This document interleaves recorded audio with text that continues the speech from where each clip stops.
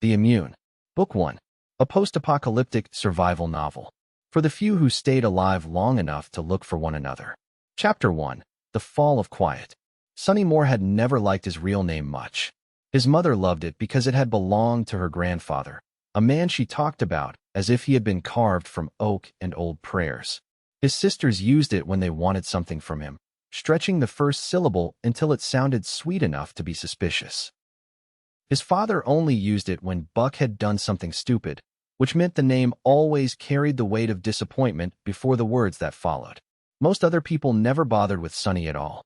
By the time he was old enough to understand where nicknames came from, the story had already been told so many times that it felt less like a memory and more like family folklore.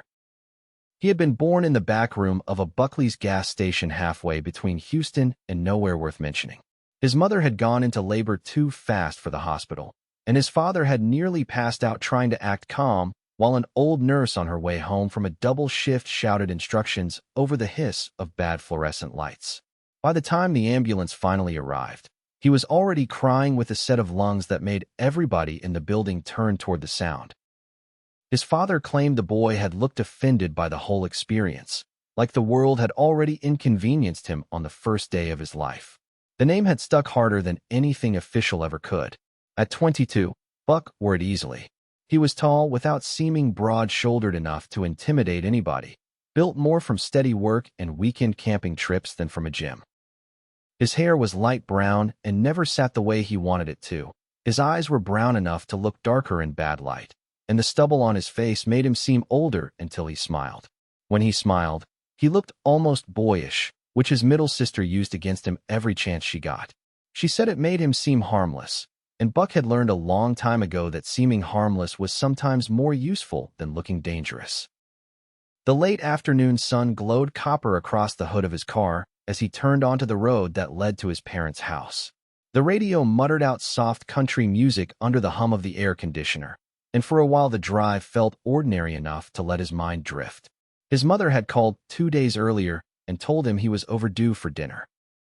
She had used the voice that sounded casual but carried command beneath it, and Buck knew better than to argue with a woman who could turn concern into guilt with almost artistic precision. His sisters were all supposed to be there. The youngest had said she had gossip. The oldest had said that almost certainly meant trouble. The middle one had laughed in the background and told him to bring something sweet because their mother had started pretending sugar made her sleepy, and everyone knew it was a lie. He had stopped for bakery pie on the way. Cherry because that was his father's favorite, and apple because his mother claimed she preferred it, though she always stole the other kind from whoever wasn't paying attention. A sharp burst of static snapped over the music. Buck glanced at the radio as the station cut out. The announcer's voice came in too fast, too tight, carrying the shape of panic even through the polished cadence of professional speech. We're interrupting regular programming with a developing global health alert. New reports out of South Africa indicate the viral outbreak first identified 3 days ago has now spread beyond containment zones. Hospitals in multiple regions are being overwhelmed. Authorities are advising masks, avoiding crowds, and remaining indoors when possible while officials assess the possibility of airborne transmission. Buck lowered the volume, then raised it again when the voice continued.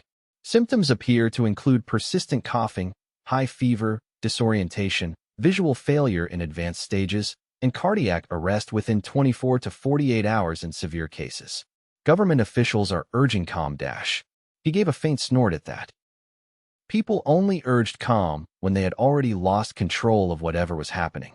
The announcer moved on to clips from frightened experts and strained statements from public officials. Words like unknown vector and mortality rate and emergency response floated through the cab of the car, while Buck drummed his fingers against the steering wheel and watched the neighborhood ahead settle into evening. Sprinklers ticked across green lawns. A kid on a bicycle cut through a driveway and nearly wiped out taking the turn too fast. A man in jogging clothes stopped to stretch under a tree as if the world were exactly what it had been that morning. Buck had never been the type to scare easy. He had gone through childhood with almost unnatural luck when it came to illness. He never caught the flu when it tore through school. He never got strep when his sisters passed it around like a family heirloom. He had shared drinks, rooms, and germs with people his whole life, and somehow came through clean every time. His grandmother had loved to thump his chest with 2 knuckles and say that the boy had iron in his blood and dust in his lungs, the kind of constitution God only made by accident.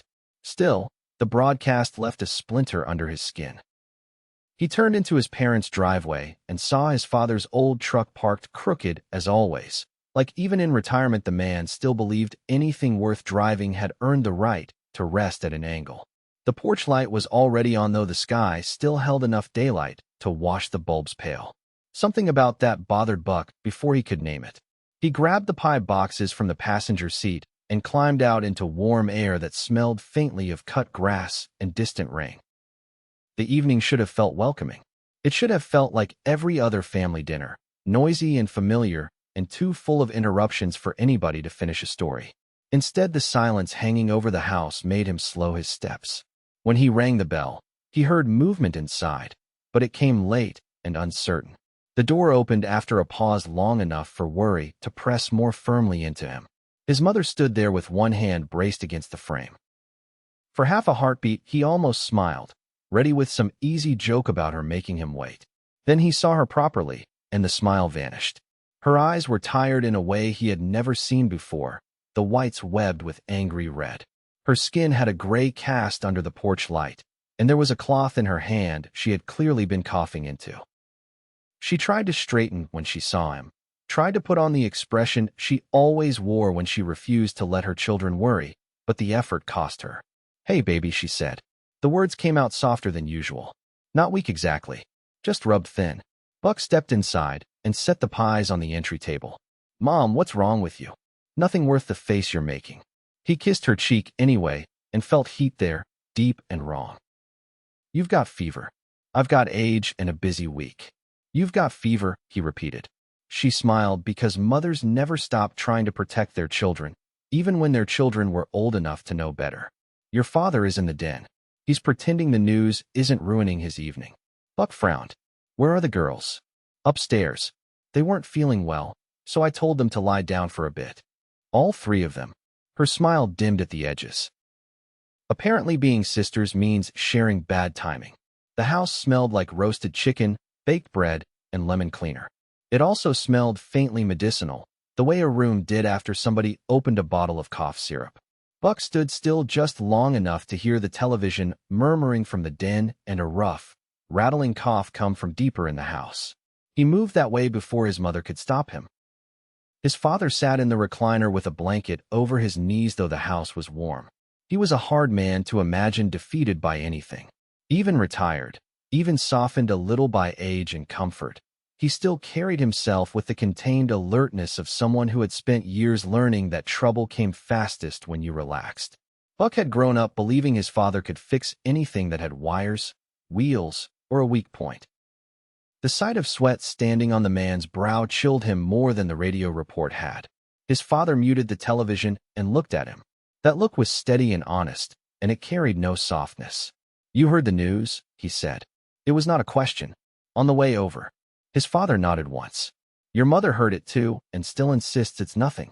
"It might still be something else," his mother called from behind them. His father ignored that. "We started feeling bad this morning." "Girls too." Hit fast. Buck took a step closer. "You call a doctor?" "I called 3 offices. I got recordings, busy tones, or nothing." "Did the hospital answer?" "Nothing there either." The room seemed to contract around the words. Buck looked at the television and saw a news anchor speaking over footage of crowded emergency rooms, masked nurses, people pushing through police barriers, and flashing captions that changed too fast to settle in his head. National emergency response. Possible transmission expansion. Shelter guidelines expected. He looked back at his father. "You think it's that?" His father leaned his head against the chair and let out a slow breath through his nose. "I think I spent my whole life learning what panic sounds like under polished language. That woman on the television is talking like somebody gave her a script and then ran." His mother made a tired sound from the doorway, half laugh and half cough. "You always were sunshine." Buck moved to her and took the cloth gently from her hand. He hated the fear rising in him because fear felt useless unless it came with action attached. "Where are your meds?" "They are in the cabinet." He went to fetch water, ibuprofen, anything that made the moment feel less helpless. Upstairs, he stopped outside the bedrooms one by one. Behind the first door, he heard shallow breathing and the rustle of blankets. Behind the second, there was a soft cough, followed by a weak groan. At the third, he knocked lightly and got no answer, then opened the door enough to see his youngest sister asleep on her side with damp hair stuck to her forehead. He stood there for too long. The room looked so normal. Clothes draped over a chair. A lamp still on. A paperback open face down on the nightstand. The ordinary arrangement of a life that expected tomorrow. He felt suddenly furious at the news voice on the radio, at the temperature in the house, at whatever unseen thing had drifted through the air and dared to touch his family. Dinner happened because his mother insisted. She moved slowly and Buck tried to take over, but every time he reached for a pan or plate, she found a way to keep the ritual going. His sisters came down eventually, pale and unsteady and wrapped in blankets, trying to joke through fatigue that made their eyes shine strangely. The oldest claimed she had probably caught something from one of her students. The middle one said if this killed her, she wanted it known that she had always preferred pie to cake and had been forced to lie for social reasons. The youngest only smiled weakly at Buck and leaned her head on his shoulder for a minute while he helped her sit. He wanted to take them all to the hospital. He wanted to load them into his car and drive until he found someone with answers, somebody in a white coat who could say this was bad but treatable, frightening but temporary. Instead, he sat at the table where birthdays had been celebrated and arguments had been smoothed out and prayers had been said over ordinary food, and he watched the people he loved pretend for his sake. His father barely ate. His mother pushed food around her plate and told stories anyway. His sisters drifted in and out of attention, sometimes laughing half a beat too late, sometimes staring at nothing as if their thoughts had wandered beyond the room. Buck kept looking from face to face and trying to imagine how this ended in anything but recovery. He could not make that future appear in his mind. By the time the dishes were done, the youngest could barely keep her eyes open. Buck carried her upstairs, though she protested the whole way with the stubborn dignity of someone too old to be carried and too sick to stop it. He tucked blankets around her and kissed her hair. She smelled like shampoo, fever, and the fading trace of the perfume she used too generously. When he stepped into the hallway, his father was waiting there. The old man looked worse under the cooler upstairs light. His skin was too pale beneath the flush of fever. He leaned one hand against the wall, not dramatically, not weakly, but because balance clearly cost him more than it should have. "You need to go home," his father said. Buck stared at him. "I'm not leaving." "You need to leave." "I am not doing that." His father's mouth tightened. "Listen to me. If this thing is in the air and you somehow haven't caught it yet, then don't stand in a house full of it any longer than you have to." Buck almost laughed in his face from the sheer ugliness of the idea. "You want me to walk out while you're all like this? I want one person in this family making decisions with a clear head tomorrow." Something cold moved through Buck then, a shape he did not want to name. His father saw it in his eyes. There was no point softening anything between them. There never had been. "Cellar," his father said quietly. "Behind the shelving unit on the back wall. Key is taped under the workbench drawer. Food, water tabs, ammo, medical kits, camping packs, fuel siphon, cash. I started it years ago because I've seen what fast collapse looks like." Your mother rolled her eyes. "Your sisters call me paranoid. You called me dramatic. I was only kidding when I said it." "I know." "Still, there's enough for one man to stay alive a good while if he doesn't act like an idiot." Buck swallowed hard. "You're talking like you know." His father's eyes were steady and bloodshot. "I'm talking like I prepare for bad outcomes because hope is not a plan." Below them, the television continued to talk about emergency measures and curfews and the need for order in a voice that sounded increasingly disconnected from the world it described. Buck looked away first. He stayed later than they wanted him to. He called his girlfriend twice from the kitchen and got no answer. He left one message, then another, trying to keep his tone light. He checked every lock on the doors, filled glasses with water for the bedside tables, and sat for almost an hour in the darkened den while his parents dozed in turns. Sometime after midnight, his mother woke enough to reach for his hand. Her palm was hot and dry. "Go home, baby," she whispered. He wanted to argue. Instead, he kissed her forehead and said he would be back early. Outside, the neighborhood was too still. Not silent. Never silent. There were always dogs, engines, television noise leaking from windows, somebody laughing, somebody shouting, the soft machinery of ordinary life. That night the sounds felt scattered and strained. A siren wailed somewhere far off, then another joined it. Then several more braided into one long thread of alarm that moved across the city and away again. Buck drove home with the radio on low and his jaw tight. The news had worsened by the mile. They were no longer talking only about South Africa. There were reports from Europe, the East Coast, South America, major airports, military checkpoints, emergency declarations, civil unrest. A man calling in from somewhere north of Dallas screamed that people were collapsing in grocery stores. The host cut him off and returned to prepared statements. Every advertisement sounded obscene after that, too cheerful to belong to the same world. At a red light, he called his girlfriend again. No answer. He pictured her phone vibrating on the counter while she showered or slept through it and tried not to let worry sharpen further. When he reached his apartment building, smoke drifted faintly on the warm night air, though he could not see the source. 2 of the units across the lot had lights blazing. Someone was arguing on a balcony in a voice gone ragged from repeating the same point. A baby cried somewhere nearby with exhausted fury. Inside his apartment, the familiar smallness of the place should have settled him. Instead, it felt fragile, too easy to lose. He put the leftovers his mother had packed for him in the refrigerator, stood at the sink drinking water straight from a glass he had forgotten to wash, and listened to the buzz of his phone in his hand. No missed call from his girlfriend. No message from his sisters. Nothing from anyone but a college class group chat full of stupid memes about canceled lectures and apocalypse jokes that had already turned less funny than their senders realized. He showered because the house had smelled like sickness, and he could not bear carrying that scent to bed. He lay down afterward with the ceiling fan chopping lazy shadows across the room and told himself morning would bring doctors, statements, explanations, a shape to the chaos. He slept badly and dreamed of static. The sound that woke him was not one sound, but several crashing together. Sirens, shouting, and one gunshot followed by another hit him all at once. Buck opened his eyes to a room washed dim blue by pre-dawn light. For a second he did not know where he was, only that his heart was already running. Smoke touched the air, not thick but present enough to smell. He rolled out of bed and crossed to the sliding door leading to the small balcony. The city below looked wrong. Cars sat angled across the street as if abandoned mid-turn. One had its driver's side door standing open. A trash can burned in the intersection with a restless orange flame that threw sparks into the dark. On the sidewalk below, a man was lying face down beside an overturned bicycle while 2 people farther down the block screamed at each other from opposite sides of the road. A woman in a robe dragged a suitcase with one hand and held a towel over her mouth with the other. Somewhere close, glass shattered. Buck stepped back and went for the television. Every channel held some variation of the same thing. Emergency broadcasts, recorded instructions, officials telling people to remain indoors and await further guidance.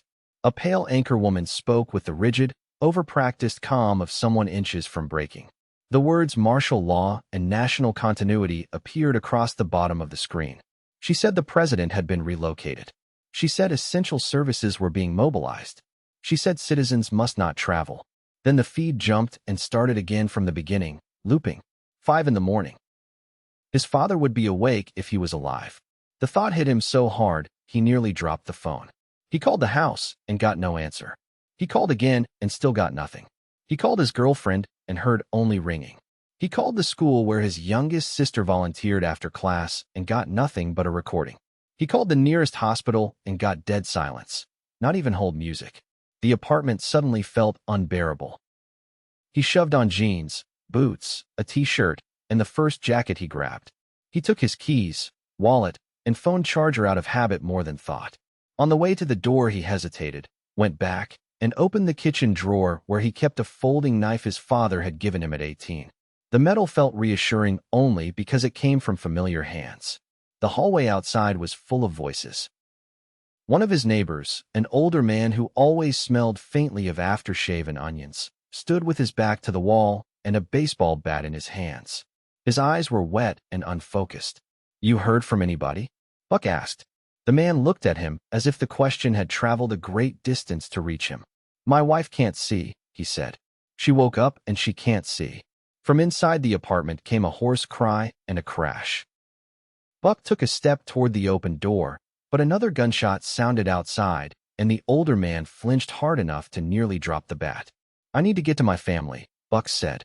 The man nodded as if that were the only sentence in the world that made sense. The stairwell smelled like sweat, smoke, and fear. By the time Buck reached the parking lot, the sky had begun to lighten along the edges, turning the smoke above the city into a dirty gray veil. He started his car with shaking hands and tore out into streets that already looked half abandoned and half insane. People drove as if the rules had been erased. He passed one wreck at an intersection where two cars had collided hard enough to send a shower of glittering safety glass across the asphalt. No police had come. No ambulance siren approached. A city bus sat stopped with its doors open and no driver visible. At a gas station, a crowd pushed against the entrance while someone inside beat on the locked glass with both fists. The radio gave him only static now. Not even music. Just a harsh, empty hiss. He kept calling while he drove, cycling through his parents, his girlfriend, and anyone else he could think of, but each ring cut off into nothing. When he turned onto his parents' street, he braked so hard the seatbelt bit across his chest. The neighborhood looked asleep in the ugliest possible way. Cars sat in driveways. Lawns glimmered under morning dew. A sprinkler spun lazily 3 houses down, sending arcs of water across a sidewalk no one walked. Nothing moved. He was out of the car before the engine fully stopped. The front door stood closed but unlocked. He went in shouting for them, calling each name, his voice hitting the walls and returning thinner. The house was dim and warm and smelled overwhelmingly of fever now. He found his mother first, half sitting up in bed with her eyes closed and lips parted, every breath a shallow fight. His father was in the chair beside the window where he must have dragged himself at some point during the night. He tried to rise when Buck entered and failed. "I need a phone," Buck said, though he was already calling again. "I can get somebody. I'll drive you myself." His father's eyes found him with visible effort. The pupils looked wrong, a little unfocused. "The girls need you first," he whispered. Buck turned and ran upstairs. The oldest was conscious, but barely, whispering something he could not catch. The middle sister was coughing hard enough to curl in on herself. The youngest stared toward the ceiling with wide blind eyes and reached toward his voice when he said her name. A sound came out of him then that he did not recognize. He spent the morning doing everything that had no chance of being enough, bringing cool cloths, water, and fever reducers while carrying one sister from bed to couch because she was shaking too badly to stand, carrying another to the bathroom, and holding her upright when she lost her balance. Calling every emergency number he could think of until his phone battery began to sink and the world kept refusing to answer. Outside, the day grew brighter. Inside, the house darkened around him. His oldest sister died just after noon. One moment she was breathing in quick, frightened pulls and gripping his wrist hard enough to hurt. The next her fingers went loose. Her face smoothed with terrible sudden peace. Buck stared at her for a full second that felt like a year before he moved. His mother began crying weakly when he carried the body downstairs. His father shut his eyes but did not look away for long. There was no strength in the room for wailing, no energy for disbelief. There was only the crushing intimacy of loss arriving one person at a time. The middle sister went before evening. The youngest lasted until nightfall. By then Buck was operating on instinct and horror. He kept touching foreheads, checking pulses he already knew were failing, saying names, saying please, saying hold on, saying he was here as if presence could replace medicine. When his mother drifted into sleep after sunset, Buck sat beside her waiting for the next breath to come. It never did. His father died in the recliner sometime after midnight with his eyes open and fixed on a spot beyond the room, as if he had seen something over Buck's shoulder and chosen to go toward it. The house became still in a way no building full of love ever should. Buck moved them all into the living room because he could not bear the idea of them alone in separate rooms. He laid blankets over them, though he knew it no longer mattered. He sat on the floor with his back to the couch between his sisters and stared at nothing while the dark pressed against the windows. At some point his phone died. At some point, the television went black because the power flickered out and never returned. He did not sleep. Near dawn, he walked into the garage because the silence in the house had become too loud. Outside, the world had emptied itself. There were no sirens, no traffic, and no shouting. There were only birds.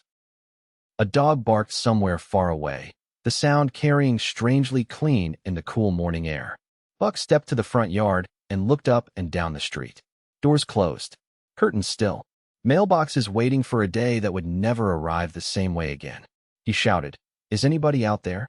The words fell flat against the quiet. He went to the nearest house and pounded on the door until his knuckles hurt. No answer. He tried another, then another. At one place, he found a man dead against the kitchen counter through the window. At another, he heard a baby crying inside, but when he forced the back door, the sound had already stopped. By the time he made it back to his parents' house, something inside him had cracked into a colder shape. His father had prepared for scarcity, violence, storms, outages, the possibility that systems people trusted could fail. He had not prepared Buck for a world where almost everyone simply vanished inside their own skin over the course of a day. No one could have. Even so, the training was there like muscle memory beneath the grief. He told himself to breathe, to assess, and then to move. He went to the cellar. The hidden storage was exactly where his father had said it would be. Behind the shelving unit, beyond the taped key, inside a narrow locked space that smelled like dust, oil, and plastic packaging, there was enough to prove that love sometimes looked like paranoia while the world was still comfortable. There were water drums, freeze-dried meals, medical kits, ammunition, camping gear, hunting supplies, batteries, fuel canisters, a hand crank radio, cash sealed in bags, work gloves, blankets, and a map case, all of it collected over years and hidden beneath jokes. Buck stood in that narrow room with his hands on his hips and pressed his mouth shut until his jaw ached. Then he started loading the truck. He did not think too far ahead because the future had become too wide and too empty to face all at once. He thought only in the next task. He thought only in the next task and kept loading food, water, medicine, fuel, weapons, tools, rope, flashlights, matches, and anything his father would have called stupid to leave behind. The sun was climbing by the time he went back into the house for the last time. He stood in the living room doorway and looked at them. His sisters had always made any room louder. His mother had made every room warmer. His father had given every room shape. Now the house felt like a shell with all the living sound torn out of it. They had wanted cremation. He remembered that because his mother had once said she never liked the idea of being shut in a box underground. His father had said he had spent enough time sleeping in dirt while alive and did not care to continue afterward. It had been a morbid conversation over grilled chicken and laughter. The memory came back with such cruel clarity that Buck had to brace one hand against the wall. His throat felt skinned raw when he whispered goodbye. He carried gasoline in from the garage and poured it with methodical hands because method was the only thing standing between him and collapse. The smell flooded the house, sharp enough to sting his eyes. It soaked the furniture, the curtains, the rugs, the framed life built over decades. Family photos watched him from the walls while he worked. A beach vacation, graduation smiles, one Christmas where all three sisters wore matching pajamas and pretended they hated it. His parents in lawn chairs under summer light. For a moment, he nearly stopped. Then he thought of strangers, decay, animals, the violation of leaving them to time without dignity, and he kept going. Outside, he stood in the yard with the morning sun on his face and the flare in his hand. He had found it in the truck's emergency kit, one of the many things his father kept because one day might go bad enough to require it. The brick broke the window with a sharp crash. For a second, nothing happened. Then he lit the flare. Red fire hissed alive in his grip. He drew back and threw it through the broken glass. The house inhaled flame. It did not roar at first. It bloomed. Heat rushed outward in a violent breath, and then the curtains caught, the dry old wood answered, and the front room filled with orange light, so bright it seemed unreal. Buck stood there with tears burning his eyes from smoke and grief and watched everything he had ever called home become fire. He did not look away because it felt like leaving twice. When the heat grew too fierce, he turned, climbed into the truck, and drove. He headed for his girlfriend's apartment because love moved on memory even after hope had begun to rot. He honked outside the building the way he always had, a private signal between them from easier days. No one answered. He climbed the stairs 2 at a time, knocked hard, called her name, waited, then kicked the door open when the waiting became impossible. The apartment was dim and close and smelled of sickness. He found her in bed beneath twisted sheets, skin damp, eyes shut, the shape of her already withdrawing from the world he still occupied. For a long moment, he could only stand there. He had imagined fear, crying, anger, relief when she saw him, maybe even the chance to save her if he moved fast enough. Death had arrived before him and made all of that ridiculous. Buck stepped to the side of the bed and touched her hand. It had already begun to cool. He bent over and pressed his forehead to the mattress near her shoulder, because if he touched her face, he would break in a way he could not afford. The room was silent except for the faint ticking of a wall clock, still keeping time for no reason that mattered. When he finally walked back out, he felt less like a man leaving a place and more like a shadow passing through one. By the time he returned to his own apartment, the day had gone colorless with shock. The streets were emptier than before. He saw bodies now and no one attending them. Storefront glass was broken in places where panic had spilled over into looting or desperation. A pharmacy had been stripped at the front while shelves deeper inside remained untouched, as if the people who went in had not been able to think past what they could grab in the first seconds. Traffic lights blinked uselessly over intersections with no cars waiting. He parked, went upstairs, and sat on the edge of his bed without taking off his boots.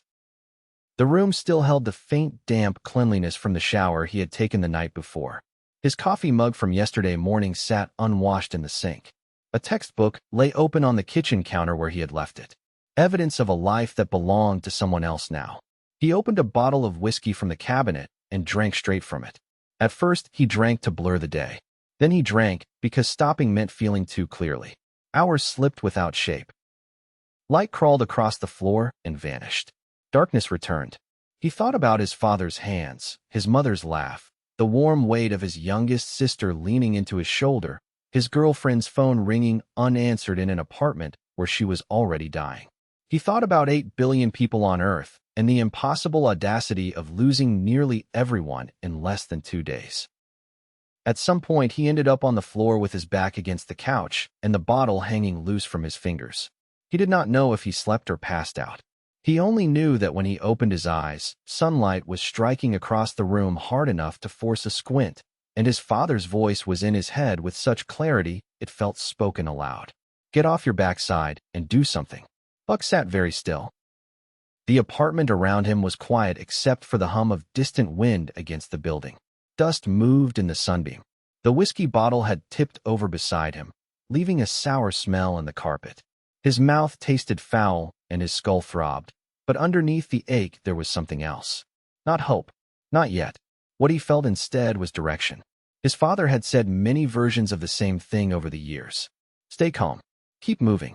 Problems do not shrink because you stare at them. If there is no way through, make one. Buck pushed himself to his feet and stood swaying a moment until the dizziness passed. Then he shaved because routine mattered. He showered because filth had started to feel like surrender. He packed clothes, batteries, the charger, maps, a first aid kit, toiletries, every durable thing in the apartment that might matter later. He loaded the truck until the cab and bed held the shape of survival rather than ordinary travel. Before leaving, he stood in the doorway and looked back once. He did not say goodbye this time. Outside, the sky was painfully clear. The city stretched under sunlight that made every broken window shine. Somewhere in the distance, smoke rose in 3 separate columns. No engines roared. No children played. The world had not stopped existing. It had simply shed almost everyone. Buck slid behind the wheel, gripped it, and stared through the windshield at the emptied road ahead. He was alive, and he said it once under his breath to test the truth of it before saying it again with more strength. "I am all right." It was not a statement about happiness or safety. It was a decision. If he was alive, then there had to be others. Somewhere in all that vast silence, there had to be people waking in ruined houses, climbing into vehicles, calling dead phones, staring at empty streets, refusing to lie down and follow the rest. He turned the key. The truck rumbled awake beneath him like an animal too stubborn to die. Buck pulled onto the road and drove toward the long, uncertain emptiness, carrying grief in his chest, his father's training in his hands, and the first hard spark of purpose into a world that had almost gone dark. Chapter 2. The Long Quiet. The first 3 days after the world thinned itself almost beyond recognition taught Buck that silence had weight. It settled over roads. It pooled in parking lots.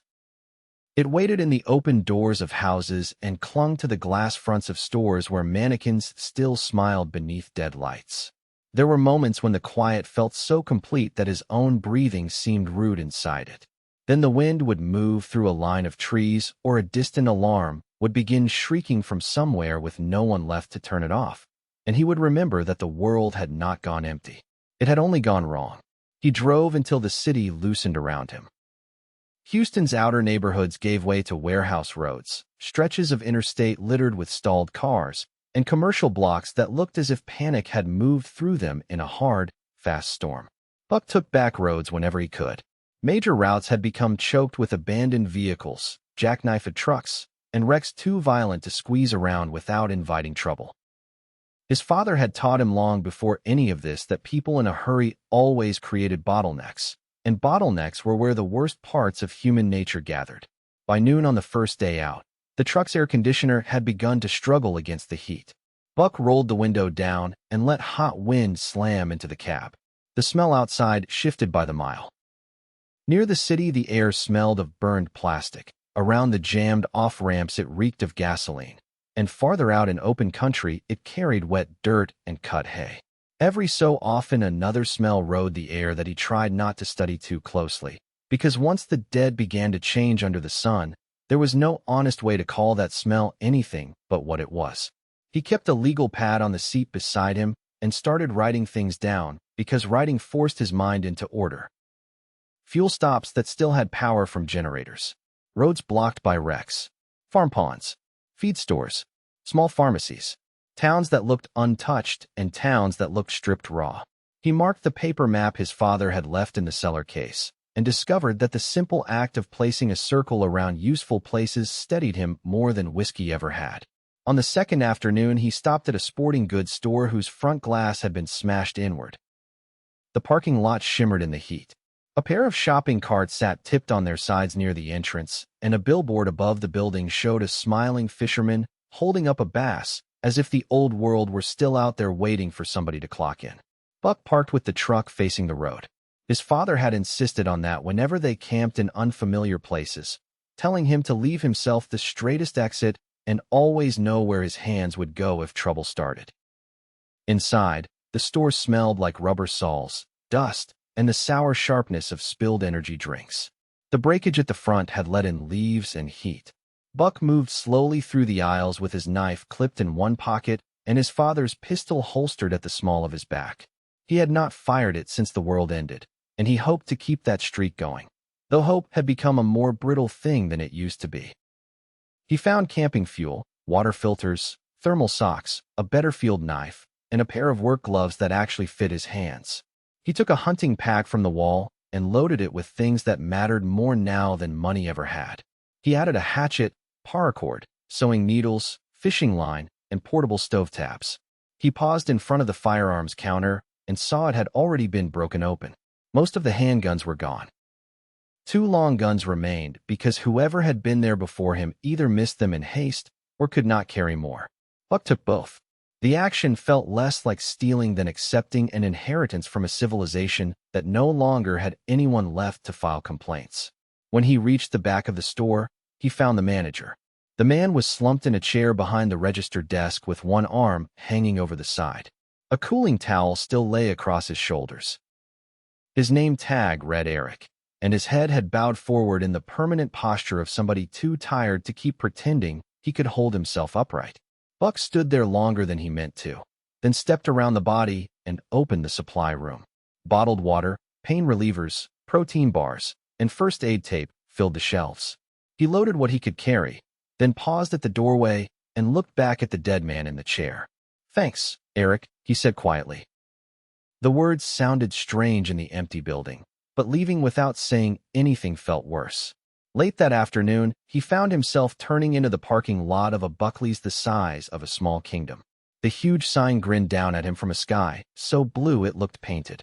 Dozens of pumps stood in rows beneath the canopy. Minivans, pickups, and sedans were frozen where their drivers had abandoned them. Some had fuel nozzles still hanging from open tanks. One had a rear door standing open with a child's blanket half dragged into the dust. Buck sat behind the wheel for a moment with both hands gripping it. His mother had loved telling the story of his birth with enough dramatic detail to make strangers laugh and his sisters groan. His father had claimed the gas station owed them free snacks for life. Standing there now, looking at the place whose name had become his, Buck felt a pressure in his chest that had nothing to do with tears and everything to do with the absurdity of survival. The world had ended, and somehow he was standing in the shadow of the cartoon sign that had accidentally named him. He got out and moved pump to pump until he found one still working off generator backup. It coughed once, then rattled to life. Buck filled the truck, then every gas can he had. He siphoned from abandoned vehicles too because generators died, systems failed, and a man could not afford to trust one lucky machine. Inside the store, the bright aisles had gone dim. Refrigerators had warmed. Some food had spoiled already, leaving a sweet rotten smell near the deli counters. Buck took jerky, peanuts, canned goods, electrolyte packets, and every bottle of water that had not been punctured or opened. Near the coffee station, he found a young couple on the floor with their backs against a cabinet, dead close together with their fingers still tangled. He did not know them, but the sight of two people trying to remain touching until the end made something in him pull taut. He carried his supplies out without looking back. That night, he drove until the sky bruised purple and the roads began to disappear into darkness. He avoided houses with open doors because they looked too much like mouths. He avoided towns if he could because towns meant questions. They meant desperate people, ruined stores, dogs that had learned to roam, and the kind of uncertainty his father had taught him never to mistake for harmlessness. He ended up turning off onto a dirt road lined with cedar and scrub oak. The trees narrowed around him until the truck could go no farther without scraping paint. He parked beside an old hunting blind and killed the engine. The sudden stillness rang in his ears. He carried a sleeping roll up into the blind after checking it for snakes, hornets, and anything with teeth. The platform smelled like old plywood, dust, and sunbaked droppings. It was not comfort. It was simply height and distance and a view of the road in both directions. These things mattered more now than softness. He ate cold beans from the can under the last scraps of daylight and listened. There were no engines and no voices, only insects beginning their night song, and something larger moving through brush far enough away not to bother him. He missed people most at night. During the day, survival broke itself into tasks. He could break the day into water, fuel, shelter, food, watching the road, checking the tree line, and then forcing himself to keep moving. But nighttime brought back memory with a cruelty that daylight sometimes blunted. In the dark, he could hear his sisters laughing over each other. He could hear his mother calling from the kitchen that if nobody came to eat right now, she was feeding the dog first. He could hear his father from those camping trips when Buck was 12 and trying too hard to seem older, telling him that men died stupid in the woods because they mistook confidence for skill. He lay on his back in the blind and stared up through the slats at a sky salted with stars. Without city glow to soften them, the stars looked cold and mercilessly alive. Buck had seen big skies in the wild before, but never like this. The heavens seemed closer now, not because they had changed, but because so much human noise had been stripped away between Earth and whatever listened above it. Sometime past midnight, he woke to the crack of a branch below. He froze before he was even fully conscious. Another sound followed, a low snuffling grunt. Then the rustle of something heavy nosing through brush beneath the blind. Buck slowly eased one hand toward the pistol beside him and held still enough that his own muscles started to ache. Moonlight silvered the edges of the clearing. A dark shape moved between the trees. Then another. Feral hogs. 3 of them, maybe 4, shoulders rolling thick and ugly beneath bristled backs as they rooted in the dirt, searching for spilled corn from some hunting season that no longer mattered. Buck let out a careful breath through his nose. He hated hogs. His father had said they were meaner than their eyes suggested and smarter than people who underestimated them. Watching them move through the clearing with casual ownership, Buck felt another lesson settling into place. The land was changing quickly, and it was not waiting for human permission. By morning, the truck was coated in yellow pollen, and the air had taken on the heavy warmth that came before real heat. Buck climbed down stiff and underrested, brewed bitter instant coffee with camp flame, and studied the map. He had circled a small medical clinic in a town 20 miles east. He had marked a feed store another 10 beyond that. He had sketched a line toward Sam Houston National Forest because thick woods meant cover, game, and fewer crowds. It also meant people if anybody else alive was thinking the same way. With the route fixed in his mind, he headed east. The clinic had been looted badly at first glance, but the looters had been panicked rather than thorough. Drawers stood dumped on the floor. Cabinets hung open. The waiting room was full of overturned chairs and scattered clipboards. Buck picked his way through the debris, boots crunching over broken prescription bottles, and entered the exam rooms one by one. In the third room, he found a little girl's pink backpack under the sink. The zipper tab was shaped like a heart. He crouched and opened it before he could stop himself. Inside were crayons, 2 crackers in a plastic bag, and a stuffed rabbit with one ear bent flat. He sat back on his heels and stared at the rabbit. The room smelled like antiseptic gone stale and old fear. Buck closed the backpack gently and set it on the counter. He did not take anything from it. Instead, he emptied the medicine cabinets above the exam table, finding antibiotics, gauze, syringes, blood pressure cuffs, and inhalers sealed in boxes. Most of it was more medical training than he had, but even ignorance could not afford waste anymore. He packed everything useful and moved on. At the nurse's station, he found a battery-powered radio. He almost laughed when it crackled to life. Static flooded the room first, the harsh, familiar hiss he had heard in the truck. Then a voice rose out of the noise and vanished again, too fast to understand. Buck stood perfectly still, thumb tightening on the volume wheel. He adjusted the dial one slow degree at a time. A man came through for a moment, weeping and talking over himself.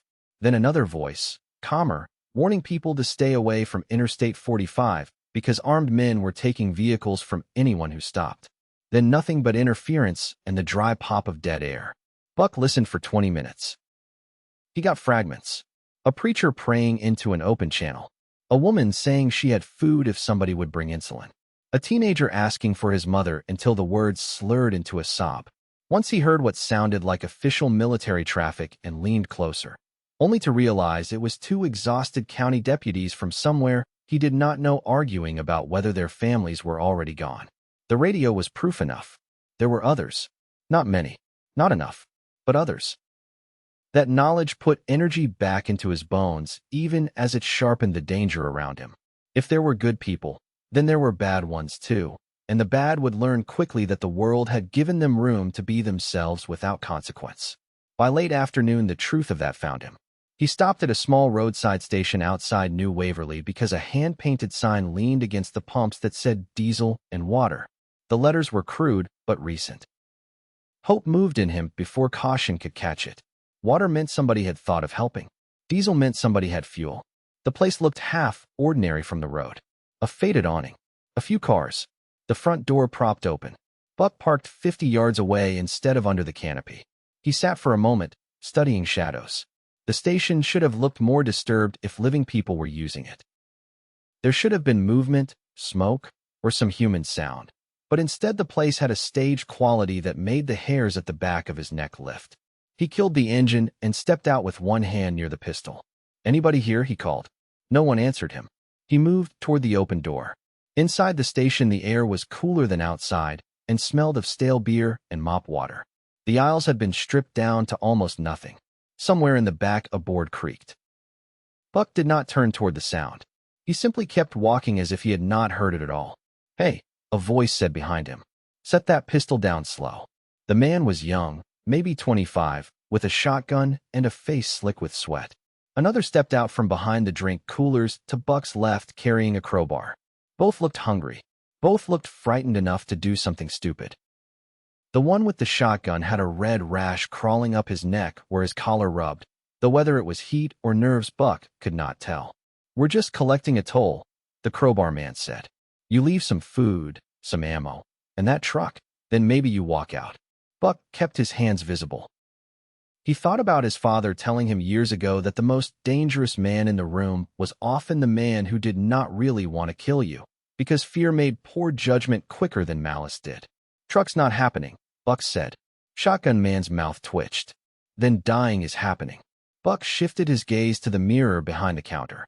The convex glass gave him a warped view of the room and of the open door at his back. He could smell the two men more clearly now, old sweat and stress and cheap cigarettes. He could hear a fly buzzing somewhere near the register. Time seemed to hold itself taut. "Look," crowbar man said. "Nobody wants trouble. We just need what you've got." The statement almost sounded reasonable until Buck noticed the dried blood on the crowbar and the wallet sticking halfway out of the man's back pocket. It was not his wallet at all, but somebody else's. Buck acted before fear could slow him. He did not think it through. He let training take over. Left hand to slap the shotgun barrel aside. Right hand to draw and fire low. The gunshot inside the store blew the air apart. Shotgun man screamed and dropped, clutching at his thigh as buckshot ripped into a shelf of canned chili where Buck had stood half a second earlier. Crowbar man lunged. Buck drove his shoulder into the man's chest hard enough to send him crashing into the coolers. Glass exploded behind them in a bright, collapsing roar. The crowbar swung wild and clipped Buck's forearm. Pain flashed hot and immediate. Buck slammed the pistol hand down into the man's jaw once, and then twice more before the man finally dropped the crowbar. Buck kicked it away and backed toward the door with the gun up, breathing hard enough to taste metal. Shotgun man was crying now, high and furious, trying to crawl for the weapon. "Do not reach for it," Buck said. The man kept reaching. Buck fired a second time. The sound punched the station flat. Afterward, there was only the rattle of falling glass and Buck's own breathing. Crowbar man had gone very still against the busted cooler. Shotgun man lay twisted on the floor with his cheek against dirty tile, one hand open like he had run out of argument. Buck stood there shaking, pistol aimed at nothing, and realized with dull certainty that he had just crossed into a part of himself he had always hoped to avoid. He waited to feel triumph. What filled him instead was sickness. Outside, the evening light had turned the whole station gold. Buck stumbled into it and bent over with his hands on his knees until the world stopped pitching. He had not killed to save a nation or protect his family in some noble final stand. He had killed because two desperate men saw his truck and wanted it more than they valued his life. The realization did not make him weaker. It made the world more honest. He bandaged his arm in the truck, hands clumsy with adrenaline, and sat there until the sun lowered enough to throw long shadows from the pumps. Before leaving, he went back inside and took the water and diesel the sign had promised. He also took the hand-painted board from where it leaned. At dusk, he carried it into a drainage ditch half a mile away and buried it under mud. No one else needed to die for a lie he could erase. That night, he did not sleep in a blind. He found an abandoned county maintenance shed with a steel door and no windows low enough for easy entry. He dragged heavy tool chests against the inside, ate in silence, and cleaned his father's pistol by lantern light because the ritual gave his hands somewhere to place themselves. When he finally lay down, he stared into the dark and listened to the blood moving in his ears. The world had become small and huge at the same time. Small because his concerns were reduced to whatever he could carry, defend, or find before hunger did. Huge because somewhere beyond all that dark, past miles of empty roads and dead neighborhoods and frightened men with guns, there were still living voices rising out of static. Buck closed his eyes and held on to that thought. He did not need the whole world anymore. For the moment, he only needed proof that good people had not all been taken. Chapter 3, Voices on Static. The voice reached him the next morning just after sunrise, thin as thread and twice as easy to lose. Buck had the battery radio balanced on the dash while he drove north along a two-lane road bordered by pine and scrub. Mist still hung low in the ditches. The world looked almost clean in that first pale light, as if death had passed through in darkness and daylight was too innocent to understand what had happened. Static hissed over the speaker in waves until, for a breath, words pushed through. "If anyone can hear me, answer on Channel 7. I will repeat every hour. If anyone can hear me, answer on channel 7. It was a woman. Her voice was low and controlled in the way voices got when fear had been compressed so tightly it sounded almost calm. There was no sobbing in it, and no theatrical plea. She spoke like somebody rationing breath, energy, and hope all at once. Buck nearly drove off the shoulder reaching for the dial. Say again, he muttered to the radio, as if the woman could hear him through impatience alone. The message repeated, then dissolved into crackling noise. He switched channels until he found 7 and keyed the transmit button on the CB his father had kept in the cellar supplies. The antenna mounted awkwardly to the truck window, but it had power and range enough if the terrain cooperated. "This is Buck," he said. His own voice sounded rough from disuse. "I hear you. Say where you are." Nothing answered him at first. He kept driving with the radio turned up and his pulse beating harder than the truck tires against the road. 50 minutes later, just as he had started to wonder if he had imagined the whole thing, the woman's voice came again. "If anyone can hear me, answer on channel 7. I am at the old ranger station east of Lake Conroe near the service road cutoff with the collapsed water tower. I repeat, old ranger station east of Lake Conroe near the service road cutoff with the collapsed water tower. Do not come after dark. If you are armed, announce yourself before approaching." The message cut out. Buck clicked the CB. "This is Buck. I am male, alone, and armed, and I am heading your way from the south. If this is a trap, you will only get one chance to disappoint me." There was a stretch of silence, and then after a burst of static the woman answered. "You sound like Texas." "I am from Texas, all the way through." A pause, and then the faintest change in her tone. "Not warmth exactly. Something adjacent to it." "Then keep your eyes open, Texas. There are 3 dead horses near the cutoff and a burned truck on the shoulder. If you see fresh dog tracks, back out and circle west. Do not come straight in." The transmission died again.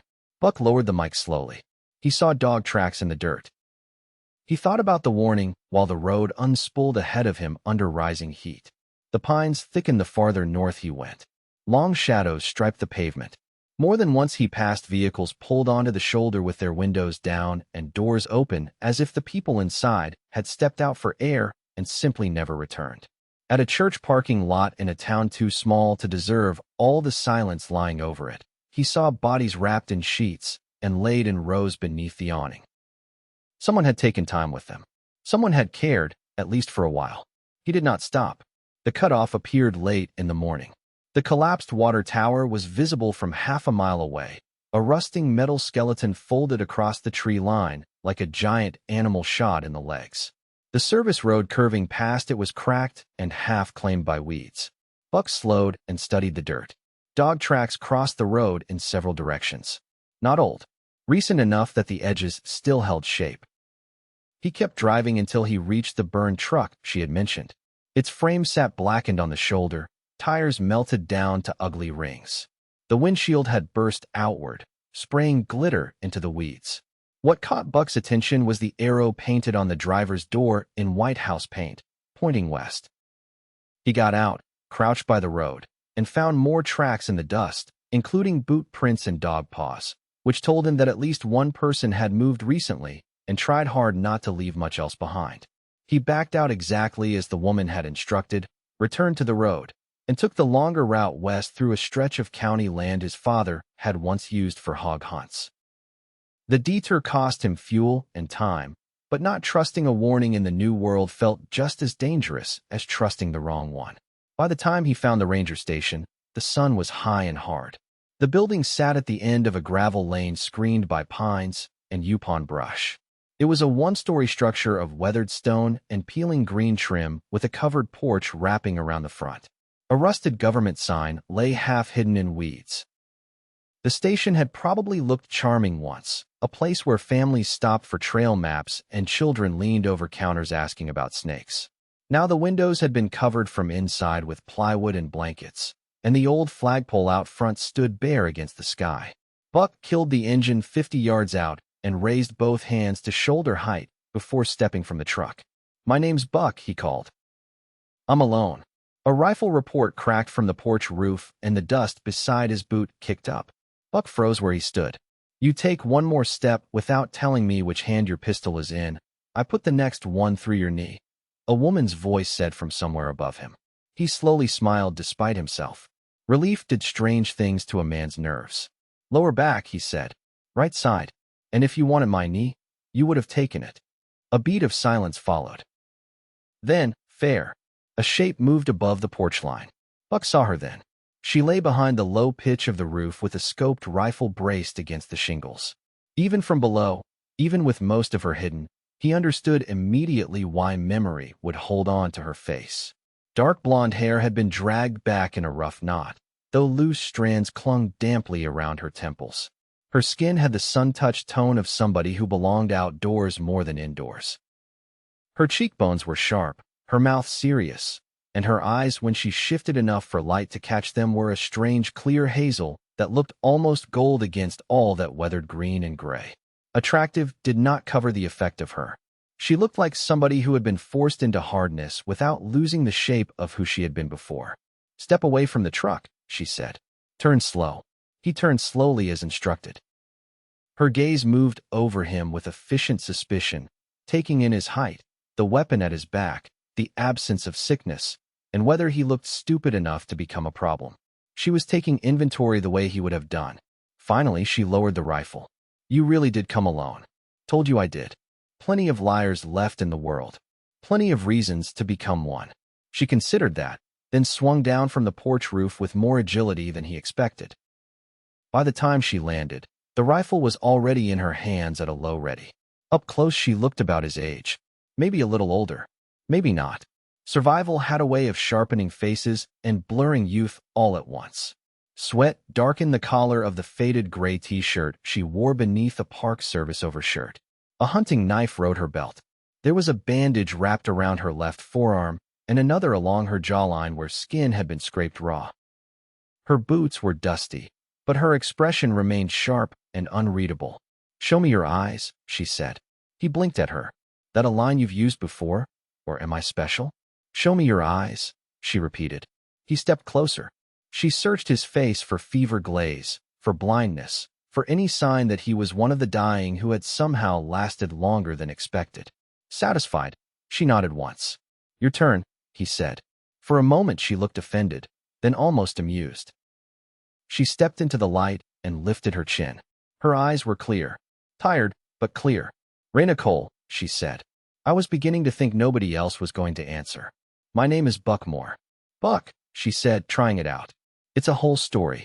Her mouth moved slightly at one corner. I don't hate it. That tiny shift of expression did more to remind him he had been alone than any silence could have.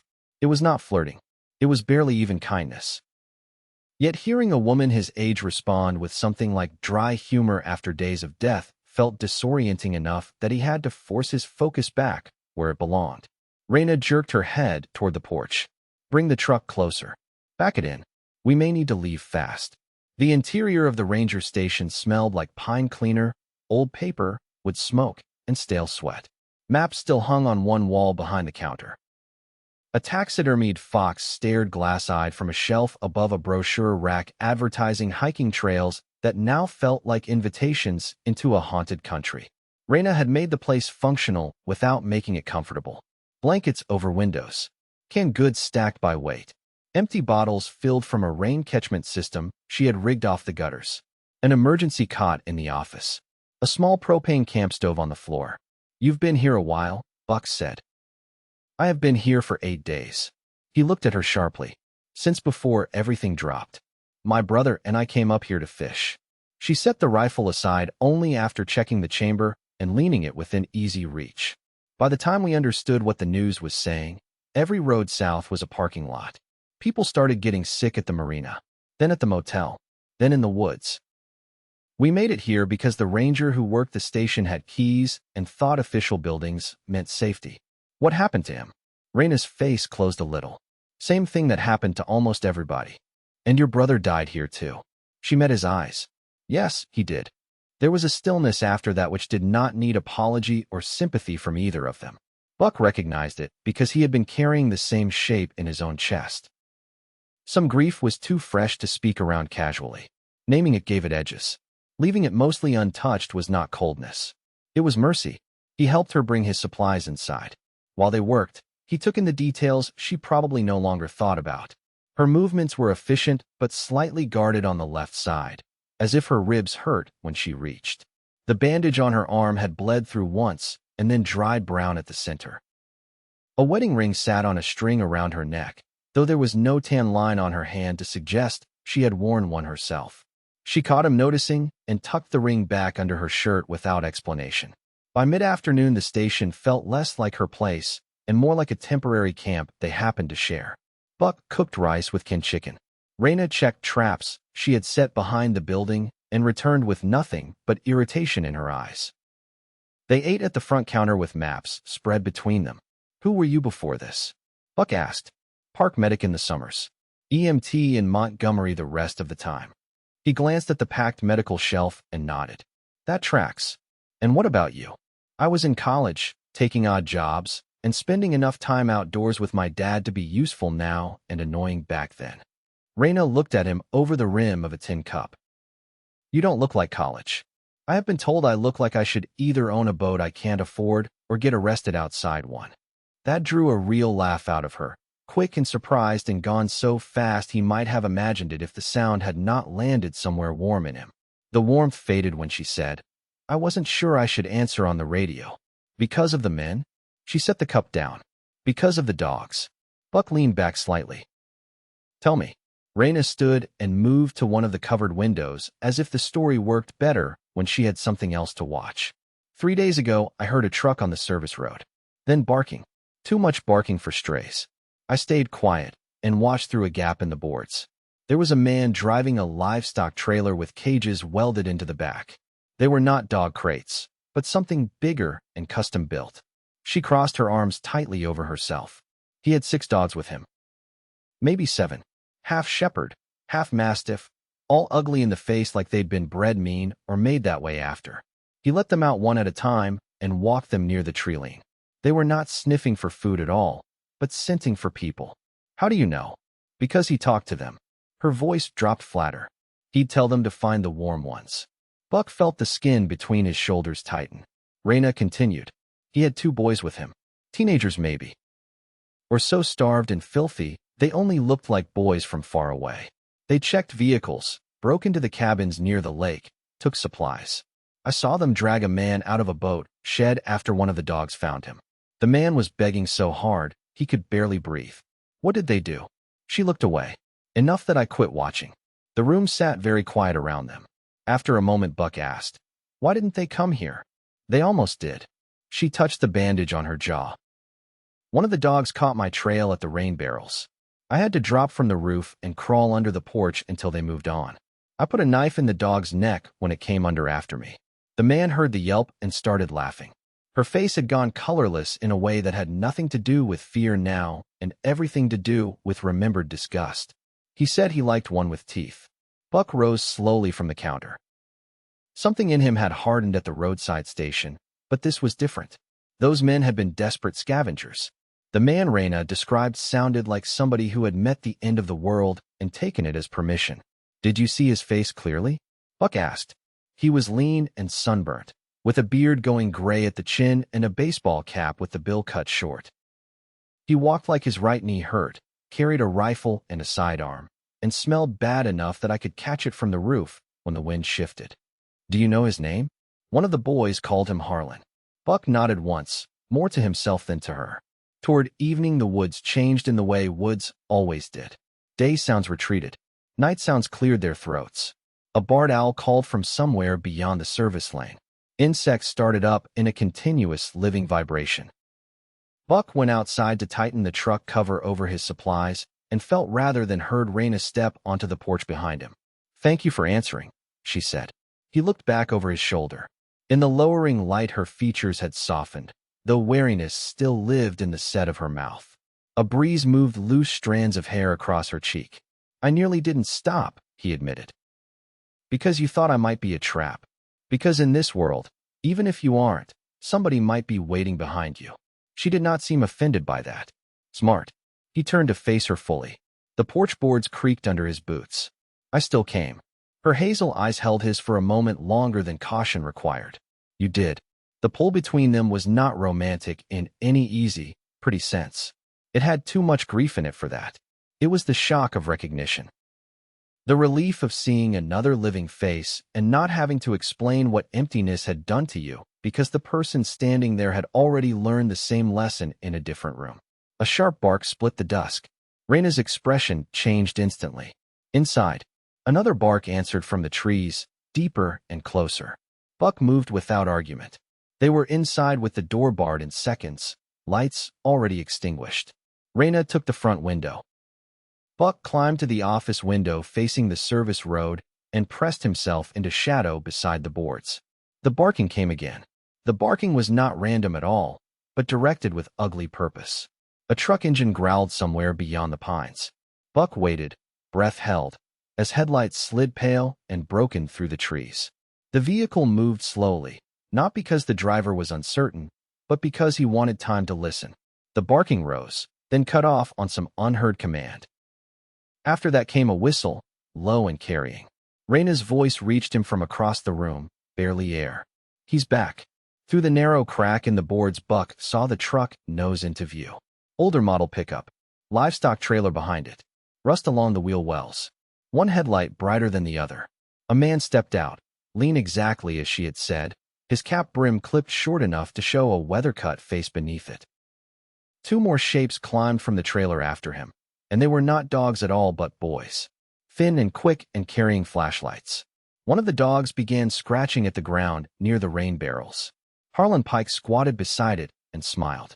Even at distance, even through failing light and a slit of vision hardly wider than 2 fingers, Buck could see enough to hate the expression. It was the smile of a man who enjoyed taking patience with him into other people's fear. "He knows someone was here," Raina whispered. Buck kept the pistol up and watched as one of the boys started toward the porch steps. The night held itself perfectly still. Then, from far down the service lane, a tree cracked and fell with a heavy crashing roar. All 3 dogs spun toward the noise. One of the boys cursed. Harlan straightened, listening. The crash had not been natural. Buck knew it immediately because he had rigged the line himself 15 minutes earlier while checking the truck cover, a simple tension trap tied to a half-dead pine and a rotten post. He had not expected to need it so soon. "Go," Harlan snapped toward the boys. They moved toward the sound with flashlights bouncing. For one precious moment the porch stood clear. Raina looked at Buck across the darkroom. He already knew what she was thinking because he was thinking it too. Stay and wait to be found, or leave now and take the risk moving through the trees before the dogs corrected. He mouthed the word truck to her in the dark, and she answered with a tight nod. Buck eased the office window up inch by inch. Night air slipped in, damp and resin-scented. Behind the service lane the false crash had turned into frantic barking and shouted confusion. He swung out first, dropped silent into the brush, then reached up. Raina handed down the rifle, the med kit, the food bag. Last came herself, lighter than he expected and steadier too. Her boot hit the ground without a sound.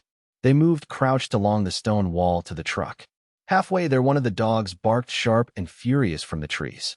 "They've got it," Raina breathed. "Get in the truck now." The engine turned over on the second try with a noise that sounded deafening to Buck's ears. Harlan shouted from the dark. A rifle flashed near the lane. The rear window shattered inward in a rain of safety glass. Buck threw the truck into reverse, spinning gravel, then slammed it forward through the brush beside the lane instead of trying for the narrow exit. Saplings whipped across the hood. Branches screamed against the doors. A dog launched from the dark and hit the side of the truck hard enough to rock it. Buck glimpsed teeth and yellow eyes in the side mirror before the animal lost its grip and vanished beneath flying dirt. Another shot cracked behind them. Then they were through the brush and onto the old fire road west of the station. Bouncing so violently Raina had one hand braced against the dash and the other pressed to the roof to keep from slamming into the window. Only when the trees swallowed the last of the shouting did Buck risk a breath. Beside him Raina turned her face toward the windshield and laughed once, breathless and disbelieving. It was not amusement. It was survival escaping her body as sound. Buck's mouth pulled into a grim, tired smile. "You still think answering the radio was a bad idea?"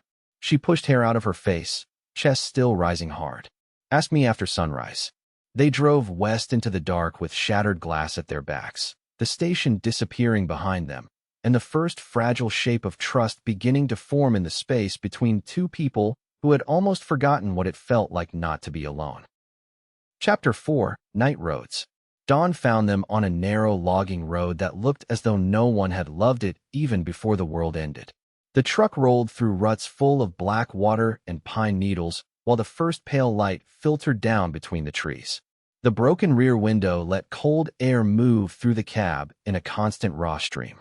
It carried the smells of wet earth, sap, old smoke, and the faint copper trace of blood from the cuts Buck had taken when the glass blew inward. Beside him, Raina sat with one arm folded over her ribs and the rifle laid across her knees. She had not slept. He could tell by the way her gaze kept returning to the side mirror, then to the tree line, then to the road ahead, as if danger might take shape in all three places at once if she allowed herself to blink too long. Neither of them said much while the sky changed.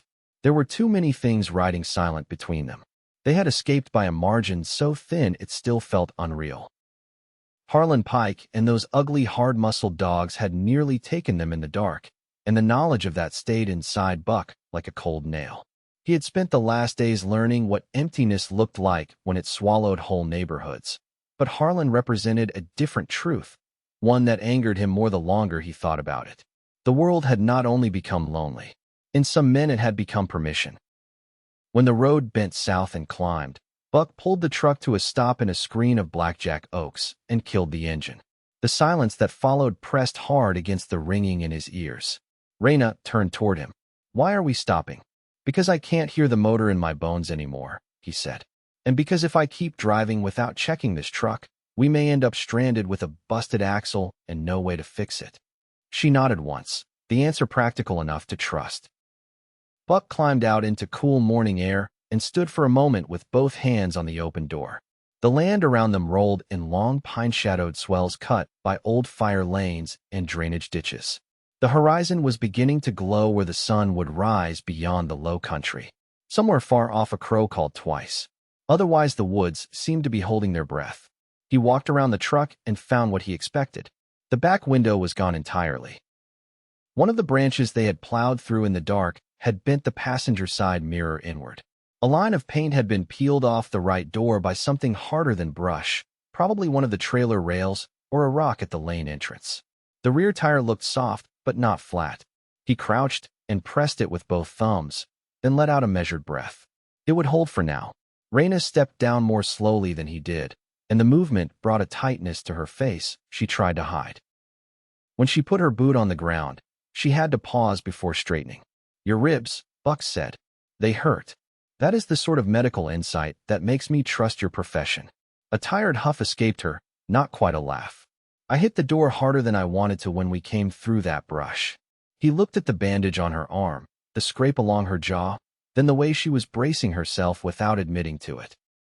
"Sit on the tailgate." "I'm fine." That sentence means almost nothing anymore. For a second, she seemed ready to argue. Then she must have realized she did not have enough strength to waste on pride. She climbed up onto the tailgate and sat with one hand behind her. Morning light caught in the loose strands of hair that had escaped from the knot at the back of her head. In the better light of day, Buck could see the exhaustion beneath her composure much more clearly. There were bruised crescents under her eyes and a drawn look around her mouth, as if the last 10 days had cut away whatever softness used to live there when she was not on guard. He pulled the med kit from behind the seat and set it between them. "I am going to check your side," he said. "If you take offense, do it quietly." "Bossy. My father charged extra for that quality." Her mouth moved faintly again. She lifted the hem of her shirt just enough for him to see the skin above her waistband. A dark bruise had already spread across her left side in ugly shades of red and plum. He touched carefully along the ribs. She inhaled sharp through her teeth when he found the tender spot. "Not broken," he said after a moment. "At least I don't think so. Bruised hard." "You saying that as a doctor or as a man who once fell out of a tree and refused the emergency room?" He looked up. "I told you that." "No. You carry yourself like somebody who has refused medical care on principle." "That is slander and also true." He taped a fresh compression wrap around her torso as best he could working gently. She said nothing while he did it, though he could feel the restraint in the way her muscles tightened each time his knuckles brushed warm skin.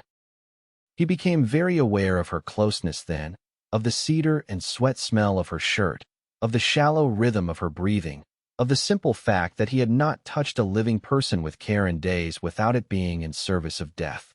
When he finished, he sat back and reached for her arm. The old bandage peeled away sticky and brown. "This one's angry," he murmured. It was a dog's claw and a porch nail in the same 10 seconds. "Apparently, I like variety." He cleaned the wound while she stared past him into the trees. Her face went white for a moment when the antiseptic bit, but she did not pull away. He noticed she was watching his hands rather than his face. Most people did that when somebody cleaned a wound. She was doing it because she wanted to know whether his hands shook. They did not. His father had made sure of that years ago with fish hooks, skin knees, and one unforgettable summer afternoon when Buck split his own forearm open on barbed wire and nearly passed out from the sight of it before his father made him sit still and learn what calm felt like when panic wanted the wheel. When he finished, Raina nodded and said, "Your turn. I'm not bleeding enough to matter. Your neck and shoulder are full of glass dust. Sit down." He obeyed before thinking too hard about it. She was quicker and more efficient than he had been, though gentleness came to her in a rougher form. She cleaned the small cuts across his shoulder and the line beneath his ear where a sliver had nicked him. Her fingers were cool despite the warming air. Once, when she leaned in to inspect a shard buried shallow at the edge of his collarbone, a strand of her hair brushed his jaw. The contact was so slight it should not have mattered, but it sent a strange small awareness through him that lingered even after she pulled away. "You can cuss if you want," she said. "Why?" "Because this next part is going to hurt." He grunted when she plucked the shard free, and she gave him one quick look that held something almost sympathetic. "Still alive," he said. "That seems to be our defining trait." They sat in silence a little longer on the tailgate, the med kit open between them, while the sun rose higher and turned the upper branches bright gold. Hunger began to make itself known in Buck's stomach with a hard, empty twist. He realized he had not eaten since sometime the previous day, and even then not enough. He dug out crackers and a dented tin of peaches from one of the supply bags. They ate without ceremony, sharing the syrup from the can because water was too important to use carelessly. The peaches tasted metallic and far too sweet, but the sugar steadied him. Raina tipped the tin back for the last swallow and looked at the road again. "Hill track where we broke through." Buck knew she meant Harlan without saying the name. "Maybe." "No," she said quietly. "Not maybe. Men like that don't stop because they lose once. They stop when they get bored or dead." He took that in without answering right away. "Then we don't give him a straight trail. Where do we go?" The question hung larger than the patch of woods around them. It was not only about miles. It was about what direction hope even lived in now, if it lived anywhere at all. Buck wiped his hands on a rag and looked out through the pines. "Food first. Water when we can. Some kind of place to hole up before full light. After that, I'd like a better radio than the hand crank one my dad packed. If people are alive, some of them are talking. We just need enough power to hear them." Raina stared at him a second. "That was my plan too." "You say that like it surprises you." "It does." "Why?" "Because most people I knew before all this thought survival meant owning a lot of opinion and very little patience." She looked down at the empty peach tin turning slowly in her hands. "My brother would have liked you." The softness of the sentence caught him off guard. He did not know what to do with tenderness anymore when it appeared without warning. He only said, "What was his name?" "Joel." Something changed in her face when she spoke it, not breaking exactly, but loosening in a way that exposed the grief under everything else. "He was older than me by 4 years. He fished badly, lied well, and sang country songs with enough confidence that he almost made up for being terrible at them." Buck smiled despite himself. "That sounds like somebody worth knowing." "He was." She swallowed once. "What about your sisters?" He looked at the sunlit needles under the truck because the answer required seeing people who were no longer anywhere he could reach. The oldest was Lena. She always acted like she had common sense enough for everyone else. The middle one was Erin, who could make an insult sound affectionate. My youngest sister was Maisie. She still leaned on me when she was tired, even after pretending she was too old for it. Raina listened without interrupting. That simple courtesy felt rare and bigger than it should have. After a while, Buck stood and closed the med kit. We should move. They drove until the logging road spilled them out onto a county blacktop scattered with leaves and empty enough to make the world feel staged. Buck kept the truck at a careful speed, watching for washed-out shoulders, abandoned vehicles, and the kind of silence that usually meant something terrible had happened just out of sight. They passed a church bus tilted into a ditch, a tractor sitting idle in a field with its engine long dead, and a farmhouse with every door hanging open. Two buzzards lifted from the road as the truck approached and labored skyward with ugly patience. Near mid-morning, they found a white clapboard church set back from the road, under live oaks heavy with gray moss. The building was small, old, and plain in a way that felt stubborn rather than poor. The paint had gone chalky with years. A low cemetery sat to one side behind an iron fence whose gate hung crooked. Buck pulled into the shade behind the fellowship hall and cut the engine. You religious? Raina asked. My mother was.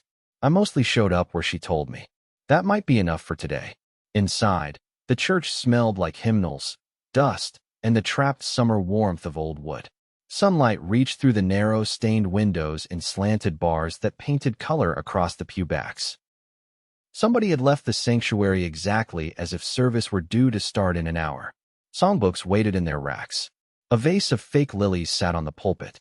A bulletin board near the back still announced a youth fundraiser fish fry in cheerful marker. The ordinary preservation of it made Buck's throat tighten. People had expected to come back. He and Raina searched the rooms one by one. The pastor's office held nothing useful except a flashlight with weak batteries. The kitchen had canned green beans, paper plates, and two unopened bags of rice in a cabinet above the industrial sink. In the fellowship hall, Buck found a pair of sleeping mats stored under a stack of folding chairs. It was not abundance, but it was enough for a pause. Raina lowered herself onto one of the mats with visible relief. I hate to say this in a church, but this feels better than heaven. Depends on the church, probably. She closed her eyes for a moment and let out a long breath. Wake me in 20 minutes. You need more than 20. So do you. That's why one of us has to keep count. He did not argue. There was sense in that. Buck sat in the doorway between the fellowship hall and kitchen with the pistol across his thigh while she slept. Outside, the day had gone bright and heavy. Heat gathered over the parking lot. Cicadas started their dry electric song in the trees. He could see the truck through the narrow side window, parked under the oak shadow with the cracked mirror catching little flashes of sun. He tried not to think, but still his mind moved. It went to his parents' burning house first, because that image now lived behind his eyes like an aftermark from staring too long into a light. After that, it went to his girlfriend's still hand on the bedspread, then to the ranger station window lifting in darkness, then to Raina's face on the porch roof the first time he saw her. He recognized the danger of the last thought at once, not because it was wrong, but because it was warm. Warmth had become frightening in a world that took things away so quickly. He rubbed his hands over his face and listened to the buildings settle around him. After 20 minutes, he should have woken her, and he knew it. Instead, he let her sleep for almost an hour because the exhaustion had erased the guard from her features and left her looking younger, almost like the woman she might have been before she learned to shoot from rooftops and crawl under porches with a knife between her teeth.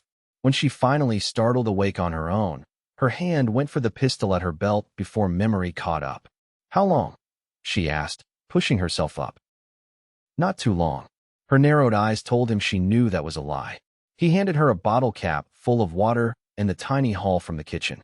They cooked rice on the camp stove with a little salt and ate in the fellowship hall under a framed photograph of a church picnic from some year long before either of them had been born. Every face in the picture seemed impossibly open and unworried. Raina chewed slowly and said, "If we're serious about finding people, we need medicine too. Not for the virus. For everything else. I know. There's a town south of here, maybe 12 miles.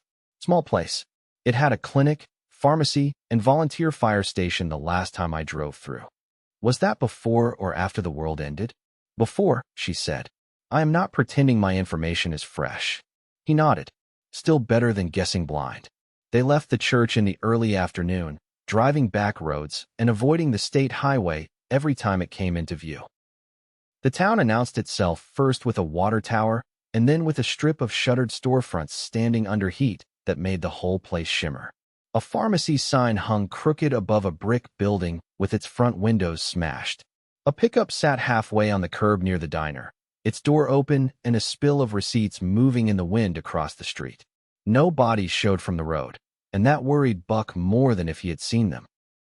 Places emptied clean usually meant either panic had carried people elsewhere before death found them, or someone had already gone through and done the ugly work of removing what they did not want to look at. Neither possibility sat well. He parked in the alley behind the clinic, and they got out fast, closing the doors with care. The back entrance had been forced earlier and then left hanging loose on one hinge.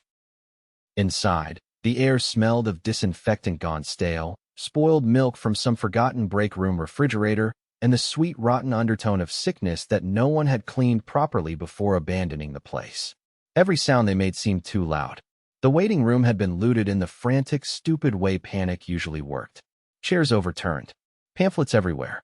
A child's crayon drawing trampled into the tile near the reception desk. The cabinet where masks should have been stood open and empty. Buck stepped around a dried smear of blood on the floor and felt his jaw set tighter. "Storage room first," Raina whispered. They found some antibiotics, a half case of saline, dressings, painkillers, and asthma inhalers in a locked cabinet that Buck had to pry open with a tire iron. The hall would not have looked like much to people living normal lives. To Buck it looked like possibility. He kept expecting footsteps, voices, some sign they were not alone in the building. What came instead was a sound from the far exam rooms that made both of them stop. A cough. Not the wet, deep cough of the virus. This was dry, ragged, and human in a more ordinary way. Raina lifted her rifle. Buck moved left, angling for the doorway. They advanced through the hall past open doors where paper-covered exam beds waited beneath cold fluorescent lights. At the last room, he saw movement near the sink and raised the pistol. An old man turned toward them with both hands already lifted. He was thin enough to look built from sticks and work shirts, with a beard like yellowed wire and skin brown dark by years outdoors. He wore mechanics coveralls unzipped to the waist over a sweat-stained undershirt. A cloth grocery bag sat on the counter beside him, half filled with pill bottles. His eyes flicked from Buck to Raina, wary but not wild. "Don't shoot," he said. "I'm only stealing what I need." Buck kept the pistol up. "Step away from the counter." The man did. His left knee shook a little as he moved. "I was here first by about 30 seconds, so if we're being fair, I ought to be offended by the tone." That almost sounded like an attempt at humor, but fear kept pulling at the edges of it. Raina asked, "You sick?" "If I was sick with that thing, I'd be blind and dead instead of arguing with pretty strangers in a clinic." Buck heard the involuntary irritation in her breath at the word pretty and almost smiled. "What do you need?" he asked. The man hesitated. "Insulin." That changed the air in the room. Raina lowered the rifle slightly. "Type 1. He nodded. "Since I was 10. I'd like to keep the streak going." There was no sign of infection in him. Only exhaustion, dehydration, and the hard, brittle alertness of someone who had learned recently that every encounter could end bad. Buck lowered the pistol an inch. "Name?" "Jed Green. Most folks call me Jed." Raina stepped closer to inspect the bag. "You find any refrigerated stock still viable?" Backup generator kept the med fridge alive longer than the power company. "I've been babying what I can in coolers and prayer." Buck and Raina shared a glance. Finding another survivor had always been the point. Even so, the actual moment of it carried more weight than he expected. Jed did not look especially heroic. He looked tired, underfed, and in no shape to outrun trouble. The simple fact of him standing there breathing in the same room felt enormous. Raina asked the next question before he could. "How did you know this clinic still had anything?" Jed rubbed his jaw. "My niece worked reception here." "Worked." He corrected himself with a pained little shrug. "I came the first day things got bad, and she was already gone. Everything went to hell so fast I stayed hidden nearby and watched people tear through the place. Most of them were after masks, pain pills, or anything with a label they recognized. The insulin cabinet was in the back and locked." Luck held longer than it should have. Buck studied him another second, then said, "You alone?" "Have been for 6 days." Anybody know you're here? Jed's eyes sharpened. You asking because you want to help me, or because you're deciding whether to rob me? Buck answered honestly. Both questions matter now. That earned him a dry snort. No, nobody knows where I am. I don't stay anywhere long. I move between my truck, a bait shop outside town, and a radio shed on my brother's property north of here. A radio shed? Raina said. Jed looked from her to Buck and seemed to realize what that might mean to them. Ham rig, tall mast, solar battery I cobbled together from a deer camp and a workshop. Been listening more than talking. Buck felt something turn over inside him, a hard spark catching air. You heard anybody? Jed's face changed then, not hopeful exactly, but complicated. Somebody now and then. Never for long. Too much static. Too many dead repeaters. Most of what I hear is grief with a call sign attached to it. That was enough. Buck holstered the pistol. Pack what you can carry. Jed blinked. That a rescue?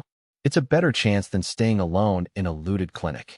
Raina had already begun checking expiration dates and refrigeration packs with the brisk efficiency of a medic who knew sentiment did not stop medicine from going bad. Outside, the heat pressed close and breathless as they loaded the truck. Buck kept watching the alley mouth, half expecting Harlan's dogs to appear there with their heads low and noses working the dust. Nothing moved except papers and weeds. Jed climbed into the back seat with his bag clutched against his chest. I'm trying to decide if this is the smartest thing I've done all week or the dumbest. Give it till dark, Buck said, starting the engine. The old man looked at the shattered rear window and then at Raina beside Buck. I see you two had an eventful morning. Raina rested the rifle between her knees. That is one word for it. They drove north toward the radio shed under a sky so clear it almost looked false. Chapter 5, The Last Frequency. Jed's brother's property sat at the end of a lane so overgrown that tree limbs brushed both sides of the truck like fingers feeling for a pulse. The place had once been a small hunting camp or weekend retreat, the kind of spread men built when they wanted enough land to feel alone without admitting that loneliness was exactly what they came there for. A squat cinderblock workshop stood near a pond choked with algae. Behind it rose a narrow radio mast held upright by guy wires that hummed faintly in the afternoon breeze. A trailer with a patched roof sat under pecan trees, and farther out there was a deer skinning shed, a rusting smoker, and an old aluminum boat turned upside down on cinder blocks. No movement showed anywhere. Jed gave directions from the back seat in a voice that tried for steadiness and did not always find it. Stop by the workshop first. The trailer sticks when it gets hot. Workshops got heavier doors. Buck pulled up close and killed the engine. He and Raina went in opposite directions by silent agreement, checking the windows, the tree line, the grass around the pond, and the open sight lines beneath the pecans. The property felt empty in the true way, not the tense performative emptiness of a trap laid with patience. Only when they had searched the workshop and the trailer both did Buck wave Jed inside. The workshop surprised him. He had expected clutter, engine parts, rust, and tools left where they dropped. There was some of that, but layered on top of it was a rough order shaped by a man who knew what mattered when the world thinned out. One bench held radio equipment under a tarp, each piece labeled in neat block letters. Shelves near the far wall stored canning jars, batteries, a water filter, lamp oil, and boxes of vacuum-packed rice. A chest freezer sat dark in the corner with its lid propped open so mildew would not take it. The concrete floor had been swept recently. Raina walked slowly around the radio bench as if approaching something fragile and holy. You built all this yourself? Jed gave a tired grunt. Some of it. My brother Walter taught shop class for 27 years and hoarded anything with wires out of moral conviction. I inherited the habit and the junk. He moved to the battery bank beside the wall and laid a hand on the housings almost affectionately. Solar panels on the shed roof charge these through a regulator that has already quit once and threatened twice. The tower lets me throw farther than the handheld stuff, when atmospheric conditions cooperate, and when I'm not talking into a storm of static. Buck looked up at the mast through the dusty window. How far have you heard? Texas, Louisiana, bits of Arkansas. Once, I'm pretty sure, something out of northern Mexico, though the signal wandered so badly I might have been listening to the afterlife. That statement settled heavily into the room. There were people out there. Not crowds. Not enough to make the world feel healed. Still, enough to turn isolation from certainty into a question. Raina eased herself onto a stool at the bench and looked over the controls with the careful attention of somebody who had only enough knowledge to understand what she did not know. Did anybody say where they were staying? Jed shook his head. Not precisely. Most folks with sense don't throw coordinates into open air. What I get are fragments. A woman somewhere east of Baton Rouge used to come on around sunset every second day. Said she was with her father and needed antibiotics for a wound that smelled wrong. I haven't heard her in 3 nights. There's a trucker north of Lufkin who sometimes reads off-road conditions and fuel depots like he still thinks dispatch is listening. A family out by San Angelo used to key the mic and sing hymns after dark. Haven't heard them in a week either. Buck rested both hands on the bench, absorbing each sentence like a thirsty man letting rain hit his face. The information was thin, unreliable, and already partly ghosted by silence. It was also more than he had had the day before. You ever answer? He asked. Sometimes. Jed's gaze drifted to the radio face, where faint dust had settled in the grooves around the dials. Mostly I listen first. People are scared, and scared people either talk too much or not at all. I learned early that a friendly voice can draw the right folks or the wrong ones. Raina and Buck exchanged another look. You met the wrong ones, Jed said quietly, noticing too much to be fooled. Was it a road gang? Something meaner, Raina answered.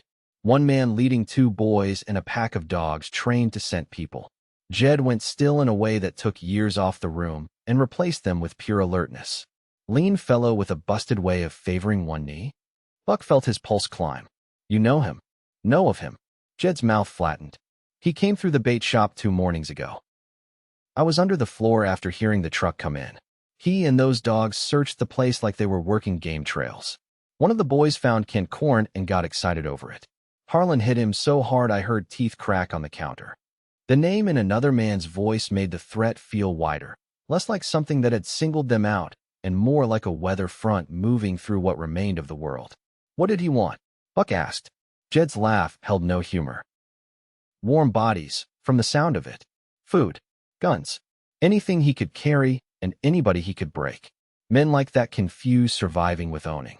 Raina's jaw hardened. He followed our signal to the ranger station. Jed gave her a long look. Then you'll want to keep your radio discipline better than mine. Buck spent the next hour helping him move the most important equipment from the workshop into the trailer because the trailer could be blacked out more completely at night.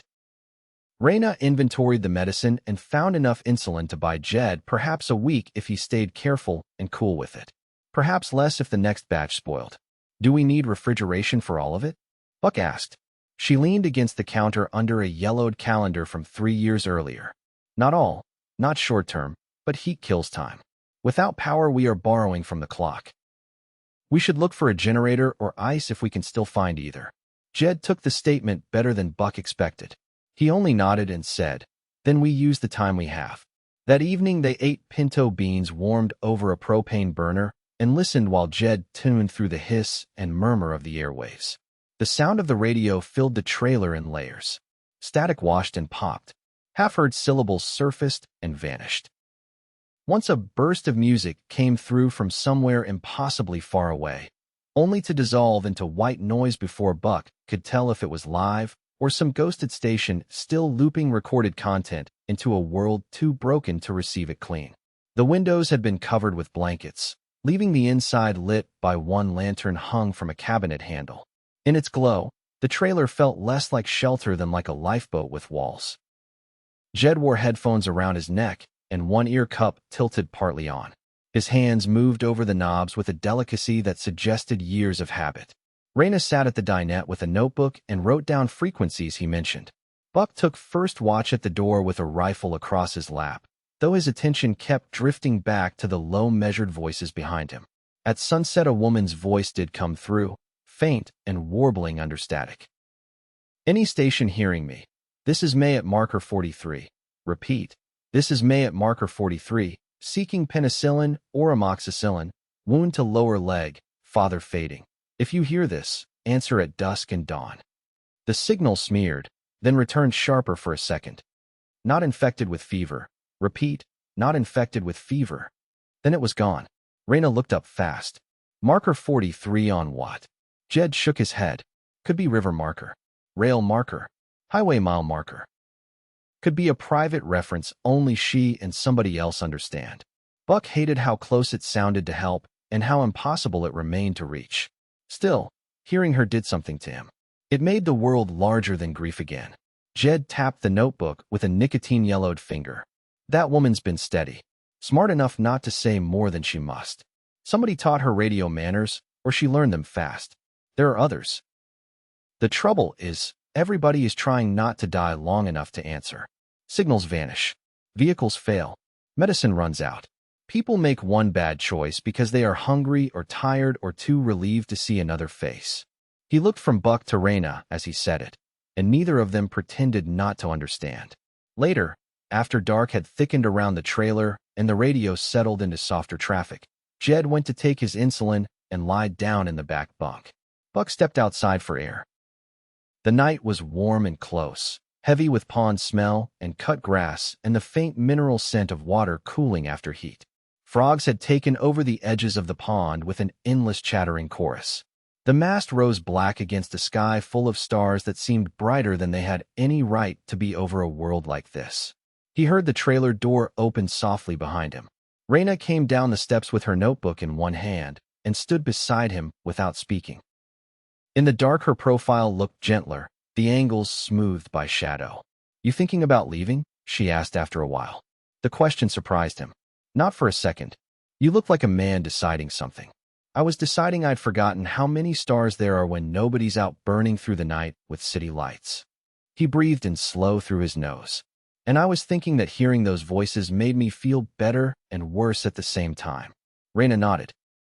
"Because now you know how many people might still be out there needing something you can't reach." "Yes." She leaned one shoulder against the rail. "I used to work a county rec 1 or 2 nights a week in summer. Heat stroke, boat prop cuts, snake bites, old men who thought chest pain was an opinion. The hardest calls weren't always the bloodiest. Sometimes the hardest part was knowing exactly what the patient needed and being 5 minutes too late getting it there." Buck turned his head to look at her. "You talk like you're blaming yourself for surviving." "That isn't what I said." "It's close." She was quiet long enough that the frogs began to sound louder. Finally she said, "Joel got sick the morning after we reached the station. He told me it was only stress, that he had slept badly and felt hot. By afternoon he was coughing. I kept thinking if I cooled him enough, if I got enough water into him, if I stayed calm enough, I could force the problem into being ordinary." Her hands tightened on the notebook. "When he lost his sight, he asked whether it was night already.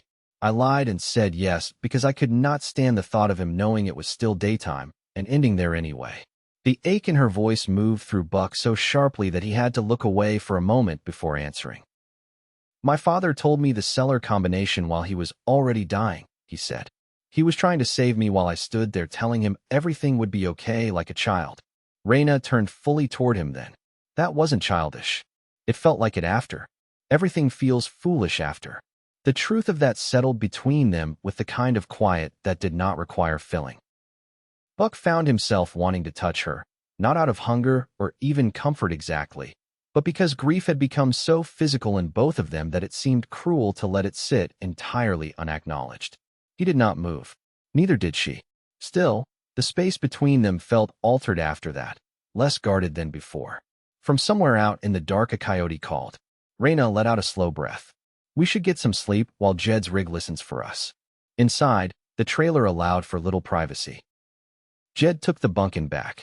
Buck spread one sleeping mat near the door while Raina took the dinette bench and the second mat on the floor beside it. They were close enough that if either rolled in sleep, they would know it. Buck did not mind that as much as he thought he might. He woke sometime near 3 in the morning to the sound of the radio squawking softly and the sensation that the trailer had changed around him.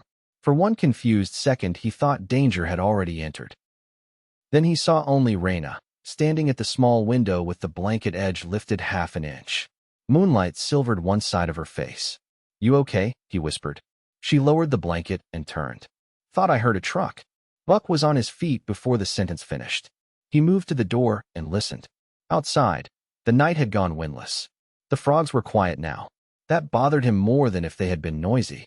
He eased the door open and stepped out with the rifle shouldered. The yard lay white-blue under the moon. The pond held a dull metal sheen. No headlights moved on the lane. No engine idled in the trees. But at the edge of the yard, near the overturned boat, he found fresh prints in the dust. Not truck tires. Dog tracks. Large ones. He crouched and touched the edge of one with 2 fingers. The dirt was still faintly loosened. When he stood again, Raina was beside him with the rifle and a face gone very still. "He's close," she said. Buck nodded once. "Wake, Jed. We leave before sunrise." They packed in silence and moved fast. Jed did not waste time asking whether the tracks might belong to something harmless. Men who stayed alive with insulin and ham radio improvised from deer camp solar rigs were not in the habit of lying to themselves. By the time dawn paled the east, the truck was loaded again, the trailer swept for anything too valuable to leave, and the workshop locked out of old useless instinct. Buck took one more pass through the property to make sure nothing obvious remained. Near the pond he paused. Something had been tied to the dock post with baling twine. It was a rabbit, half-skinned and left hanging by the hind legs, flies already finding it in the warming air. Pinned to its chest with a fishhook was a strip of cardboard torn from a box. "Found you." The letters had been carved in grease pencil, so hard they nearly cut through. Buck stared at it a second longer than he should have. Rage came over him clean and hot. Not the wild kind that ruined a man's aim, but the kind that made every thought suddenly precise. Harlan had not stumbled near them. He had come close enough to touch the edge of their life and step away again just to let them feel his hand. When Buck carried the sign back to the truck, Raina looked at it once, and all the remaining sleep left her face. Jed said, "I vote we stop discussing whether he's likely to follow." No one argued. They left the property under a sky the color of dirty pearl, carrying the radio, the insulin, and the weight of being found before they had even begun to build a plan. Chapter 6. Hunger Weather.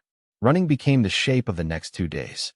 They kept to farm roads, levee roads, and timber cuts that barely qualified as roads at all. Buck drove by instinct, map memory, and whatever Jed could recall from decades of hunting leases, volunteer calls, and county jobs. Sometimes the route made sense. Sometimes it felt like a prayer spoken through clenched teeth. Twice they had to turn back from blocked bridges. Once they found a whole stretch of state highway sealed by a snarl of wrecked semis and military trucks left nose to tail across both lanes, as if the world had slammed on its brakes and died there. Food shrank faster than Buck liked. Water mattered even more. The sun turned cruel by noon each day, burning the hood too hot to touch, and pulling a shimmer off the road that made distance look like something alive. With the rear window gone, the cab never held cool air for long. Dust found them constantly. It settled in Buck's hair, in the seams of his shirt, in the corners of his eyes. It coated the back of his throat until every swallow felt scraped raw. Raina rationed the medical supplies with the same severity Buck gave to fuel. Jed measured his insulin under her watch and ate on a schedule whether he felt hungry or not. More than once Buck saw the old man staring at the small cooler where the vials sat wrapped in damp cloth and tucked beside whatever still held a little cold. The look on his face was not fear in the usual sense. It was the intimate awareness of a person whose body could become an enemy over one missed thing. Toward the afternoon of the second day, they pulled beneath the shade of a pecan grove and shut the truck off to save fuel while Jed checked his sugar. The old man looked at the meter and muttered something Buck did not catch. Raina crouched beside him. "What is it? Low enough that I should stop being ornery and start being worried." She handed him crackers and one of the peaches they had been saving, and he ate with rigid patience while sweat moved down the side of his face. Buck stood watch at the edge of the grove and tried not to let irritation turn into panic. Low blood sugar could be fixed if caught. Running out of insulin later could not. When Jed was steadier, he wiped his mouth and said, "There's a volunteer fire station west of here in a place called Black Cypress. It had a backup generator, a diesel tank, and a communications room tied into the county emergency net. If anything in this part of the world kept power longer than it should have, that place did." Raina looked up sharply. "Why didn't you say that sooner?" "Because sooner I still believed I could stay hidden and talk to the world through one mast and 3 batteries. Then a man with dogs wrote me a note." Buck crouched in front of him. How far? Maybe 15 miles as the crow flies. More like 22 with roads that still exist. That was enough to decide it. They reached Black Cypress under a sky gone greenish with coming storm light. The town was smaller than the last one and deader in a cleaner way. One main street, a bank, a feed store, a courthouse square with flags hanging limp on their ropes. The volunteer fire station stood behind the courthouse in a fenced lot with 2 bays and a radio tower rising from the rear corner. One of the roll-up doors had been forced open. The other remained shut. Buck parked behind the building where the truck could not be seen from the street and listened. Thunder muttered from far off. Raina adjusted the sling on her rifle. Fast in and out. Inside, the fire station smelled of diesel, wet concrete, and the stale ghost of smoke. The emergency office had been ransacked less thoroughly than the clinic. Somebody had taken the obvious things and left the practical ones. Buck found sealed cases of bottled water in a storage closet.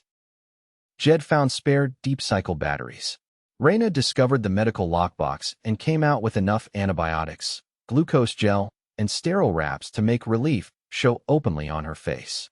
The generator room still held fuel in the belly tank. Not much, but enough to matter. Buck siphoned it into cans while storm wind began to knock loose debris across the lot outside. He was carrying the second can toward the truck when he noticed the silence. The wind was still there. The building groaned. The storm rolled nearer. But the birds that had been fussing in the pecan tree by the fence had gone entirely quiet. Buck set the can down very gently and looked toward the alley behind the station. Nothing. He moved to the corner and risked a glance. A dog stood in the mouth of the alley with its head low. It was huge through the shoulders, dark-coated, scarred along one flank, and perfectly still except for the nostrils working at the end of its blunt muzzle. Its eyes fixed on him, with animal concentration stripped clean of all friendliness. Buck raised the rifle. The dog bolted backward out of sight at the same instant, not in panic, but on command from someone he could not see. Inside, Buck barked. Raina and Jed were already moving. He kicked the back door shut the moment they cleared it and dropped the bar. A second later, claws slammed against the outer metal hard enough to make the whole frame ring. Jed cursed under his breath.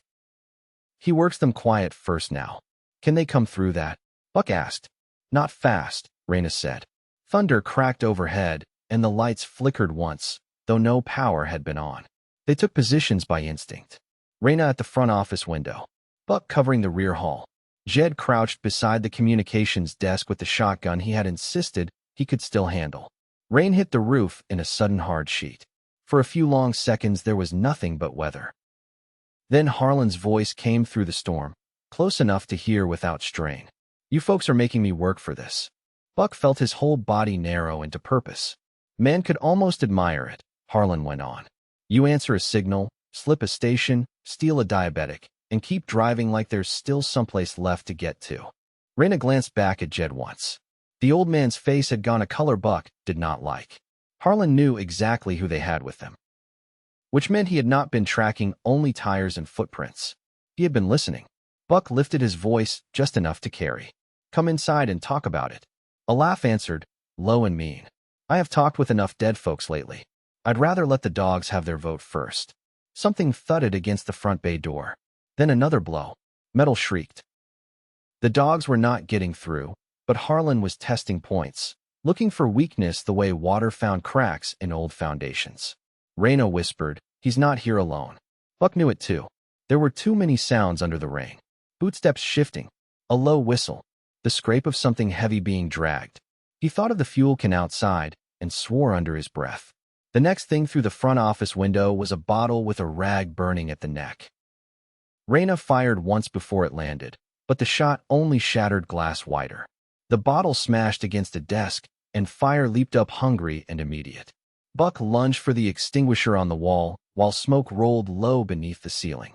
Backroom, he shouted. They beat the flames down fast enough to keep the whole office from going. But the message had been delivered. Harlan did not need the station intact. He only needed them flushed or trapped. Rain hammered harder. The roof thundered with it. Jed coughed once into his elbow and said, There's an equipment exit through the south bay.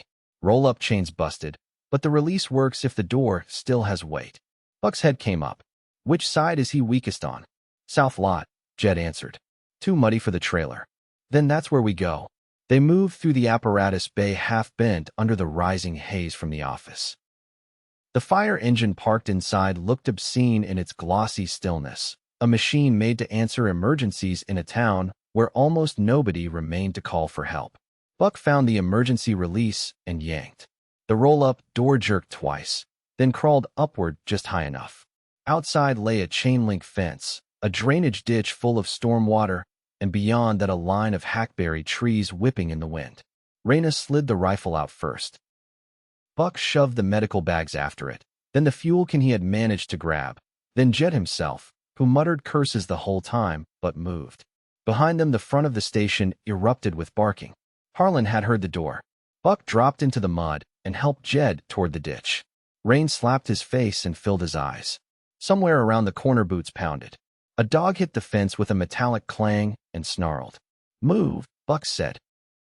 They splashed through the ditch, clawed up the far bank, and reached the trees as shots cracked behind them. Branches snapped overhead. Mud sucked at their boots.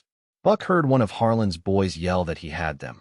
Then another voice, younger and uncertain, say something lost to the storm. The woods beyond the station were not true cover, only confusion. Still, confusion had value. Buck led them downhill through briars and wet weeds until the ground dropped into an old storm cellar behind a collapsed farmhouse. The cellar doors had long since rotted away, leaving a stone-lined mouth half hidden by vines. It smelled of damp earth and old wood, but it was deep and dark and better than open rain. Inside, water dripped steadily from the ceiling in one corner. Buck spread a tarp on the least wet section of floor. Jed sat hard against the wall and began breathing through his mouth, one hand pressed to his chest more from effort than pain. Raina crouched beside him. Blood sugar. Probably lousy. Everything is lousy. She gave him the meter, the gel, and the kind of no-nonsense stare medics kept for patients who wanted humor to outrun biology. When he was occupied, she turned to Buck. Rain had plastered his shirt to his skin. Mud streaked his arms. There was a new cut at his temple he had not felt happen. "You're hit?" she asked. "Only by weather and bad luck." "Sit down." He did. The cellar held them close enough that each sound felt magnified. Jed's breathing. The rain overhead. Raina tearing gauze. Buck washed her hands while she cleaned the cut at his temple and felt the strange intimacy of being tended in a hole beneath a dead house, while a storm and a madman moved over the ground above. He heard Jed on the radio. Buck said quietly, "Yes. He may hear anyone we try to reach." "Yes." He looked at her fully. "So if we keep answering calls blind, we could lead him to every good person left in range." Raina sat back on her heels. For a moment, the only light in the cellar came from the lantern turned low at Jed's feet, and it made her eyes look darker, more green than gold. "Then we stop running random," she said. "We make him come where we choose." Buck almost smiled despite everything. "That sounds like something my father would say. Maybe your father and I would have gotten along. I think he would have liked your aim." Something softened in her expression then, worn down by exhaustion and the weird closeness of the dark. "He sounds like a man who measured affection in practical terms. That was one of his love languages." Her mouth curved, tired and real. The sight of it struck him with sudden force. He had wanted her before in small, guarded ways he could dismiss as relief. In that cellar, the wanting changed shape. It was not about beauty alone, though she had that. It was about the way she stood in danger without pretending she was unafraid. The way she listened when grief surfaced. The way she kept moving. The fact that she had become, in a world stripped of almost everything else, the person beside him when dawn came. Raina must have seen some part of that in his face because her own breath shifted. Neither of them leaned in quickly. The kiss happened like a decision made at the same time from opposite sides. Slow at first, almost cautious, as if they were both testing whether warmth could exist without immediately turning into loss. Buck felt the damp coolness of her fingers at his jaw, the tremor she tried to suppress when his hand found the back of her neck, the brief, fierce way she kissed him a second time once the first one proved they were still alive enough for it to matter. When they drew apart, the storm seemed louder. Raina rested her forehead against his for one breath. That was probably irresponsible. Most good things have poor timing. A laugh escaped her then, soft, and almost disbelieving, and it might have gone farther if Jed had not cleared his throat delicately from the wall. "I would apologize for interrupting," he said, "but low blood sugar has made me morally flexible in several directions except that one." Raina covered her face with one hand while Buck sat back against the stone and let out a breath that felt unsteady in a new way. The embarrassment passed quickly because the world did not allow long luxury in it. When Jed was steadier again, he unrolled one of the county maps they had kept dry inside the medical bag. He tapped a point 2 miles west of Black Cypress where a grain elevator complex stood beside an old rail spur. "Tallest structure around for 20 miles, he said. "Catwalks, service ladders, equipment sheds. If we can get the county comms set from the fire station married to my portable rig, I can push a signal from there farther than from my brother's place. And Harlan can hear it there too," Buck said. Jed nodded grimly. "That is exactly why he'll come." Raina looked down at the map. Rainwater had wrinkled the paper along one edge. "You're talking about baiting him. I'm talking about finishing the problem before he smells out every voice we answer." Jed's gaze moved between them. "You two can keep driving from ditch to ditch with me in the back and a cooler full of expiring insulin. Or we can use the one thing the bastard wants most, which is the certainty that somebody is alive and afraid enough to speak into a mic." Buck let the thought settle. He hated that it made sense. Outside, the storm began to roll east. The rain softened. Somewhere in the darkening fields a dog barked once, too far away to judge. By the time night fully closed over the cellar, they had the shape of a plan. Chapter 7, Warm Signals. They reached the grain elevator just after dawn, moving through fog that the storm had left crouched low over the fields. Black cypress grain and feed rose from the flat country like the skeleton of a dead machine. 2 concrete silos stood side by side behind a long, corrugated warehouse. A bucket elevator tower climbed between them, connected to the warehouse roof by a rusted catwalk with missing guardrails. Rail lines no longer used cut across the property and vanished into weeds. An office built of cinder blocks sat near the truck scale with windows clouded by dust and old feed grime. Beyond all of it lay open ground, a drainage canal, and bean fields stretching to the tree line. The place was ugly, exposed, and perfect for the wrong kind of work. Buck parked behind the warehouse where the truck could not be seen from the road. They searched the property first, every doorway and ladder and shadowed corner. No one lived there now. Rats had been through the feed room. Rain had found holes in the roof. A forklift stood dead near a wall of busted seed pallets. Still, the basic bones held. Jed looked up at the tower and said, "If that platform doesn't collapse, I can throw a signal from there clean over half the county." "That is an inspiring amount of uncertainty in one sentence," Raina said. "It comes free with old structures and older men. They work through the morning without wasting words." Buck used chain, baling wire, and whatever tools he could scavenge to shape the approaches into something less easy. He blocked the wide warehouse entrance with pallets soaked in diesel, but left a narrow path through that looked accidental. He strung noisy junk across the western loading dock, where anyone trying to flank them would send a cascade of metal rolling. He rigged the office stair with a wire low in shadow, not enough to break a neck maybe, but enough to steal balance at a bad moment. In the feed room, he found a 50-pound sack of red peppermint for livestock supplements and split it open near the back hall and the catwalk entrance. If the dogs came through their working scent, he wanted their noses miserable. Raina moved with him, checking angles of fire, marking escape routes, and hauling what they needed to the tower base. Her bruised ribs slowed her, but she refused to leave the heavier work alone to him. Sweat darkened her shirt from collar to spine by late morning. Twice Buck told her to rest, and twice she ignored him with such practiced calm that he almost admired the disrespect.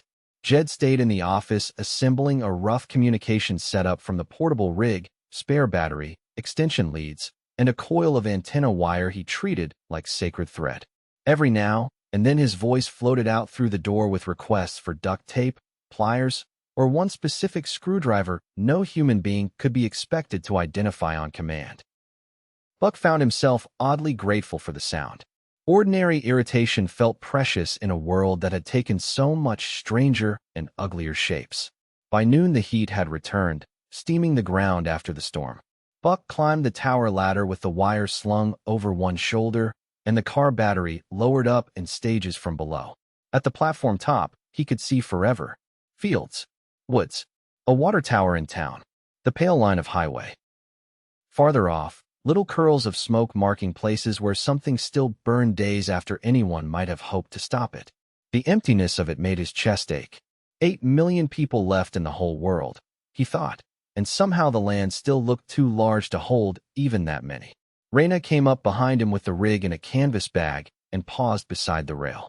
Wind lifted the damp hair at her temples. "This is a terrible place," she said. "It really is." She looked out over the fields. "That makes it better." That got a quiet smile out of him. They spent the worst of the afternoon in the office where it was marginally cooler. Jed tuned the rig and built a message with all the restraint he had preached. "No names," he said. "No exact supplies. No numbers that matter. Just enough need to smell real." Raina crossed her arms. "And enough bait to pull in a man who already thinks he knows our voices." Jed nodded. "Exactly so." The transmission they settled on was short. "Any warm souls hearing Black Cypress Relay, come at dusk. Seeking medicine trade. 2 adults, 1 older male. Repeat, seeking medicine trade at dusk." Buck hated how vulnerable it sounded. He hated even more how well it matched the truth. Jed sent it twice, and then went quiet. Nothing answered. That meant very little. Harlan might already be moving. Or he might have heard it and decided patience served him better. Or he might be dead in a ditch somewhere for reasons unrelated to them, though Buck did not believe in that kind of luck anymore. They waited through the long afternoon in a silence stretched taut by purpose. Raina cleaned weapons at the office desk. Buck rationed food and forced Jed to eat more than the old man wanted. At one point, Buck stepped outside and found the sky paling toward evening, the heat finally beginning to loosen. The fields made a dry, whispering sound when wind crossed them. He turned and found Raina in the doorway watching him. "You thinking about backing out?" she asked. "Not even a little." "Neither am I." He walked to her and stopped close enough that he could see the gold flecks in her eyes again. It still surprised him how fast the look of her had become familiar. Not ordinary, never that. Familiar in the way a road could become familiar after only one crossing if too much of your life depended on it. "If this goes bad," he said, "you get Jed out first." Her stare sharpened. "That is not how this works. It is if he can keep reaching people. And if you die, what exactly am I supposed to do with that information?" The force of the question landed clean. Buck had no easy answer. He only said, "I'm trying to think like a man with options." "You are thinking like a man who has already lost too much and believes that makes him spendable." He looked away toward the fields because she was too close to the truth. When he felt her fingers close around his wrist, he turned back. Raina's voice dropped. "Do not decide for me what kind of grief I can carry." The words went through him harder than any shouted command might have. He lifted her hand to his mouth and pressed a kiss to the inside of her wrist, because that was all he could manage without letting the moment become something that would shake him before the fight. Her eyes changed at that, softening and deepening all at once. "Fair," he said. She let out a breath and released him. "Then we understand each other." Dusk came slow and mean. The light flattened over the fields. Shadows stretched long from the silos. Inside the office, Jed put on the headphones and listened while Buck and Raina took their positions. Buck in the feed room near the warehouse entrance. Raina on the catwalk above with the scoped rifle. Through the rig, static hissed softly, then cleared, then hissed again. At 7:14, a truck engine sounded from the road. It did not hurry. Buck watched through a gap in the feed sacks as the pickup rolled into view, towing the livestock trailer. Mud streaked its sides. One headlight was still brighter than the other. Harlan sat behind the wheel with one elbow resting loose in the window, as if he were arriving at a man's house for supper. One boy rode beside him. The second was nowhere Buck could see. 2 dogs paced in the cages of the trailer, their shapes dark and restless. Only 2 now. Maybe the one that had launched at the truck near the ranger station had died later from the fall. Buck found he did not care which. The truck stopped near the scale. For a full minute nobody got out. Then Harlan stepped down, stretched as if the drive had stiffened his back, and looked over the property with the patient interest of a hunter reading sign. He wore the same cut-brim cap, same sunburned face, same careless gun belt. The boy who came around the hood after him could not have been more than 16. He was narrow through the chest, all elbows and fear, and the rifle in his hands looked too large for him. Harlan called out, "You folks make a nice invitation." No one answered. He smiled toward the warehouse. That usually means company. Buck heard Raina shift once overhead, adjusting aim. Harlan opened the trailer and clipped leashes to the dogs before letting them down. They hit the ground silent and tense, noses already working the air. The boy beside him swallowed hard enough that Buck could see it even from across the yard. "Find the warm ones," Harlan said. The dogs moved out. One took toward the warehouse entrance at once. The other angled past the office. Harlan let the leashes run longer, giving them head, watching with ugly calm. The first trap went off 30 seconds later. At the western dock, one of the dogs brushed the hanging junk Buck had wired together. Metal pans, chain links, and busted pulleys crashed down the dock ramp in a screaming avalanche of noise. Both dogs whirled toward it. The boy jumped. Harlan did not. He only looked up toward the catwalk. That told Buck all he needed to know. Harlan was not following the dogs alone. He was reading the human hands behind the noise. Raina fired. The shot cracked the dusk clean open. One dog dropped mid-stride, kicked twice, and went still in the gravel. The second dog lunged toward the warehouse, maddened now by gunfire and blood smell. Harlan yanked the boy down behind the truck and returned fire at the catwalk with shocking speed. Bullets sparked from the steel ladder. Raina rolled from the rail and vanished from Buck's line of sight just before a second shot stitched the air where her head had been. Buck fired from the feed room door, hitting the side mirror and making Harlan duck for the first time. "Office," Jed's voice hissed through the handheld at Buck's belt.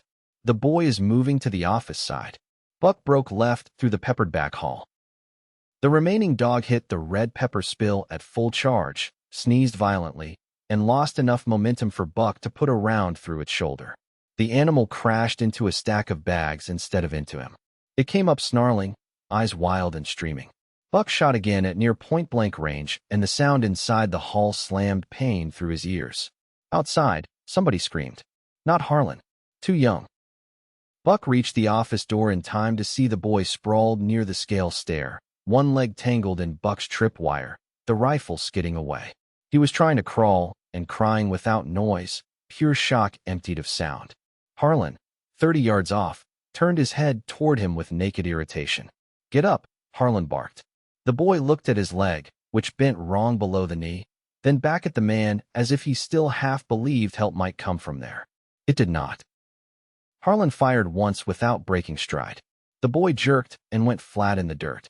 The murder was so quick and casual that Buck stood frozen for one impossible instant, mind refusing to accept what his eyes had taken in.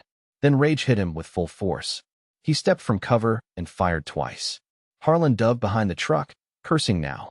One bullet punched through the passenger door. The other shattered the windshield in a spiderweb bloom. Overhead, Raina had regained position. Her shot blew a fist-sized chip from the concrete scale house inches from Harlan's shoulder. He rolled, came up low, and disappeared beneath the truck. "Buck," Jed snapped through the radio. "South side. He's using the trailer." Buck moved before the sentence finished. He cut around the warehouse corner at a run just as Harlan came out the other side, dragging a shotgun from the truck cab. They saw each other at the same moment, close enough that neither had time for careful aim. Harlan fired first. The blast tore feed dust and metal from the wall beside Buck's head. Buck dove behind the forklift and came up with his own rifle half-shouldered. Harlan laughed once, breathless with effort and pleasure all mixed together. "There you are." Buck answered by shooting through the forklift mast. The round caught Harlan high in the left arm and spun him back a step. Not enough. The man switched the shotgun to his other hand with a snarl and kept coming. The fight collapsed distance fast after that. Too fast for rifles, too tight for sense. Buck slammed into Harlan at the warehouse door, and both men hit the concrete hard. The shotgun went off somewhere above them, deafening and wild. Buck smelled burned powder, sweat, and the rank animal stink that clung to Harlan's jacket. A fist drove into his ribs. Another caught the side of his head. Buck answered with his forearm across Harlan's throat and felt cartilage shift under the pressure. Harlan was older, meaner, and stronger in ugly bursts. Buck had youth, fury, and a father's years of making him grapple men bigger than himself on dirt that tasted like blood when he got careless. They rolled through spilled grain and broken boards, each trying for a weapon, leverage, anything decisive. Harlan's hand found Buck's cut temple and shoved a thumb into it, so hard white flashed across Buck's vision. "Warm little bastard," Harlan hissed. Buck drove his knee up into the man's wounded arm. Harlan roared, and the sound seemed almost joyful. A shot cracked from outside. Then another. Raina. Harlan heard it too and tried to break away, maybe toward the office, maybe toward whatever piece of ground still gave him control. Buck caught the back of his vest and dragged him toward the open feed pit instead. The hinged grate had been pulled earlier while Buck arranged the sacks and pallets. Under it lay a dark, narrow drop, where augers once moved grain toward the loading system below. Harlan saw the opening one heartbeat too late. He twisted, slammed an elbow into Buck's jaw, and nearly tore free. Then Raina appeared in the warehouse doorway with the rifle shouldered and blood on one sleeve Buck knew was not hers. "Down," she shouted. Buck dropped sideways. Harlan turned toward the voice, bringing the shotgun up with his good hand. Raina fired once. The round hit Harlan square in the chest and drove him backward. His heel found the edge of the feed pit. For a fraction of a second, he hung there, balanced over nothing, surprise finally replacing pleasure on his face. Then he fell. The impact from below came wet and final, followed by the ugly clatter of metal disturbed in the darkness beneath. No one moved. Dust drifted through the shaft of evening light cutting in from the door. Buck pushed himself upright on shaking arms and listened. He heard only his own breathing, then Raina's, then Jed over the radio, saying his name twice before the words made sense. Buck staggered to the pit edge and looked down. Harlan lay broken on the auger housing 15 feet below, twisted among rust and old grain husk. One hand still twitched. Then it stopped. The quiet that followed did not feel like peace. It felt like weather moving on. Raina crossed to Buck and caught his face between both hands before he realized she was there. "Are you hurt bad?" He touched his jaw, his ribs, the places where Harlan had landed. "Not bad enough." Her eyes searched him another second before she let herself breathe. Outside, Jed was standing in the office doorway with the shotgun and the headphones still hanging around his neck. He looked friendlier than he had that morning and older by years, but his voice held. "The second boy ran when the first one went down," he said. "Took to the ditch and kept going. I did not shoot him." Buck nodded. He was not sure whether that was mercy or practicality. Perhaps both. Raina checked the yard, the truck, the trailer, every angle where one more attack might still be hiding. Only when she returned and said, "It's done," did Buck believe the words enough to feel the violence leave his muscles in pieces. They worked until full dark because practical tasks were the only safe place to put what came after. The dead dog was dragged far from the office. The boy Harlan had shot was covered and laid by the fence until morning, his face too young in death and stripped of the grimy hardness fear had given him. They pulled what fuel and supplies they could from Harlan's truck and trailer, then rolled both vehicles to the far side of the property and left them there. Buck did not want the livestock trailer in sight while he slept again. He doubted he ever would. When at last they sat inside the office with the door barred and lantern light low, exhaustion hit all three of them hard. Raina cleaned the split at Buck's brow again and rapped his knuckles. He discovered she had taken a grazing cut along the upper arm when a shot tore through the warehouse door. It had bled enough to soak one sleeve, but not enough to slow her. He held her arm while Jed passed gauze and watched her keep her face unreadable through the sting. "Hurts?" he asked. "Yes," she said. "Good. Means you're still here. Your bedside manner is getting romantic." Jed, half slumped in the desk chair with a blanket over his knees, said, "I am begging you both to spare an old man at least 10 minutes before becoming insufferably fond in front of him." Raina laughed for real then, and the sound filled the office in a way that made Buck's chest ache for entirely different reasons. After midnight, once the wounds were wrapped and the guns cleaned, Jed tuned the rig again. The first voice they heard was static, then a burst of tones, then the trucker from north of Lufkin reading out road conditions to nobody in particular with stubborn professional rhythm. After that came silence for so long Buck thought the night had gone empty. Then a woman's voice rose through the hiss. Any station answering dusk call, this is May. Repeat, this is May. Marker 43 means lock marker on the old river channel. We have moved 2 miles east to the highway maintenance barn with blue doors. Father alive. Leg worse. If any warm souls hear this, answer once and keep it short. Raina sat up straight. Jed's fingers moved over the controls. Buck looked at the map tacked to the wall, at the river line, at the little marks Jed had made by hand the night before. Can you place it? He asked. Jed nodded slowly. I think I can place it close enough. He keyed the mic. For a heartbeat, Buck thought of Harlan listening, of the danger built into every answer. And then he remembered the body in the feed pit below and let the thought go. May, this is Black Cypress Relay, Jed said in a voice gone clear and formal. 3 immune survivors receiving. We copy blue doors east of lock marker 43. Hold position if safe. Answer Dawn if able. Static rushed back at once. Then the woman returned weaker than before. Copied. I will answer at dawn. The signal vanished. No one in the room spoke for several seconds. At last Jed leaned back in the chair and closed his eyes. Well, he murmured, there it is. Hope did not arrive shining. It came thin and cautious, carrying pain with it, asking for fuel and distance and risk. It came in the voice of a woman with a wounded father waiting by blue doors somewhere downriver. It came through a cobbled radio powered by batteries older than comfort. It came after violence, after fear, after the proof that cruel men could move through empty places and still make them worse. Still it came.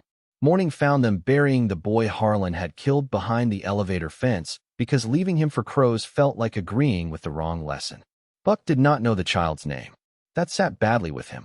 He marked the grave with a flat stone anyway. They did not bury Harlan. Buck stood at the feed pit opening once more while the dawn wind moved across the property and decided the earth had no obligation to take a man gently just because he was dead. They covered the pit and left him to darkness and rust. Afterward, Jed spread the map over the office desk while sunlight turned the window grime gold. The maintenance barn May described should be here, he said, tapping a point east and south of their current position. Maybe 60 miles if roads behave, which they will not. She's close enough that you can reach her in a day if you don't get pinned or detour around washed bridges. Buck looked at the route, then at the older man. You said you. Jed gave him a dry look over the map edge. My heroic traveling days are over before breakfast most mornings. Raina frowned. You can't stay here alone. Not after all this. Not here, Jed agreed. But I can go back to Walter's place or some other hole with the rig and the batteries. Now that the biggest listening problem in the county is cooling in a pit. I'm slower than both of you and more dependent on refrigeration than a man ought to be. Out on the road, I become something you have to save every 8 hours. Behind a radio, I become useful. Buck started to argue and stopped. He hated the idea because it tasted too much like parting from one of the few good things they had found. He also knew Jed was right. The old man must have read that on his face because his own expression softened. Son, I am not asking to be abandoned. I am asking to do the part I'm actually built for. There are voices out there. Scared people. Sick people. Folks trying to decide whether to answer. If I stay behind a microphone and keep a schedule, you'll have somewhere to call and somebody to listen. Raina rested both palms on the desk and bowed her head once as if acknowledging a truth she did not enjoy. Dusk and dawn, she said.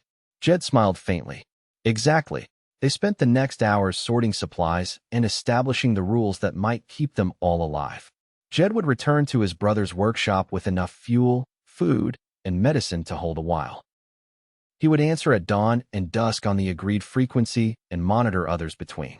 Buck and Raina would head for the maintenance barn by the river and any survivor voice that still held steady after that. They would not give exact locations unless trust had been built. They would keep messages short. If one missed a call, the others would not assume death until 3 misses in a row.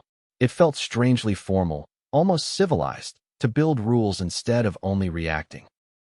When the truck was packed, Buck stood with Jed beside the office door while Raina checked the straps over the cargo one final time. You sure? Buck asked. Jed looked toward the tower where the antenna wire shivered in the breeze. No, he said, but I'm old enough to know sure is a luxury. This is the best thing I can see, and that counts for more. Buck held out his hand. Jed ignored it and pulled him into a brief one-armed hug that smelled of dust, insulin cooler, and the tobacco he no longer had enough of to waste. "Bring back voices worth hearing," he said. Buck swallowed once. "You stay loud enough to find." Raina embraced the older man next. When she stepped away, her eyes were bright, though she would have denied it if accused. The sun had climbed high enough to bleach the yard by the time Buck and Raina got into the truck. The broken rear window still let the morning air move through the cab, but now the current carried something besides smoke and fear. It carried direction. Buck started the engine and looked once in the mirror at Jed standing by the office with one hand raised. Behind him, the grain elevator towered pale against the sky, no longer just a ruin, but a point on a map where somebody would answer if called.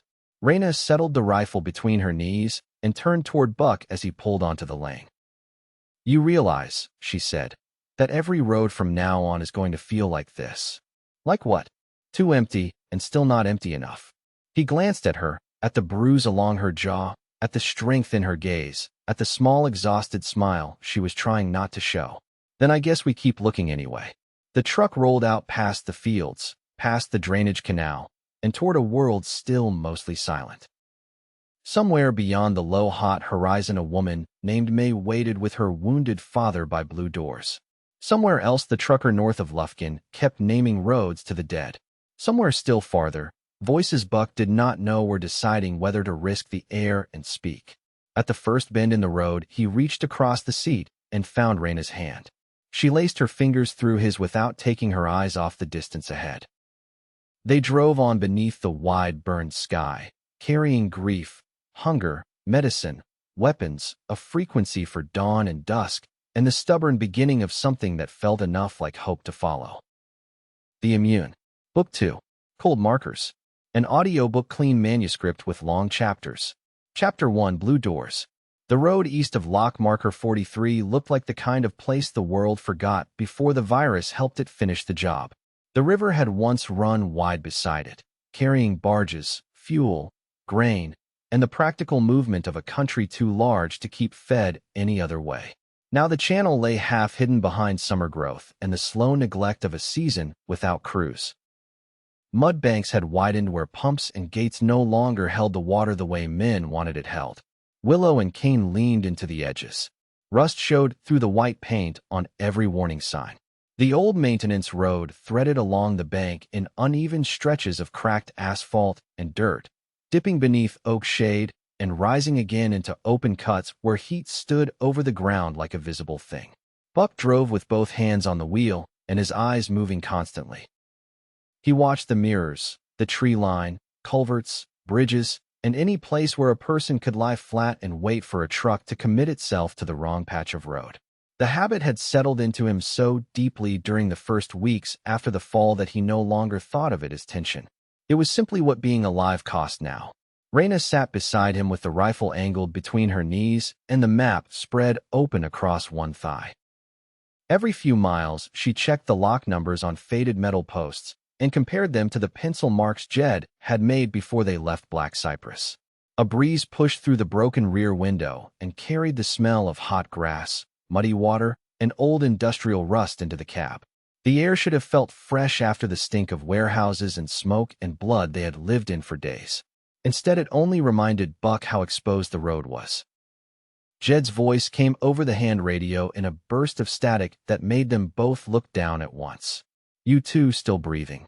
Buck took the handset from the cup holder and held the transmit switch. "Last I checked." Jed answered with the faint, dry humor that had already become familiar enough to feel anchored. "That is the kind of optimism I am trying to cultivate from this end. I caught another weak pulse on the band about 10 minutes ago. Not May. Male voice or close to it. Too broken up to make words. Could be distance. Could be a bad set. Could be somebody listening without the nerve to answer." Buck glanced at Raina. She was already watching him. "You get a direction?" he asked. "No, just a pulse. It faded before I could pin it. I thought you should know the air is not empty." Raina leaned closer to the handset. "We copy. Anything else?" A pause crackled between them. When Jed spoke again, the humor had thinned. "Watch the bridge before the blue doors." The south rail looked dipped the last time May came through. If the substructure shifted during spring flood, do not trust weight to memory. Buck said he understood, and the signal dissolved again into hiss. He set the radio back in place and kept driving. The silence that returned to the cab felt less empty than before. Somewhere out there, another voice had touched the band and withdrawn. That was the trouble with hope in this new world. Even the smallest piece of it could sharpen every sense until you started mistaking danger for promise or promise for danger. Raina folded the map narrower and looked out through the windshield. The bruise along her jaw had turned yellow at the edges, though the cut above it was still healing. Her hair was tied back with a strip torn from an old t-shirt, and sunlight flashing through the trees caught in the loose strands around her temples. "You thinking about the same thing I am?" she said. Buck kept his gaze on the road. "Depends what you were thinking. That anybody quiet on the radio is either scared for a reason or giving you one. Then yes." She nodded once as if that settled nothing, but at least confirmed the danger was shared. They had left Black Cypress at first light with less food than Buck liked and less medicine than he could stop counting.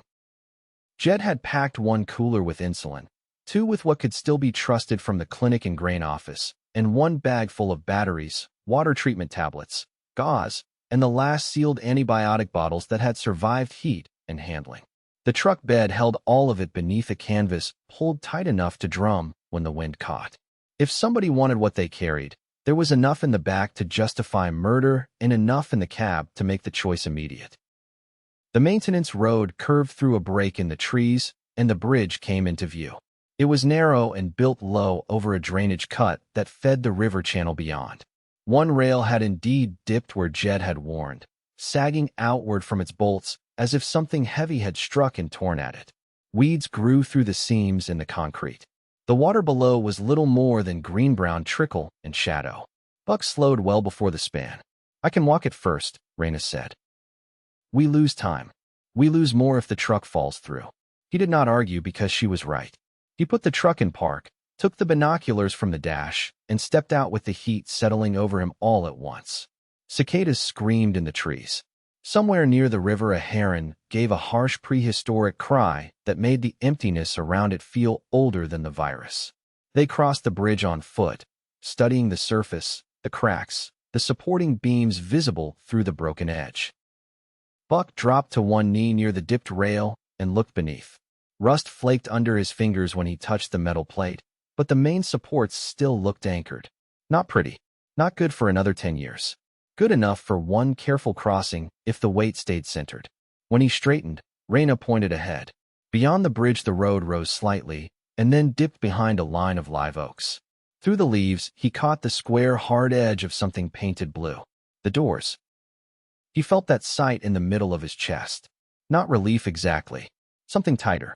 A recognition that another person's voice had become a place in the world. They drove across at little more than a crawl. The bridge complained under the tires with small grinding sounds that made Buck keep his jaw set until they reached the far side. Then the road bent through shade and opened on a maintenance yard enclosed by chain-link fence gone loose at 1 corner. The barn stood at the back of the lot, long and low, its steel siding streaked with rust and dust. 2 broad doors faced the road, painted a worn industrial blue that had faded unevenly under years of weather. A county emblem peeled off 1 panel in translucent flakes. Beside the barn sat a fuel tank cage, a line of orange traffic barrels, and a flat-bottom boat on a trailer with both tires half flat. A smaller office structure leaned slightly to one side beneath a dead security light. Nothing moved. That bothered Buck more than if they had seen someone right away. He pulled the truck to a stop outside the fence break and killed the engine. The silence rushed in so fast his ears rang. Raina had the rifle up before the vibration fully left the steering wheel. "Windows on the office are covered from inside," she said quietly. Buck followed her gaze and saw the boards. Not old. Fresh enough that the cut edges still showed pale wood where weather had not darkened them. He took the radio handset and keyed once. "May, this is Buck. We are outside the blue doors." Static answered. Then a woman's voice came from somewhere ahead and to the left. Not through the radio, but through the yard itself. "Step out slow and keep your hands where I can see them." Buck and Raina got out together. The voice belonged to the narrow catwalk above the office door. May was crouched there with a hunting rifle braced over the rail and her cheek against the stock. She looked thinner than Buck remembered from the ranger station story she had never been present to tell, all hard lines and exhaustion. Her brown hair had been hacked shorter since the radio call, or tied back so tightly it looked cut. Sun had darkened her skin along the forearms.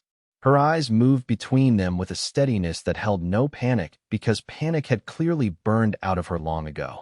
She took in Buck first, then Raina, then the truck. "You came fast," she said. "You sounded like you needed it," Buck replied.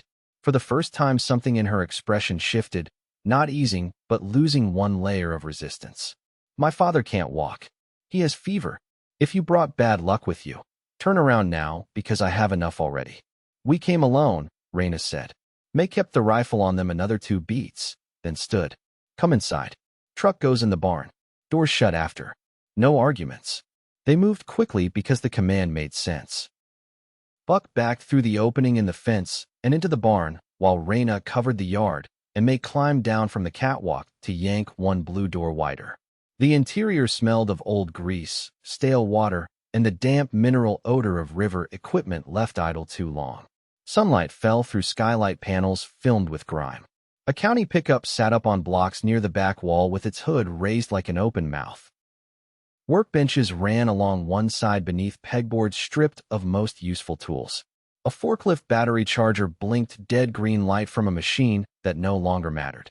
On a cot near the office doorway lay an older man with a leg splinted from thigh to ankle and a sheen of fever on his face that Buck recognized before he was close enough to feel the heat.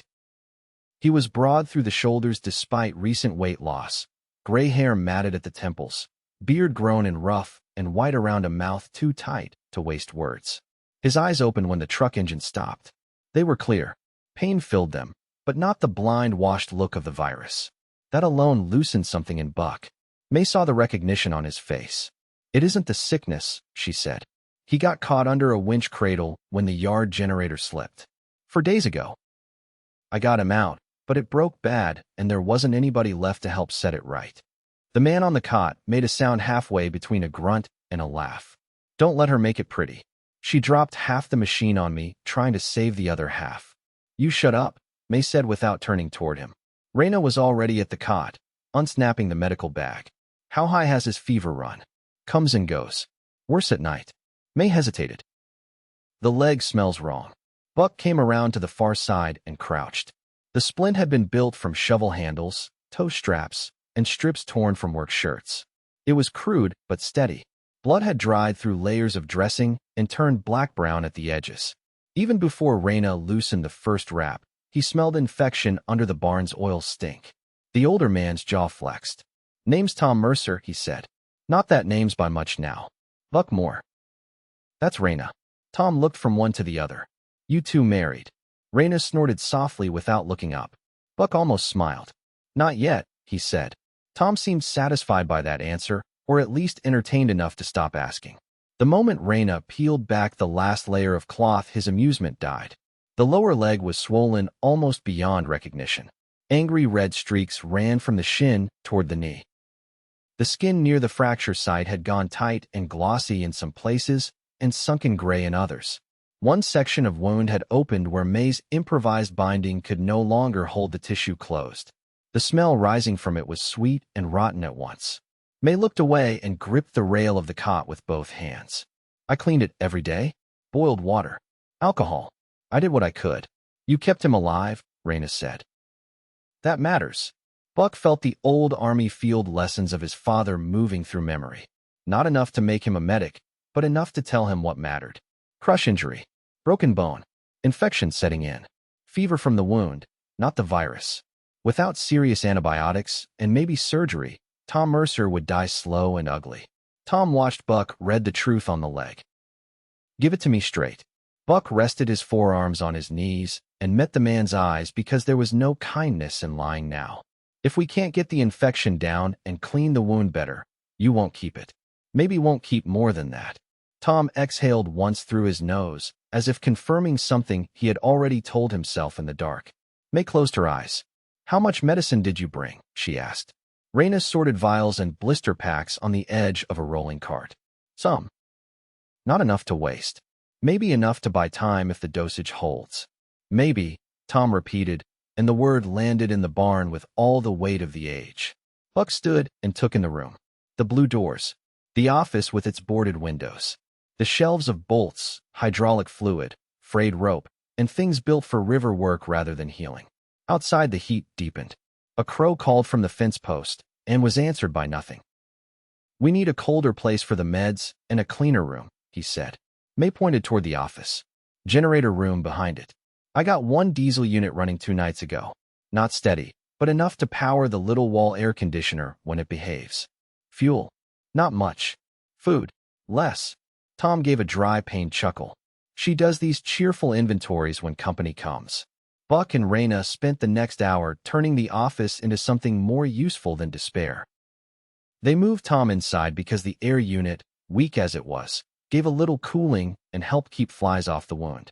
Buck siphoned diesel from the county pickup into the portable generator while Raina mixed the first antibiotic dose and got it down Tom's throat with measured water. May showed them her food. 3 cans of pinto beans, a sack of rice crawling with weevils that could still be cleaned if one had patience, 2 jars of peaches, half a box of crackers gone soft in the humidity, and a little coffee she had saved because her father loved the smell even when there was no sugar for it. No one said aloud that 4 adults could not stay here long. By dusk, the blue doors were barred from inside. The office smelled of sweat, antiseptic, diesel exhaust, and river mud carried on boots. Raina sat with Tom while Buck climbed the catwalk to watch the yard through gaps in the tin siding. The sun lowered red through haze that did not come from weather alone. Somewhere many miles away, another fire still consumed what the world had been. May came up beside him with 2 mugs of coffee thin enough to show light through. "You really answered," she said.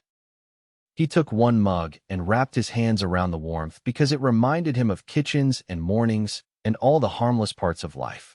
Jed answered first. "We drove." That old voice on the radio. He sounds like somebody who used to know what to do when everything went wrong. He mostly knows how to keep talking until the rest of us do. May leaned her shoulder against the support beam and watched the yard below. "My father worked these locks almost 20 years. He knew every bend, every gate, every service shed with a cot and a bad coffee pot in it. When the sickness came, we stayed moving along the river because water pulls people even when roads don't. Thought we might find a crew, a ranger, somebody." Her eyes stayed on the fence. "Mostly we found signs we were late." Buck understood that too well to answer right away. May took a sip, made a face at the bitterness, and kept going. "The generator cradle slipped when we were trying to hoist a pump head. I heard his leg break before I got clear of the chain. After that I stopped moving and started hiding. Radio was the last thing I had not tried. Below them a wind shifted across the yard and stirred dry leaves against the concrete. Jed heard another voice this morning," Buck said. May turned her head. "Good or bad?" "No idea. Male maybe. 2 broken up to track. That means somebody's listening to the same hope we are." He looked at her. "That why you called it warm souls?" One corner of her mouth moved. "My father always says the world used to run on warm bodies and diesel. Now diesel's winning." The attempt at humor failed halfway through. Buck did not blame her. Below them, through the office doorway, Raina's low voice floated out as she spoke to Tom in the steady tone she used when pain needed to be kept from taking the whole room. Night settled over the yard with the same quick hard drop it always seemed to have now. No city glow softened the horizon anymore. Darkness came like something honest. They made one scheduled call to Jed and got his dusk report. No new clear signals. No movement at Black Cypress. He had marked their location on the wall map and would keep answer windows at first light and full dark. Afterward, Buck took first watch at the office door while Raina slept curled on a blanket near the desk and May lay beside the cot with one hand on her father's uninjured arm. It was sometime past midnight when he heard the engine. Not close. Not loud. Just a brief carrying thrum somewhere beyond the bend in the maintenance road. Then silence cut, so sharp it could only mean the vehicle had killed its lights and coasted or stopped to listen. Buck went still. The generator outside coughed unevenly. Tom breathed in short, fevered pulls. Raina's eyes opened before he touched her because sleep had become something she only visited, never trusted. He lifted one finger to his lips. A minute passed. Then another. The night beyond the office remained dark and unreadable. May was awake too now, one hand closing around the rifle she had kept beside her even in sleep. She saw the look on Buck's face and mouthed one word. What? He leaned close enough for whisper to matter. Engine. Out by the bend. Tom shifted on the cot and grimaced. Could be a boat motor carrying from the channel. Could be, Buck said, though he did not believe it. They waited through the rest of the night without another sound. Still, when dawn came pale over the yard and painted the blue doors a washed-out color somewhere between hope and rust, the world outside the fence no longer felt empty. It felt watched. Chapter 2, Fever Mile. Tom Mercer could not ride in silence because pain kept finding him too quickly when the truck went quiet. He talked in short bursts between clenched teeth as Buck eased the vehicle along an old farm-to-market road north of the river, heading toward the veterinary clinic Jed had marked the night before. The route was longer than any of them wanted, but the maintenance barn had become too exposed the moment Buck heard that engine in the dark. They had found no fresh tire tracks outside the fence that morning, no cigarette butt, no boot print clear enough to swear by. Only the raw sensation that some line had been crossed between radio hope and human attention. So they packed again. The office had been stripped down in minutes. Meds and coolers. Rice bagged. Crutches made from barn pipe and rags for a man too injured to use them. The last of May's coffee tucked into a side compartment because Tom's face had gone strangely stubborn at the idea of leaving it. Then they rolled the blue doors open, let the day glare flood the barn, and departed into a road network made for utility crews rather than families. Tom lay stretched across a mattress of moving blankets in the truck bed beneath the shade tarp. May rode back there with him, one hand braced on the side wall, rifle across her lap, watching the road behind through the gap where the rear glass had once been. Raina sat in front with the map and the hand radio. Sweat had already gathered at the base of her throat, though it was not yet noon. This part used to flood every spring, Tom said from the back. County'd close it, folks would ignore the signs, and we'd go pull them out one by one because human stupidity floats longer than a truck. May reached down to adjust the cooler at his shoulder. Save your breath. Using it while I have it. Buck glanced in the rearview mirror and caught only pieces of them. Tom's drawn face, May's forearm, the tarp flapping gently overhead. The sight of other lives riding in his truck still struck him in sudden waves. For so long survival had meant a single body, then two, then three at the grain elevator. Now there were 4 souls counting on a machine that had already taken more abuse than any sane mechanic would bless. The road opened into low fields gone wild with waist-high grass and volunteer mesquite. Farmhouses sat at great distances from one another, most of them white rectangles under live oaks, their porches empty and their windows dark. Buck kept expecting movement, a curtain twitch, a figure on a roof, somebody with a gun, and too much fear.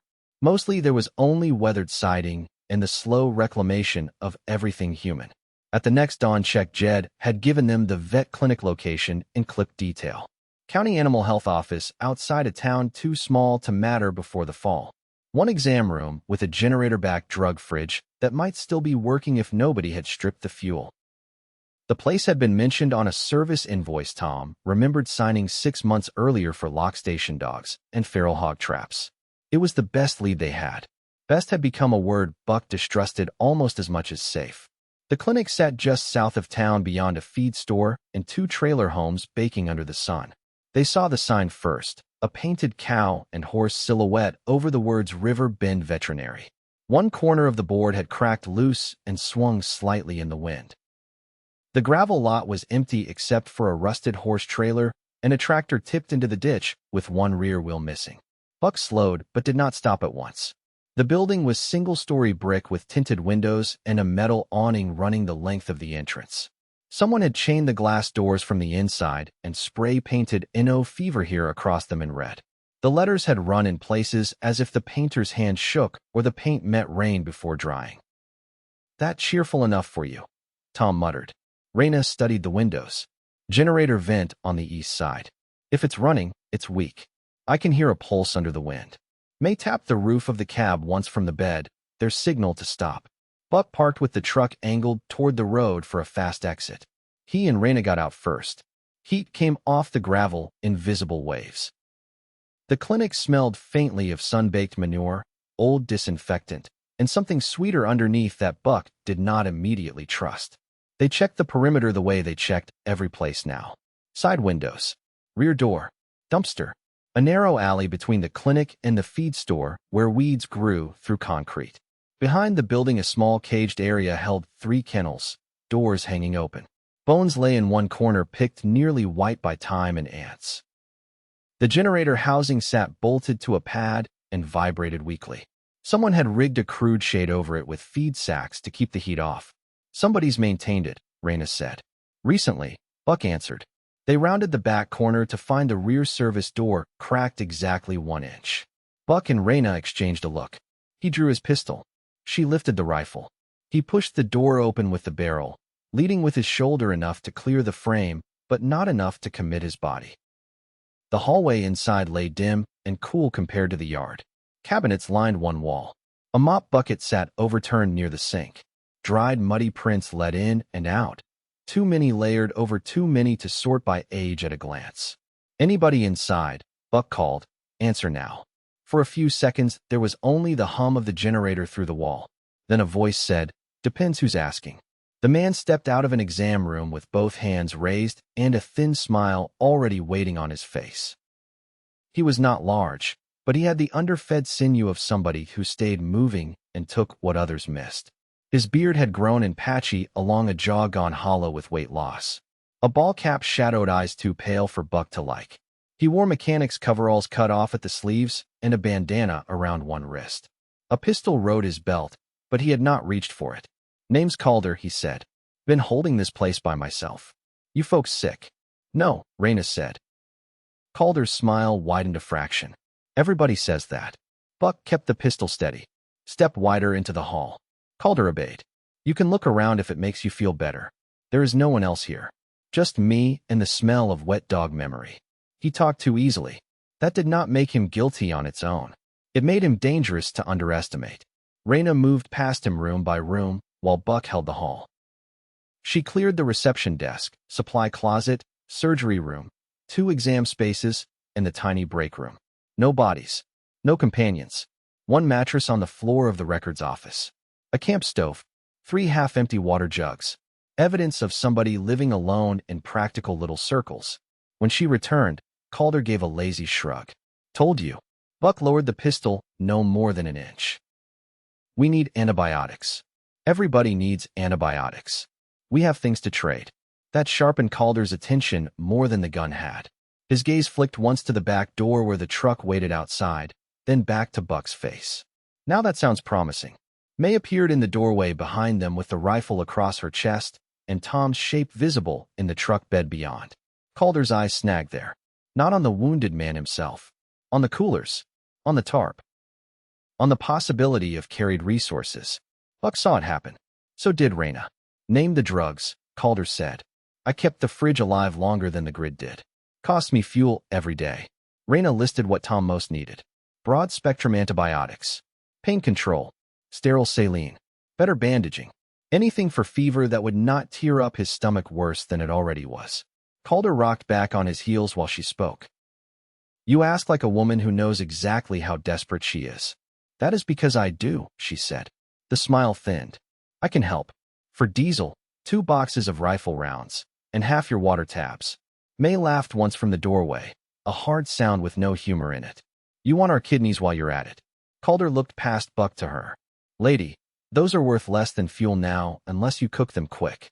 Tom's voice came weak from the truck. "May." Buck did not take his eyes off Calder. "Show us what you have first." For a moment Calder did not move. The generator hummed. Flies tapped against a rear window somewhere down the hall. At last he turned and led them to the drug fridge in the treatment room. There were meds. Enough to matter. Enough to hurt when traded for. Raina checked labels, dates, seals, and storage temp with the blunt concentration of someone who knew hope should always be verified. 2 bottles would work. 3 if they stretched. A pack of syringes still sterile. Lidocaine. Suture kits. Not a miracle. More than they had. "Diesel first," Calder said. "Medicine first," Buck replied. "Then we stand here all day making each other tired." Raina finished loading the chosen drugs into a tray and looked at Buck. She did not say what both of them already knew. Tom needed the medicine more than they needed a cleaner deal. Buck gave Calder 1 jerry can of diesel, half the requested tabs, and 1 box of rifle rounds. Calder argued exactly long enough to prove greed, then accepted because he knew the truck outside carried a wounded man, and that urgency made bargaining ugly. It should have ended there.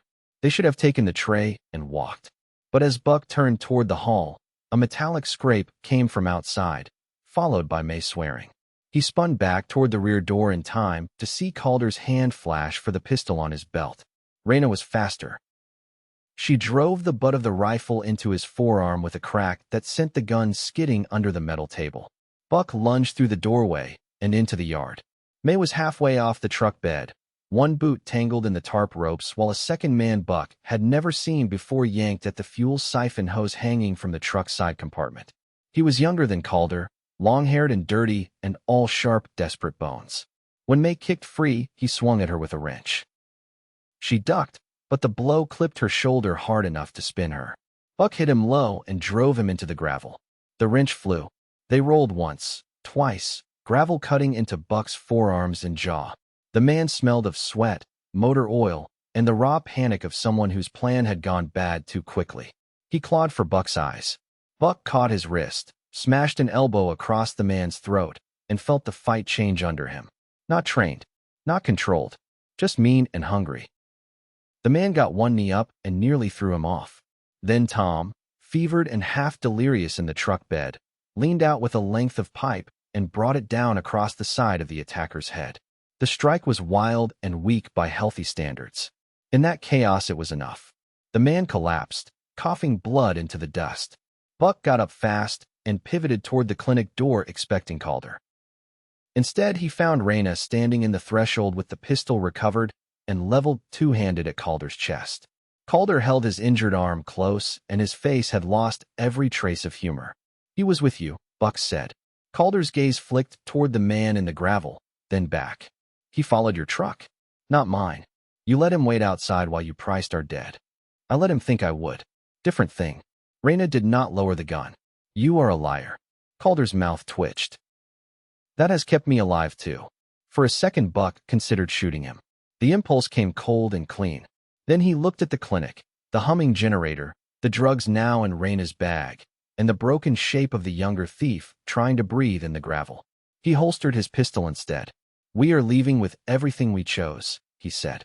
"You point a weapon at us again, you lose the hand before the life." Calder laughed once under his breath, but the sound held no mirth. Fair enough. May had regained her footing and was already readying the tarp with 1 good arm. The younger thief rolled onto his side, groaning. Buck dragged him clear of the truck and saw then how young he really was. Not much older than 19. A ragged scar crossed his forehead. His lip trembled from shock and rage. "Name," Buck said. The boy spat red into the stones. "Go to hell," Tom answered from the bed, voice rough with pain. "Hell is crowded." "Give the man your name." The boy's eyes flicked up at the wounded older man, and something like shame crossed his face before hardening again. "Milo." "You alone." Milo looked toward Calder, who had carefully turned his head away as if association might get him killed. "Used to be." Buck let that sit. Then he took the siphon hose, tossed it into the truck, and stepped back. "If you follow us, don't." It was a useless warning. Even as he said it, he knew the world had thinned too much for simple instructions to matter. They left the clinic with the medicine, 1 extra cooler of insulin Calder had agreed to trade for a second jerry can once he realized Tom was diabetic, and the lasting knowledge that any place with useful supplies drew people whose morality had gone ragged at the edges. They drove until the town fell behind them, and the road turned narrow and tree-lined again. Only then did Raina prepare the stronger antibiotic and clean Tom's wound properly, while the truck idled beneath pecan's shade. Tom bore it with his teeth sunk into a folded rag and both hands white-knuckled around the edge of the mattress. May knelt beside him, holding his shoulders steady while Buck watched the road with the rifle and the image of Calder's pale eyes still fresh in his mind. When the worst of it was done and the new dressing wrapped, Tom lay back sweating so hard his hair had gone dark. May brushed it off his forehead with a tenderness that seemed to come from someplace older than either of them. How bad? She asked Raina. Raina tied the last knot and sat back on her heels. Better than this morning because he got the first real dose. Worse than I want because the flesh around the break is still trying to die. Tom let out a weak laugh. Not the prettiest review I've had. Buck handed him water. Tom drank carefully and looked out past the trees where the road vanished into heat. That boy was hungry, he said. May stared at him. He swung a wrench at my head. I noticed. Doesn't change the first thing. Buck said nothing. It was easier to hate clean villains. Harder to keep living in a world built mostly from frightened people making smaller and uglier circles around themselves. By late afternoon, clouds had gathered from the west, building tall and dark over the trees. Thunder muttered far off. They needed shelter before the rain hit, and Jed's map showed an old church 2 miles ahead on higher ground. The steeple had likely been visible from the road once. Now they only found the place because Tom remembered the cemetery wall. The first drop struck the windshield just as they turned into the lane. Chapter 3, Shelter Weather. The church had lost its front doors, half its windows, and every claim to holiness except the one people sometimes gave a place simply because it had survived long enough to keep standing. Rain came down before they could finish unloading, a sudden hard curtain that hammered the roof and turned the packed dirt lot to slick brown paste within minutes. Buck and May dragged Tom inside on the cot, because lifting him through the crooked entrance jolted the legs so badly he nearly blacked out. Raina followed with the coolers and medical bag, while thunder rolled over the low hills in waves heavy enough to shake dust from the rafters. The sanctuary smelled of old hymnals, mouse nests, wet wood, and the mineral cold that lived in buildings left too long to weather alone. Benches still stood in uneven rows facing a simple raised platform and a wall crossed dark with age. A section of the ceiling had caved over the left aisle months or years before, letting vines creep in through the opening and water stain the boards beneath. Yet the rear Sunday school room remained mostly dry, and that was enough. They made camp there while the storm sealed them off from the rest of the world. Buck checked every room twice. He found bird droppings, broken glass, an abandoned stroller, a box of communion cups, and one set of raccoon eyes flashing from the crawl space under the fellowship hall. Nothing human. No hidden listener. No second breath in the dark. When he returned to the Sunday school room, Raina had built order from chaos again. Tom lay on a mattress near the one intact window. May had lit a small lantern on an overturned crate. The medical supplies sat grouped by urgency with more neatness than the world deserved. Rain streaked down the glass in hard silver lines. Tom watched it with the expression of a man who had once spent years reading weather for work and now had no use for the information except memory. If this had come 2 months earlier, he said, the locks would have run mean for a week. May wrung out the hem of her overshirt and looked up. You want me to apologize to the river? I want the river to remember my pension. That got a faint smile out of Raina. Buck took it as a good sign because smiles had become as fragile as flame. He set the rifle within arm's reach and crouched near the lantern.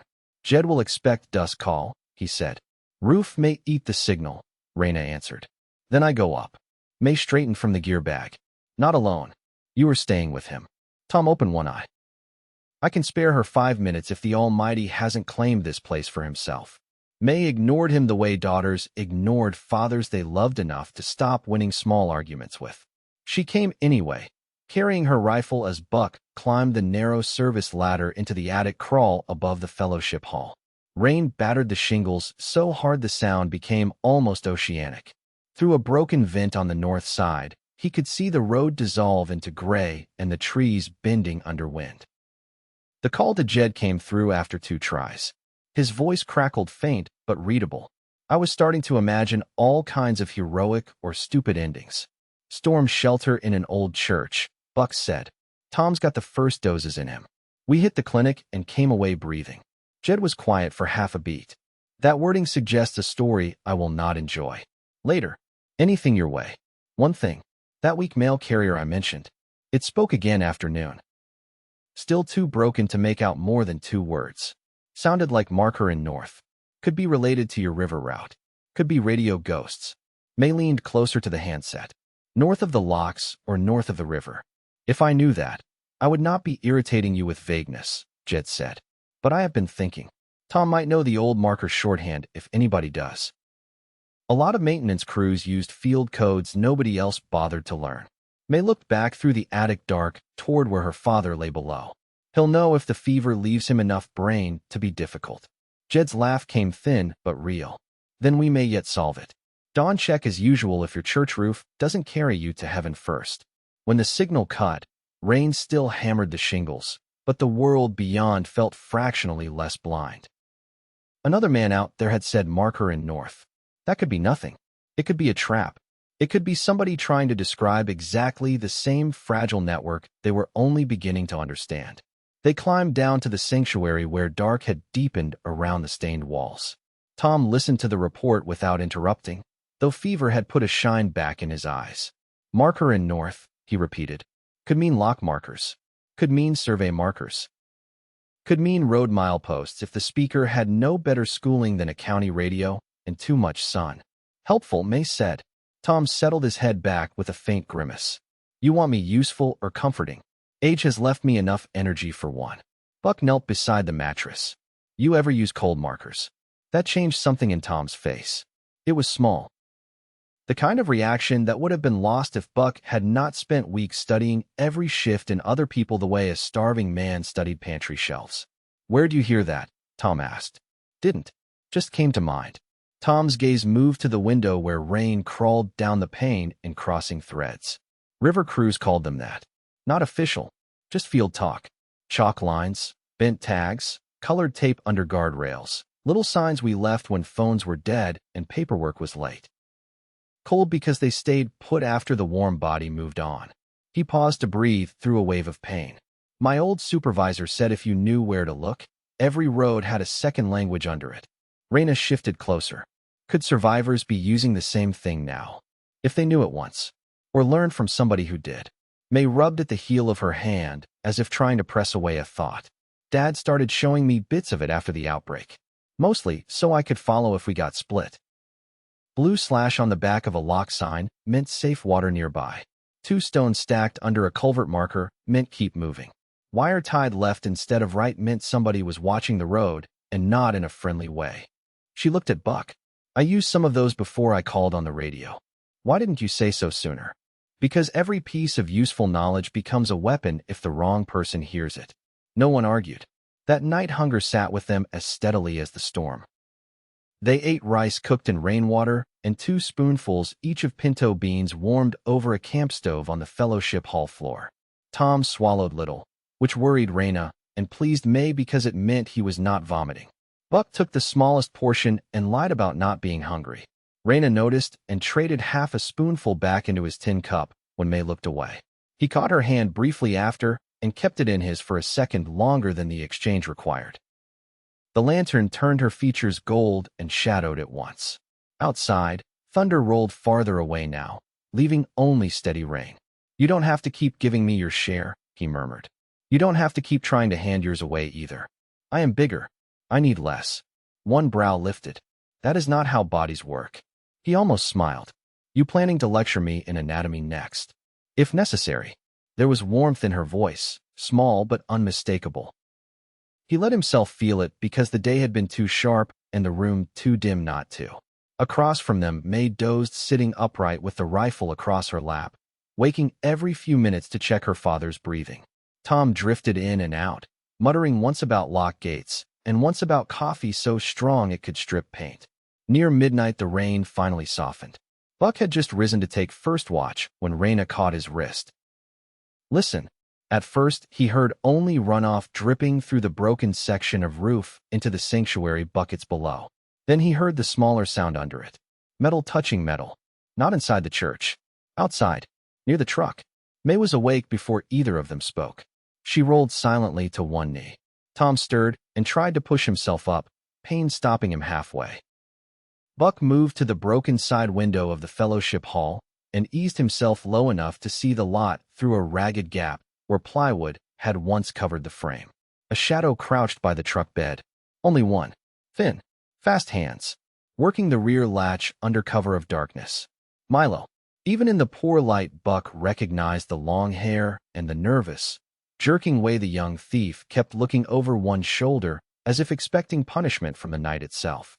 May mouth, "Do I shoot?" Buck shook his head once. Noise would carry too far after the storm. He pointed toward the side door.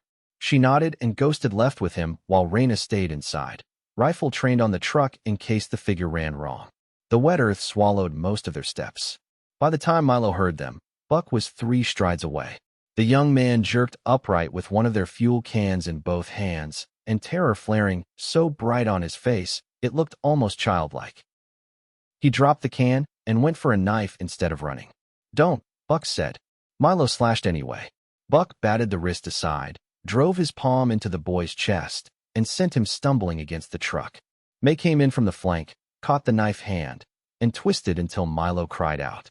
The blade fell into the mud. He sagged there panting, rainwater dripping off his hair and nose. "I wasn't going to hurt anybody," he gasped. May pressed his arm higher until he winced. "You tried that lie at the clinic too." "Calder sent me," Milo blurted. That stopped them both. Buck stepped closer. "For what?" Milo swallowed hard. "Said you had insulin and diesel and enough food to make Winter think twice. Said if I tracked your shelter and came back with what I could carry, he'd trade me a place to stay. And if you didn't..." Milo's mouth tightened. "Then I stayed outside." The rain had reduced to a mist. Somewhere down the road a night bird called once and was silent. Buck took in the raw bones of the boy, the bruise still dark at his temple where Tom had struck him, the trembling that had not stopped since they cornered him. Desperation was one thing. Returning after dark to rob a wounded man's truck was another. Still, when Milo looked at them, he looked less like a wolf than like someone who had spent too long learning from them. "How far behind?" "No one behind. I came alone." "Calder doesn't move if he can make somebody else do it first." May looked at Buck over the boy's shoulder. He knew the question in her eyes because he felt it too. "Kill him. Tie him. Drive him off barefoot. Leave him with nothing." Every option carried risk. Every mercy did too. From inside the church, Tom's voice floated weakly through the doorway. "Bring him in before the mosquitoes drain him. If we're going to decide his soul, I'd like to hear the evidence." May shut her eyes once in frustration and hauled Milo upright by the back of his collar. Inside, the boy sat on the fellowship hall floor with his wrists bound by extension cord and stared at the lantern flame as though it were the first stable thing he had seen in months. He smelled of wet clothing and old fear. Raina kept the rifle across her knees. Tom regarded him from the mattress with fever-bright patience. "You hungry?" Tom asked. Milo hesitated, then nodded. May swore softly under her breath. Tom looked at her. "Feed him enough to hear straight. Starved people lie bad." She wanted to argue. Instead, she opened one of the tins and gave Milo half a cup of rice and bean mash so small it seemed almost cruel. He ate like a dog, expecting the bowl to vanish. When he finished, Tom asked the first useful question. "This Calder alone?" Milo wiped his mouth with the back of one wrist. "Mostly. He lets people bed down there if they bring him things. Then he takes more than promised and waits for them to leave. Says partnership is just slow theft if you don't get there first." "You been with him long?" "Since June, maybe. I don't know. Days got weird." Buck leaned against the wall with his arms folded. "Why tell us anything?" Milo looked up at him, eyes hollow and furious all at once. "Because if I go back without the fuel, he'll stop letting me in. Because if I don't go back, I still don't know where to sleep tomorrow. Because I am tired of earning scraps from men who never risk their own skin." His breathing hitched. "Because I heard you talking to each other, and none of you sounded like him." The room went still around that. There was no simple answer to a confession like that. Just the stubborn fact that the world kept handing them people at the point where pity and prudence became almost the same shape. Buck looked at Milo and saw every hard road that might still lie ahead of him, then looked at May and Tom and Raina and knew they could not afford to carry one more uncertain weight just because it hurt to set him down. Tom settled back against the mattress with a sigh that sounded older than the room. "He told us enough," he said. "More than most would. Doesn't mean he rides with us." Milo's face shut at once, though whether from anger or relief Buck could not tell. "Didn't ask to." "No," Buck said. "You asked for fuel with a knife in your hand. That's different." The boy looked at the floorboards. Water still dripped from his cuffs onto the wood in slow dark dots. After a moment he said, "If you leave me here with nothing, Calder will find me before noon. He runs that White County truck from the clinic sometimes. Loud as hell. No muffler. He likes it because people hear him and start hiding where he expects them to hide." Raina's eyes narrowed slightly. "Why listen for women on the radio?" Milo swallowed. "He says women mean a camp more often than men do. Means somebody's still cooking if there's food, still carrying medicine if there's sickness, still hoping enough to answer polite. He listens for hope because it gathers supplies around it." The words sat ugly in the lantern light. May stared at the boy with a flat, unreadable face that made him look away first. Buck crouched in front of him. "Here's what's going to happen. At daylight you walk south with water, 1 can of food, and that bruise my friend gave you for memory. You do not go back to Calder. You do not follow us. You do not touch another truck that carries wounded people. If our paths cross again, and you're still making your living with a wrench in your hand, I won't stop to talk first." Milo lifted his gaze. It was young in a way that seemed almost painful now, made younger by fear and the obvious effort not to show any. "Why give me anything at all?" Tom answered before Buck could.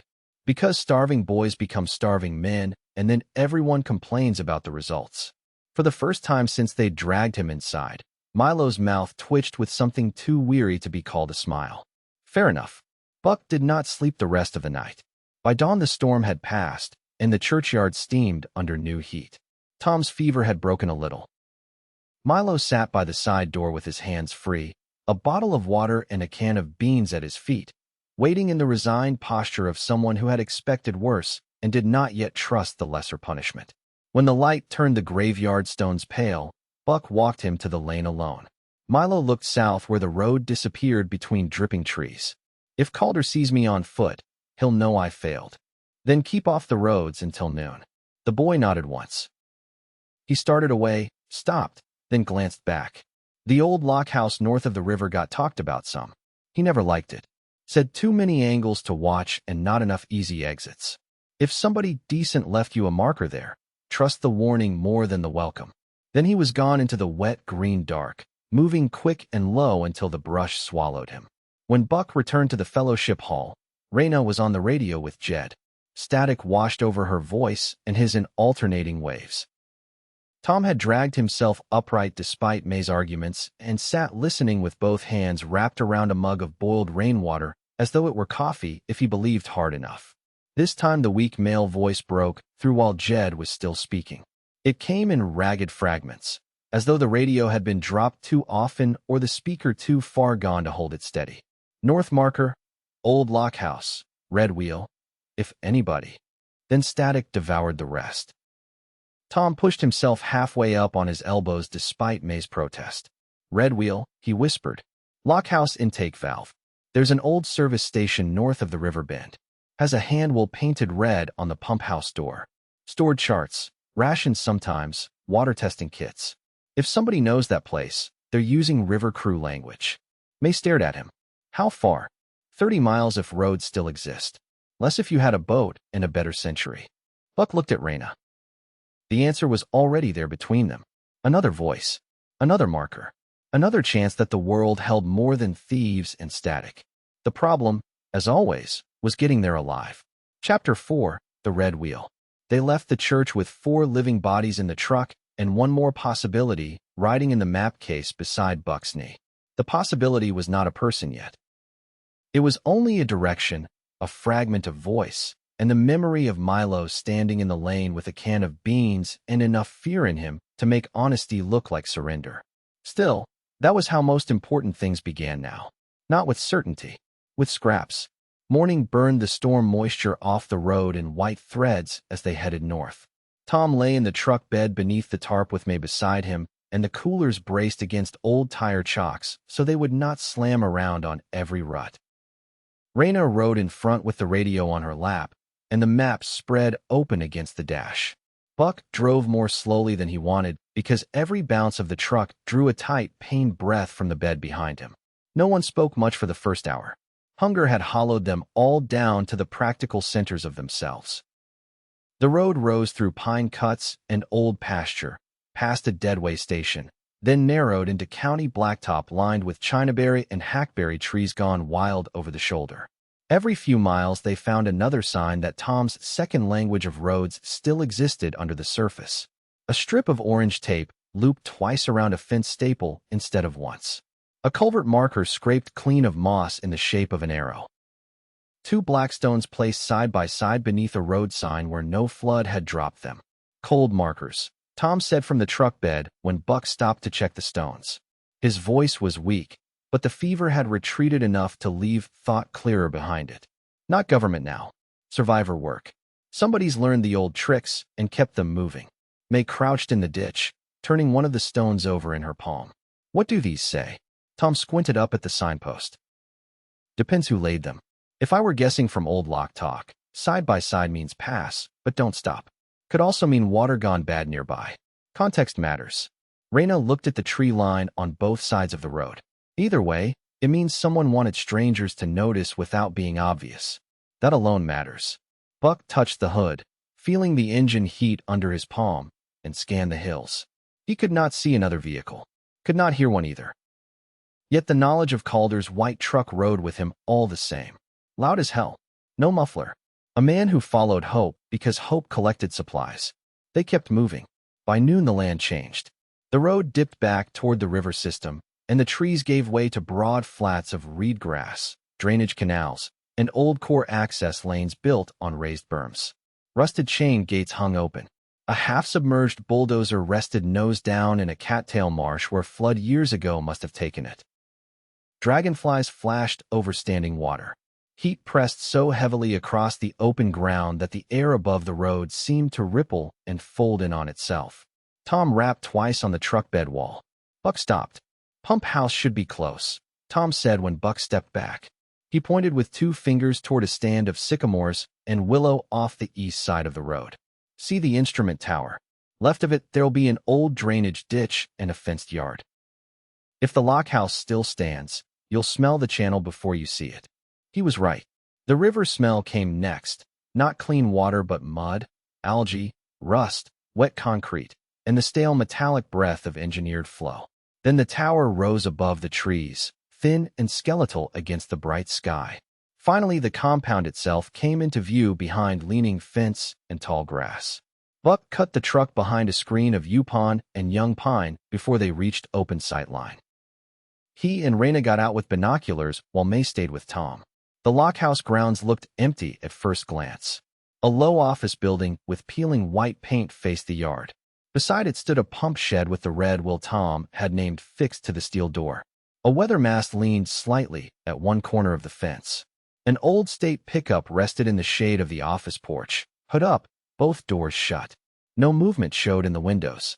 No fresh laundry or smoke or human noise. Then Raina lowered the binoculars and said, "Look at the porch rail." He found it. A dish towel draped over the wood. White with blue stripes. Still damp enough to darken the grain beneath it. Recent. His pulse kicked harder. They approached on foot first, leaving the truck hidden. Buck took the lead with the pistol low. Raina followed with the rifle ready, but not shouldered. Grass whispered against their jeans. Insects droned from the ditch. Somewhere under the pump shed floor a loose sheet of tin clicked in the wind with patient regularity. At the porch steps Buck stopped and listened. Nothing. Not quite nothing. Under the mud smell and the hot metal scent of the yard, there was coffee. Faint but unmistakable. Old enough to cool. New enough to matter. He called once, not loudly. "Anybody here? We heard your marker. We came careful." The office gave no answer. Inside, the rooms held the lived-in disorder of someone who had not meant to vanish forever. A cot was rolled against the wall beneath 3 river charts. A little camp stove sat cold on the floor. A can of peaches stood open on the table with a spoon still in it, flies not yet thick enough to claim long abandonment. Beside the radio set lay a ruled notebook with 3 pages torn out. A jacket hung over a chair back. A pair of boots rested neatly by the interior door. Raina went to the back room and returned shaking her head. No body, no blood, no sign of struggle. Whoever was here left in a hurry, but on their feet. Buck touched the coffee pot on the hot plate. Cool, not cold as the room. He checked the radio set. Battery connected. Frequency close to Jed's relay. On the wall beside it, drawn in careful pencil, was a column of times. Dawn, dusk, Storm. No answer.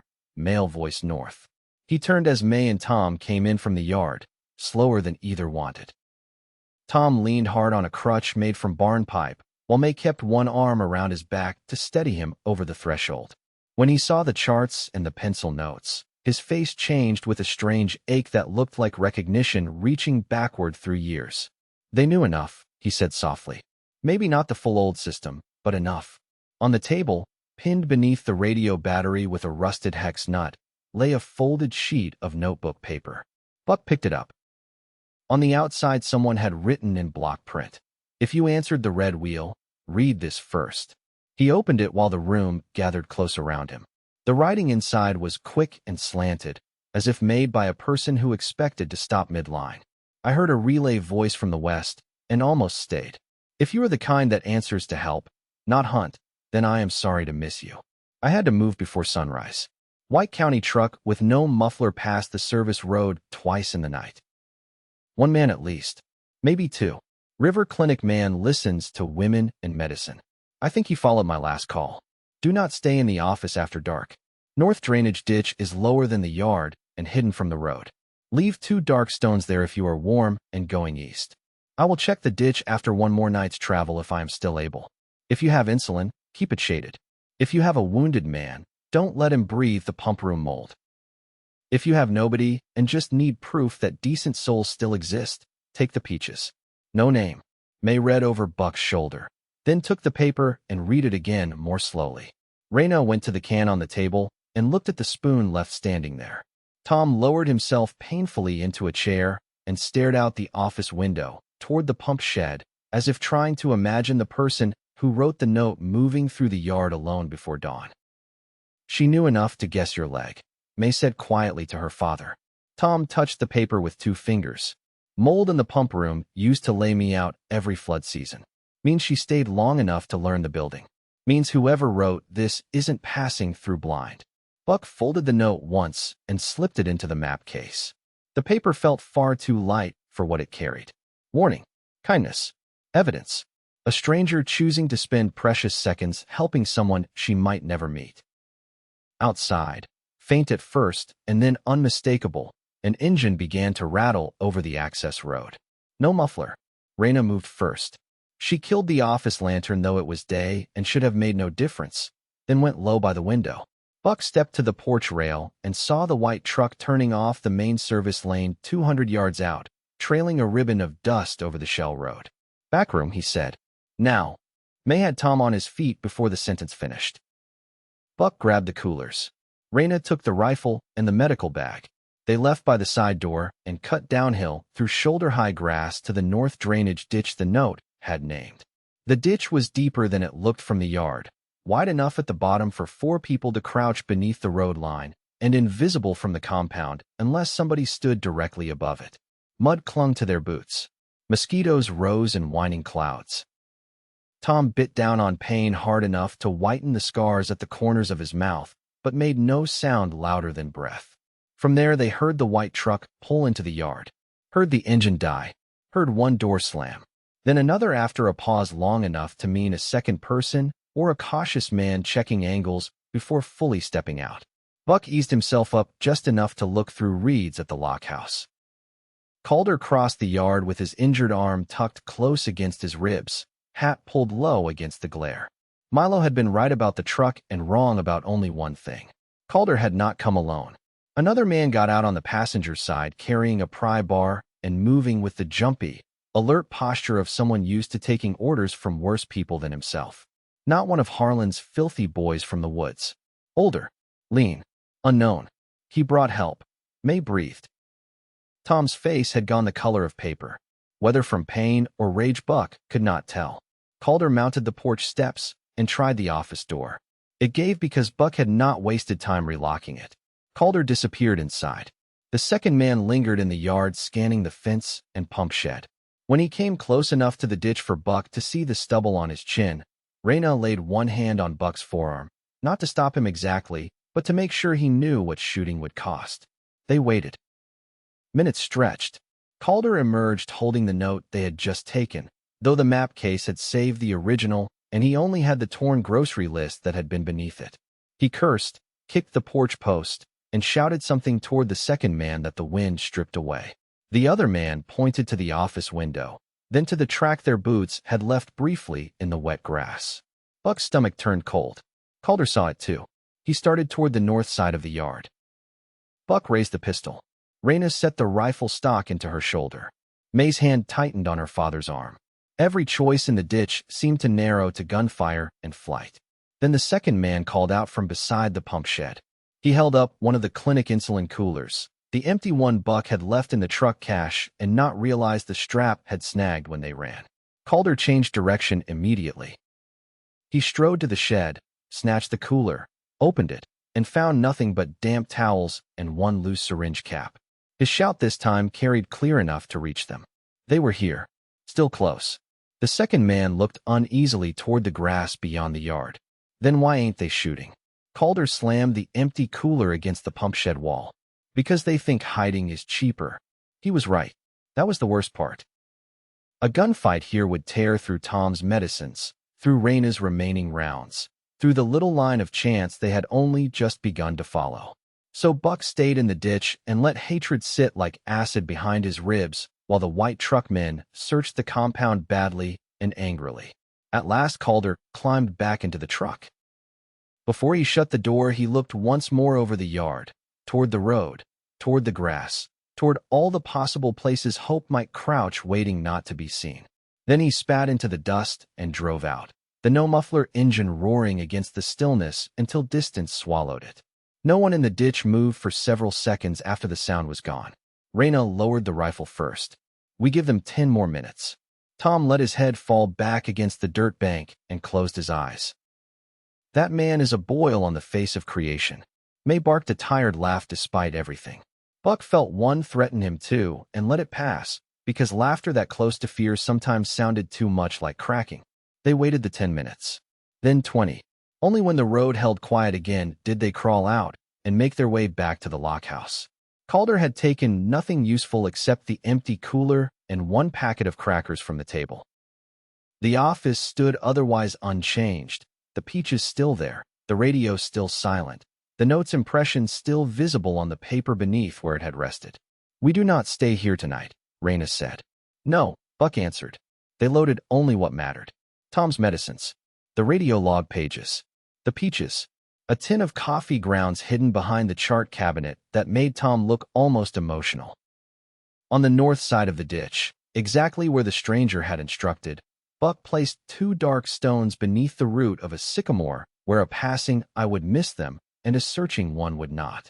When he straightened, May stood beside him looking east through the trees where the next service road vanished into glare. You think she'll come back for those? She asked. If she's alive. If she trusts the sign. If Calder didn't scare her farther than that. May folded her arms and looked down at the stones. Hard way to build a world. Buck thought of his family gathered one last time in the living room. Thought of Raina on the porch under moonlight. Thought of Jed behind a radio, Tom breathing through pain, Milo walking south with beans in his hand, and some unseen stranger using her last clear minutes before dawn to leave help for people she might never meet. Might be the only way we've got, he said. They drove east before the sun reached full drop, following a narrow levee road Tom swore would lead to an old survey shack above floodline. The truck rattled. The coolers sweated. Tom drifted into medicated sleep. May kept watch behind. Raina held the map case in her lap with the warning note and radio log tucked inside, like small sacred things that could still burn if handled wrong. As dusk gathered, Jed's voice found them on the handset, thin through distance but steady. Buck told him enough to mark the danger and not enough to lose the shape of the day. White truck. Lockhouse. Note from an unknown ally. 2 stones left at North Ditch. More markers than they had guessed. Jed listened without interrupting. When Buck finished, static filled the line for a moment before the old man answered. Sounds to me like the world is trying to decide whether to stay dead or merely difficult. Buck looked out over the levee where the river flashed copper between trees. You got wisdom for that. Only the cheap kind. Keep moving. Keep answering carefully. And if you see this white truck fellow again, improve his manners by any means available. Raina smiled faintly at that. Tom, half asleep in the back, muttered something approving. When the call ended, night came on slow and red over the wetlands. The truck headlights carved a tunnel through reeds and drifting insects. Somewhere ahead waited a survey shack, uncertain shelter, too little food, and whatever lay beyond the next marker. Somewhere behind them, under a sycamore root by the north ditch, two dark stones waited for another pair of eyes to find them. Buck rested one hand briefly over the map case on Raina's lap and felt her cover it with hers. The world was still mostly empty. It was still cruel enough to punish softness and vast enough to lose people forever between one road and the next. Yet it was no longer featureless. There were signs now. Warnings. Tiny acts of mercy hidden in plain sight. A trail made not by crowds or strongholds, but by a few stubborn souls refusing to let the others vanish without a trace. Ahead of them, the levee bent east into the falling dark, and Buck drove toward it with hunger in his belly, love beginning under his hand, danger at his back, and the first real map of the living unfolding one cold marker at a time. Chapter 5, Survey Light.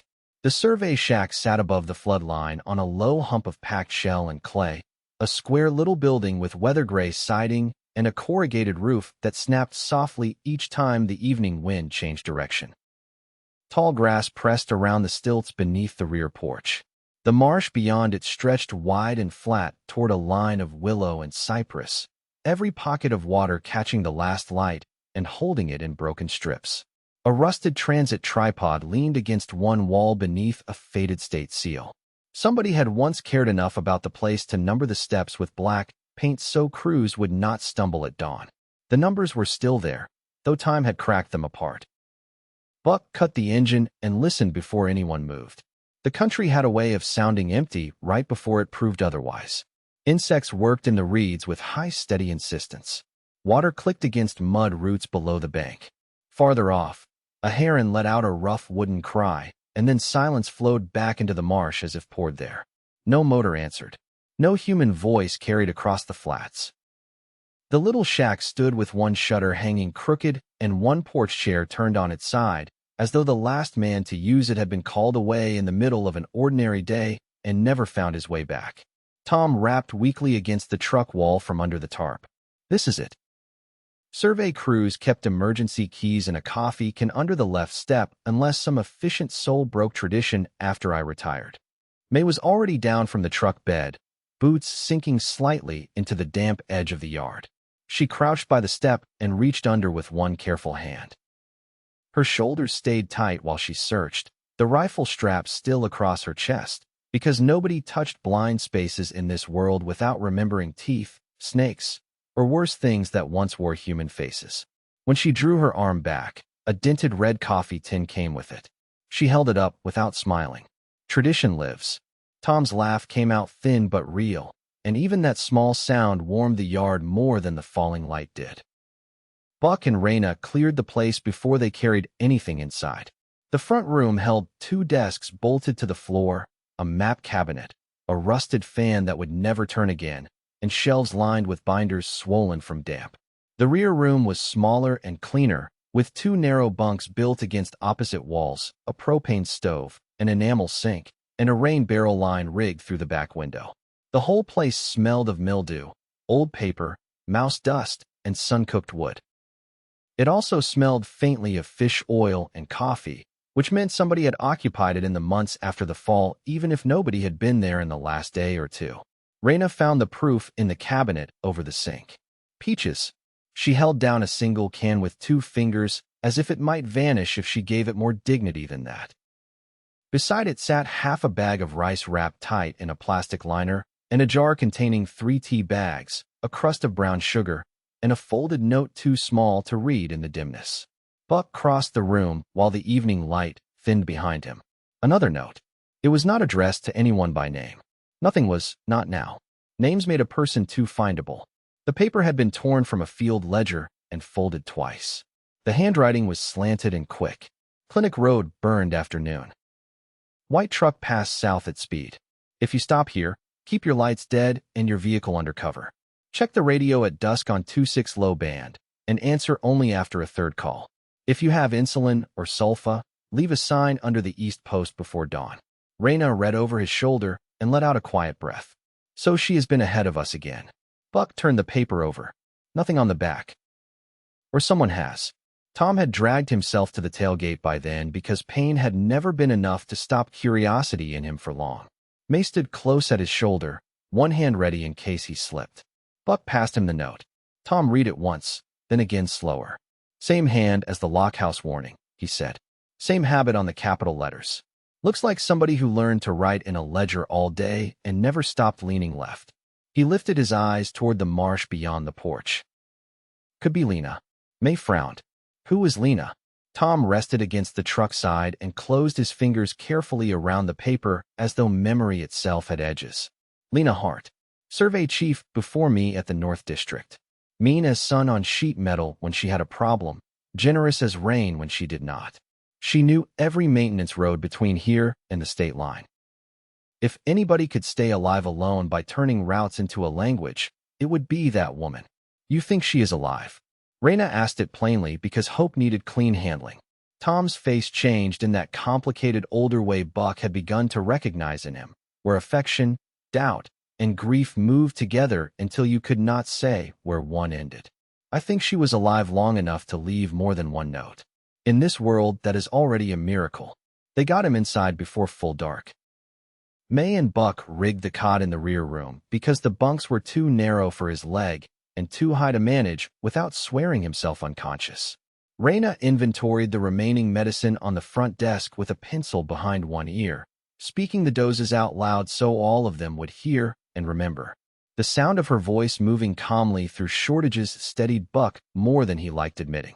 3 intact sulfa packs, half a bottle of cephalexin, though 2 capsules melted. For sealed syringes. 2 doses of insulin after tonight. Pain pills enough to make Tom annoying rather than comfortable. Tom had enough strength to snort. That is a cruel range to work within. Cruel is all we have, May said, though she tucked the blanket around him with unmistakable tenderness after. The yard disappeared into darkness faster than Buck expected. Marsh country swallowed evening from the ground up. Mist began to gather above the black water channels. Frogs woke in layered voices. Out on the flats, something heavy moved through reeds and then settled again with a slow, wet sound. Buck parked the truck behind the shack beneath a slumping tarp frame used once for equipment, then spread mud and cut reeds over the tire tracks leading in. It would not fool a careful eye by daylight, but daylight and careful eyes were luxuries the wrong people did not always combine. When he came back to the porch, Raina was standing at the rail with the hand radio in both hands and the night pressed blue around her. Jed checked in twice, she said. I held him off until we were set. You worried about drawing attention. I worry about everything now. It helps. Buck leaned one shoulder against the post beside her. The wood felt damp and rough through his shirt. You got a look that says there's more. She glanced at him. Even in the dark, he could see the line of the healing cut near her brow, pale and fine. Tom was right. There is a low band carrier around here. I caught 2 soft bursts while you were hiding the truck. Not weather, not random skip. Human hands. Close. Close enough to matter. Below them, May moved past the open front window with the lantern, her shadow flowing over the wall in brief, clean angles. Tom coughed once in the rear room and fell silent again. For a moment, the shack felt less like shelter and more like a lantern hung in a dead world, its little square of occupied darkness visible to every danger with eyes. The radio cracked. Jed's voice came through, worn thin by distance, but still dry enough to carry his character whole. This is Black Cypress to anyone still unfortunate enough to know me. Raina keyed the set. Your unfortunate acquaintances made the shack. Congratulations. Did the roof improve with age? Not noticeably, Buck said, taking the handset. Jed asked about Tom's fever, the road, the white truck, the note. Buck gave him the shape of it in the fewest words he could manage. When he mentioned Lena Hart, the line went quiet for a beat. Well, Jed said at last, that old river country keeps producing hard people when it has reason. I knew her by voice more than face. Used to make procurement calls that sounded like disciplinary hearings. If she is alive, do not underestimate either the danger near her or the stubbornness in her. May took the set for a moment and told him Tom was resting, though rest and pain were arm wrestling each other over it. Jed asked to speak to Tom anyway. What followed was not exactly sentimental. Older men who had spent lives around machinery and weather rarely became that on command. Yet something in Jed's voice softened while Tom answered from the cot, and Buck found himself looking away as if he had stepped accidentally into a private room. When the call ended, they killed the front lantern and let only one shielded light burn in the rear room. Then they waited for the third dusk call named in the note. It came at full dark. Static first. A hiss, a pop, a low carrier hum. Then a woman's voice, flattened by distance but unmistakably real. North route listening. This is Ren on 26 low. North route listening. If you answer, keep it short. No one in the shack breathed loudly enough to risk. The voice came again, a little clearer. North route listening. Ren on 26 low. If you answer, say marker number or medicine need, and nothing more. Raina looked at Buck. He looked at Tom. Tom had pushed himself half upright on his elbows despite the pain. He nodded once. Buck pressed the transmit switch. Lock route. Sulfa low. Insulin very low. White truck south and hunting markers. Static swallowed him, then released the woman's answer. Copy lock route. Do not use Bridge Road at dawn. Calder ran it at sundown.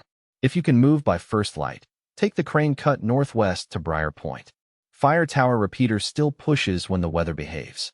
Leave east post sign if you carry extra fish hooks or bandages. North route out.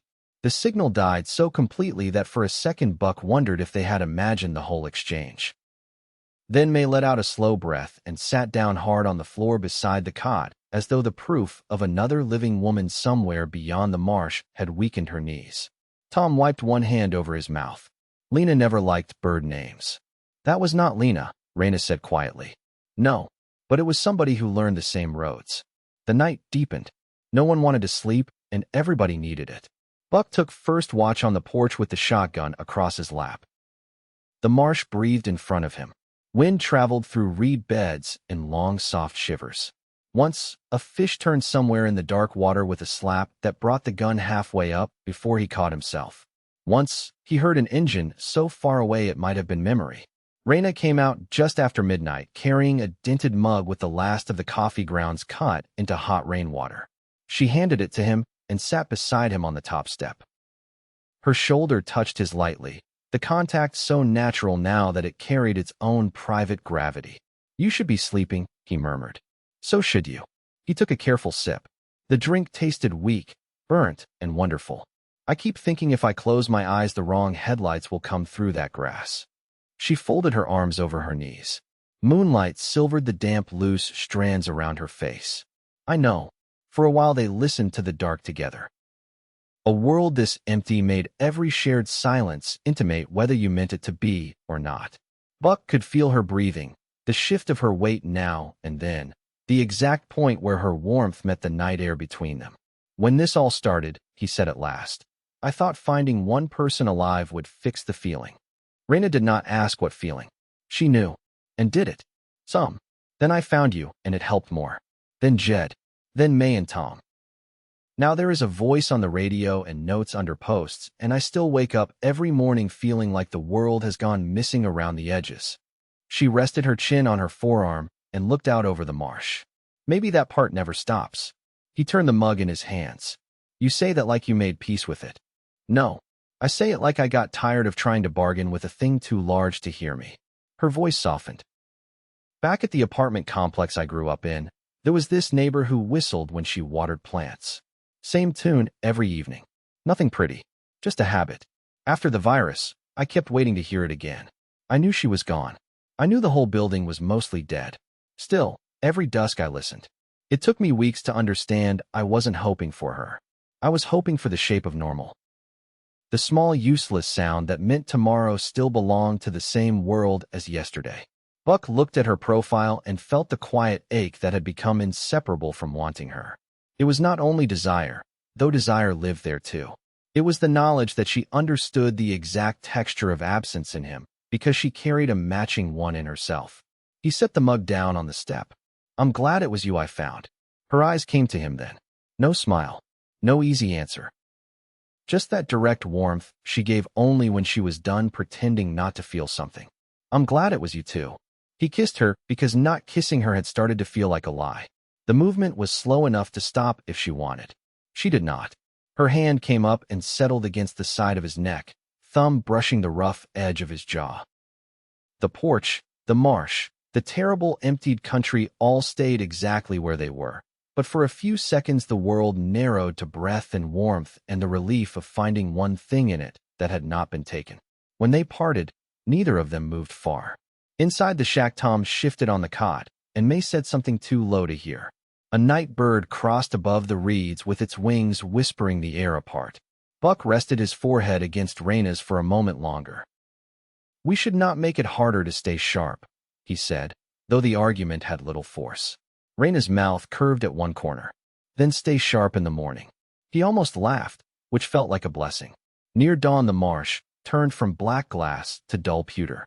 Buck made the east post sign before full light, 2 wraps of gauze tucked beneath the nail and 1 bent fish hook hanging from the twine.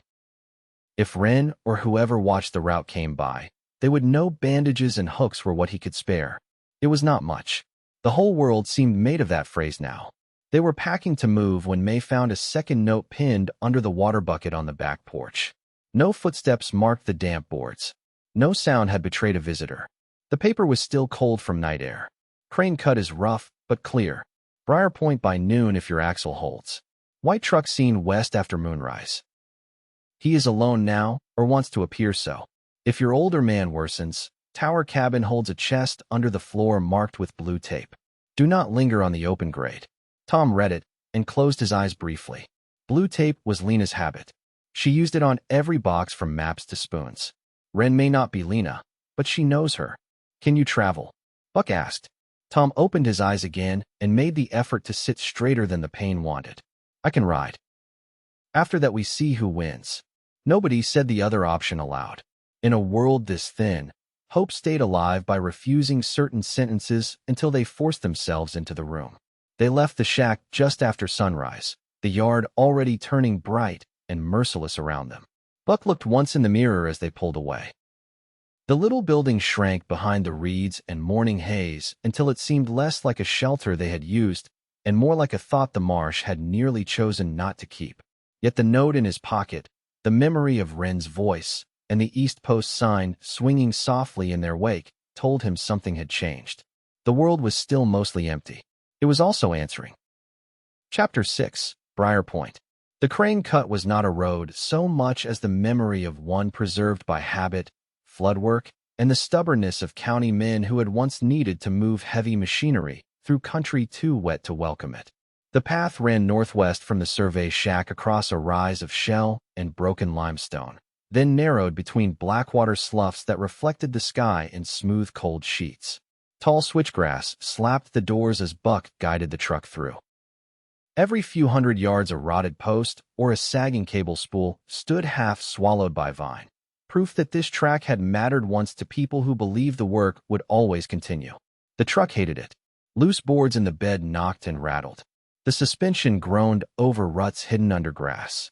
Twice Buck had to stop so May could steady Tom when a deep washout pitched the rear too hard. Tom took each jolt with his teeth bared and one fist pressed white against the mattress.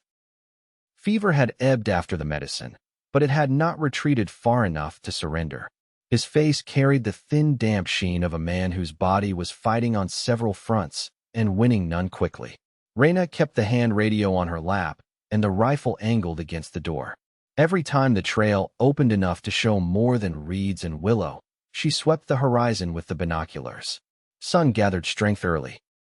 By mid-morning the truck cab smelled of sweat, metal, damp canvas, and the faint medicinal bitterness leaking from the cooler seals. "You keep looking at the temp gauge like staring helps," Raina said. Buck dragged his eyes off the wavering needle. "I was raised to believe machinery responds to concern, then concern harder." He would have smiled if worry had not sat so solidly in him. The track ahead dipped toward a narrow bridge made of concrete planks laid over pilings black with age and water stain. A rusted warning plate still bolted to one side read max load 5 tons, the numbers nearly hidden by bird droppings and moss. On the far end someone had hung a strip of blue cloth from a dead sapling branch. May saw it from the back and tapped the cab twice. Buck slowed to a crawl. "Marker," Tom called weakly under the tarp. It could also be bait, Raina said. That too. Buck got out first and tested the bridge on foot. The planks held under his weight, with only a faint granular settling sound. Black water moved slow below, pushing duckweed into the shadows under the spans. At the cloth marker, he found another fold of paper tied beneath the branch with fishing line. No axle damage past Briar Point Grade. Tower spring still clean. If you hear bells in daylight, it is the cattle gone feral south of the ridge. If you hear the white truck, hide your shine and wait. The handwriting matched the other notes. He carried it back to the cab, where Raina read it once and shook her head. She is turning the whole route into a whisper. That may be the only way it survives, Buck said. Tom heard and gave a tired grunt that might have been agreement. Road crews used to say maps were only good until weather argued. Same thing with whispers. Use them while they hold. They crossed the bridge one wheel at a time, every board clacking up through the frame. For 30 long seconds, Buck could feel the whole truck balanced between the need to keep moving and the possibility that the rotten world beneath them might decide it had carried enough. Then the tires found dirt again, and the trail rose toward higher ground lined with slash pine. Briar Point announced itself, first by smell. Pine resin warming in sun. Dry needles. Sandy soil instead of marsh mud. Then the land opened on one side and the old fire tower came into view above the trees, a narrow steel skeleton clawing at the sky from the crest of a ridge. The cab at the top leaned slightly, as if one hard storm might have persuaded it to reconsider the whole arrangement. A single-story ranger cabin sat below in a clearing of sand and tough grass, its roof patched with mismatched tin and one porch corner braced by cedar posts cut with a chainsaw. The little American flag that had once hung beside the door was nothing now but threads wrapped around the halyard. Buck stopped at the edge of the clearing behind a screen of yupon and cedar. Nobody moved at the cabin. Nobody moved in the tower either. May climbed down from the truck bed with stiff care. Looks empty. Everything looked empty right before it tried to kill us lately, Raina said. Tom did not argue. He only pointed toward the tower base. Generator shed there. Water tank behind the cabin. Lena would have used the floor chest if she ever worked this ridge. No point climbing the tower until you know what waits below. They cleared the cabin in pairs. Buck and Raina took the front. May circled wide with the rifle to cover the rear windows. The porch boards were dry and bowed, littered with pine needles and acorn caps. On the door, someone had scratched a small diagonal mark through the old Park Service decal. Not random, deliberate. Another whisper in the same language. Inside, the cabin held heat, dust, and the old ghost scent of coffee grounds soaked into wood. A table stood by the north window with one chair overturned beside it. A cot rested against the far wall under a neatly folded army blanket gone thin at the seams. The shelf above the tiny stove held 2 mason jars of dried peas, a bundle of candle stubs, and an enamel mug with a crack running down one side. No body, no fresh bedding, no immediate threat. Yet the place felt recently vacated in a way Buck could not measure except by the absence of settled dust on the table and the fact that the blanket had been folded by hands that still expected it might matter. Raina crouched by the fireplace stones and ran a finger over the soot line. Used within a week. Buck checked the rear room and found the floor chest exactly where the note promised, hidden beneath loose planks under the cot. Blue tape sealed the latch. He looked up and found May in the doorway, Tom's pistol tucked at the back of her belt and the rifle low but ready. You want me to open it? We open it together. Inside the chest lay the plain economy of survival. 2 rolls of bandage sealed in wax paper. A tin of hooks and line. A weatherproof notebook. 3 bottles of water treatment tablets. An old flare gun with 2 cartridges. For cans of sardines. 1 emergency blanket. A half-used spool of blue survey tape. Beneath those, wrapped in oilcloth, sat a battery pack and a handwritten frequency card. Tom made a rough sound from the porch when they brought the card out to him. That is Lena's hand, or close enough to raise the dead. The card listed call windows for dawn and dusk on 3 bands, with short notes beside each. Briar pushes best in dry weather. North route here's low. Never say names first. If white truck copies you, go dark 2 days. Raina turned the card over. No names anywhere. Not how you keep people alive now, May said. Tom leaned back against the seat cushion they had propped for him in the shade of the porch and breathed carefully through a wave of pain. His eyes stayed on the card, though, and not only with practical interest. Buck had seen that look before in people who thought themselves too old for hope. The thing found a crack anyway. "We answer from the tower at dusk," Tom said. "You are not climbing anything," May replied. His mouth twitched. "Good, because I was going to appoint the youngest backs to that labor." They used the clean spring behind the cabin to refill bottles and wash the road dust from their faces. The water ran cold from a pipe set into the hillside beneath fern and laurel, a thin, clear thread that tasted of stone and leaves. Buck drank until the ache of thirst in him loosened. May filled every container they had, then stood staring at the little flow with an expression too hard to read. "What?" Buck asked her quietly when Raina went inside to sort the radio gear. May wiped her wet hand on her jeans. "My father used to bring me to places like this when I was little. Not towers. Work sites. He always said utility land was the closest thing this state had to a backstage. The audience lived in towns and drove roads and turned on taps. Back here you saw the ropes and pulleys holding the show together." She looked toward the cabin and the tower rising behind it. "Feels like all we do now is live backstage among the broken parts." Buck followed her gaze. Still better than the empty seats. That earned him a tired glance, almost like gratitude. Tom worsened afternoon. It happened with the quiet cruelty such things preferred. 1 hour he was keeping down water, arguing about whether the sardines should be saved, and explaining from memory how the ridge roads linked into old logging cuts.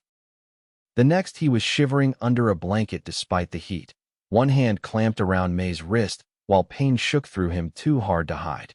The wound in his leg had gone angry again, red streaks climbing higher despite the antibiotics. Raina cleaned it with a face so controlled Buck knew she was frightened. "Abscess has pocketed deeper," she said, low enough that Tom could pretend not to hear if he wanted. "If it does not drain, the medicine may not reach enough of it." May's jaw tightened. "Can you do that here?" Raina did not answer at once. She looked at the kit, at the spring water cooling in the basin, at the little stove where instruments could be heated if they had the nerve. "I can try." Tom let out a breath that turned into a laugh and then into a grimace. "Everyone says that before good stories." They laid him on the cot in the cabin because it was the only place with enough light and enough room. Buck boiled water and metal. May held her father's shoulders when the shaking started. Raina worked with the concentrated stillness of a person who had learned there was no use hurrying fear. She had once told Buck she had assisted in a clinic during college as part of a volunteer semester because she wanted to matter somewhere outside herself. Now that long-ago skill, half forgotten and never meant for this, became one more thread keeping the living from slipping away. Tom did not scream. He swore with inventive bitterness and bit through part of a leather strap Buck cut from an old field bag. Sweat soaked the blanket under him. When it was over, he looked emptied out but clearer, as if some poison had at least been named by pain. May pressed her forehead briefly to his shoulder before she remembered the others could see. Buck looked away. Some tenderness deserved privacy even inside a room with no door worth the name. By late afternoon, a heat storm stacked itself over the western horizon. Clouds rose in blue-black towers beyond the pines, dragging shadows over the ridge. Wind came down first, hot and resinous, carrying dust, then cooler gusts under it that smelled of rain somewhere far off. The tower creaked one metal note at a time. Raina climbed it an hour before dusk with the battery pack, the frequency card, and Buck shadowing below because there was no chance he would let her go alone even if the latter had to take them one at a time. From halfway up, the whole country spread around them in vast broken bands. Marsh gleamed to the south, dark woods to the north, old roads pale as scars, and on the western edge a single long plume of dust moving across an open grate. Buck stopped hard enough on the platform that the tower trembled under him. Raina followed his stare. Truck. Even at distance, the movement carried the same ugly confidence they had come to know. Fast. Straight. Unconcerned with noise because noise was part of the weapon. White body flashing where the road opened. Heading east, then vanishing beneath trees. Could be him. Could be another fool with the luck to find fuel, Raina said. Buck kept watching the gap where it had disappeared. It is him. They finished the climb. The cab at the top smelled of metal baked for years, and then forgotten, bird feathers, dust, and the faint ozone tang of old electronics. Someone had made the place habitable in careful pieces. The repeater unit sat on a shelf wired through salvaged batteries and an inverter patched with electrical tape. A pencil calendar on the wall marked call windows with small blue XS. Beside it hung a second note. If the ridge is quiet, speak. If the ridge answers wrong, cut power and leave by north steps. Pride is louder than wisdom and gets more people killed. Raina touched the edge of the paper almost fondly. I like her. They powered the unit only for the minutes marked on the card. The radio came alive with a low hum, then static, then thin distant weather chatter rolling across the band. Buck spoke once on Jed's frequency. Jed answered almost immediately, relief and reprimand tangled together in his first breath. You vanish all afternoon and then choose a tower to call from. That is either admirable initiative or a death wish.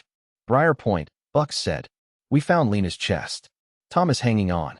White truck west of the ridge an hour ago. The line crackled. I heard him too on the county band. Somebody with more noise than sense. You can push farther from there than anywhere south of the interstate. Try the low route after dusk if the storm does not fry the set. Raina keyed over to the low band at the marked minute. Static thickened. Then Wren's voice arrived, stronger than before. North route listening. Briar, if that is you, answer. Buck thumbed the switch. Briar answering. Lock route made the tower. A pause. He could almost feel the other woman measuring them through distance. Good. Calder hit the old bait lot at noon and found nothing he wanted. That means he will keep hunting. There is a dry crossing northeast of you called Belgrade. Do not take it after dark. He likes open ground and easy sight lines. May's voice came over Buck's shoulder from the ladder hatch below. She had climbed farther than he realized. Do you have medical help north of the grade? Static breathed. Then, no doctor. There is a former EMT near Salt House Bend if he still lives, but he has a child and moves often. Do not chase him unless you have no choice. What kind of medical? Infected leg wound. Fever. Older man. Another pause. Then your best help is time, clean water, and the medicine you already bled for. I can leave dried fish and lamp oil at the split post east of Belgrade by tomorrow if I am not being watched. Buck leaned against the metal frame and looked out over the dead country surrounding the tower. Somewhere in that fading light another woman was moving alone, choosing generosity at a cost she could not know. It struck him harder than almost any violence had. Why are you helping? He asked before he could stop himself.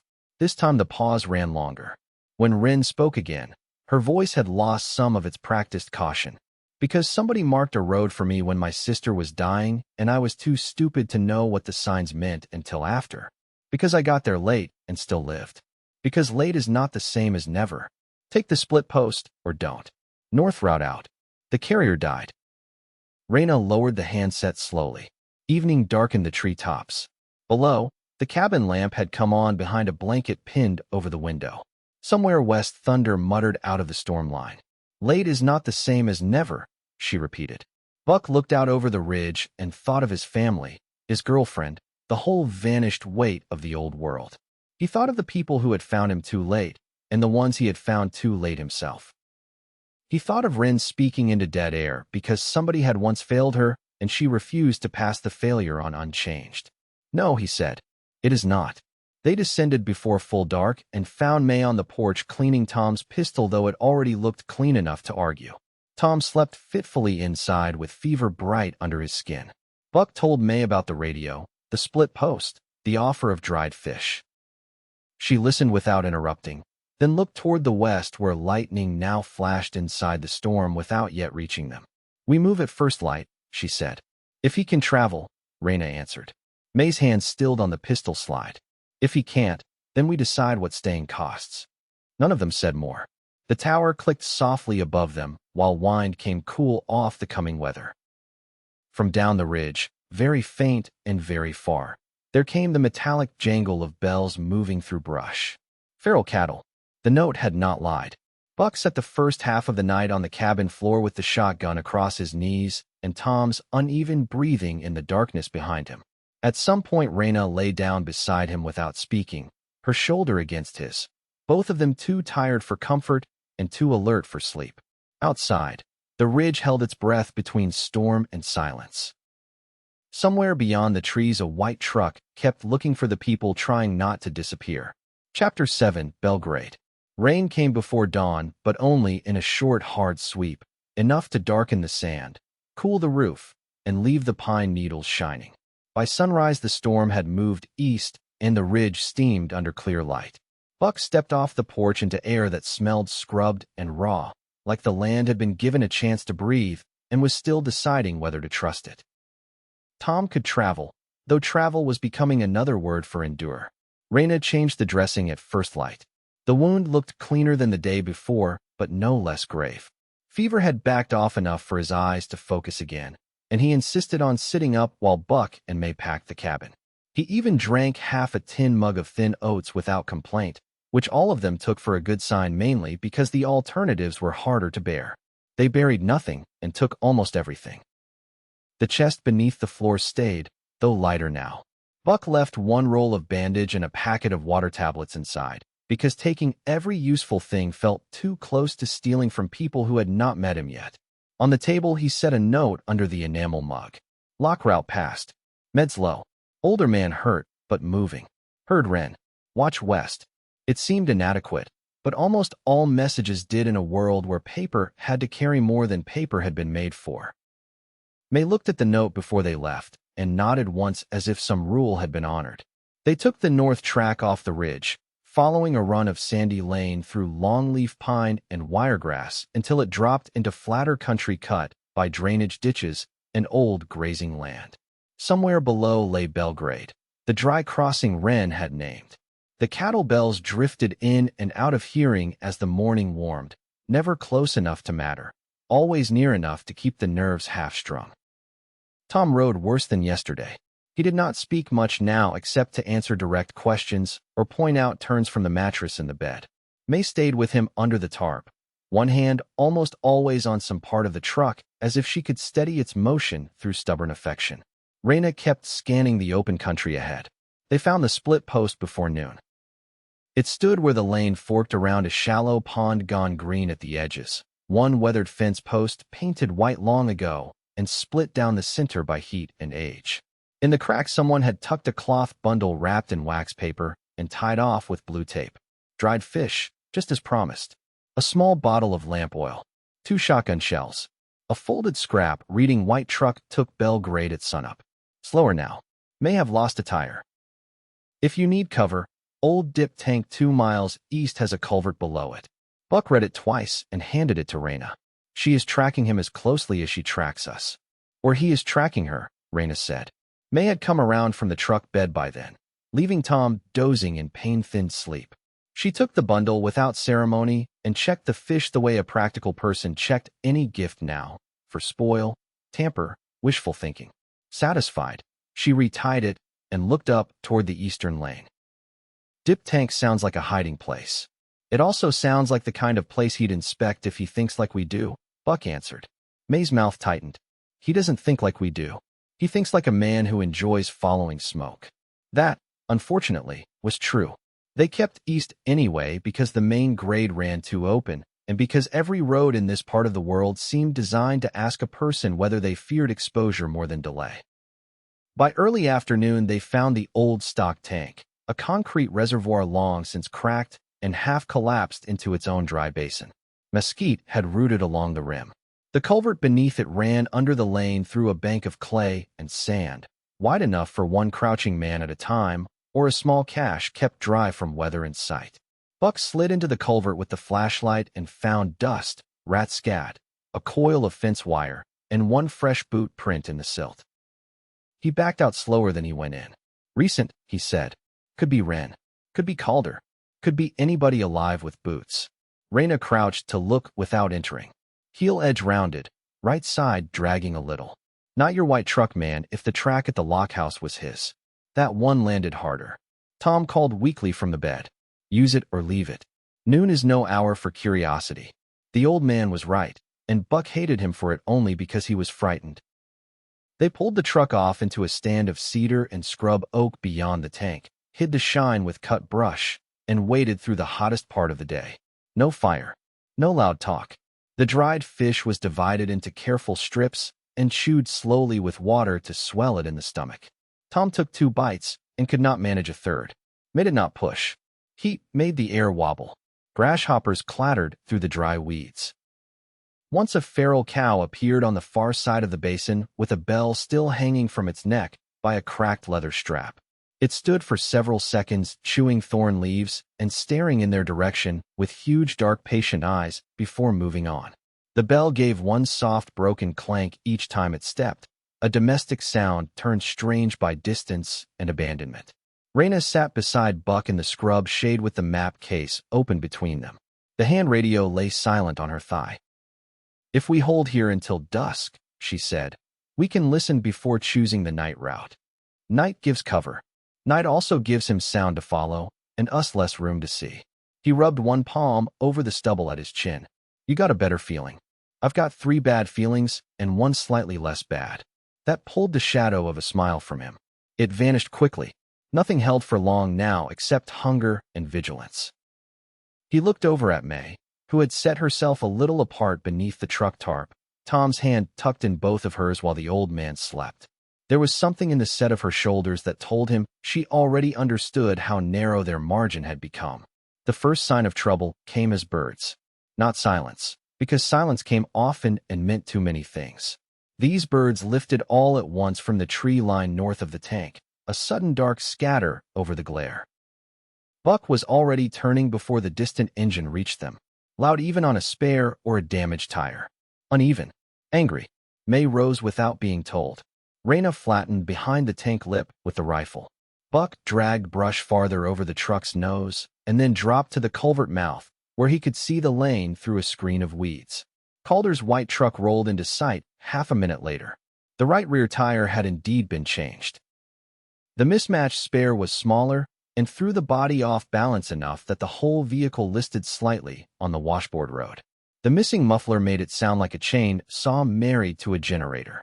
Calder drove one-handed with a cigarette pinned to his lip and a rifle upright between his knees. No passenger. No second face in the cab. Yet the emptiness of the seat beside him did not comfort Buck. Men like that could become more dangerous when they no longer had witnesses to impress. Calder slowed at the split of lanes by the tank. He did not stop immediately. He circled once with his head tilted, reading ground, brush, and sign. Then he killed the engine. The sudden quiet after that noise felt obscene. Buck could hear his own blood in his ears. He could also hear Tom in the hidden truck bed, trying and failing to quiet a cough. May pressed a hand over her father's mouth before the sound fully escaped. Raina had not moved. The rifle stayed fixed through the weeds, patient as wire. Calder climbed out and stood in the road with both hands on his hips. He was broad through the chest and gone a little heavy around the middle in the way violent men sometimes did when the world let appetite and cruelty feed one another. Sun had burned him leather dark. His beard came in patchy and gray at the chin. One boot heel was worn harder than the other, exactly as Raina had read from the track. He looked not like a mastermind and not like a madman.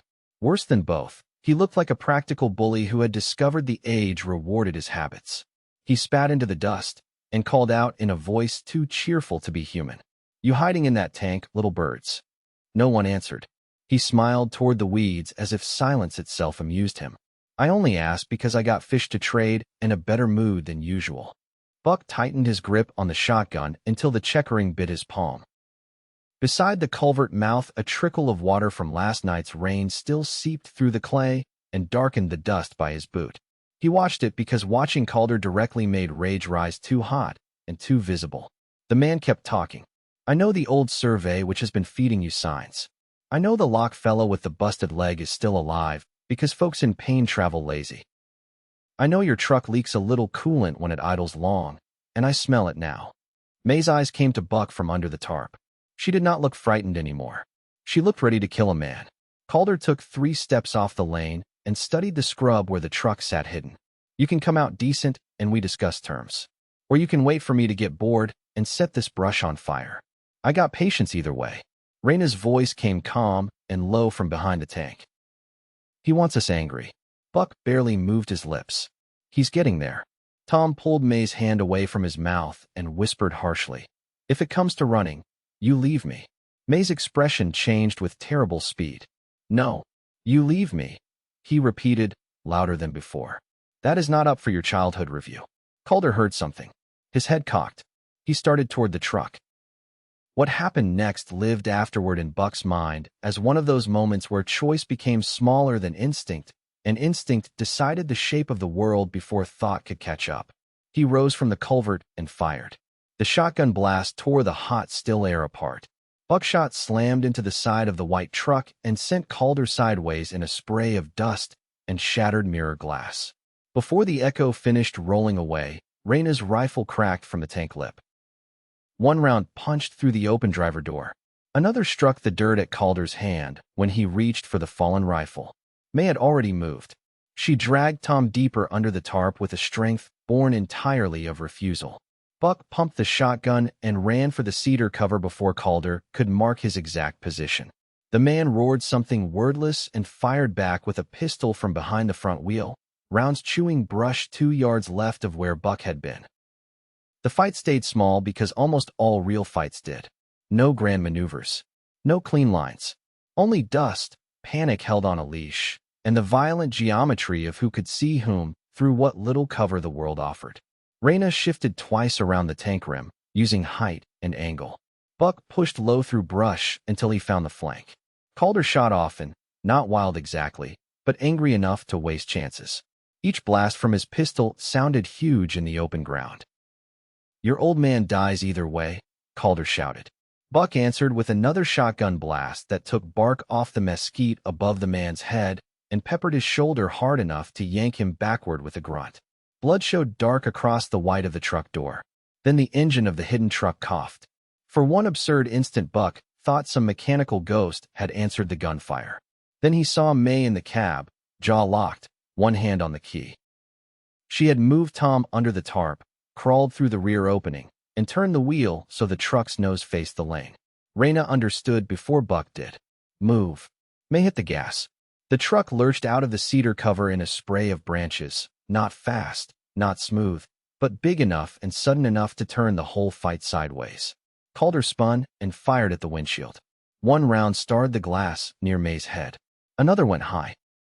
Then Buck's truck hit the white truck broad on the rear quarter and shoved it halfway across the lane with a crunch of metal and a scream of twisting spare tire hardware. Calder went down under the side mirror, rolled, and came up with the pistol still in hand and murder plain on his face. Buck met him at 10 feet and fired the last shotgun shell center mass. The man dropped like a door had slammed shut inside him. After that came the ringing. Always the ringing. Buck reloaded with hands that wanted to shake and forced himself to keep moving. Raina covered the body until Calder's last twitch ran out. May killed the engine and climbed out of the cab pale as ash, but still standing. Tom was shouting something from the bed that none of them could hear clearly through the rush in their ears. Only when Buck reached the tailgate did the shape of the trouble fully show. The round that had starred the windshield had not stopped there. It had come through at a different angle after the glass deflected it. Tom lay on his side under the tarp with blood spreading dark beneath his ribs. May's face emptied of every expression except one. No. Raina was already climbing up with the kit. Buck hauled himself in beside her and pressed both hands to the wound, because there are actions a person takes even when the body beneath them has already begun its long departure. Tom's eyes found his daughter first. "Now you listen," he whispered. May was shaking her head before he said another word. "Do not. You listen because I earned 1 full minute of obedience in this life, and I am taking it at the end." Blood touched the corner of his mouth when he tried to breathe deeper. "You do not stay behind me in your head after this. You walk forward. Hear me." Tears ran down May's face without changing the hard set of her jaw. "I hear you." Tom's eyes shifted to Buck, then Raina. There was pain there, yes, and fear, but also the old professional clarity of a man who had spent decades giving instructions while weather rose or machinery failed. North Bend rode past Salt House. Little brick pumping station with a live oak grown through the fence. Jed knows it. Good line of sight. Good water if the cistern holds.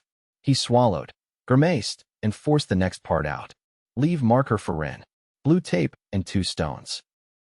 Tell her Tom Mercer finally admitted she was smarter than half the district. His gaze found May again. The change in it then nearly broke Buck more than the blood did. All the iron came out. Only the father remained. You were the best thing, he said. May bent over him with one hand over her mouth and her forehead pressed to his shoulder.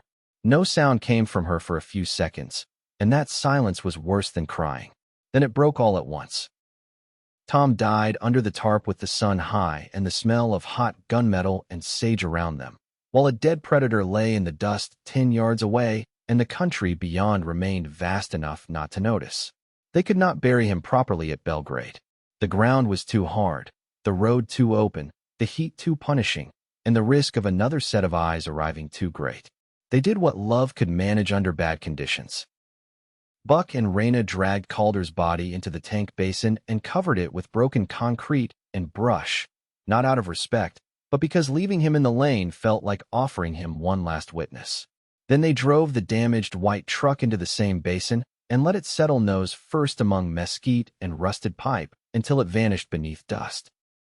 For Tom, they chose a rise beyond the cedar screen where the soil softened under grass and where the afternoon wind moved steady over the open country. It took hours with the shovel and pry bar. May worked until her palms split through the skin, and Buck had to take the tool away from her.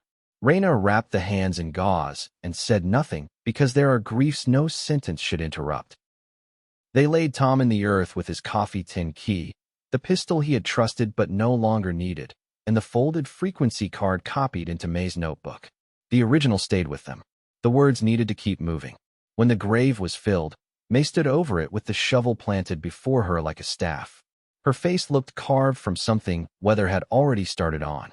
Buck waited because any comfort he offered too early would sound like theft. At last she said, he hated churches and liked maps more than people. If there is a heaven, it must have roads that make sense or he is already insubordinate.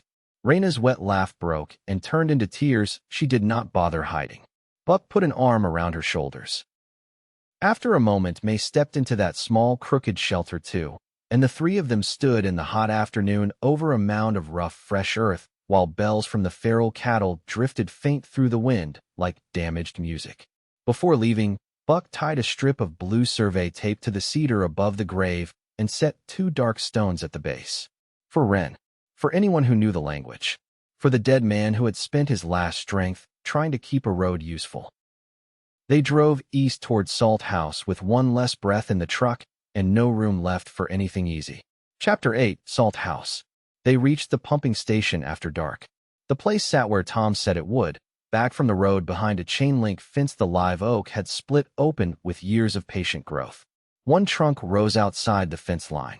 Another had curled through the mesh and thickened there until steel and would belong to each other. The little brick building beyond looked squat and stubborn under moonlight, its flat roof silvered, its windows painted over from the inside. A concrete cistern crouched beside it under a cover of rusted sheet metal and old storm tarps. The whole station smelled of damp mineral water, old oil, and the sweet dry leaf rot of the oak. Buck killed the truck 200 yards short and listened. No motor, no footsteps, no late radio voice. Only crickets and the slow grind of branches rubbing together overhead. After Belgrade, even harmless sounds seemed indecently calm. Raina touched May's shoulder before they climbed out. You stay behind me until we clear it. May looked at her with eyes swollen from crying and hard from everything after.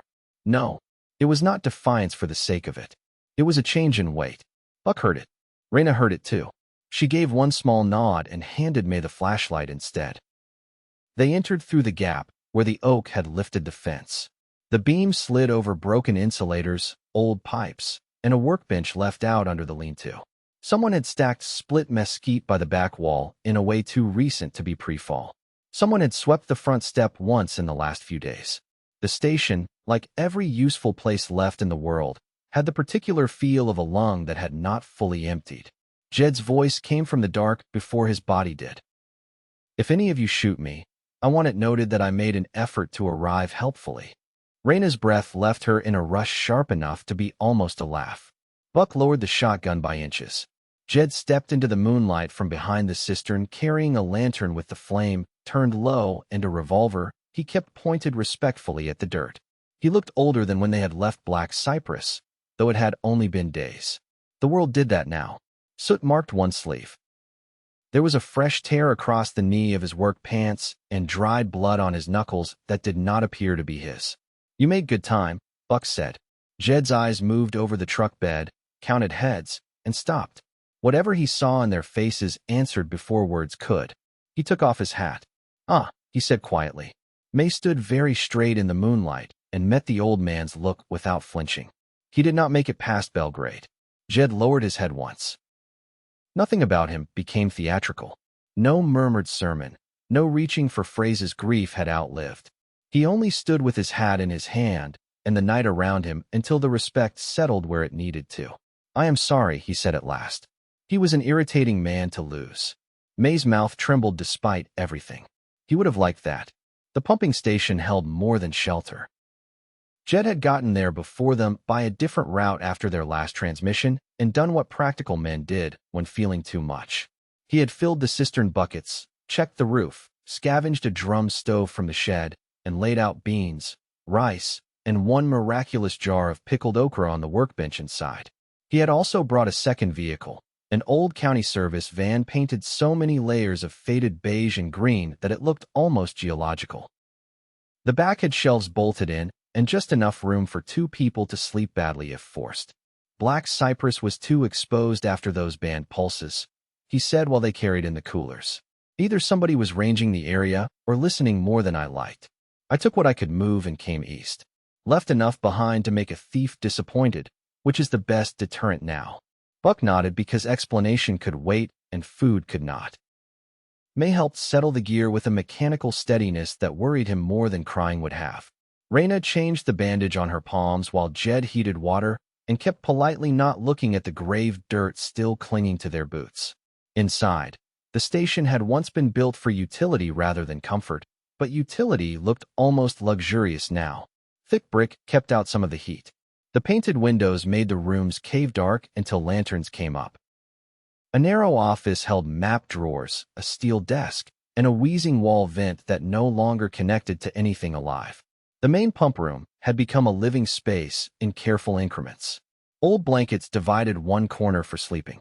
Shelves carried canned goods in quantities too small to call abundance and too organized not to respect. On the wall above the desk, someone had tacked a county flood chart, then overlaid it with a new geography made by pencil lines, small symbols, and dates. Stone marks, tape marks, radio windows, cold markers made visible all at once. Buck stopped in front of the map and felt something shift in him. Not relief. Relief belonged to smaller problems. This was larger and stranger. Evidence. Proof that the scattered kindnesses, warnings, and signals were not only accidents or the habits of one solitary woman. They were becoming a system. Fragile, easy to break, but real. Jed came up beside him with 2 mugs of hot water darkened by the last tea bag from the survey shack. "Tom and I started roughing that out from memory after your first lockhouse message. Ren's signs gave it shape. Milo's mention of southbound markers helped too. You can call it a map if you are in a generous mood. I call it an argument against despair." Buck took the mug. Heat seeped into his hands. How many? Confirmed living by voice, note, or recent trace? Including us and Ren, 9 if every whisper still belongs to a body. More likely 7. Could be 5 by next week. I have stopped pretending certainty is moral. May came to stand on his other side, her bandaged hands wrapped around a mug of her own. Her eyes tracked the pencil marks and little coded notations over the counties. This is what he wanted, even before he knew it. Jed glanced at her. Your father wanted roads to behave. It was his religion. He wanted people to stop disappearing into the spaces between them. She touched one mark near the North River. He just did not know the world would need it this badly. They ate at the steel desk because no one had the energy to make a ritual of supper. Rice, beans, okra cut into small pieces so everybody got some. The station smelled of warm food, lamp oil, damp brick, and the clean mineral breath of water stored below. Outside, the live oak tapped its limbs against the fence like slow fingers. Buck found himself listening for Tom's comments anyway, some half-muttered judgment about overcooked beans or poor route planning. The absence sat at the table as solidly as any body. After the meal, May went outside alone. Buck let her go for 3 minutes before following. She stood by the cistern with both palms on the rusted cover, looking up through the oak branches at a slice of starless cloud. The night had gone close and heavy. Far off, thunder walked somewhere beyond the marsh, too distant to threaten, close enough to remember. "I am not going to tell you it gets easier," he said. "Good." Her voice was raw. "I would have had to dislike you for a while." He came to stand beside her, not too close. "I liked him." "I know." She swallowed. "He liked you too." He only acted put out because that was how he flirted with friendship. The sentence should have been funny. It was a little. It was also enough to split something open again in her, and she bowed her head as tears came back harder than before. Buck did the only useful thing available. He put an arm around her and let her shake. When she could speak again, she said into his shoulder, "He told me to walk forward." Like it was a road marker and not an impossible order. "Then maybe take it the way road crews did," Buck said quietly. "1 bad mile at a time." She drew in a long breath and let it out. That sounds like something he would have respected. By dawn the next morning, Salt House had become, if not safe, then ordered. That mattered almost as much. Jed checked the van and Buck checked the truck damage from Belgrade. The windshield star could stay for now. The front fender would never be pretty again. The radiator leak had worsened enough to demand patching before any long drive. Raina and May laid out all remaining medical supplies and food with the kind of ruthless arithmetic survival required. Loss forced clarity. With Tom gone, medicine lasted longer. Nobody said that sentence aloud either. At first light, they answered the low-band call from the station set. Ren came in faint under weather and distance. North route listening. Jed took the first transmission because he knew how to sound calm without sounding weak. Salt House answering. Lock route made it in. White truck stopped at Belgrade. Tom Mercer did not survive the day. Static filled the line long enough that Buck wondered whether the signal had dropped. Then Ren spoke, and her voice had changed in the smallest way, the way voices did when they were trying not to feel publicly. "I am sorry about Tom." May stepped closer to the set, all her grief pulled now into one taut line. "He said to tell you he finally admitted you were smarter than half the district." Nothing but carrier for a moment. Then, surprisingly, a laugh, cracked and low and gone almost before it landed. "Well," Ren said, "death has improved his honesty." May shut her eyes. The corner of her mouth moved. "That sounds like him." Ren gave them 3 new marker locations before the signal faded. One near a ferry ramp where clean diesel might still be siphoned. One at an abandoned citrus packing shed where a woman with a little boy had been seen 2 weeks earlier and left a note asking after cough medicine. One north of the state line where a former EMT had been helping travelers quietly when the weather allowed. None of it promised ease. All of it promised direction. When the call ended, Jed reached for the county flood chart and added new pencil marks with the same care a priest might have given scripture. Buck watched the map change beneath his hand and understood that this, not walls or numbers, would be the shape of survival for people like them. Routes. Signs. Small trust moving between distances too great for comfort and too necessary for abandonment. They stayed at Salt House 2 days because the truck needed it and because grief had its own mechanical failures that could not be driven through immediately. In that time, May cut her father's notebook into useful order and copied his route memory onto fresh pages. Raina helped Buck patch the radiator with epoxy, wire, and language sharp enough to peel paint. Jed taught them how to boost the station set without frying it by using the van battery at careful intervals. At dusk on the second day, Buck and Raina walked the fence line together while May slept for the first real stretch since Belgrade. The sky was a long wash of copper over the flats. Cicadas worked the oak branches above them. Beyond the fence, the abandoned service road faded south between weeds and broken culverts. One more line through emptiness. "You are thinking too loudly," Raina said. He looked over at her. "I did not know that was a skill." "It is with you." He slid his hands into his pockets and felt the folded survey notes still there, softened now from being opened too many times. "I keep wondering how many miles this goes before it fails." The marker chain. The radios. All of us pretending we can hold a web together with tape and pencils. Raina stopped beside the fence where the oak roots had bent the metal outward and rested both forearms on the top rail. Maybe the point is not to hold it forever. Maybe the point is to hold it long enough for the next person not to die alone on the wrong road. He let that sit. The old world had taught him to think in bigger units. Jobs, years, homes, futures. This new one had cut everything down to liters of fuel, handfuls of rice, magazines of ammunition, a single clear voice at dusk. Yet when he looked back through all the hardest days, it was never the size of what they built that mattered. It was the fact that they had built anything at all against the dark. "I love you," he said. He had not planned the words. They arrived because truth sometimes grew tired of waiting for ideal conditions. Raina turned to him slowly. Wind moved hair across her cheek. The setting light made her look both softer and more dangerous, the exact combination that had undone him from the beginning. For one heartbeat, she only looked at him, and in that look he saw the whole road behind them.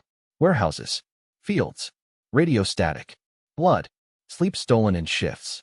Every reason not to open up in a world devoted to loss.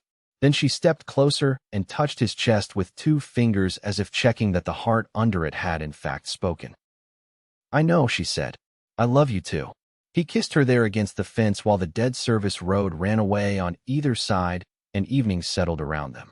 There was no witness but insects and wind and an oak that had survived by forcing its way through steel. Somehow that felt fitting. On the 3rd morning they made their choice. Not a settlement. Not even a base in the old sense. Salt House would be a node, Jed's word. One place among several where signals could be pushed, notes could be left, and water could be trusted if a person arrived with enough luck to need it. Jed would hold the station for a while because his leg was still bad on long drives, and because someone had to tend the map. Buck and Raina would run northeast toward the ferry ramp and the packing shed, following Wren's latest signs. May would go with them. She refused every softer alternative before it finished being offered, and no one who had seen Belgrade tried to argue she lacked standing. Before they left, they made Tom's marker. At the road just south of the pumping station, where the live oak shadow fell across a milepost no longer meaningful to the state, Buck wrapped a strip of blue survey tape twice around the post and tied it off hard. May placed 2 dark stones at the base. Raina tucked a sealed note into the crack where rust had eaten part of the sign bracket away. Jed stood back with his hat in his hands and read the land the way old men read weather, as if he might still catch some sign of the friend they had put in the ground. The note said only what strangers needed. Salt House water good. Radio dawn/dusk. White truck ended at Belgrade. Tom Mercer gone north in memory. Walk forward. May pressed the note deeper into the bracket until it held. When she stepped back, the morning wind moved the blue tape and made it whisper against the post. "You think anyone will understand the last line?" she asked. Buck looked out over the road leading into miles of emptiness and possibility, so tightly braided they were almost the same thing. "The right ones will." They loaded the truck. Jed handed over 3 frequency cards, a repaired battery pack, and 1 final jar of okra from the shelf, because generosity liked to disguise itself as practicality when the audience was wrong. Raina took the wheel first. May rode beside her with the notebook on her lap and Tom's pistol at her hip. Buck stood one last moment by the fence and looked back at Salt House. The brick station crouched under the live oak, the cistern tarp lifting softly in the breeze, the map inside growing more human with every mark. The world was still nearly empty. Roads still ran for hours without proving another soul existed. Food and medicine could vanish under one bad decision. Weather could kill as surely as men. Love remained a dangerous investment, and mercy a luxury sometimes paid for in blood. Nothing about the morning lied about those facts. Yet there were markers now. A woman named Wren somewhere beyond sight was still answering the radio. Jed was behind them with pencil, static, and stubbornness. Tom's knowledge had gone into May's notebook instead of the dirt alone. Buck and Raina were no longer drifting at random through a dead country, hoping to collide with goodness before evil found them first. They had a route, however thin. They had a language. They had other living hearts pushing back from scattered points against the vastness. Buck climbed into the truck. As they pulled away, Jed raised one hand from the station gate. The live oak shadow crossed him in broken bands. Ahead, the road bent northeast through glare and heat shimmer, toward ferry ramps, packing sheds, hidden children, cautious helpers, and whatever the next cold marker might ask of them. May opened her father's notebook to the first blank page and wrote as the truck rolled. Buck could not see the words from where he sat, but after a moment, she angled the page toward him anyway. Belgrade. Tom buried east of the tank under cedar and blue tape. White truck finished. Route continues. He looked at it, then at her. May's face was thinner than it had been 3 days earlier, older too, but steadier in a way grief sometimes granted only after taking its fee. She closed the notebook and settled it on her knees. The truck moved northeast into the bright country, carrying hunger, memory, love, and a map made of almost nothing. In the mirror, the blue tape on the milepost fluttered once and vanished. Ahead, the next road waited with all its danger, all its scarcity, and all its stubborn human possibility. It was not safety waiting ahead. It was signal. The Immune Book 3. Book 3, Chapter 1. The radio woke Buck before the sun, a thin, urgent voice threading static into a single sentence that made the world tilt. Calder is gone.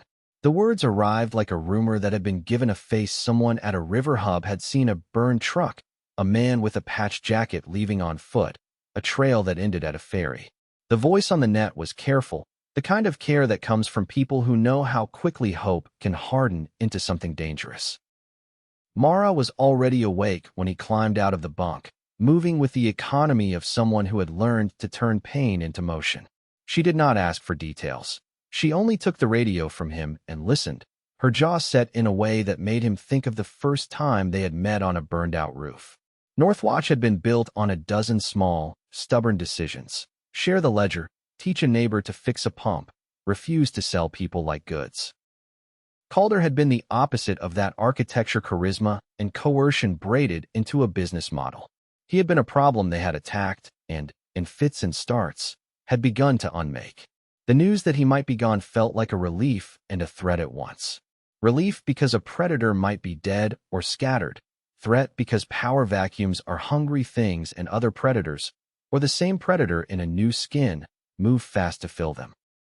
Commander Reyes called a council before the sun had fully climbed. The student union smelled of coffee and paper and the faint tang of diesel. The ledger's pouch lay on the table like a small, dangerous relic.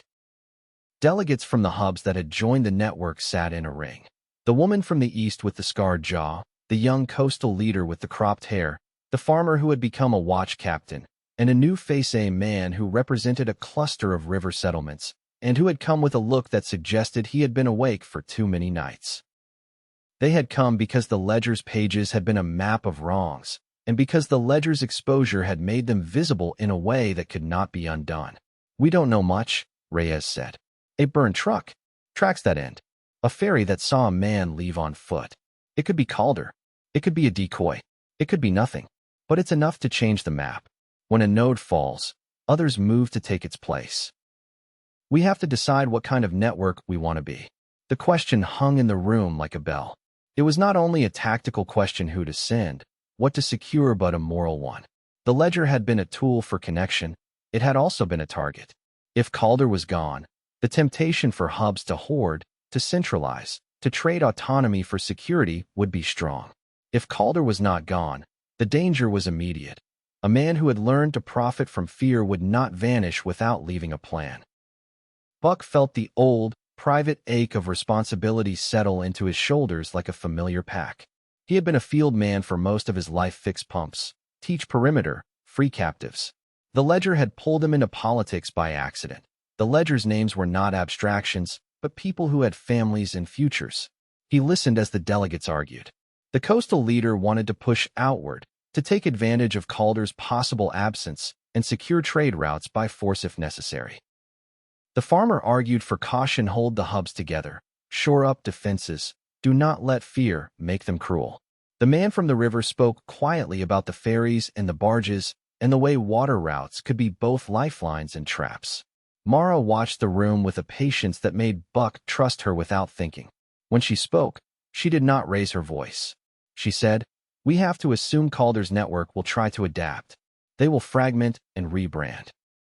They will offer protection in exchange for obedience. We can meet force with force, but we will become what we fight. Or we can build a different kind of pressure, one that makes predation and profitable without turning our hands into the same instruments of fear. Her words landed because they were practical and because she had the authority of someone who had been in the field and had seen what violence did to people. The council agreed on a plan that was both defensive and proactive. Fortify the hubs most at risk, accelerate the convoy network so goods could move without predictable schedules, and send a small, mobile team to follow the rumor trail, find out whether Calder was dead, scattered, or staging a return. Buck and Mara were chosen to lead the team because they had been the ones who had carried the ledger and because they moved with a kind of quiet competence that made others trust them. They left with a small convoy at dusk, 2 trucks, a scout, and a radio net that would keep them in touch with Northwatch. The ledger's pouch stayed behind. The council had decided that the ledger itself was too valuable to risk on a rumor. Instead, they took copies, encrypted fragments that would be meaningless if intercepted.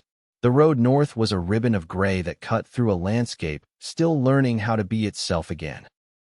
Fields had gone wild where fences had fallen. Orchards had become thickets. They passed a town with a sign that read "Welcome," and then a stretch of road where the asphalt had buckled and grass grew through the cracks.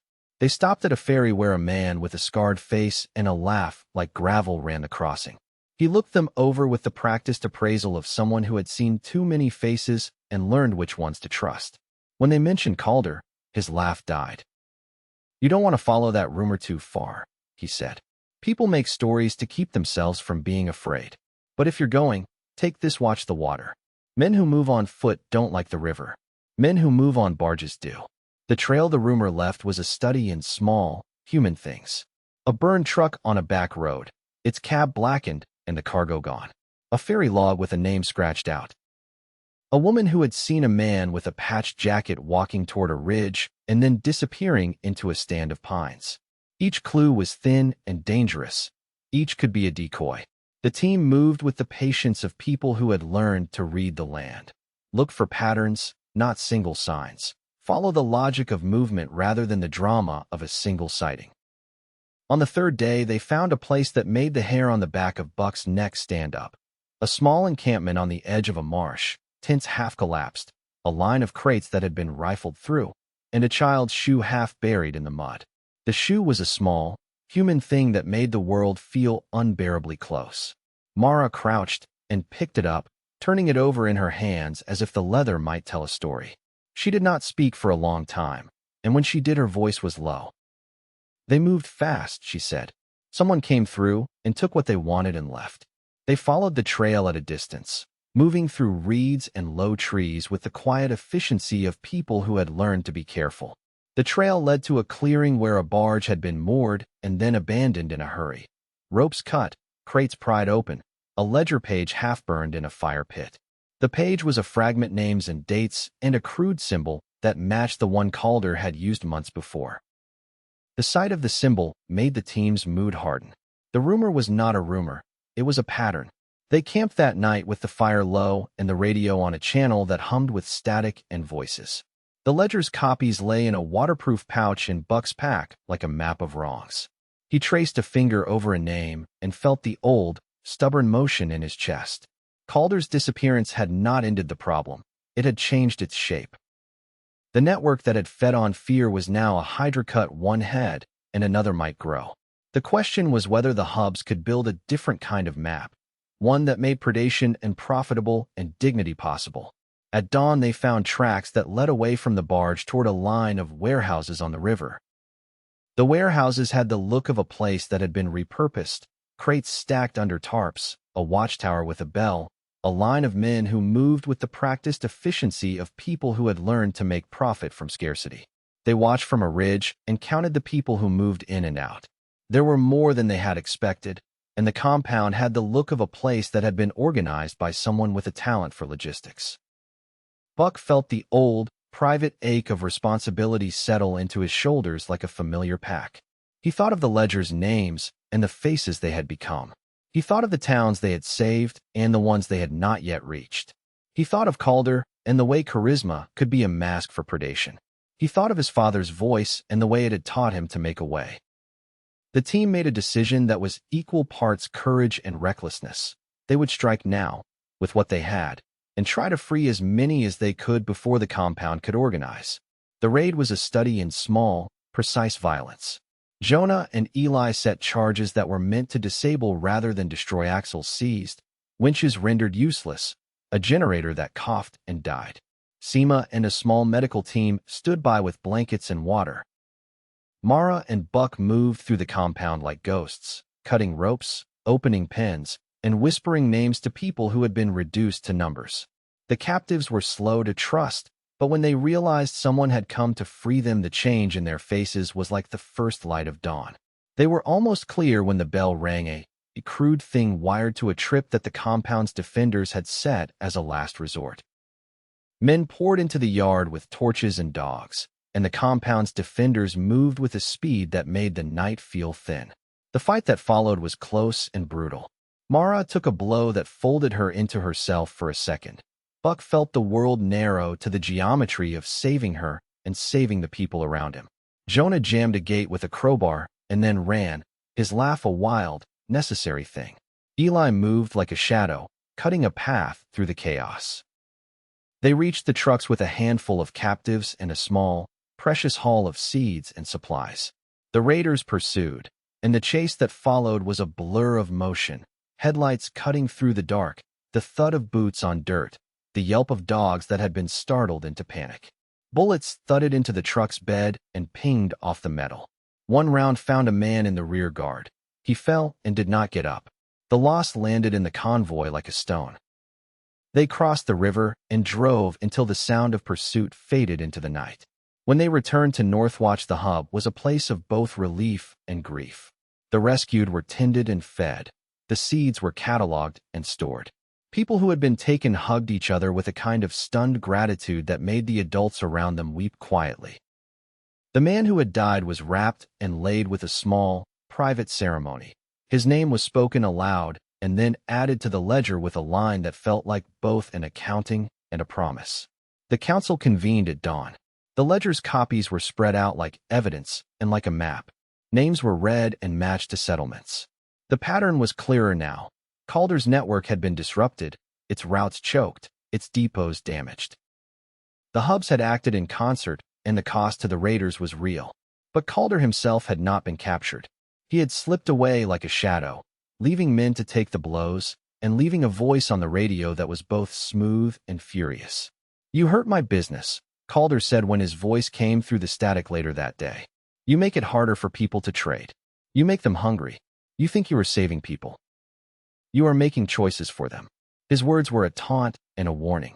Reyes answered with a voice that did not rise to match his venom. "We are making choices with them," she said. "We are not your market." The victory was real and costly. The hubs had shown they could act together. They had freed people and taken supplies back to places that needed them. But the ledger's exposure had changed the map. The network they were building had teeth now watch rotations, convoy escorts, shared intelligence, but it also had enemies who would adapt. Calder's men would learn new routes. New predators might see the ledger as a map to be exploited. That night, Buck walked the perimeter with Mara. The stars were sharp, and the air smelled of pine and the faint, stubborn trace of smoke. The ledger's pouch was at his hip, its copies distributed to trusted hands across the network.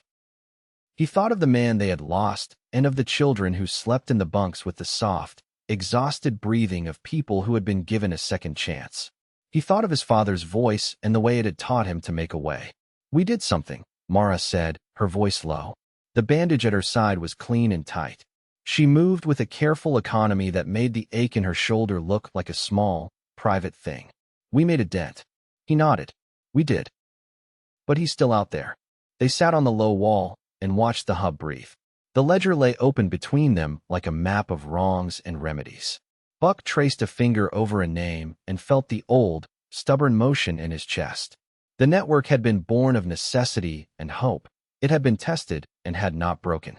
It had also been marked. The ledger had been both a tool and a target. Commander Reyes came to stand with them, her silhouette a dark shape against the stars. "We'll keep building," she said. "We'll train more. We'll share routes. We'll make it harder for people like him to profit from fear." But we have to be honest, this is not the end. It's a beginning. Buck thought of the road ahead and the ledger's names that still needed help. He thought of the towns they had saved and the ones they had not yet reached. He thought of Calder and the way cruelty could be organized into a kind of governance. He thought of his father's voice and the way it had taught him to make a way. When he finally climbed into the truck the next morning, the hub was already awake and moving. The ledger's pouch was at his hip and a map lay folded on his lap. Mara climbed in beside him, her face set in a way that made him think of the first time they had met on a burned-out roof. They had a list of names and a direction that pointed north and east and to places that had been circled in haste. They had a network that would not be perfect and would not be safe, but it would be a thing people could join. As they pulled away, the radio crackled and a voice came through, soft, tentative, and full of a kind of weary hope. "This is a small hub on the river," the voice said. "We heard about what you did. We have a pump that needs fixing and a child who needs medicine. If you can spare the time, dash." Buck looked at Mara and felt the old, stubborn motion in his chest settle into his bones. He turned the truck's wheel and headed toward the signal. Calder's shadow would follow. Predators always adapt. But the ledger's names were not ink on a page anymore. They were people who had been seen and who had been promised help. The road ahead would be long and dangerous, and Book 3 had begun with a rumor that had become a test. Could a network born of survival become a map of something better, or would the hunger of the world remake them into what they had fought? They drove on, and the network they had begun to stitch together moved with them, imperfect, fragile, and human. Chapter 2. The Council's decision to send a small team north had been practical. The choice to let the ledger stay behind had been political. Paper could be copied, encrypted, parceled out. A single book could be stolen. Still, Buck felt the ledger's absence like a missing limb. It had been a map and a promise and, in its way, a confession. Without it in his cab, he had to carry the names in his head, and names have a way of turning into faces. They left Northwatch at dawn, the hub's lights blinking like a constellation behind them. The road was a ribbon of gray that cut through a landscape, still learning how to be itself again. They moved with the quiet efficiency of people who had rehearsed for this moment. Check the tires, secure the load, keep the radio on, and the windows cracked. Jonah rode with the tools and the charges. Eli scouted ahead. Seema kept a small medical kit within reach, and Mara sat on the tailgate with a rifle across her knees and a bandage at her side that had become part of her gait. The rumor trail was a study in small, human things. A burned truck on a back road, its cab blackened and the cargo gone. A ferry log with a name scratched out. A woman who had seen a man with a patched jacket walking toward a ridge and then disappearing into a stand of pines. Each clue was thin and dangerous. Each could be a decoy. The team moved with the patience of people who had learned to read the land. Look for patterns, not single signs. Follow the logic of movement rather than the drama of a single sighting. On the second day, they found a camp that had been abandoned in a hurry. A pot overturned, a blanket folded and left on a log, a child's shoe half buried in the mud. The shoe was a small, human thing that made the world feel unbearably close. Mara crouched and picked it up, turning it over in her hands as if the leather might tell a story. She did not speak for a long time. When she did, her voice was low and steady. "They moved fast," she said. Someone came through and took what they wanted and left. They followed the trail at a distance, moving through reeds and low trees with the quiet efficiency of people who had learned to be careful. The trail led to a clearing where a barge had been moored and then abandoned in a hurry. Ropes cut, crates pried open, a ledger page half-burned in a fire pit. The page was a fragment, names and dates, and a crude symbol that matched the one Calder had used months before. The sight of the symbol made the team's mood harden. The rumor was not a rumor, it was a pattern. They watched the warehouses on the river from a ridge and counted the people who moved in and out. There were more than they had expected, and the compound had the look of a place that had been organized by someone with a talent for logistics. Men moved with the practiced efficiency of people who had learned to make profit from scarcity. A watchtower stood like a sentinel, and a bell hung in the yard, a crude alarm wired to a trip. The compound's geometry told them what the ledger's pages had hinted at. This was not a ragged band of opportunists. This was a system. Buck felt the old, private ache of responsibility settle into his shoulders like a familiar pack. He had been a field man for most of his life, fix pumps, teach perimeter, free captives. The ledger had pulled him into politics by accident. Its names were not abstractions, but people who had families and futures. He listened as the team argued the options. Wait and call for reinforcements, they said. Strike now and risk walking into a trap, others said. The choice was not between right and wrong, but between different kinds of risk. They chose a middle path, a reconnaissance in force. They would move close enough to confirm what the compound held, and then withdraw to report. If the compound was lightly defended, they would take what they could. If it was a hornet's nest, they would map it and return with a coalition. The plan was careful and cowardly and brave in equal measure practical, because it kept lives from being wasted on a whim. Eli slipped ahead at dusk and returned with a report that made the team's blood run colder. The compound had a small holding pen where people were kept, men and women who had been reduced to a rhythm of labor. There were children who had been given tasks that were small and repetitive, their eyes hollowed by the weight of responsibility. The pen was guarded by dogs and by men who had learned to move without being seen. The ledger's names were not only a map of wrongs. They were a map of where people might be found. They moved under a moon that made the world a study in silver and shadow. Jonah and Eli set charges that were meant to disable rather than destroy. Axles seized, winches rendered useless, a generator that coughed and died. Seema and a small medical team stood by with blankets and water. Mara and Buck moved through the compound like ghosts, cutting ropes, opening pens, and whispering names to people who had been reduced to numbers. The captives were slow to trust, but when they realized someone had come to free them, the change in their faces was like the first light of dawn. For a while the plan worked the way plans are supposed to work: confusion, movement, escape. People ran toward the trucks with the stunned, fragile hope of those who had been given a second chance. The team loaded what they could: seeds, a few crates of medical supplies, a handful of photographs that had been used to catalog people, and then the bell rang. The bell was a crude thing, wired to a trip that the compound's defenders had set as a last resort. It rang like a verdict. Men poured into the yard with torches and dogs, and the compound's defenders moved with a speed that made the night feel thin. The fight that followed was close and brutal. Mara took a blow that folded her into herself for a second. Buck felt the world narrow to the geometry of saving her and saving the people around him. Jonah jammed a gate with a crowbar and then ran, his laugh a wild, necessary thing.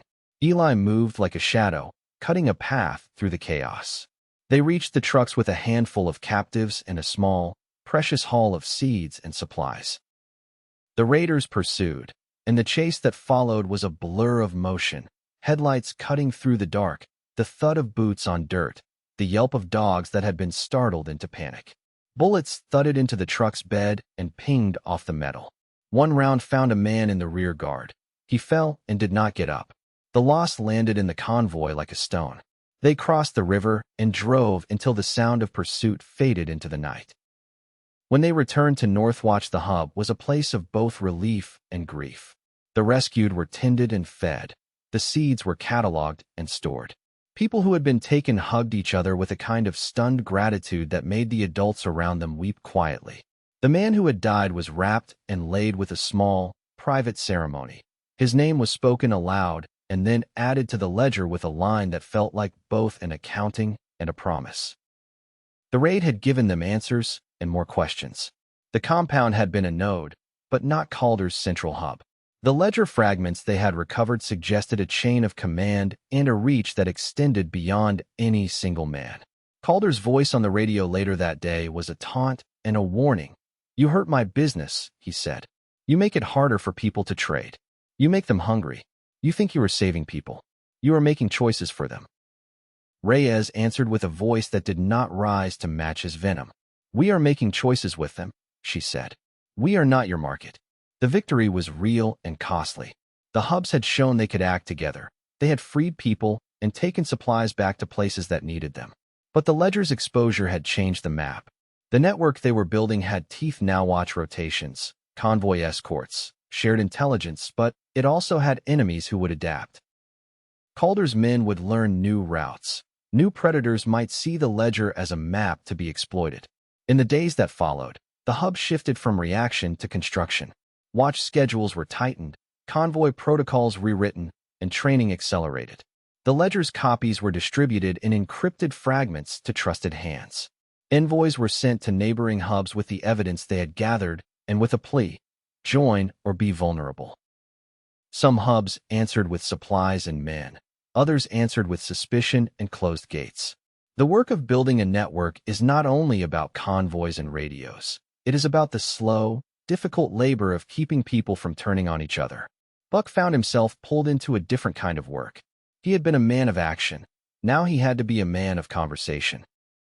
He sat in meetings where maps were spread and arguments were made about who would hold what and who would be trusted with which routes. He learned to listen to the farmer who feared centralization, to the coastal leader who wanted a stronger hand, to the teacher who argued for mercy as a policy. He learned that leadership was less about being right and more about making a way that others could follow. Mara recovered in the clinic with a stubbornness that made the medics admire her. She moved with a careful economy, testing the limits of her shoulder and refusing to be defined by the wound. She taught a small group how to read tracks and how to set a silent alarm. She argued with Buck in the evenings about the right balance between force and mercy, and those arguments were not about strategy so much as about the kind of people they wanted to be. One night, as the hub settled and the rescued slept with the soft, exhausted breathing of people who had been given a second chance, a radio crackled with a voice that was low and smooth and full of a practiced charm. "You can chase shadows all you want," the voice said, "but the market will always find a buyer. We are not the monsters you think we are. We are the solution." It was Calder's voice. It was a taunt and a promise. It was also a reminder that the ledger's exposure had made them visible in a way that could not be undone. Buck felt the old, stubborn motion in his chest and knew that whatever came next would require more than courage. It would require a willingness to be part of something larger than himself, to trade the solitary road for a map of people who would stand together. He folded his hands in his lap and thought of the man they had lost, of the children who slept in the bunks, of the towns they had saved, and the ones they had not yet reached. The ledger lay in copies across the hub, its names no longer ink on a page, but people who had been seen and promised help. The road ahead would be long and dangerous, and the question that would shape the next months was not whether they could beat Calder, but what they would become in the attempt. Outside, the stars were sharp and the air smelled of pine and the faint, stubborn trace of smoke. Buck and Mara sat on the low wall and watched the hub breathe. "We made a dent," Mara said, her voice low. He nodded. "We did. But he's still out there." They sat in the quiet and let the truth of that sentence settle. The ledger had been a beginning. The work of turning a map into a world was only just starting. Chapter 3. The work of building a network is mostly small, stubborn things. A pump fixed before the frost, a watch rotation that becomes habit, a child taught to read a word and then another. But sometimes the work asks for a different currency judgment, not just skill, a willingness to choose between two bad options. Mara learned that lesson in a way that left a bruise on her that was not only physical. It began with a call on a quiet channel, a voice that had the careful cadence of someone who had rehearsed the words until they sounded like truth. "This is Eastford. We need help. They're taking people for labor. They say it's voluntary. It isn't." The transmission was short and raw. Eastford was a hub that had been on the ledger's margins, a place that had answered Northwatch's call months before with a handful of seeds and a promise to watch a stretch of river. The plea landed in the council room like a stone. Commander Reyes did not hesitate. She looked at Buck and then at Mara. "You two know how to move," she said. "We'll send a small team. Quiet. Precise. Find out what's true and bring people home if you can." Mara packed with a kind of economy that made the act look like prayer. She folded bandages, checked the rifle's sights, and tucked a small book of poems into her pack line she read when the world felt too loud. She did not speak of fear. She did not need to. Fear was a thing they both carried like a map. Buck watched her with a careful attention that had become a habit. He had learned to read her in the small gestures. The way she tightened a strap, the way she hummed under her breath, the way her jaw set when she thought of a plan. They took a single truck and a scout. The road to Eastford ran through a country that had been generous and cruel in equal measure. A field where sunflowers had gone wild, a farmhouse with a porch light that burned like a small, stubborn star, a bridge with a rusted railing. They arrived at dusk and found Eastford smaller than they had expected, a cluster of houses and a market and a water pump that still worked because someone had learned to fix it. People moved with a careful economy, and the market had a rhythm that made Mara think of a small, stubborn heart beating in a world that had been made thin. They met with the hub's leader, a woman named Lise who had a face like old wood and a voice that had been softened by too many hard choices. She told them the story in a way that made both of them listen. A contractor had come through months before, offering work and a promise of trade. At first it had been small: repair a roof, pack a crate, and people had been paid in food and tools. Then the contractor had asked for more, longer hours, a share of harvest, a promise that those who refused would be left without rations. The language had shifted from contract to coercion so slowly that people had not noticed until they could not leave. "We tried to stop it," Lise said. "We argued. We hid people. But the contractor had buyers. He had men who would take what they wanted. We're small. We don't have the teeth to fight him." Mara listened and then asked the question that always mattered. Who benefits? Lisa's eyes flicked to a warehouse at the edge of town. "He does," she said. "And the buyers. They say they need labor to process goods. They say it's for the greater good. But the people who go don't come back the same. They walk the perimeter at dusk and watch the warehouse like hunters." The place smelled of oil and paper and the faint, stubborn tang of sweat. Men moved in and out with the practiced efficiency of people who had learned to make profit from scarcity. A bell hung in the yard, a crude alarm wired to a trip. Children worked at benches, their hands raw from repetitive tasks. The sight of them made something in Mara go cold. They could have done what they had done before: a night raid, cut ropes, free captives, run. It was the motion they knew and the motion that had saved people before. But Mara felt the shape of the problem differently now. The contractor's operation was not only a depot, it was woven into Eastford's fragile economy. A sudden strike might free people, but also destroy the town's ability to feed itself. The ledger's lesson had been that violence can solve a problem and create another. She proposed a different plan, one that asked for patience and a kind of moral leverage. They would not storm the warehouse that night. Instead, they would gather evidence: ledgers, photographs, names of buyers, proof of coercion. They would then present the evidence to a coalition of hubs and to traders who still believed in a market that respected people. They would make the contractor's business unprofitable by exposing his buyers and by offering alternative markets that refused to trade in coerced labor. It was a plan that required time, diplomacy, and the willingness to let the law of markets be a weapon for good. Buck listened and then asked the practical question: what if the buyers don't care? Mara's answer was a look that had been honed by nights on the road. "Then we make them care," she said. "We make it costly to buy from him. We make the risk higher than the profit." They began with small, careful moves. Jonah and Eli slipped into the warehouse under the pretense of offering a repair to a generator. Seema posed as a buyer's assistant and kept her eyes open for names and routes. Mara and Buck watched the comings and goings and took notes. They found a ledger small, crude, and full of names and amounts. They found photographs of people labeled with dates and prices. They found a list of buyers and a schedule of shipments. The evidence was ugly and precise. They did not take it by force.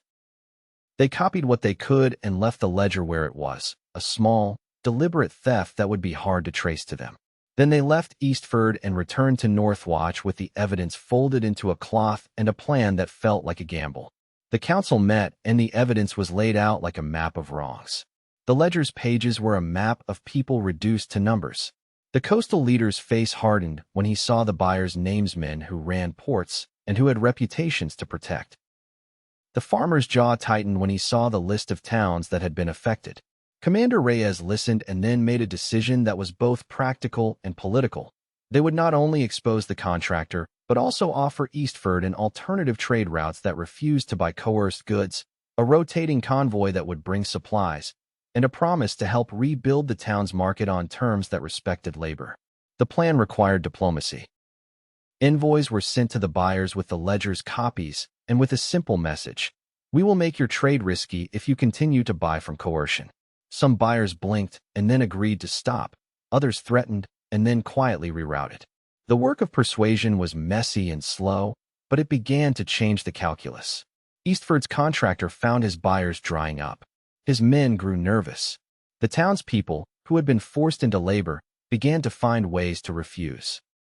But the cost of leverage is never only external. The contractor did not go quietly. He lashed out in ways that were meant to wound the network where it was soft.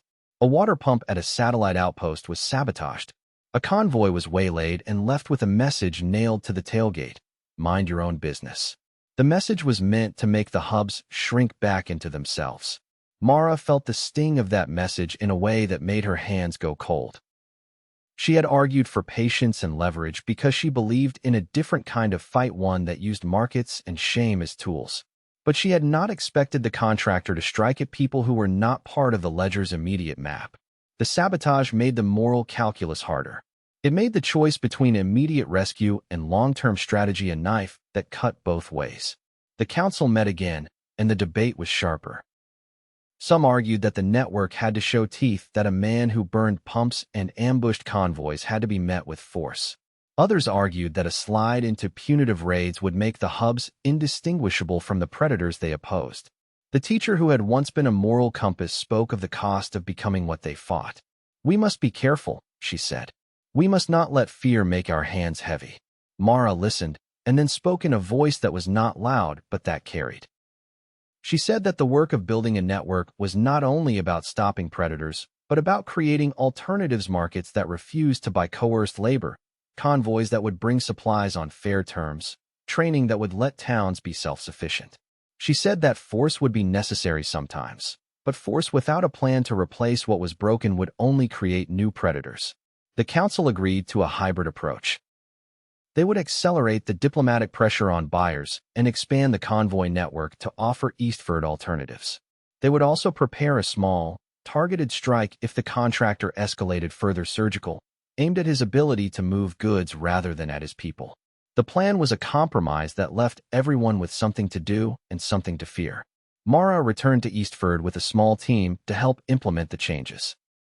She taught a group how to set a silent alarm and how to read tracks.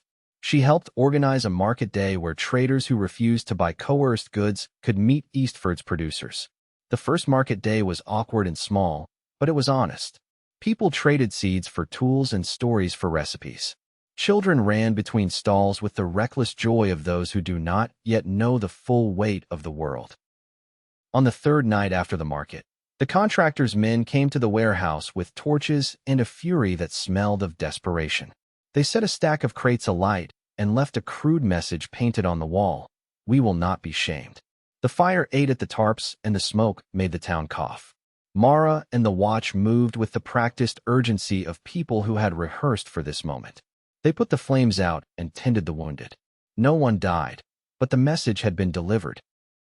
Buck found Mara at the edge of the square, her hands black with soot and her face set in a way that made him think of the first time they had met on a burned-out roof.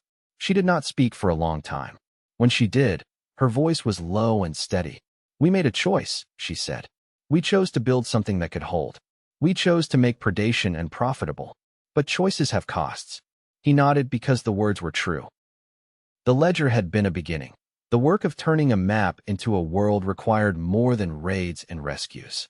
It required patience, diplomacy, and the willingness to accept that sometimes saving people meant changing the market that made them vulnerable. It also required the courage to act when diplomacy failed. Eastford would not be fixed in a week.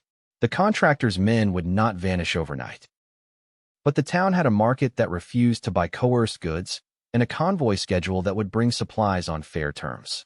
People who had been forced into labor had been freed or had found ways to refuse. The ledger's names had been seen and given a chance.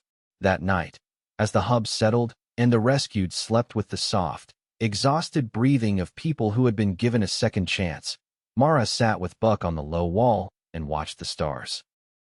The air smelled of smoke and bread and the faint, stubborn trace of diesel. She reached across and squeezed his hand, a small, private thing that made the lines at the corner of his eyes deepen. "We did something," she said, and the words were not a boast but a promise. He looked at her and felt the old, stubborn motion in his chest settle into his bones. "We did," he said, "and we'll keep doing it." They sat in the quiet and let the truth of that sentence settle. The ledger had been a beginning. The work of turning a map into a world was only just starting. The next months would ask for more than courage. They would ask for judgment, for the willingness to choose between imperfect options, and for the stubborn patience to build alternatives that could outlast predators. Mara had learned that lesson with soot on her hands and a bruise on her shoulder. The lesson would not be the last. Chapter 4. The summit had been meant to be a moment of repair, a place where hubs could trade routes and radios and, if they were lucky, a little trust. Instead, it arrived like a test the network had not asked for. News of the raid at the river compound and the burned truck had spread faster than the council's careful plans. People arrived with faces that had been made harder by nights of worry. The student union filled with delegates who smelled of travel and diesel and the faint, stubborn tang of fear. Maps were spread across tables. Radios hummed like small, impatient insects. The ledger's copies lay in a waterproof pouch at the center of the room, a thing both practical and ceremonial. Commander Reyes opened the meeting with a short, blunt speech. "We are not here to make speeches," she said. "We are here to decide how to keep people alive and how to keep our hands clean while we do it." Her eyes moved across the room and landed on Buck and Mara with a look that was both gratitude and demand. They had been the ones who had followed the rumor and come back with names and a cost. Now the network needed more than raids and rescues. It needed rules and a way to hold itself together when fear made people small. The first order of business was the leak. The ambush had not been random. Someone had known the convoy's route. Someone had known the ledger's presence. The council had tried to treat the ledger as a shared responsibility, but shared things are vulnerable in ways private things are not. The delegates argued in the blunt, practical language of people who had learned to measure risk in rations and lives. Some wanted to tighten access to the ledger, to make it a thing held by a single, trusted council.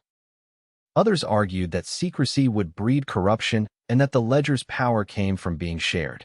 Buck listened and felt the old, private ache of responsibility settle into his shoulders. He had been a man of action. Now he was being asked to be a man of judgment.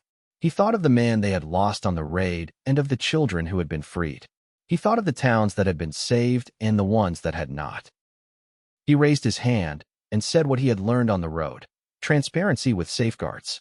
Copies could be distributed in encrypted fragments. Access could be logged and audited. Convoys could be randomized. The council nodded because his plan was practical and because it did not ask them to become monsters. While the delegates argued, Mara moved through the room like a quiet current. She spoke to people in the corners, watch captains, radio operators, a woman who ran a satellite outpost, and had a way of looking at maps that made them feel less like puzzles and more like promises. Mara's questions were small and precise. Who had seen the convoy's manifest? Who had access to the manifest? Who had been near the radios the night before? She listened more than she spoke, and the way she listened made people tell her things they had not told the council. That evening, as the summit's formal sessions wound down and the delegates drifted into smaller conversations, Mara found a thread that made the hair on the back of her neck stand up. A radio operator from a hub 2 valleys over had been seen near the convoy's staging area the morning before the ambush. He had an alibi that sounded rehearsed. He had been repairing a transmitter, but Mara had learned to read rehearsals. She asked the operator to show her the transmitter he had repaired. He led her to a small shack behind the student union where a battered radio sat on a table, its casing scorched in one corner. Mara crouched and ran a hand along the radio's wiring. Someone had been clever. A splice here, a frequency loop there, a small modification that would have allowed a listener to pick up a private channel and then relay it. The operator's face had been careful when he spoke. Now it went slack. He stammered and then told a story that made Mara's stomach drop. He had been paid in food and a promise. He had been scared. He had thought he was saving his family. The discovery was a kind of small, human tragedy. The man was not a villain in the way Calder was a villain. He was a frightened person who had made a desperate choice. The council's debate shifted from strategy to mercy. The farmer who had argued for caution said the man should be detained and questioned. The coastal leader wanted a public example. The teacher who had been a moral compass argued for a different path: find the man's family, secure them, and then use the man's knowledge to flush out the network's buyers. Reyes made a decision that was both practical and humane. The man would be detained and questioned, but he would also be offered protection for his family and a chance to make amends by helping the network. The choice was not soft. It was a recognition that the network's strength would depend on its ability to hold people accountable without turning them into monsters. The man agreed to cooperate, and the council set a small team to follow the leads he provided. The leads were messy and human. They pointed to traders who had been willing to buy goods without asking too many questions, to a broker who had moved between hubs and had a reputation for discretion, and to a ferry operator who had been paid to look the other way. The trail did not lead to a single mastermind so much as to a market that had learned to tolerate predation because it was profitable. Calder had been a charismatic organizer, but the ledger's exposure had revealed a wider economy of appetite. Buck and Mara led the team that followed the broker's trail. They moved with the same quiet efficiency they had used on raids, but now their work had a different texture. Interviews, quiet threats, offers of alternative trade. They found a buyer at a coastal outpost who had been willing to stop when presented with evidence that his suppliers used coerced labor. He had a family to feed and a reputation to protect. When the ledger's copies showed him the names and the faces, he blinked and then agreed to stop. Others were less willing. A port manager with a taste for profit threatened and then quietly rerouted shipments. The work of persuasion was slow and often humiliating. It required patience and the willingness to make enemies of people who had once been partners. The summit's second day brought a different kind of problem. A group of delegates arrived with a proposal that made the room go quiet. They represented a cluster of hubs that had been hit hardest by raids and sabotage.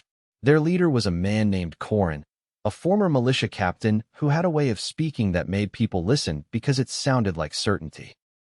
He proposed a centralized security force, a rotating guard that would be authorized to intercept convoys, detain suspects, and enforce a strict code of trade. He argued that the network could not survive on goodwill alone. It needed teeth. The proposal split the room. Some saw it as a necessary evolution. Predators would adapt, and the network needed a way to act decisively. Others saw it as a dangerous step toward the very thing they had fought, a centralized power that could be corrupted. The teacher warned that a security force without accountability would become a predator itself. Mara listened and then spoke with a clarity that made the room quiet. She said that security was necessary, but that it had to be bound by law and by the ledger's principles. "We need teeth," she said, "but teeth that are accountable to the people they protect." The debate did not end in a neat resolution. The summit agreed to pilot a charter, a set of rules that would govern any security force. Rotating leadership, transparent oversight, and a mandate limited to protecting convoys and rescuing captives, not policing markets. The charter would be tested in the field and revised. It was a compromise that left everyone with something to do and something to fear. On the summit's final night, as delegates prepared to leave and the student union emptied into the cool air, Calder's voice came through the radio with a calm that made the hair on the back of Buck's neck stand up. "You can build rules," he said. "You can make charters. You can call it law. But law is only as strong as the people who enforce it. And people are hungry." The voice was a taunt and a reminder. The ledger's exposure had changed the map. It had also made the network a target. The summit had produced plans and a charter and a fragile coalition, but it had also revealed fault lines between hubs that wanted autonomy and those that wanted security, between people who believed in markets and those who believed in mercy. The work ahead would not be only about convoys and raids. It would be about the slow, difficult labor of building institutions that could hold when fear made people small. Buck and Mara left the summit with a list of tasks and a map of compromises. They had a team to follow the broker's leads, a charter to test in the field, and a ledger that was now both a tool and a target. They drove away with the sun low and the road soft with evening, the hub's lights shrinking behind them like a constellation. Mara hummed under her breath, a small, private rhythm that steadied her. Buck watched the road and felt the old, stubborn motion in his chest settle into his bones. They had made a dent.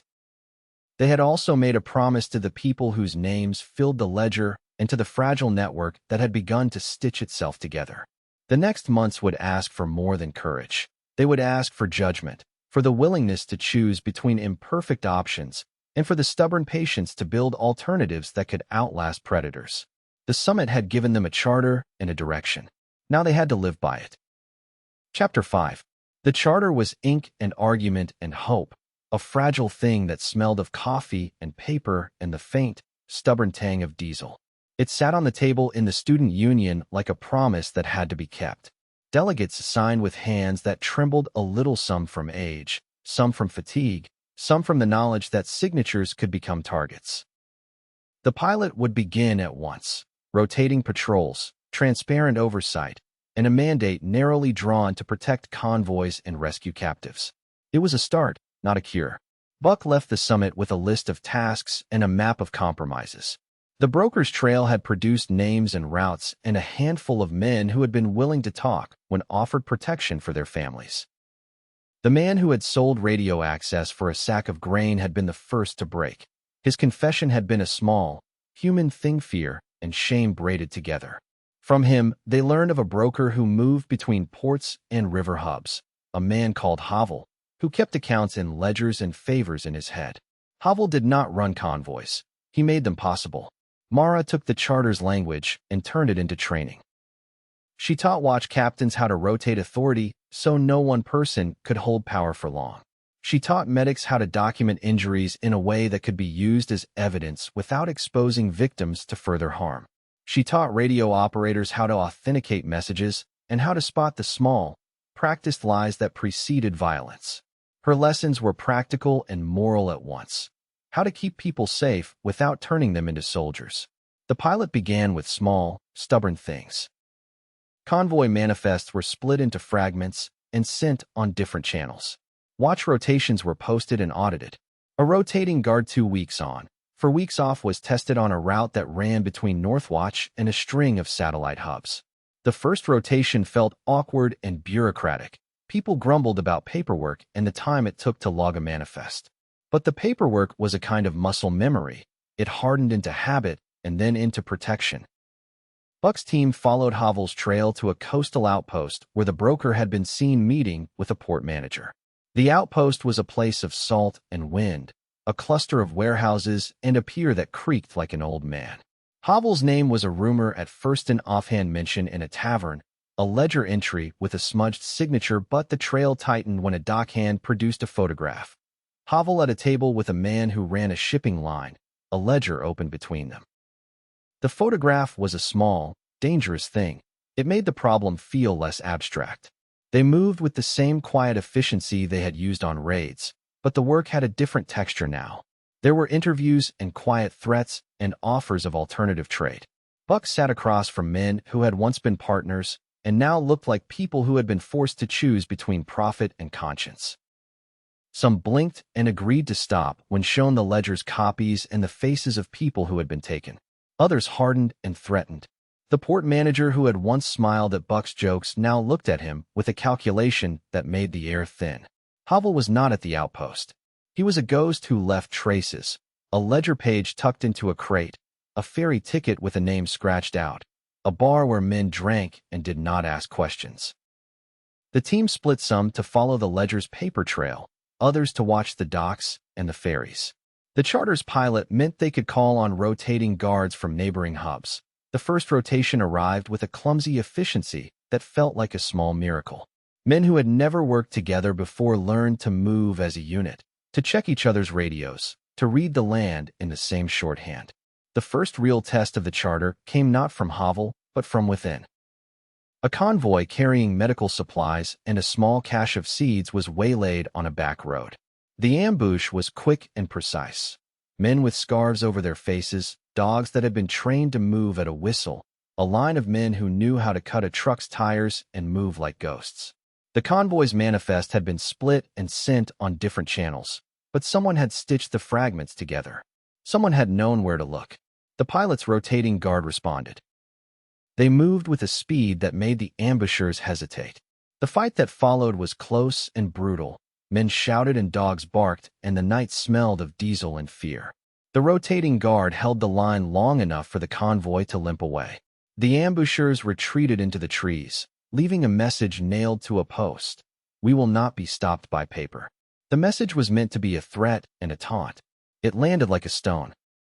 The council convened with a speed that made the hub feel like a living thing. The charter's pilot had been tested and had not failed, but the ambush had shown a weakness. The ledger's fragments could be reassembled by someone who knew the pattern. The leak they had thought they had contained was not a single hole, but a sieve.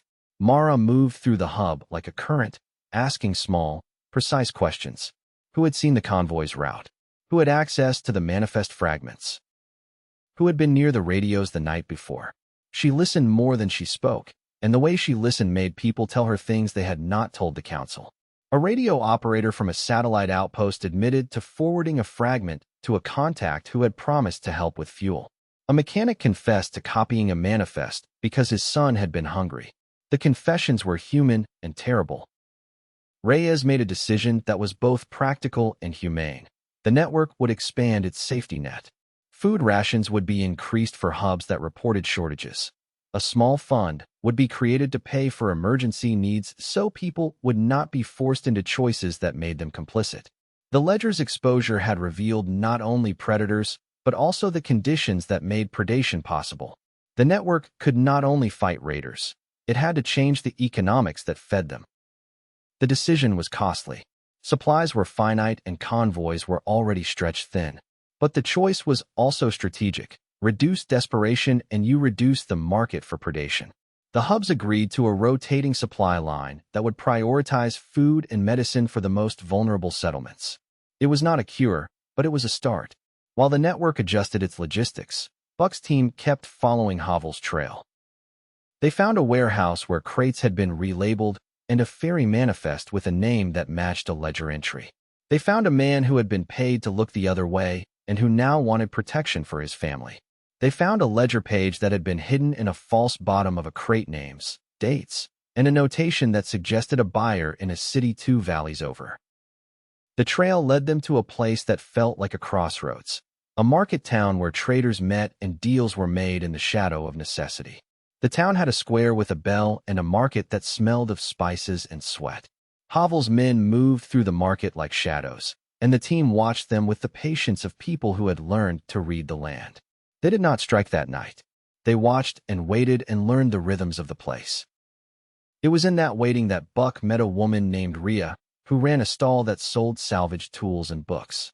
She had a way of looking at maps that made them feel less like puzzles and more like promises. She watched Buck with a careful curiosity and then, when she decided he was not a threat, offered him a cup of tea and a story. She spoke of buyers who had once been decent men and who had been corrupted by the ease of profit. She spoke of a broker who had learned to hide in plain sight.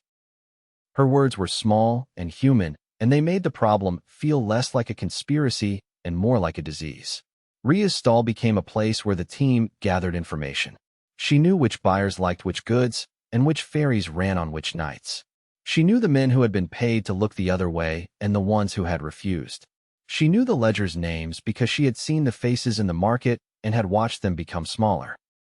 Her knowledge was practical and moral at once. She had chosen to trade in things that helped people rebuild rather than in things that made them commodities. The team used Rhea's knowledge to set a trap. They would stage a sale of goods that would be attractive to Havel's buyers, and then watch who came to buy. The plan required timing and patience, and the willingness to risk being seen. They set the bait a crate of tools and a ledger fragment that had been altered to include a false route. They left the market and watched from a distance. The buyers came, as buyers always do when profit is promised. Men in patched jackets and clean shirts moved through the square with the practiced efficiency of people who had learned to make deals and to keep secrets. One of them, an agent of a shipping line, took the bait and left with a crate. The team followed at a distance, careful not to be seen. The trail led to a ferry that crossed at dawn, a ferry that had been used to move goods quietly for years. They watched the ferry load and then watched it leave. The agent's face was a map of small compromises. He had a family to feed and a reputation to protect. When the team confronted him later, he did not deny what he had done. He said he had been paid and threatened. He said he had thought he was doing what he had to do. The confession was a small, human thing that made the work feel less like a hunt and more like a rescue. The trail tightened. Havel's network was not a single man, but a web of buyers and brokers and men who had learned to make profit from scarcity. The ledger's exposure had revealed the market's appetite. The network could choke supply lines and free captives, but it also had to change the market that made predation profitable.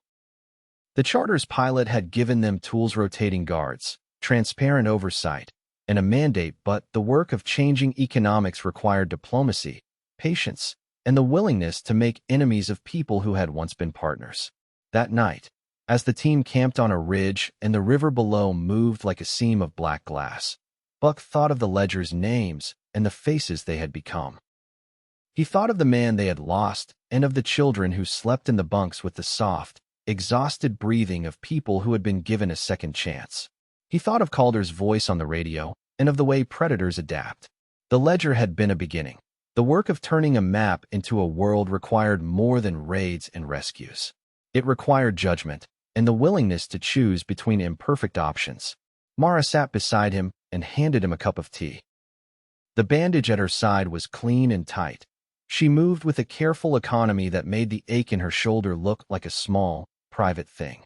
"We're making a map," she said, her voice low. "Not a fortress. A map people can follow." He nodded. "Maps can be used to trap people," he said. "We have to make sure ours doesn't." They sat in the dark and let the river's sound fill the space between them. The ledger's copies lay in a waterproof pouch in Buck's pack like a map of wrongs and remedies. The network had teeth now, but it also had enemies who would adapt. The next months would ask for more than courage. They would ask for judgment, for the willingness to choose between imperfect options, and for the stubborn patience to build alternatives that could outlast predators. When dawn came, the team moved again, following a trail that had become a map of small, human choices. They had a list of names and a direction that pointed north and east, and to places that had been circled in haste. They had a network that would not be perfect and would not be safe, but it would be a thing people could join. The ledger lay open in Buck's mind like a promise, and he traced a finger over a name that had been circled in haste. He said the name aloud, not as a prayer but as a promise, and the sound of it in the cab was a small, human thing that made the road feel less empty. They drove on, and the network they had begun to stitch together moved with them, imperfect, fragile, and human. Chapter 6. The network's muscles were new and raw. They flexed and then ached. The charter had given them a shape, a set of rules to try on, but rules are only as strong as the people who keep them. In the days after the market town trap and the ferry that had been watched, the hubs moved like a body learning to walk, awkward, determined, and liable to stumble. Buck woke to the sound of a radio that was not the usual morning chatter. It was a clipped, urgent voice from a satellite outpost. A convoy had been hit on a secondary route, a small escort overwhelmed, trucks burned, supplies scattered. The message was short and raw. "We lost a truck. People hurt." They left a sign. The sign, when the hub scouts found it nailed to a post, was a crude thing painted in black: "Trade or starve." The ambush was not clever. It was meant to be loud.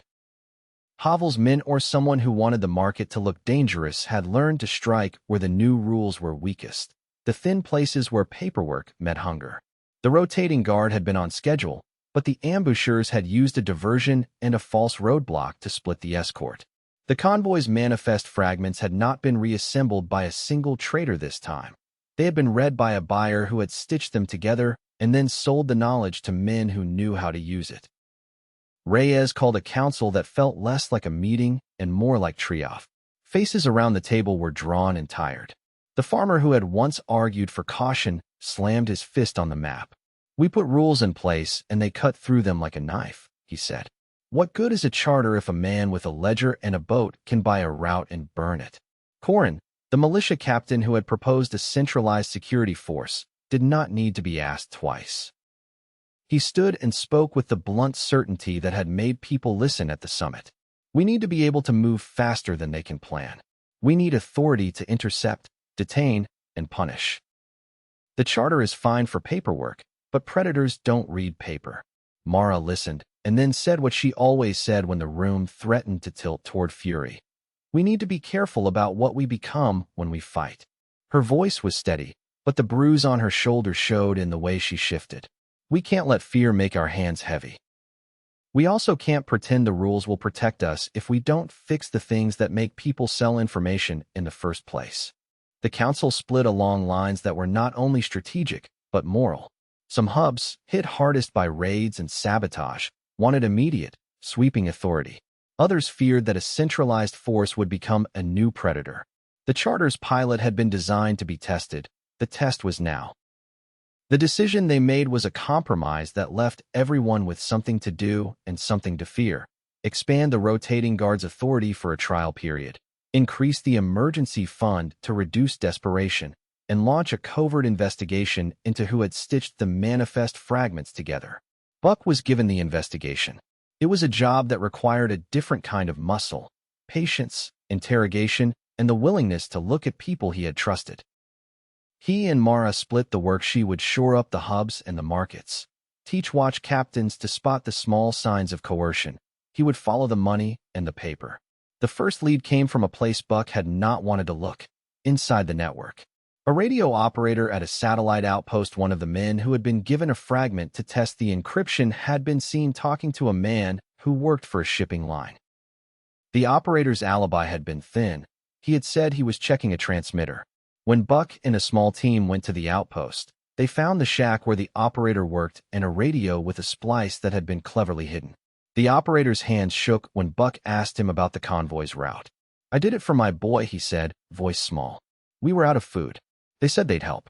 I thought he stopped, the sentence collapsing into shame. He had not meant for the convoy to be burned. He had meant only to get a sack of grain and a promise. The confession was a small, human thing that made Buck's chest ache. They did not make the man a public example. Reyes insisted on protection for his family and on using his knowledge to trace the buyer who had paid him. The man gave them a name, a broker who had been seen at a tavern in a market town 2 valleys over. The broker's name was a small thing hovel again, or someone who used his ledger. The trail led outward, and with each step it revealed not a single mastermind, but a market that had learned to tolerate predation because it was profitable. While Buck followed paper and money, Mara dealt with the immediate human cost. She rode to a satellite outpost where the pump had been sabotaged and found a community that had been pushed to the edge.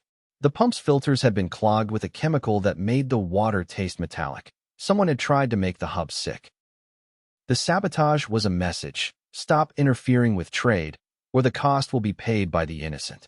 Mara organized repairs and a watch that would guard the pump at night. She taught the outpost's people how to test water and how to set a simple alarm that would ring if someone tried to tamper with the intake. She also organized a market day where traders who refused to buy coerced goods could meet the outpost's producers. The day was small and awkward, but it was honest. People traded seeds for tools and stories for recipes. The market's modest success was a kind of defiance. Back at Northwatch, the investigation into the stitched manifest led Buck to a port manager who had been careful with his words. The man had a ledger of his own accounts, favors, and a list of buyers who preferred discretion. When Buck showed him the faces of people who had been taken, the man's jaw tightened. He admitted to moving goods without asking too many questions.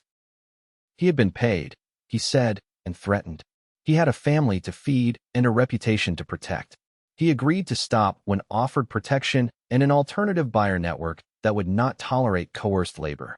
Not everyone blinked. A shipping lines agent who had been seen at the market refused to cooperate. He had a ledger of debts and a taste for profit. When Buck pressed, the man smiled in a way that made the air thin. You think you can change markets with a ledger? He said. You think you can make men stop buying what they want because you say it's wrong? The answer was not a single action, but a strategy. Make predation unprofitable and make the cost of being complicit higher than the profit. The network expanded its rotating escorts, increased emergency rations, and offered alternative buyers who would pay fair prices. It also began a quiet campaign of shame names of buyers who refused to stop were circulated among hubs and traders who cared about reputation. Some buyers blinked and changed. Others hardened. The cost of the campaign was immediate. The ambushes continued in smaller, crueler ways. A convoy's tires slashed and left with a note, a water cache poisoned and then cleaned before anyone drank, a radio operator's shack burned in the night. The message was clear. The market would not be easily changed. Then came the thing that made the hub hold its breath. A delegate from a hub that had been wavering, one that had been considering withdrawing from the charter pilot, was found dead in his room. The body showed signs of a struggle. The door had been forced. The man had been a quiet voice for autonomy, a farmer who had argued that hubs must be free to choose their own paths. His death landed like a stone. Reyes called an emergency council, and the room filled with a silence that felt like a held breath. The death could have been a robbery, a personal vendetta, or a message. The ledger's copies were checked and rechecked. The man's notes were examined. There was no neat answer. The only thing that was clear was that the network had become a target in a way it had not been before. Corin used the moment to press his case. "We cannot be a confederation of good intentions while men die in their beds," he said. "We need authority to act decisively. We need a force that can move without asking permission." Mara's reply was quieter and harder. "Authority without accountability is a blade that cuts both ways," she said. "We have to build safeguards now, not after we give someone the power to decide who lives and who dies." The debate that followed was not only about strategy, but about identity. The ledger had been a map of wrongs and a promise to stitch people together. The question now was whether the network would become a new kind of governance, centralized, efficient, and perhaps cruel, or whether it could hold to a different ideal, protection without domination. Buck felt the old, stubborn motion in his chest and the new, heavier weight of doubt. He had been a man who moved with his hands and his feet. Now he was being asked to move with his judgment. He thought of the man who had died, of the child's shoe found in the marsh, of the towns that had been saved and the ones that had not. He thought of his father's voice and the way it had taught him to make a way. That night the radio crackled with a voice that was both smooth and cold. "You can build rules," it said. "You can sign charters. You can call it law. But law is only as strong as the people who enforce it.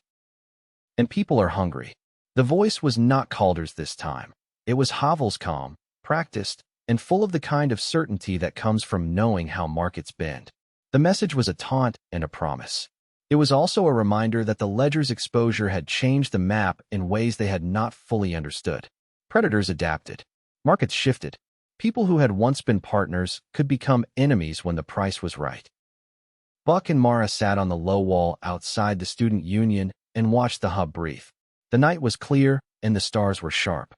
The ledger's copies lay in a waterproof pouch in the council room, distributed and encrypted, a map that had become both tool and target. They had made a dent in the network of predation. They had also made enemies who would not stop because of a charter. "We keep building," Mara said, her voice low. "We keep teaching and trading and protecting. We make it harder for them to profit." He nodded. "And we keep watching who we trust," he said. "Because sometimes the enemy is the man who takes a radio call to feed his child." They sat in the quiet and let the truth of that sentence settle. The ledger had been a beginning. The work of turning a map into a world required more than raids and rescues. It required judgment, mercy, and the stubborn patience to change the market that made predation profitable. It required the willingness to make hard choices and to live with their consequences. As they rose to go inside, a scout ran up with a breathless message. A ferry had been seen leaving at dawn with a load that matched a ledger fragment. The trail had not gone cold. It had moved. The chase would begin again at first light. Chapter 7. Dawn came thin and gray, the kind of morning that made the world look like a photograph someone had left in the rain. The ferry's wake cut the river into a silver seam as Buck's convoy crested the ridge. Eli had been up before the sun, his silhouette a dark punctuation against the horizon. He pointed to the water with a hand that did not shake. The ferry was there, low and slow, a flatback hull that carried crates and a handful of men who moved with the practiced ease of people who had done this before. They dropped down the slope and threaded the road that ran close to the bank. The radio was a low hum of coordination checkpoints, times, a soft code that meant hold and watch. The team moved like a single organism. Jonah with the tools and the charges, Seema with the medkit and the quiet competence that steadied everyone, Mara with the rifle across her knees and the bandage at her side that had become part of her gait.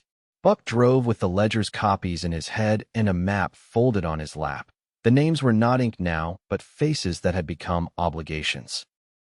The ferry docked at a small landing where a man in a patched jacket, one of Havel's buyers, they suspected, stepped off with a crate under his arm. He moved with the casual confidence of someone who believed profit would protect him. The team watched from the trees and counted the men who moved in and out of the warehouses: 3 loaders, a watchman with a dog, a man who kept his hands in his pockets and his eyes on the road. The geometry of the place told them what the ledger's pages had hinted at. This was not a ragged band of opportunists. This was a node.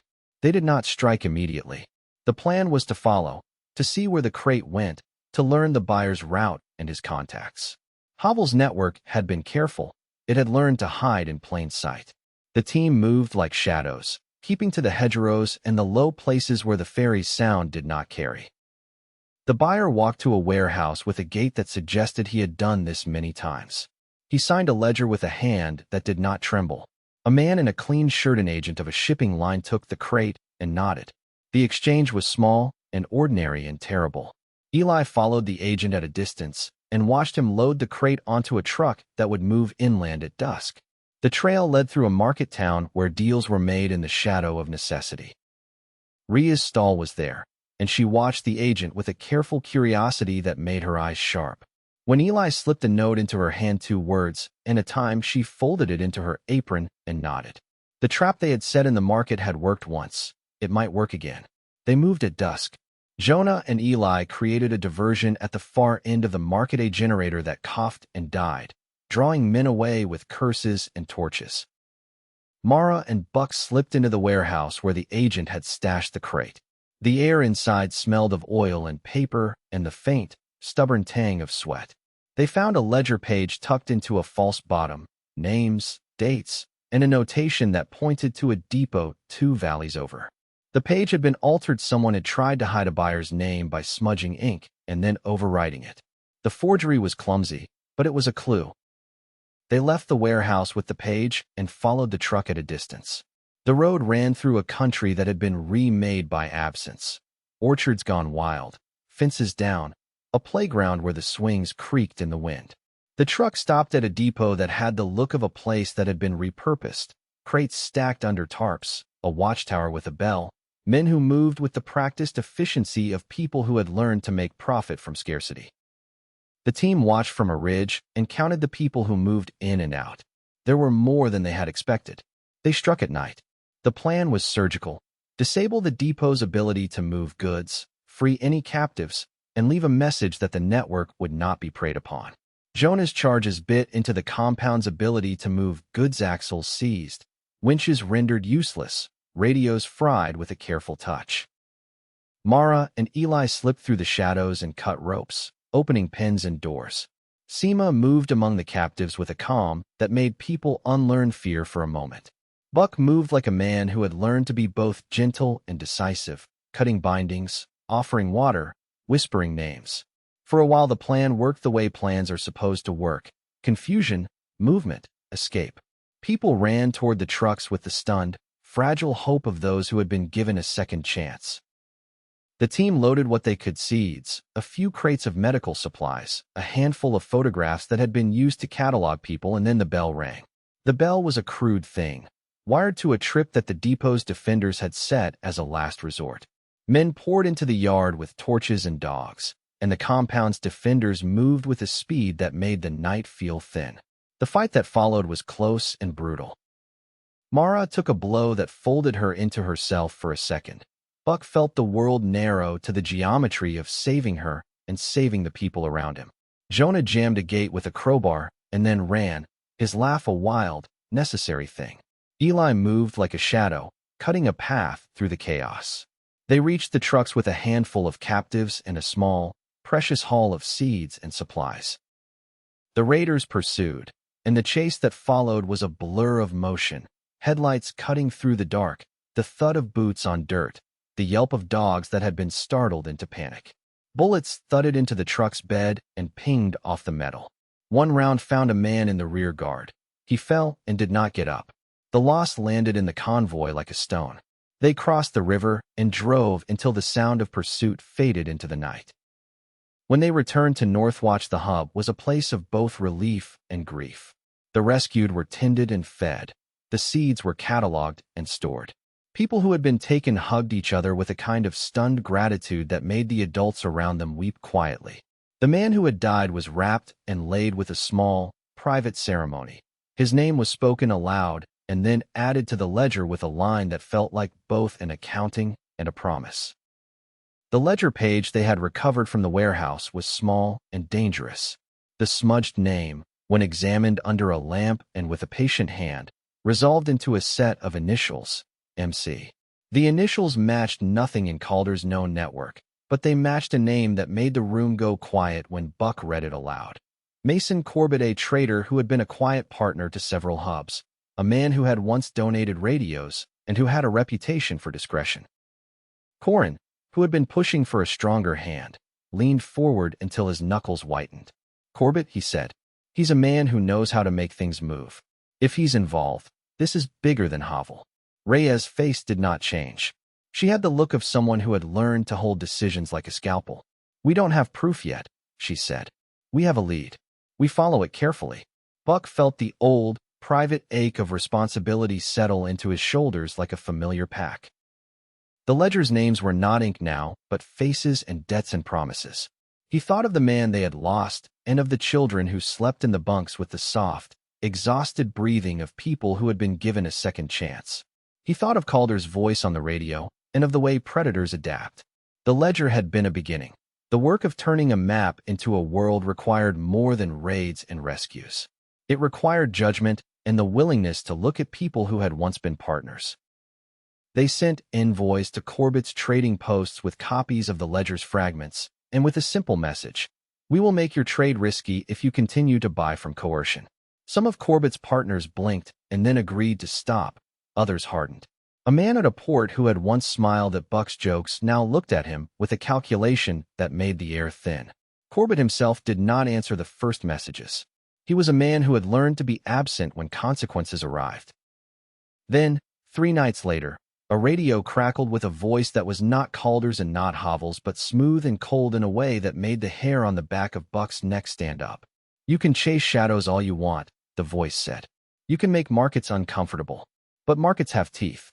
You will learn that sometimes the ledger is a map for more than rescue." The voice signed off with a name that made the room go quiet when it was repeated: Mason Corbett. The revelation was a blow that landed in the hub like a physical thing. Corbett had been a donor, a man who had once given radios and who had been welcomed at councils. The ledger's exposure had not only revealed predators, it had revealed the way the market had learned to hide them in plain sight. The network had to decide what to do with a man who had been both partner and predator. Corin wanted immediate action. "We take his depots," he said. "We cut his routes. We make an example." Mara's reply was quieter and harder. "We have to be careful," she said. "If we move without proof, we become the thing we fight. If we wait, people die." There is no clean answer. Reyes made a decision that was both practical and political. They would gather proof and build a coalition of buyers and hubs who would refuse Corbett's trade. They would accelerate the charter's pilot and expand the rotating guard's reach to cover Corbett's likely routes. They would also prepare a targeted operation if Corbett's men struck at hubs that refused to cooperate. The choice was a compromise that left everyone with something to do and something to fear. The ledger's copies were distributed in encrypted fragments to trusted hands. Envoys went to ports and markets with evidence and with offers. "Stop buying coerced goods, and we will help you find alternative suppliers." Some buyers agreed, others threatened. Corbett's silence on the radio was a kind of answer. He was not a man who spoke when his business was threatened. He moved in other ways. That night, Buck walked the perimeter with Mara. The stars were sharp, and the air smelled of pine and the faint, stubborn trace of smoke. The ledger's pouch was at his hip, its copies distributed to trusted hands across the network. He thought of the man they had lost and of the children who slept in the bunks with the soft, exhausted breathing of people who had been given a second chance. He thought of Calder and Corbett and the way cruelty could be organized into a kind of governance. "We made a dent," Mara said, her voice low. The bandage at her side was clean and tight. She moved with a careful economy that made the ache in her shoulder look like a small, private thing. He nodded. "We did. But the map is changing." They sat on the low wall and watched the hub breathe. The ledger lay open between them like a map of wrongs and remedies. The network had teeth-narrow-tating guards, charters, a coalition of buyers who would not tolerate coerced goods, but it also had enemies who would adapt. Corbett's name on the radio was a reminder that predators could hide behind generosity and that markets could be a mask for cruelty. When the first light of morning touched the ridge, a scout ran up with a breathless message. A convoy had been seen leaving Corbett's depot at dawn, heavy with crates and with a manifest that matched a ledger fragment. The trail had not gone cold. It had moved. The chase would begin again at first light, and the network would have to decide whether it would be a map that guided people to safety or a net that trapped them in new ways.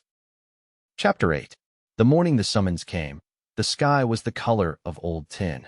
A courier from a trading post 2 valleys over arrived at Northwatch with a folded note and a face that had been taught to look like a man who carried bad news without flinching. The note was short and careful. "Mason Corbett requests a parley. He will meet at the old ferry crossing at dusk. He brings proof he is willing to negotiate. No weapons. No witnesses." The council met with the kind of silence that felt like a held breath. Corbett's name had been a bruise on the ledger for weeks' donations, favors, a reputation that had once opened doors. To some he was a benefactor who had helped hubs get radios and pumps. To others he was a man who had learned to hide predation behind philanthropy. A parley with him could be a trap, a chance to draw him into the open, or a way to buy time and supplies. It could also be a way to hand the network's enemies a map. Commander Reyes listened to the arguments and then made the decision that had become her habit. Choose the path that left options open. "We will send a small delegation," she said. "We will not go as hunters. We will go as people who want to know. If he is willing to talk, we learn. If he is lying, we have a plan to get out." Buck was chosen to go because he had a way of moving that made people trust him and because he had been the one who had carried the ledger's copies into the field. Mara would not go.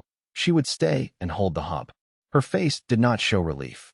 "If he's playing a game, I'll be the net," she said. "If he's sincere, I'll be the one to make sure he keeps his word." They left at dusk with a small convoy. Buck, a mediator from the coastal outpost, and a man named Tomas who had been a quiet voice at the summit and who knew how to speak to traders without sounding like a threat. The road to the ferry crossing ran through a country that had been remade by absinthe orchards gone wild. Fences down, a playground where the swings creaked in the wind. The ferry itself was a flat-back hull that had seen better days. It sat at the bank like a sleeping thing. Corbett was there when they arrived, not alone, but with a single aide and a man who looked like a lawyer-clean shirt, careful hands, a face that had been taught to be unreadable. He stood with the easy confidence of someone who had learned to make people believe in him. He greeted Buck with a smile that did not reach his eyes and offered a hand that was warm and practiced. "You have my thanks for coming," Corbett said. His voice was smooth and the words were measured. "I know we have been at odds. I would like to find a way to make trade work without cruelty." Buck watched him the way a man watches a river look for the current beneath the surface. "Talk is cheap," he said. "We have names and ledgers. We have people who were taken. If you want to make trade clean, show us how." Corbett's aide produced a small packet of papers and a ledger that had been carefully altered. "I have buyers who will stop if I can guarantee supply," Corbett said. "I can cut off the buyers who insist on coerced labor. I can help you find routes that are secure. I can also show you where Havel moves goods. I want a partnership trade that benefits both of us." The offer was a kind of poison wrapped in sugar. If Corbett was sincere, his cooperation could choke the market that fed predation. If he was lying, the papers could be a decoy and the meeting a way to learn who in the network would come to parley. Buck felt the ledger's weight in his mind like a small, heavy thing. He thought of the man who had died on the raid, of the children who had been freed, of the towns that had been saved and the ones that had not. Tomas asked the practical questions: who would verify the buyers? How would payments be tracked? What guarantees could be enforced? Corbett answered with the kind of specificity that made the hairs on Buck's arms stand up. Names of shipping lines, routes, times. He offered a list of buyers who would agree to a moratorium on coerced goods if Corbett could guarantee supply. He offered to open his warehouses to inspection by a neutral party. He offered, in short, the kind of cooperation that could be a turning point. Buck did not accept. He did not refuse either. He asked for time to consult with Northwatch and to verify the papers. Corbett agreed, with a smile that suggested he had expected the answer. "Take your time," he said. "But know this, markets do not wait. If you want to change things, you must move quickly." They left the ferry with the papers folded into a cloth and a sense that the world had shifted a degree. Corbett's offer could be a way to choke the market that fed predation, or it could be a way to buy time and to learn who in the network would betray them. The ledger's exposure had made everyone visible. Visibility had a cost. Back at Northwatch, Mara had not been idle. She had tightened the hub's watch and had sent envoys to the satellite outposts to check pumps and radios. She had also listened to the hub's people in a way that made them tell her things they had not told the council. People who had been quiet now spoke of men who had come through with offers and promises, of a trader who had once given radios and then asked for favors. The pattern was familiar and ugly. That night, as Buck and the delegation argued the merits of Corbett's offer, a scout burst into the student union with a face that had been taught to look like a man who carried bad news. "They've taken the warehouse at Eastford," he said. "The contractor's men burned the tarps, left a message. They say it's because we interfered with trade." The room went quiet in a way that felt like a held breath. Eastford had been the place where Mara had used leverage instead of force.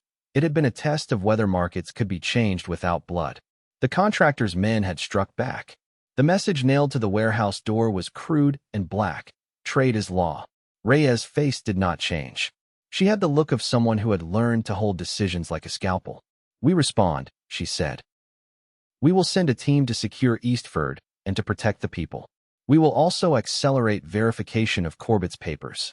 Buck felt the old, private ache of responsibility settle into his shoulders like a familiar pack.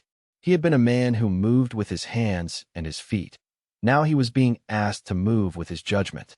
He thought of the man who had died, of the child's shoe found in the marsh, of the towns that had been saved and the ones that had not. He thought of Corbett's smile and the way generosity can be a mask.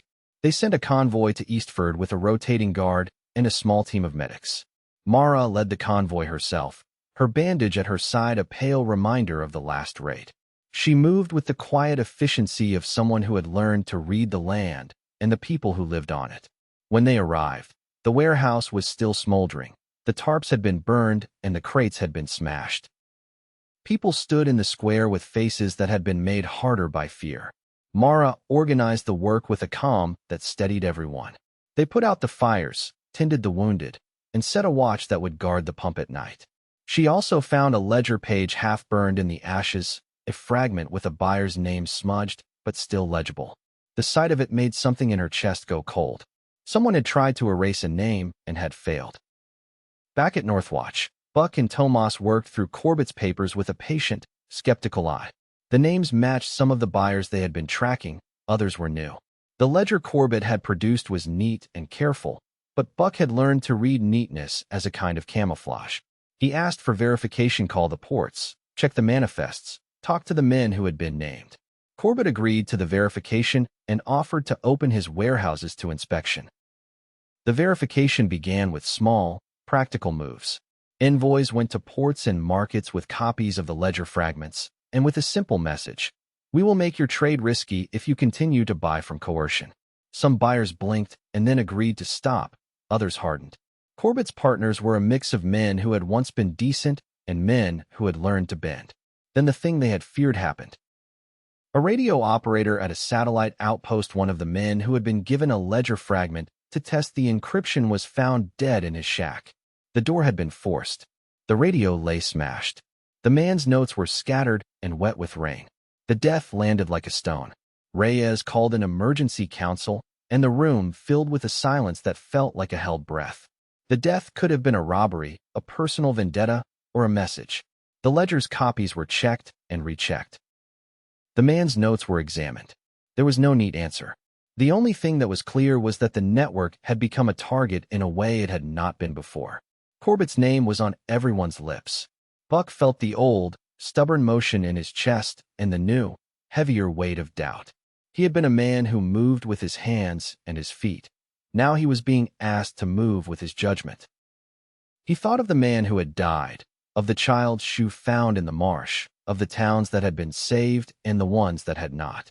He thought of Corbett's smile and the way generosity can be a mask. That night, as the hub settled and the rescued slept with the soft, exhausted breathing of people who had been given a second chance, a radio crackled with a voice that was both smooth and cold. "You can build rules," the voice said. "You can sign charters. You can call it law. But law is only as strong as the people who enforce it. And people are hungry." The voice was Corbett's. It was a taunt and a reminder. The ledger's exposure had changed the map. It had also made the network a target. The summit had produced plans and a charter and a fragile coalition, but it had also revealed fault lines between hubs that wanted autonomy and those that wanted security, between people who believed in markets and those who believed in mercy. Buck and Mara sat on the low wall outside the student union and watched the hub breathe. The night was clear and the stars were sharp. The ledger's copies lay in a waterproof pouch in the council room, distributed and encrypted, a map that had become both tool and target. They had made a dent in the network of predation. They had also made enemies who would not stop because of a charter. "We made a choice," Mara said, her voice low. The bandage at her side was clean and tight. She moved with a careful economy that made the ache in her shoulder look like a small, private thing. "We chose to build something that could hold. We chose to make predation unprofitable. But choices have costs." He nodded. "We did. And we'll keep doing it." They sat in the quiet and let the truth of that sentence settle. The ledger had been a beginning. The work of turning a map into a world required more than raids and rescues. It required judgment, mercy, and the stubborn patience to change the market that made predation profitable. It required the willingness to make hard choices and to live with their consequences. As they rose to go inside, a scout ran up with a breathless message. "Corbett's convoy is moving at dawn. Heavy, heading north." The trail had not gone cold. It had moved. The chase would begin again at first light, and this time, the network would have to decide whether it would be a map that guided people to safety or a net that trapped them in new ways. Chapter 9. They moved before dawn, when the world still belonged to the road and the radio's static. The plan had been stitched together from a dozen small, stubborn threads, rotating guards from 3 hubs, a diversion run by the coastal outpost, and a narrow cordon that would funnel Corbett's convoy into a place where the network could see it and not be surprised. The charter's pilot had given them the language to ask for help. The ledger's names had given them the reason. They drove with the quiet intensity of people who had rehearsed for this moment. Buck rode in the lead truck with Eli at his shoulder and Jonah behind them. Mara had stayed at Northwatch to hold the hub. She had been the one to insist that the network not become a hunting party. Her voice had been a steadying thing in the council the night before. "If we take him, we must take proof. If we take proof, we must not become what we fight." They had all agreed, and the agreement felt like a thin rope stretched over a ravine. The road to North Ridge ran through a country that had been remade by absence. Orchards gone wild, fences down, a playground where the swings creaked in the wind. The convoy they followed was heavy with crates and men who moved with the practiced ease of people who had done this before. The ferry had been a waypoint. The depot 2 valleys over had been a hub of movement. Now the trail led to a narrow pass where the road squeezed between a ridge and a shallow river, a place the network had chosen because it offered control without turning the land into a battlefield. They set the trap with the care of people who knew how quickly plans could unravel. Jonah and Eli disabled a sidetrack and left a false sign of a broken axle. Scouts took positions in the hedgerows. The rotating guardsmen and women from hubs that had once been strangers took their places like a new kind of militia, not for conquest but for protection.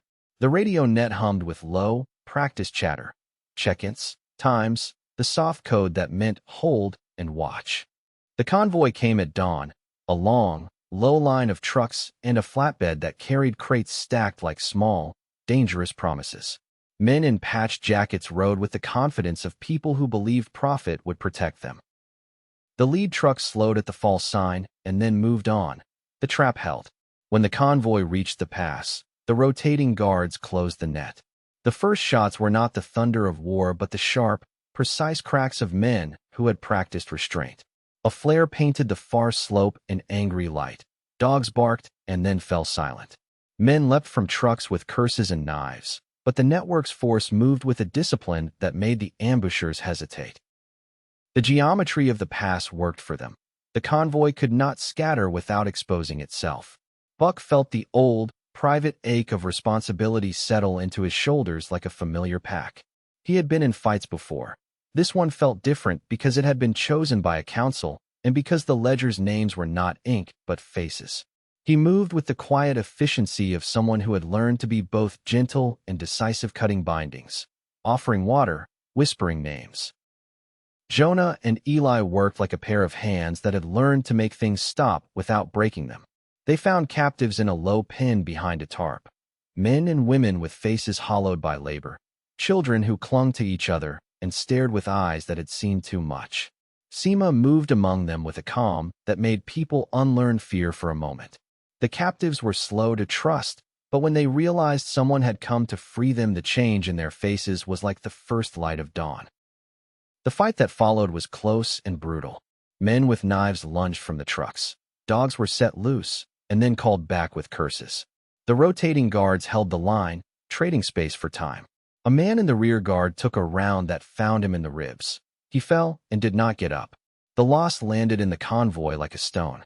For a moment, the world narrowed to the geometry of saving him and saving the people around him. Then they saw him, Mason Corbett's aide, a man with a clean shirt and a ledger tucked under his arm, trying to slip away toward the river. Eli cut him off with a movement that was more shadow than muscle. The aide went down with a cry, and the ledger spilled from his pack like a small, dangerous confession. Buck moved to him and found the man's face not cruel but frightened. He had been taught to be careful, and now he was not. They took the aide and the ledger and left the convoy in the hands of the rotating guards. Corbett himself was not there. He had not been on the convoy. He had been careful in the way men who run markets must be. The aide, when questioned, said what frightened men say. He had been paid, threatened, and told that the ledger was insurance. He had not known where Corbett kept the main books. He had not known the whole map. Back at Northwatch, the ledger they had taken from the aide was a small, dangerous thing. It was not Corbett's master book, but a set of receipts and notes, names, dates, amounts, and a notation that pointed to a vault in a warehouse on the far side of Corbett's trading post. The notation was a map within a map, a place where the real accounts were kept, where favors were recorded and debts were settled. The discovery made the room go quiet when Buck read it aloud. Corin wanted immediate action. "We take the warehouse," he said. "We seize the books. We make an example." Mara's voice, when she spoke, was low and steady. "We take the books, and we make sure the people who are named are protected. We do not let this become a hunt for scapegoats. We have to be careful who we trust with the ledger." Reyes made the decision that had become her habit. Gather proof, secure the people, and move with a coalition. They would not storm Corbett's warehouses alone. They would call on the hubs that had signed the charter and on buyers who had agreed to stop trading in coerced goods. They would present evidence and demand access. If Corbett refused, they would have a legal and moral case to act. The choice was a compromise that left everyone with something to do and something to fear. Corbett's name had been a bruise on the ledger for weeks. Now the bruise had a shape. The network had to decide whether it would be a map that guided people to safety or a net that trapped them in new ways. That night, as the hub tended wounds and counted losses, the aide's ledger was examined under a lamp. Names resolved into faces, initials became towns. There were entries that suggested payments to men who had once been donors to hub's radios. Pumps, seed shipments recorded as favors. The ledger's exposure had revealed not only predators, but the way generosity had been used as camouflage. Buck sat with the ledger and felt the old, stubborn motion in his chest and the new, heavier weight of doubt. He had been a man who moved with his hands and his feet. Now he was being asked to move with his judgment. He thought of the man who had died in the pass, of the children who had been freed, of the towns that had been saved, and the ones that had not. He thought of Corbett's clean shirt and the way generosity can be a mask. They prepared to move at first light. A coalition of hubs would converge on Corbett's trading post with a list of demands. Open the warehouses to inspection, surrender the master ledger, and allow neutral auditors to verify the accounts. If Corbett refused, the charter allowed for a targeted operation to seize the books and to detain those who resisted. The plan was surgical and political at once. Before dawn, a radio crackled with a voice that was smooth and cold. "You can chase shadows all you want," the voice said. "You can make markets uncomfortable. But markets have teeth. You will learn that sometimes the ledger is a map for more than rescue." It was Corbett's voice. It was a taunt and a promise. The ledger's exposure had changed the map. It had also made the network a target. The coalition's convoy rolled at first light, engines low and radios keyed. They would not be the hunters Corin wanted, nor the pacifists the teacher had hoped for. They would be something in between, a force that had to hold to its principles while it acted. As they crossed the ridge and the trading post came into view, Buck felt the ledger's names like a chorus in his head, faces and debts and promises. The warehouse loomed like a dark tooth against the sky. Men moved in the yard, and for a moment Buck thought he saw Corbett himself on a balcony, a silhouette that could have been a trick of light. Then the convoy slowed and the world narrowed to the geometry of the moment. How to take a man's books without becoming the kind of power that uses books to bind people. They pulled into the yard, and the air smelled of oil and tar and the faint, stubborn tang of money. Corbett's men lined the gates with a practiced calm. A lawyer stepped forward with a paper and a smile. Corbett's voice came through a speaker, smooth and careful. "We can do this the easy way," he said. "Open the warehouses. Let the auditors in. Or we can do it the hard way." Buck looked at the faces around him, the rotating guards, the envoys from hubs that had once been strangers, the medics who had tended the wounded, and felt the old, stubborn motion in his chest settle into his bones. They had come to make a map that could hold. They had come to take proof and to protect people. They had not come to become predators. The gates opened a crack. Men moved like a tide. The ledger lay in Buck's pack like a small, dangerous promise. The next hours would decide not only whether Corbett's books would be seized, but whether the network could hold to the charter it had written in the student union. The road ahead would be long and dangerous, and the ledger's names would demand more than courage. They would demand judgment, mercy, and the willingness to live with the consequences of the choices they made. Chapter 10. They moved before dawn, the convoy a low line of engines and breath that threaded the valley. The coalition had come together in a way that felt both fragile and inevitable. Rotating guards from 3 hubs, envoys from markets that had agreed to stop buying coerced goods, and a handful of medics and auditors who would be witnesses if the warehouses were opened.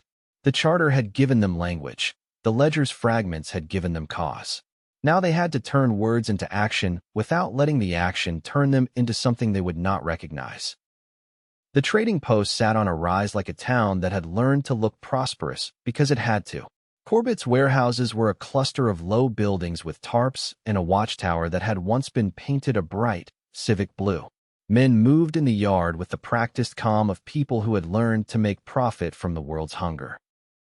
A lawyer in a clean shirt met the coalition at the gate and read a paper with the kind of careful politeness that is meant to slow a moment until it can be reshaped. "We have auditors," Buck said, his voice steady. "We have a list of names and a right to inspect. Open the warehouses." The lawyer smiled in a way that did not reach his eyes. "Mr. Corbett is willing to cooperate," he said. "But he asks for a neutral process. No seizures without proof. No detentions without cause. We can do this the civilized way." The civilized way was a test of patience. Envoys moved through the yard with clipboards and flashlights. Auditors checked manifests against the ledger fragments. Men who had once been buyers watched with faces that had been taught to look like men who had not been surprised by anything. The coalition's presence was a kind of pressure, a market that could be made uncomfortable, a reputation that could be made costly. They found things that made the room go quiet. In a false bottom of a crate, beneath a layer of salted fish, an auditor found a stack of receipts, small, neat, and full of initials. In a locked office, A ledger that was not the master book, but a ledger of favors and shipments lay open on a desk. Names matched the fragments they had recovered. Dates matched raids and disappearances. The evidence was not a single smoking gun, but a pattern that could be stitched into proof. Corbett's lawyer argued and delayed. Corbett himself did not appear. He had learned the art of absence. He sent a man with a smooth voice and a promise of cooperation. The coalition's envoys pressed for access to the vault the aide's ledger had hinted at. The lawyer said the vault was private property and that any search required a warrant. The coalition had no legal system that could issue warrants across hubs. They had only the charter and the moral force of a dozen communities that had decided to act together. Tomas, who had been a mediator in other lives, suggested a compromise. A neutral auditor from a coastal hub would be allowed into the vault with witnesses from both sides. Corbett's man agreed, with a smile that suggested he had expected the concession. The auditor was a woman named Raina, the same woman from the market town who had sold tools and books, and who had a way of looking at ledgers that made them feel less like puzzles and more like promises. She walked into the vault with a lamp and a steady hand. The vault smelled of oil and old paper. Raina moved through the stacks with a calm that made people hold their breath. She found boxes labeled with towns and dates, and, beneath a false floor, a master ledger bound in leather. The book was heavy and careful. It had the look of a thing that had been used to keep favors and to keep people small. Raina opened it and read names aloud: buyers, port managers, men who had once been donors. The room listened as if the ledger's pages were a confession. When she reached a page that listed a string of payments to a name Buck had not expected Calder, the air in the vault changed. Calder's name had been a rumor, a voice on the radio, a man who had once organized fear into profit. To see his name in Corbett's ledger was to see the market's appetite written in ink. Corbett's lawyer paled. The man with the smooth voice tried to speak and found his words small. "You have proof," Tomas said. "You have names. What do you intend to do with them?" The question was a blade. The coalition could present the ledger to buyers and to hubs and demand that those named be cut off. They could hand the book to a hub with the authority to detain and prosecute. Or they could use the ledger as leverage, offer immunity to those who cooperated, protection to those who turned evidence over, and a market that refused to buy coerced goods. Each choice carried cost. Corbett's man offered a bargain. He would hand over the ledger's copies and open his warehouses to inspection if the coalition agreed to a moratorium on seizures for 30 days while he restructured his supply lines.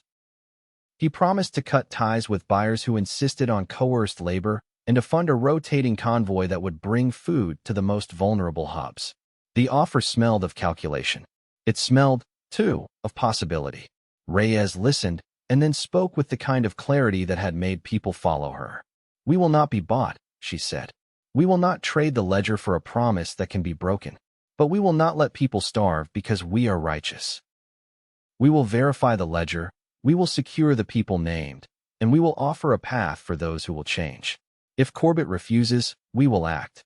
Corbett's man hesitated and then agreed to a verification process that would be public and witnessed by envoys from hubs and by buyers who had agreed to stop trading in coerced goods. The ledger's pages would be copied and distributed in encrypted fragments to trusted hands. Corbett would open his warehouses to inspection and would allow neutral auditors to verify shipments. If the verification showed complicity, the coalition would cut his partners off and seize assets used to traffic people. If the verification showed only negligence, the coalition would demand reparations and oversight. The verification began with small, practical moves. Envoys called ports and asked for manifests. Buyers were asked to account for shipments. Men who had once been donors were asked to explain payments. Some blinked and then agreed to stop. Others hardened and threatened. The ledger's exposure had made the market uncomfortable, and discomfort can be a kind of pressure. But the ledger also made enemies. That night, as the coalition's envoys slept in the trading post's guest rooms, a flare painted the yard in angry light. Men with scarves over their faces moved through the compound and set a stack of crates alight. The fire ate at the tarps and the smoke made the town cough.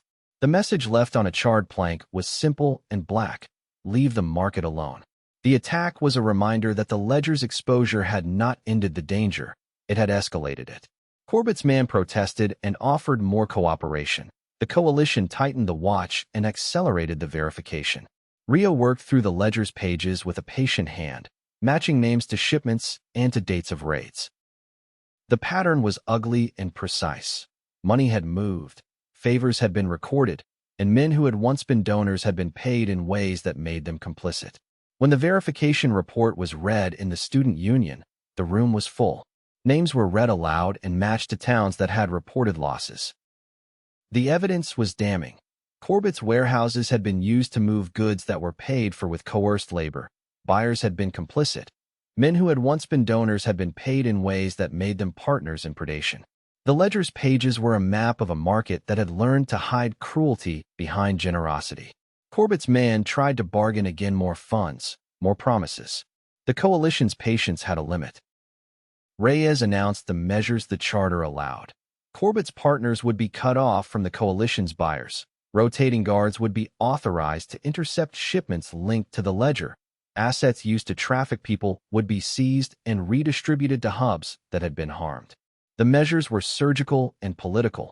They were meant to change the calculus of profit. Corbett himself did not appear. He had been careful in the way men who run markets must be. He had left his aide to take the fall. The coalition's actions would not catch him that day. They would, however, make his business harder to run. Buyers who cared about reputation would find it costly to continue. Men who had been paid to look the other way would find fewer places to hide. The cost of the operation was immediate and human. A man who had been a quiet donor to a satellite outpost was arrested when evidence showed he had paid for shipments that used coerced labor. He protested and then broke down in the council room, saying he had been threatened and that he had thought he was helping his town.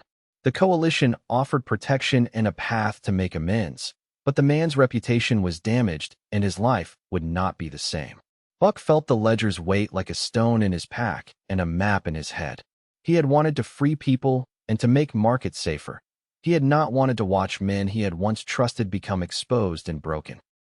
The ledger's pages had done what ink does. They had made choices visible. The network had to live with the consequences.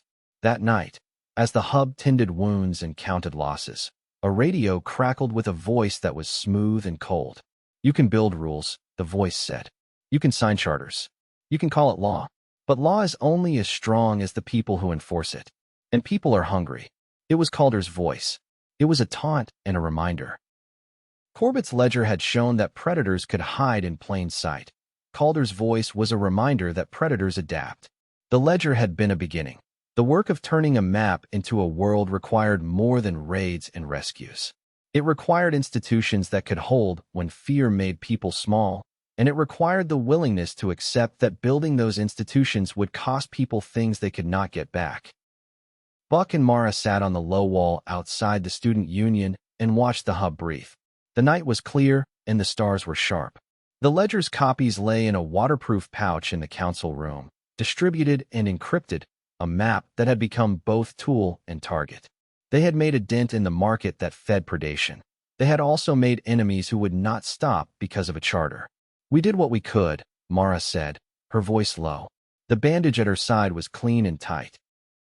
She moved with a careful economy that made the ache in her shoulder look like a small, private thing. He nodded. "We did. But the map keeps changing." They sat in the quiet and let the truth of that sentence settle. The ledger had been a beginning. The work of turning a map into a world required more than courage. It required judgment, mercy, and the stubborn patience to change the market that made predation profitable. It required the willingness to make hard choices and to live with their consequences.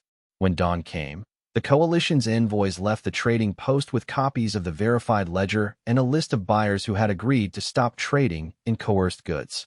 Corbett's warehouses were under watch, and rotating guards patrolled the routes that had once been easy to buy. The ledger's pages had been turned into evidence and into a tool for pressure. The market would not be the same. As Buck climbed into the truck and the convoy rolled away, a radio crackled with a voice that was both tentative and full of a weary hope. "This is a small hub on the river," the voice said. "We heard about what you did. We have a pump that needs fixing and a child who needs medicine. If you can spare the time dash." Buck looked at Mara and felt the old, stubborn motion in his chest settle into his bones. He turned the truck's wheel and headed toward the signal. Calder's shadow would follow. Predators always adapt. But the ledger's names were not ink on a page anymore. They were people who had been seen and who had been promised help. The road ahead would be long and dangerous, and Book 3 would have to be the work of building something that could hold. Institutions that could protect without dominating, markets that could be made to refuse cruelty, and a network that could live with the cost of its choices. They drove on, and the network they had begun to stitch together moved with them imperfect, fragile, and human. Chapter 11. The morning the world tilted, it did so with the quiet inevitability of a thing that had been set in motion weeks before. Evidence is patient. It waits for the right hands to gather it and the right moment to be used. The ledger's pages, the receipts from Corbett's vault, the fairy manifests and the names that had been whispered in taverns, all of it had been stitched into a case that could be shown to men who still cared about reputation and to men who still feared the law of many voices. They moved with the coalition's weight behind them, rotating guards from hubs that had once been strangers, envoys from markets that had agreed to refuse coerced goods, and a small, careful team that knew how to turn evidence into leverage without turning people into trophies. Ria's ledger work had been the hinge. Tomas's diplomacy had been the lockpick. Buck carried the ledger fragments in his head like a map of obligations. Mara carried the charter in her pocket like a promise. The trail to Calder was not a straight line. It wound through depots and docks, through men who had been paid to look the other way, and through women who had been brave enough to speak. It led finally to a place that made the hair on the back of Buck's neck stand up. A compound on a bend of the river where barges came to be sorted and where a man could hide in plain sight behind the business of trade. The compound had the look of a place that had been built to be invisible warehouses that faced the water, a watchtower that watched the wrong things, and a ledger of its own that had been kept in a safe room behind a false wall. They did not storm the compound. They did not need to. The coalition had learned that force without proof is a kind of cruelty. Instead, they moved with the legal and moral pressure they had spent months building. Envoys presented manifests and receipts to buyers who had once been complicit, buyers who cared about reputation cut ties. Rotating guards sealed routes. Auditors demanded access. The pressure was a slow, inexorable thing, a market that could be made uncomfortable, a reputation that could be made costly. When the auditors opened the safe room, the ledger inside was not a single book, but a ledger of ledger's accounts, favors, names written in careful hands. Calder's name appeared like a stain across pages, payments, shipments, a notation that tied him to a string of depots and to men who had once been called donors. The ledger did what ink does best. It made choices visible. Calder tried to be absent in the way men who run markets must be. He had a way of slipping through doors and of letting others take the blows. But absence is a fragile art when a dozen hubs have decided to look. He was found not in a throne room, but in a small house on the edge of the compound, a man who had learned to trust the river more than people. He did not fight. He sat at a table with his hands folded and looked at Buck as if he had been waiting for this conversation. "You think you can end it with a book?" Calder asked, his voice a dry thing. He was older than the radio voice had suggested. The charisma that had once made men follow him had been worn thin by years of moving goods and people like chess pieces. Buck did not answer with a speech. He showed Calder the ledger pages, the receipts, the names of buyers who had been paid to look the other way. He showed him the faces of people who had been taken and the towns that had been hollowed. The ledger's pages were patient and precise. They did not need rhetoric. Calder's face did not change. He had always been a man who believed in systems. "You think you can change markets with a ledger?" he said. "You think you can make men stop buying what they want because you say it's wrong?" The answer was not a single blow, but a coalition's work. Buyers who had once been willing to risk reputation for profit had been given a choice: continue and be cut off, or change and be part of a market that would not tolerate cruelty. Men who had been paid to look the other way had been offered protection and a path to make amends. The charter had been written not as a weapon, but as a set of rules that could be enforced by many hands. Calder was taken into custody with a quiet that made the compound feel like a place that had been unmasked. He did not go to a gallows or to a public square. He went to a neutral hub where auditors and envoys could question him, and where the ledger's pages could be used as evidence. The capture was not a triumphal parade but a careful, legal step. Proof presented, witnesses called, a process that would be messy and human and, in its way, just. The charter, which had begun as a set of pilot rules scribbled in a student union, became something more than paper. The hubs ratified it in a council that felt less like a meeting and more like a founding. Rotating authority was written into law. Transparent oversight became a practice. A fund to reduce desperation was established and funded by seized assets and by buyers who chose to pay fair prices. The network institutionalized itself not as a state, but as a federation of hubs that agreed to a code: protect convoys, rescue captives, refuse coerced goods, and hold each other accountable. The change was not instantaneous. Markets are stubborn things, predators adapt. But the ledger's exposure had shifted the calculus. Buyers who once shrugged at rumors now feared the cost of being named. Men who had been paid to look the other way found fewer places to hide. The rotating guards learned to move with a discipline that was not about domination but about protection. The hubs learned to share intelligence and to support one another when hunger made choices dangerous. There were costs. Men who had once been donors were exposed. Some were punished, some were offered paths to make amends, and some fled into the margins. A few hubs chose to leave the charter and to guard their autonomy. The Federation respected their choice, but made clear the cost of isolation. The ledger's pages had done what ink does. They had made choices visible, and choices have consequences. In the weeks that followed, the network settled into a new rhythm. Convoys moved with randomized schedules and rotating escorts. Markets that refused coerced goods began to trade with one another, and a new economy, messy, imperfect, and human, began to take shape. Pumps were fixed, wells tested, and a fund paid for emergency rations so that men would not sell information for a sack of grain. The ledger's copies were kept in encrypted fragments and in trusted hands. The book itself was archived and used as evidence, not as a talisman. Buck and Mara walked the perimeter of Northwatch on a night that smelled of pine and the faint, stubborn trace of smoke. The hub breathed like a living thing, children laughing in the distance, a radio humming with routine checks, a watch rotation that had become habit. The ledger's pouch was lighter now. Its copies were distributed, and its pages had been turned into law. The work that had begun as rescue had become governance. "We did it," Mara said, her voice low. The bandage at her side was a pale reminder of the cost. She had been the one to insist that they not become hunters, that they build rules before they built power. The charter had been her answer. He nodded. "We did," he said. The words were not a boast, but a ledger entry, a record of what had been done and what had been paid. He thought of the man who had been taken in the past, of the children who had been freed, of the towns that had been saved and the ones that had not. He thought of Calder's quiet face and the way systems can be built to hide cruelty. The network was not perfect. Predators adapted, markets shifted, new challenges would come. But the ledger had done what it was meant to do. It had made choices visible and given people a way to act together.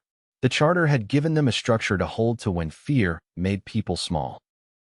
The capture of Calder had been decisive not because one man was taken, but because a market that had tolerated predation had been made to pay a cost. When they finally climbed into the truck the next morning, the hub was already awake and moving. The ledger's pouch was at his hip, and a map lay folded on his lap. Mara climbed in beside him, her face set in a way that made him think of the first time they had met on a burned-out roof. They had a list of names and a direction that pointed north and east, and to places that had been circled in haste. They had a network that would not be perfect and would not be safe, but it would be a thing people could join. As they pulled away, a radio crackled with a voice that was soft and tentative and full of a kind of weary hope. "This is a small hub on the river," the voice said. "We heard about what you did. We have a pump that needs fixing and a child who needs medicine. If you can spare the time, dash." Buck looked at Mara and felt the old, stubborn motion in his chest settle into his bones. He turned the truck's wheel and headed toward the signal. Calder's shadow would follow. Predators always adapt. But the ledger's names were not ink on a page anymore. They were people who had been seen and who had been promised help. The road ahead would be long and dangerous, and Book 3 closed on a world that had been remade by proof and by law. They drove on, and the network they had begun to stitch together moved with them, more stable now, still fragile and human. The Immune. Book 4. Chapter 1. Full text. The radio woke Buck before the sun. Static unspooled like a thread, and then a voice, thin and urgent. Northwatch, this is Riverbend. Convoy didn't check. Child on board. Vaccine crate sealed. We need help. The words landed in the dark like a stone. Buck sat up with the reflex of a man who had learned to move before thinking. The ledger's pouch at his hip felt heavier than it had any right to be. The names inside were not ink, but obligations. He reached for the lamp and found Mara already awake at the map table, a bandage at her side, a pale stripe under the lamp's yellow. She did not look surprised. She had the look of someone who had learned to accept that the world would call them before breakfast. "We'll take the Scout," she said, voice low. "Jonah's truck is ready. Seema's on the medkit. Rafi can ride with us, he knows the river roads." Buck nodded. The list of people who would go was short and practical. Jonah for the driving, Eli for scouting, Seema for anything that bled or shivered, and Rafi because the young hub leader's knowledge of the back routes had saved them before. They moved with the quiet efficiency of people who had rehearsed for this moment. Check the tires, secure the crate, keep the radio on, and the windows cracked. The convoy had left Riverbend at dusk the day before, a small line of trucks carrying seeds, a crate of vaccines bound for a satellite outpost, and a child named Mina who had been traveling with her guardian, a woman called Asha. Mina was 7 and had a wooden horse with a missing ear that she clutched like a talisman. The vaccine crate was sealed and cold-packed. It was meant for a clinic where a measles outbreak had started to bloom like a bruise. If the crate warmed, the medicine would be useless. If Mina was hurt, the ledger's names would be a list of promises that had failed. They found the convoy's last known waypoint at a narrow bridge where the road narrowed to a single lane and the river cut the valley in two. The bridge was scorched at one end. A tire lay half buried in the mud. Someone had tried to burn a marker and had left a crude message nailed to a post. "Mind your own." The handwriting was jagged and angry. Eli crouched and ran his fingers along the tracks. "They were forced off the road," he said. "Look, skid marks, then a detour into the scrub. Whoever did this wanted them hidden, not destroyed." Jonah's jaw tightened. "They took the truck's manifest," he said. "No sign of the crate. No sign of the child." Seema moved through the scene with a medic's calm. She found a scrap of fabric snagged on a branch, a piece of Mina's scarf, the blue with tiny white stars. She folded it into her palm like a prayer. "She was here," she said. "They didn't take her far." Buck felt the ledger's weight like a compass. The names in it were not abstractions. They were people who had been promised help. He thought of the clinic that had been waiting for the vaccine, of the children who might be exposed if the medicine failed. He thought of Mina's wooden horse and the way a child's small things make the world feel less empty. They followed the tracks into a stand of pines where the road had been cut by a makeshift path. The detour led to a clearing where a truck had been abandoned in a hurry. Doors open, crates scattered, a child's shoe half buried in the mud. The shoe was small and mud-streaked and made the world feel unbearably close. Mara crouched and picked it up, turning it over in her hands as if the leather might tell a story. "We're not the first to look," she said. Someone came through and took what they wanted and left. They moved with the patience of people who had learned to read the land. Look for patterns, not single signs. Follow the logic of movement rather than the drama of a single sighting. A courier they found hiding in a hollow log told them what he had seen. A fortified supply yard on the far side of the ridge. Men in clean shirts who spoke of Haven, a city that had been building walls and offering safety to anyone who would trade a route for a place inside.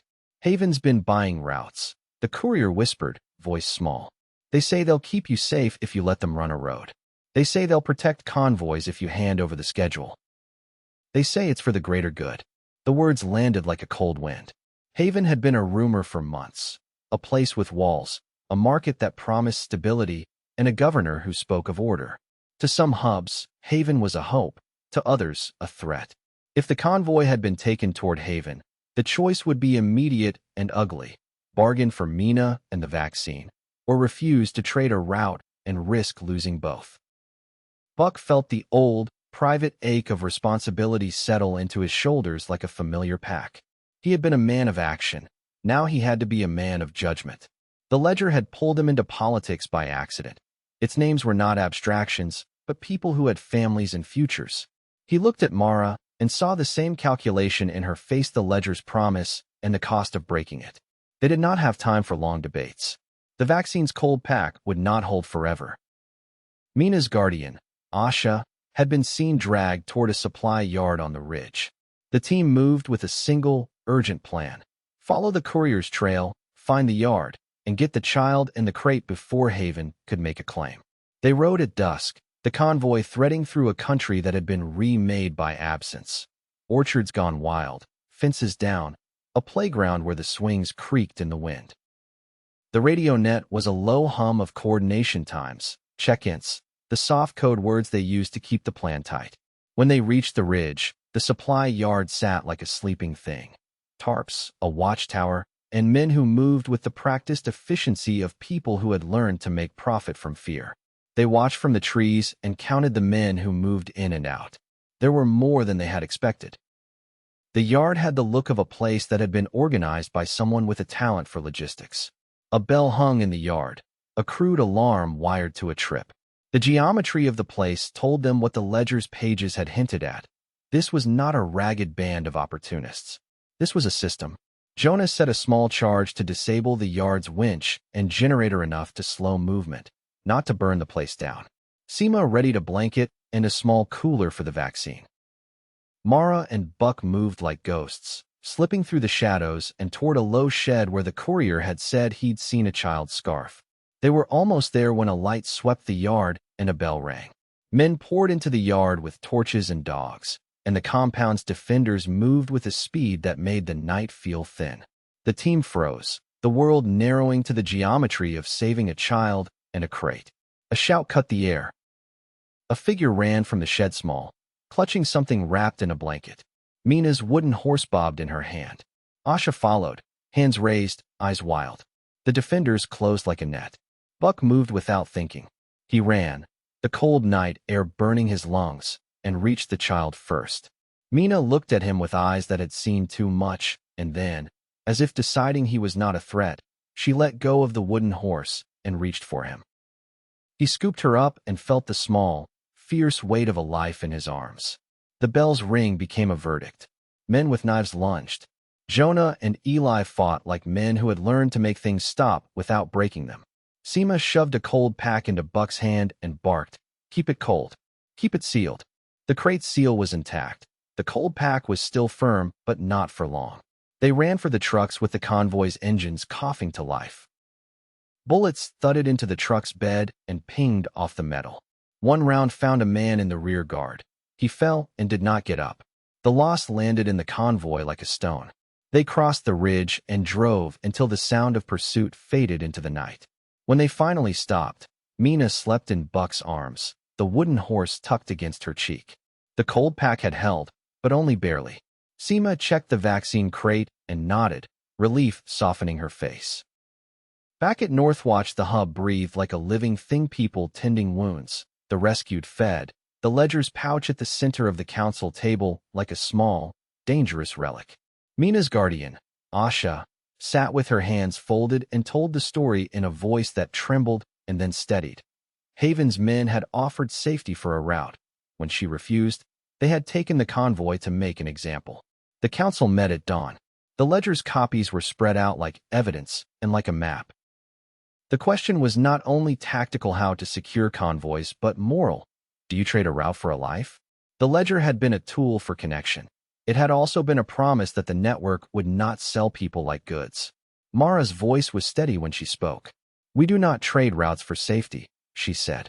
"We will not let walls by what we built together.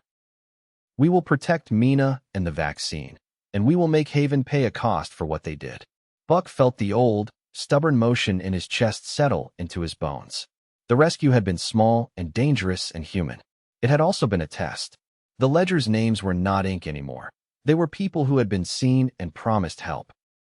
The road ahead would be long and dangerous, and Book 4 had begun with a single, urgent rescue that would force the network to decide what it was willing to give up to keep people safe. They had Mina and the vaccine. They had a choice to make.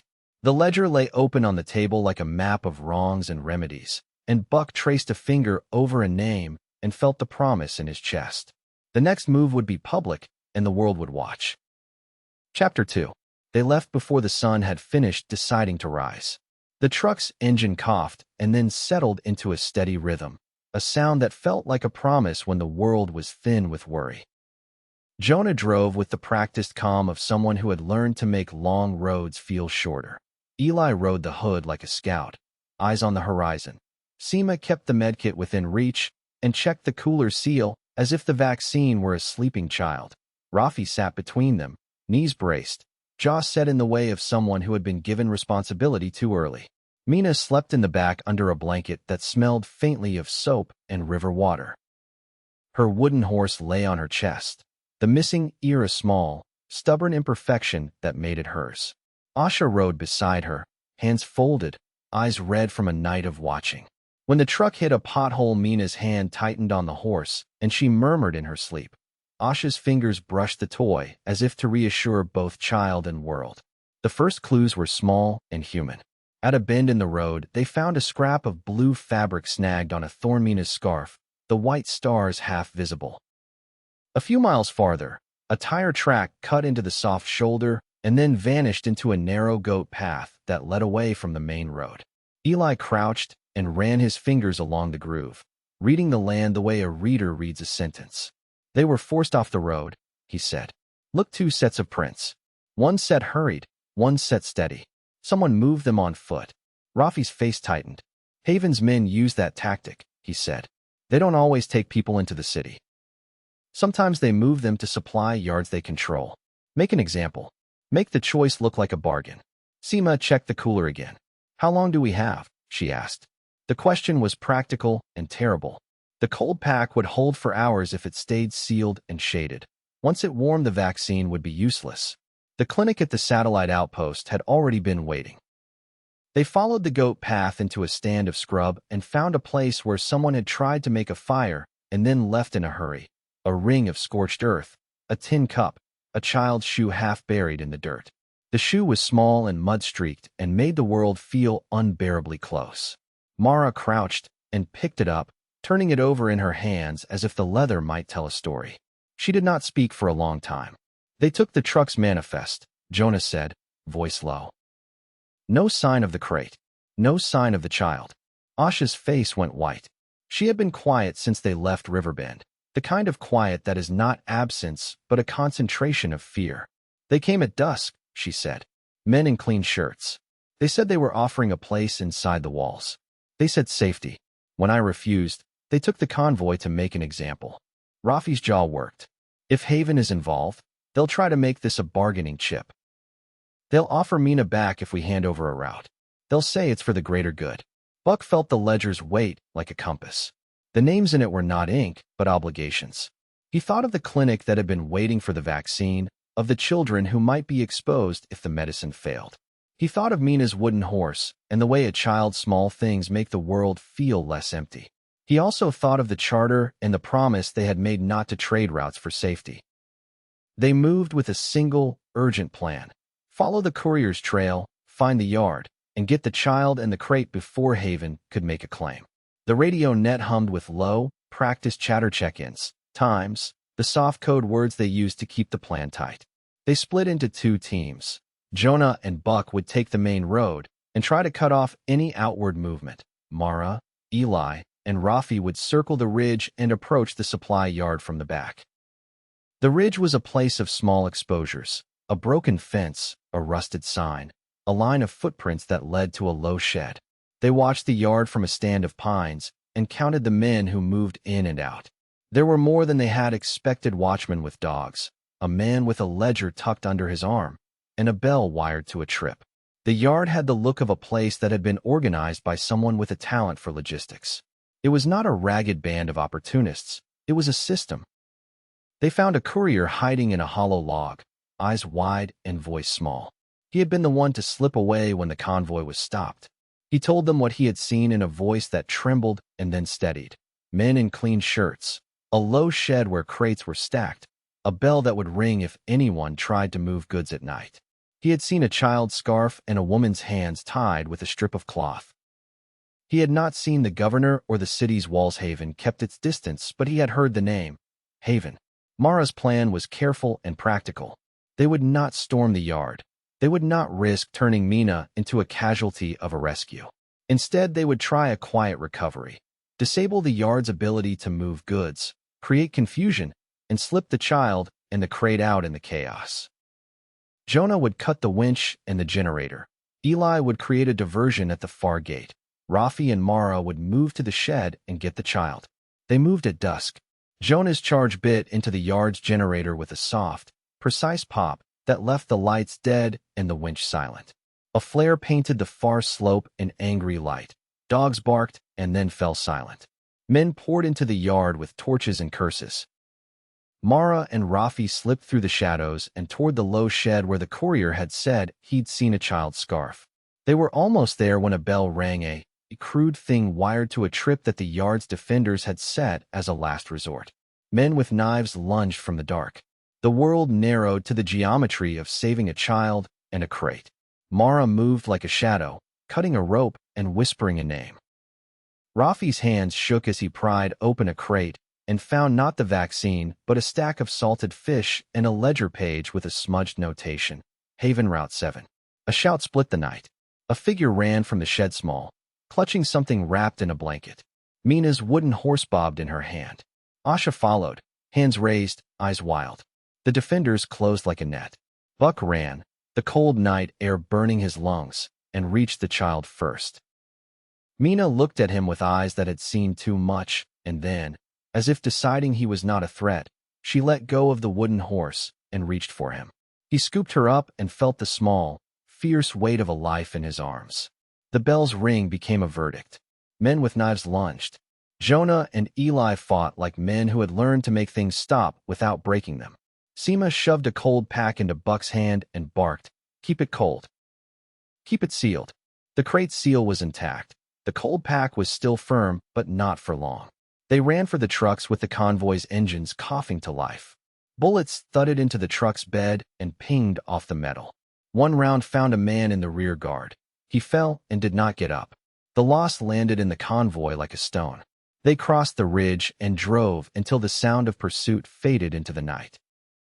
When they finally stopped, Mina slept in Buck's arms, the wooden horse tucked against her cheek. The cold pack had held, but only barely. Seema checked the vaccine crate and nodded, relief softening her face. Back at Northwatch, the hub breathed like a living thing, people tending wounds, the rescued fed, the ledger's pouch at the center of the council table like a small, dangerous relic. The courier's story and the ledger fragment made the problem clearer and sharper. Haven had taken the convoy to make a point. They would offer Mina back if the network handed over control of a route. The ledger's promise no trading routes for safety hung in the air like a bell. Mara's voice was steady when she spoke at the council. "We do not trade routes for safety," she said. "We will not let walls by what we built together. We will protect Mina and the vaccine, and we will make Haven pay a cost for what they did." Rafi's hands were clenched. "They'll make it public," he said. "They'll show the child and say, 'Choose.' We can't let them set that precedent." Buck felt the ledger's weight settle into his shoulders like a familiar pack. The rescue had been small and dangerous and human. It had also been a test. The next move would be public, and the world would watch. The choice they made now would not only save a child and a crate, it would define what the network would be when walls offered safety in exchange for routes. Chapter 3. The morning after the rescue, the hub moved like a body with a fresh bruise, stiff, careful, and full of small, necessary motions. Mina slept in a cot beneath a blanket that smelled of river soap. Seema checked the vaccine's cooler every hour and marked the temperature on a scrap of paper. The cold pack had held through the run, but its edge was frayed. Seema's face tightened when she thought of how little margin they had. Every minute they spent arguing was a minute the medicine could lose. News came on the radio like a slow, deliberate knock. Haven's governor had sent an envoy, a man with a smooth voice and a ledger of his own, offering a public parley at the river crossing. He said Haven would return Mina and the crate if Northwatch ceded control of Route 7 for 6 months. The message was wrapped in civility. The demand was a blade. The envoy's words were meant to make the choice look tidy. Safety in exchange for a road. The ledger's promise no trading routes for safety felt suddenly fragile. Rafi wanted to answer with a shout. He paced the council room with the impatience of someone who had been given responsibility too early and who wanted to prove he could carry it. We can't let them set the precedent, he said. If we hand over a route, every wall will ask for the same price. His hands were clenched. His voice carried the rawness of a leader still learning the weight of decisions. Mara listened and then spoke in the quiet that made people stop arguing. We don't trade routes for lives, she said. But we also don't gamble with a child or a vaccine. Her plan was a narrow one. Accept the parley publicly to buy time, but send a small team to verify Haven's claim and to look for proof that the city had been taking convoys as leverage. If the envoy lied, they would have the evidence to expose Haven and to rally buyers and hubs against the bargain. If the envoy told the truth, they would still refuse the trade and force Haven into a harder choice. Buck agreed to the plan because it kept options open. He would go to the crossing with Tomas as a witness and a recorder. Mara would lead the covert team Eli, Jonah, and Rafi into the supply yards to find manifests and to see whether Mina or the crate were being moved deeper into Haven. Seema would stay with the vaccine and the child, keeping the cooler shaded and the watch rotations tight. The charter's clauses about transparency and oversight would be their shield. The ledger's copies would be their proof. They met the envoy at dusk on the riverbank where the current ran slow and the ferry's ropes creaked. The man was polite and precise. His smile was a practice thing. He produced a paper that looked like a receipt and said, "We can return the child and the crate. We only ask for a temporary stewardship of the road while we secure trade." Buck read the paper and felt the ledger's weight like a compass. The words were a test.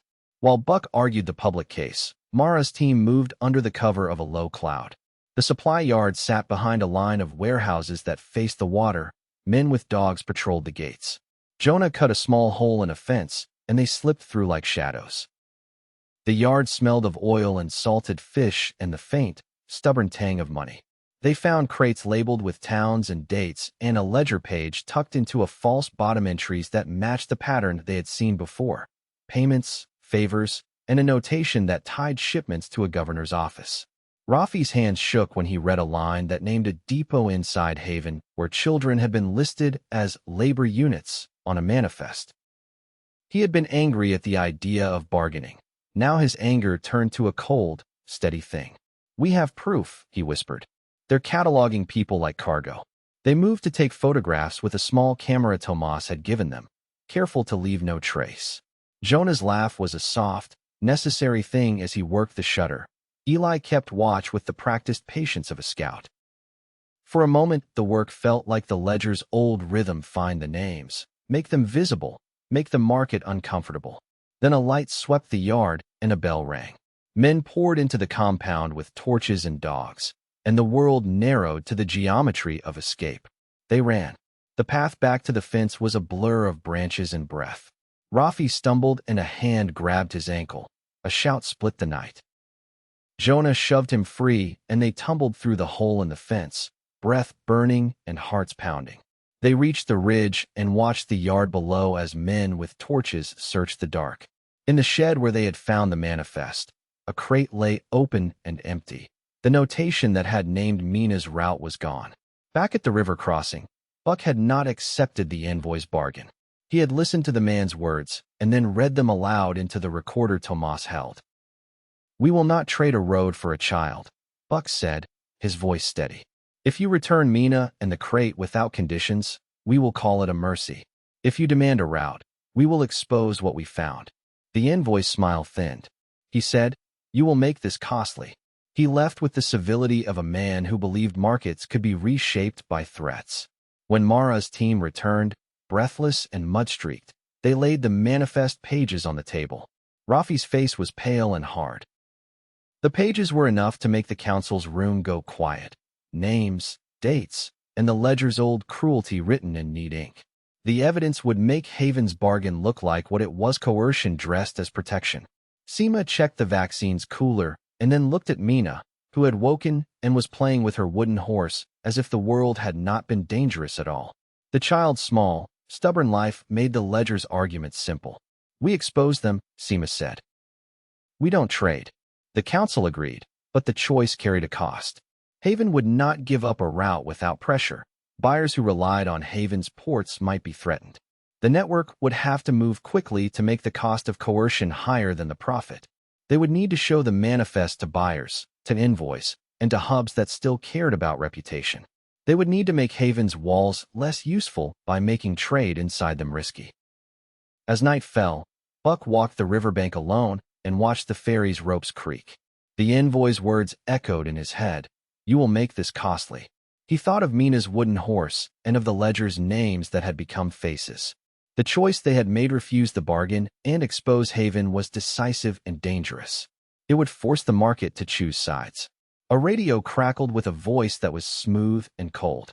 You can make markets uncomfortable, the voice said. You can name names. But walls are patient. They wait.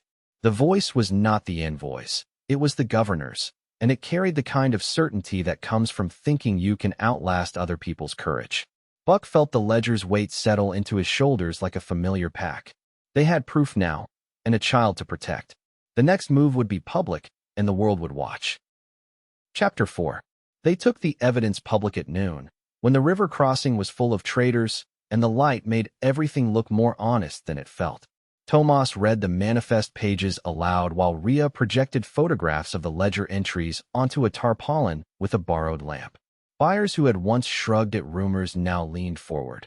Port managers who had smiled at Corbett's donation sat with their hands folded. The room smelled of coffee and sweat and the faint, stubborn tang of diesel. Buck spoke last. He did not shout or plead. He laid the ledger fragments on the table like a map and said, simply, these are names. These are shipments. These are towns that lost people. His voice was steady because the evidence was steady. Ink does what ink does best. It makes choices visible. The reaction was immediate and messy. Some buyers, small men who had built reputations on reliability, stood and said they would stop trading with Haven's depots until the governor answered for the manifests. Others, who had more to lose, muttered about markets and risk and the cost of reputation. A port manager from the south, a man who had once been generous with radios, rose and said, if these are true, I will not touch a crate that passes through those warehouses. His words were a small, decisive thing. Haven's envoy watched with a face that had been taught to be polite. When the meeting broke, he stepped forward and spoke into a recorder that Tomas held. Governor Lero of Haven says the city protects its people, he said. If you accuse us, bring proof. If you refuse to negotiate, you force us to act in our own defense. His voice was a careful blade. The council's decision was to escalate pressure without giving Haven the moral cover of a bargain. They would publish the manifests to buyers and to hubs. They would tighten rotating escorts on routes that touched Haven's ports, and they would offer Haven a narrow path. Open the warehouses to neutral auditors and allow independent verification, or face a coordinated boycott. The charter's language: transparency, rotating authority, shared oversight was their shield. The ledger's pages were their hammer. Haven answered with a different kind of pressure. That night the governor's voice came over the radio with a calm that made the hair on the back of Buck's neck stand up. You will not make our city a target, Lero said. You will not make us pay for your politics. Return what you took, and we will consider your grievances. Refuse, and we will secure our borders. The words were a threat wrapped in civility. The next morning a convoy of Haven's militiamen in clean shirts and polished boots rolled through a market town on the river's edge and posted notices. Trade with Haven or be left out. The notices were meant to be a public demonstration of power and a warning to buyers who might be tempted to side with the ledger. Pressure tightened like a noose. Small hubs that relied on Haven's ports for seasonal grain began to whisper about the cost of isolation. Rafi, who had been raw with the responsibility of leadership, paced the council room and argued for a bolder move. Intercept a supply run and take back what Haven had taken. His voice was young and fierce. We can't let walls buy what we built, he said. If they think they can take a child to make a point, we take a depot. Mara listened, and then said what she always said when the room threatened to tilt toward fury. Force without a plan becomes the thing it fights. She proposed a different gambit: public verification backed by a targeted blockade of Haven's depots, enforced by rotating guards and witnessed by neutral buyers. The blockade would be surgical, stop shipments linked to the manifests, not every crate that moved through the city. It would be a way to make trade costly without turning the network into an occupying force. They moved to implement Mara's plan, and for a day it seemed to work. Buyers who cared about reputation rerouted shipments. Rotating escorts intercepted a truck with a manifest that matched one of the ledger's pages and held it for inspection. The governor's men protested and then, when the inspection found discrepancies, grumbled and rerouted. The ledger's exposure had made the market uncomfortable. Discomfort can be a kind of pressure. Then Rafi acted. He had watched the governor's militia parade and felt the old, stubborn motion in his chest turn to a hot, impatient thing. That night he slipped from the hub with 2 men and a plan that was not Mara's. A quick raid on a small supply yard on the outskirts of Haven's influence. A place where a single, decisive action could show the network's teeth. He told no one. He wanted to prove he could carry the weight of command. The raid began with the clumsy courage of youth. Rafi and his men cut a fence and slipped into a yard where crates were stacked under tarps. They found a small office and a ledger that looked like the others' names, dates, notations. Rafi felt the ledger's power like a drug. He took photographs, and then, in a moment that would cost them all, he set a small fire to the tarps to cover their escape. The fire spread faster than he expected. Men with torches came running. A bell rang. The yard's defenders called for help. Rafi and his men ran, but not before a flare painted the sky and a militia patrol that had been on the road answered the call. They caught 2 of Rafi's men at the edge of the town and dragged them into the square. One of them was beaten until he could not stand. The other was taken away with a rope around his wrists. When the hub learned what Rafi had done, the room filled with a silence that felt like a held breath. The governor's men used the raid as proof that the network was lawless. They broadcast images of the captured men and called them thieves. Buyers who had been wavering saw the pictures and thought of risk. The blockade's moral clarity blurred into the messy reality of retaliation. Mina's wooden horse sat on the map table like a small, stubborn accusation. Seema checked the vaccine's cooler and found the temperature had risen a degree. The cold pack had been jostled in the night. The medicine was still viable, but the margin had narrowed. The ledger's promise no trading routes for safety had been tested by a child's life and by a young leader's impatience. Buck felt the ledger's weight like a stone. He had wanted to make markets uncomfortable, not to start a war. He thought of Rafi's face when he had left determined and terrified, and of the men who had been taken. He thought of the clinic that waited for the vaccine, and of the way a single, impulsive act could undo months of careful work. They had to act fast. Mara organized a rescue team to negotiate for the captured men and to demand their return as a condition of any further talks. Tomas prepared a public dossier of the manifests and the photographs Ria had taken, ready to send to buyers and to neutral hubs. Buck took the radio and called for a coordinated message. Show the ledger, show the proof, and make the cost of complicity higher than the cost of trade. The governor answered with a different kind of escalation. He sent a courier with a sealed note. Return the child and the crate, and we will release your men. Refuse, and we will treat your actions as aggression. The note was a blade wrapped in civility. Mara read the note and folded it into her palm like a thing that could be measured. We don't trade routes for lives, she said. We don't barter our map. But we also don't leave our people to be broken. Her voice was steady because she had learned to hold 2 truths at once, the moral line and the human cost. They sent Tomas and a small delegation to the river crossing with the dossier and with a public offer. Release the captured men now, allow neutral auditors into the warehouses, and submit to a temporary, witnessed inspection of shipments linked to the ledger. If Haven refused, the coalition would expand the blockade and call on buyers to refuse Haven's ports until the governor complied. The delegation left under a sky that had the look of a world about to tilt. Mina slept in a cot beneath a blanket that smelled of river soap. Her wooden horse lay on the table like a small, stubborn promise. The vaccine's cooler hummed in the corner, its temperature marked in careful ink. The ledger's pages lay open on the map table like a map of wrongs and remedies. As the delegation crossed the river, a radio crackled with a voice that was smooth and cold. "You can make markets uncomfortable," the voice said. "You can name names. But walls are patient. They wait." The voice was Governor Laros. It was a reminder that power can be patient and that patience can be a weapon. Buck watched the ferry's ropes creak and felt the ledger's weight settle into his shoulders like a familiar pack. The choice they had made to expose Haven and refuse its bargain had been right, he believed. The cost, however, was now visible and immediate.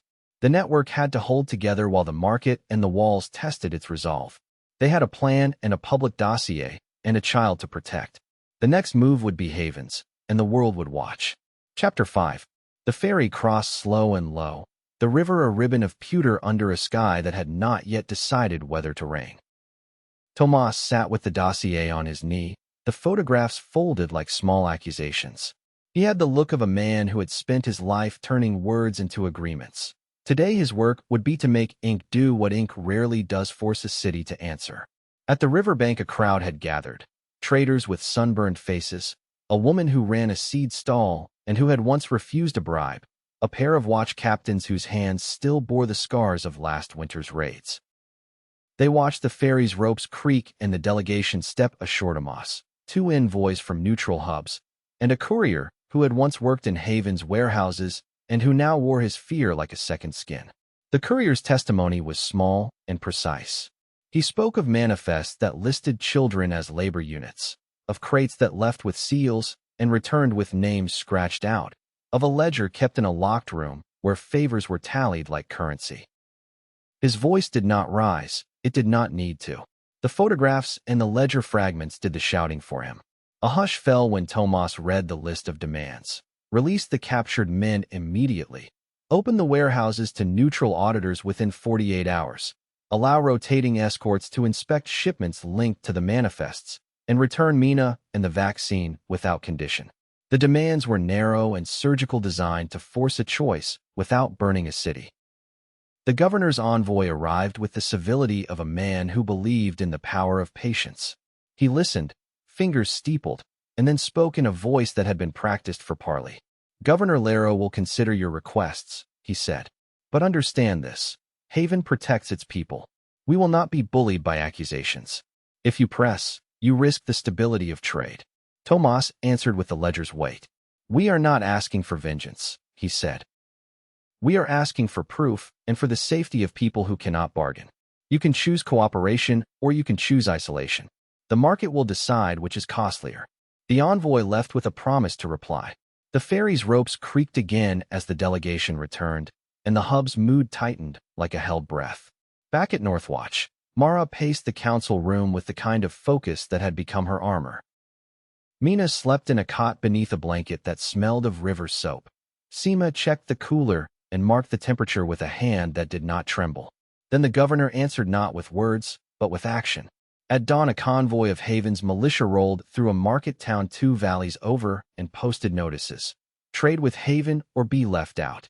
The notices were meant to be a public demonstration of power and a warning to buyers who might be tempted to side with the ledger.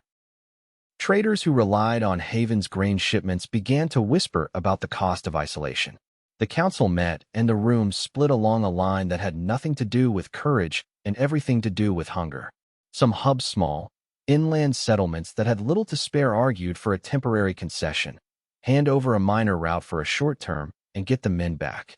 Others, led by Mara and Tomas, argued that any concession would be a precedent Haven would exploit. The ledger's promise no trading routes for safety was a moral line, but morality had a price. Buck listened, and then spoke in the voice that had steadied people through worse nights. "We do not barter our map," he said. "But we also do not leave our people to be broken. We will not hand over a route. We will, however, offer a different bargain, a monitored corridor." He outlined it: quickly shared oversight, rotating escorts, neutral auditors, and a temporary fund to subsidize buyers who rerouted away from Haven so they would not starve for choosing the ledger's side. The plan was practical and costly. It required money they did not have and trust they had not yet earned. Rafi's raid had made the ledger's moral clarity harder to sell. Some buyers now saw the network as a risk. Buck proposed a way to pay the cost: seized assets from the small yards they had interdicted, donations from hubs that could spare grain, and a pledge from neutral buyers to underwrite the corridor for a month while the audits took place. They moved fast. Tomas sent envoys to buyers with copies of the dossier and the courier's testimony. Ria worked the phones and the market stalls, asking favors and calling in debts. Seema organized the medical supplies and prepared a public demonstration. A clinic day at the river crossing where the vaccine would be administered to children if the crate was returned. The demonstration was a moral lever to show the world what was at stake. Haven answered with a different kind of pressure. A courier arrived with a sealed note. Release the men, and we will consider your proposal. Refuse, and we will treat your actions as aggression. The note was a blade wrapped in civility. The captured men's faces, shown in a grainy broadcast from a town square, made the choice immediate and ugly. Mara's reply was a quiet, hard thing. She ordered a rescue negotiation, no guns, no raids, a face-to-face exchange at the river crossing with neutral witnesses and a public recorder. If Haven refused, the coalition would begin the monitored corridor and the buyers who had pledged would reroute. If Haven released the men and allowed auditors, the network would stand down the blockade and open a path for trade that refused coerced goods. The day of the exchange arrived with a sky that threatened rain. The riverbank filled with people who had come to watch a city and a federation of hubs decide whether commerce or conscience would win. Tomas stood with the dossier in his hand. The courier who had worked in Haven's warehouses stood beside him, face pale but steady. On the other side of the crossing, a line of militia waited like a wall. The governor's envoy stepped forward and, for a moment, the world held its breath. He unrolled a paper and read a single sentence. Governor Lero agrees to release the men and to allow neutral auditors into the warehouses for a limited inspection. The sentence landed like a stone, and then, like a tide, the crowd exhaled. It was not a full victory. The governor's words were careful. The inspection would be limited in scope and time. The auditors would be chosen from a list that included men with ties to Haven. But it was a crack in the wall. The captured men were led forward, bruised and hollowed, and the hub's medics rushed to them with blankets and water. Mina watched from the cot, her wooden horse clutched to her chest, and the sight of the men's return made something in the room unclench. Buck felt the ledger's weight like a compass that had found north. The victory was narrow and fragile, but it was real. They had not traded a route. They had forced a city to open a door, however slightly. The charter's language transparency, rotating authority, shared oversight had been used not as a slogan, but as a tool. That night, as rain began to fall and the river's surface blurred into silver, Mara sat with Rafi on the low wall outside the student union. He had come back from the raid with a face that had been taught by consequence. He did not speak at first. Then, in a voice that was small and honest, he said, "I wanted to prove I could do it. I didn't think about the men." Mara's hand found his shoulder and squeezed. "You wanted to act," she said. "That's not a crime. But leadership is learning when to hold and when to move. We'll teach you. We'll make room for mistakes that don't cost lives." He looked at her and then at the rain. "Will it be enough?" he asked. She did not answer with certainty. There was none to give. She answered with a plan. "It will be enough if we keep making the right hard choices and if we make the market pay for cruelty. Tonight we have a crack. Tomorrow we make it wider." They sat in the rain and let the sound fill the space between them. The ledger's pages lay in the council room like a map of wrongs and remedies. The child slept, the vaccine hummed in its cooler, and the captured men were tended. The victory was narrow and costly, but it had been won without surrendering the map. Outside, the river moved like a seam of black glass. The world had shifted a degree. The next move would be to make the crack permanent, turn a temporary inspection into lasting oversight, turn a single rescue into a rule. The ledger had done what ink does. It had made choices visible. Now the network had to turn visibility into law. Chapter 6. They moved before dawn, when the world was a gray smear and the river smelled of cold and wet stone. The plan had been stitched from small certainties: a diversion at the south gate, a quiet team through the service road, and a single objective: find the crate, find Mina, and get out before Haven could make the choice public. The charter's clauses were folded into the plan like talismans: transparency, oversight, rotating escorts. They would not trade a road. They would not become the thing they fought. Mara led the night team Eli, Jonah, and Rafi while Buck stayed with Tomas at the crossing to keep the public pressure steady and to receive any word that the governor's men tried to move the child. Seema kept the cooler at her feet and checked the temperature every half hour, her face a map of small, steady anxieties. Mina slept fitfully in a cot, the wooden horse tucked under her chin. Asha sat beside her, hands folded, eyes raw. The service road was a ribbon of mud and ruts that ran behind Haven's supply yards. Jonah drove slow and careful, headlights off, the truck's engine a low, patient sound. Eli rode the hood and pointed with a hand that did not shake. Rafi's fingers drummed on his knee. He had not been forgiven for the raid, and he had not forgiven himself. This mission was his chance to do something that fit the charter's rules. They slipped through a gap in a fence where the courier had said the guards were thin. The yard smelled of oil and salted fish and the faint, stubborn tang of money. Crates were stacked under tarps. A bell hung from a post like a threat. Men moved with the practiced calm of people who had learned to make profit from fear. The team moved like shadows, keeping to the low places and the blind spots the yard's lights missed. Jonah's diversion was small and precise. A generator cut and a flare set at the far gate. Men ran to check the noise. Dogs barked and then were called back. Mara and Rafi slipped to the shed the courier had named. The lock was old and the hinges complained when Mara eased the door. Inside, crates were stacked in rows. A ledger lay on a table, a small, dangerous thing. Rafi's breath hitched when he saw a manifest with Mina's name scrawled in a clerk's neat hand. They moved faster. Mara pried a crate open and found not the vaccine but a stack of salted fish and a ledger page with a notation, Hold Route 7 pending. The crate they wanted was not here. Someone had moved it. Someone had been careful. A light swept the yard. A bell rang. The diversion had been noticed. Men poured into the compound with torches and curses. The geometry of the place closed like a fist. Mara cursed under her breath and signaled retreat. They ran for the fence and the truck, breath burning, branches slapping their faces. Rafi stumbled and a hand grabbed his ankle. Jonah shoved him free and they tumbled through the gap. They reached the truck and found the engine dead. Someone had cut the fuel line. The world narrowed to the sound of boots and the flare's angry light. Jonah cursed and worked with hands that had done this before. Eli kept watch with a rifle that trembled only a little. Men closed in from three sides. A shout split the night and a dog lunged, teeth bared. They fought like people who had learned to make things stop without breaking them. Bullets thudded into the truck's bed and pinged off the metal. Jonah took a grazing wound to the shoulder. Blood darkened his shirt. Rafi's face was a mask of fear and resolve. Mara moved with the economy of someone who had learned to save people and not to waste them. They got the truck started and rolled, tires spitting mud, the flare's light shrinking behind them. They crossed the ridge and drove until the sound of pursuit faded into the night. When they stopped, Jonah's shoulder bled through his shirt and his laugh was a thin, necessary thing. They had not found the crate. They had not found Mina. The manifest notation Hold Route 7 pending was a thread that led away from the yard and into the city's arteries. Back at Northwatch, the failure landed like a stone. The public dossier had made the governor answer. The covert attempt had shown Haven they were willing to act. The governor answered in a way that made the hub's stomachs drop.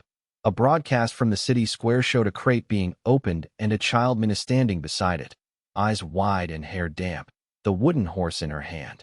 The footage was edited to look like a mercy. Haven returning a child to safety, a city protecting the vulnerable. The caption read, "We keep our own." The broadcast was a weapon. It turned the ledger's moral clarity into a question. Who could be trusted to keep children safe? Buyers who had been wavering saw the footage and thought of risk. Hubs that had little to spare whispered about the cost of isolation. The charter's language transparency, rotating authority felt suddenly thin against a city that could shape a story. Seema checked the vaccine's cooler and found the temperature had risen a degree. The cold pack had been jostled in the night. The crate's seal had been compromised in the confusion. The medicine was still viable, but the margin had narrowed. The clinic at the satellite outpost had been waiting. Every hour mattered. Buck felt the ledger's weight like a compass that had been knocked off true. He had wanted to make markets uncomfortable, not to hand the narrative to a city that could spin mercy into leverage. He thought of Mina's small face in the broadcast and of the way the governor had staged the return to look like a favor. He thought of Rafi's face when he had stumbled in the fence and of Jonah's shoulder, warm with blood. They had a choice that night: escalate into a public confrontation that might fracture the buyers' coalition, or find a way to turn Haven's broadcast into evidence of coercion. Mara argued for the latter. "We don't let them own the story," she said. "We show the ledger and the manifests and the courier's testimony.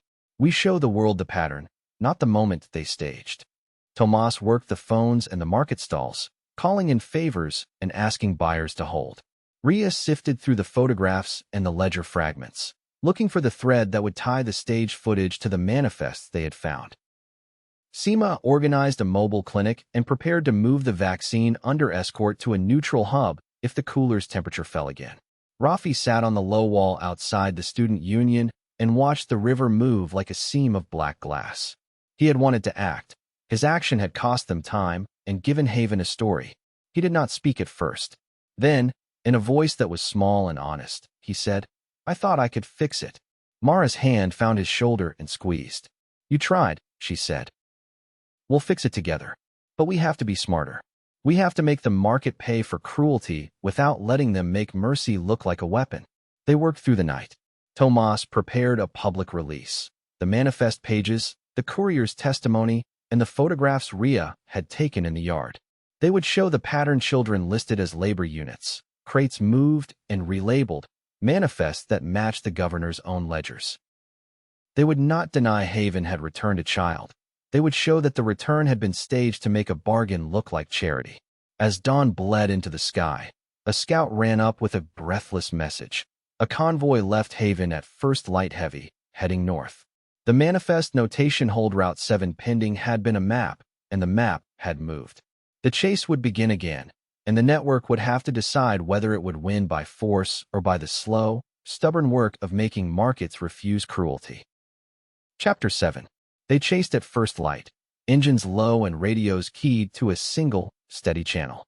The convoy from Haven moved like a slow animal, heavy, deliberate, guarded by men in clean shirts who rode with the confidence of people who believed walls could buy them time. Buck rode in the lead with Jonah beside him. Eli scouted ahead on the ridge and fed back the road's small changes: a washed culvert, a herd of goats, a farmer's cart that had been left in a hurry. The manifest notation hold Route 7 pending had become a line on a map that led them north. Each mile tightened the knot in Buck's chest.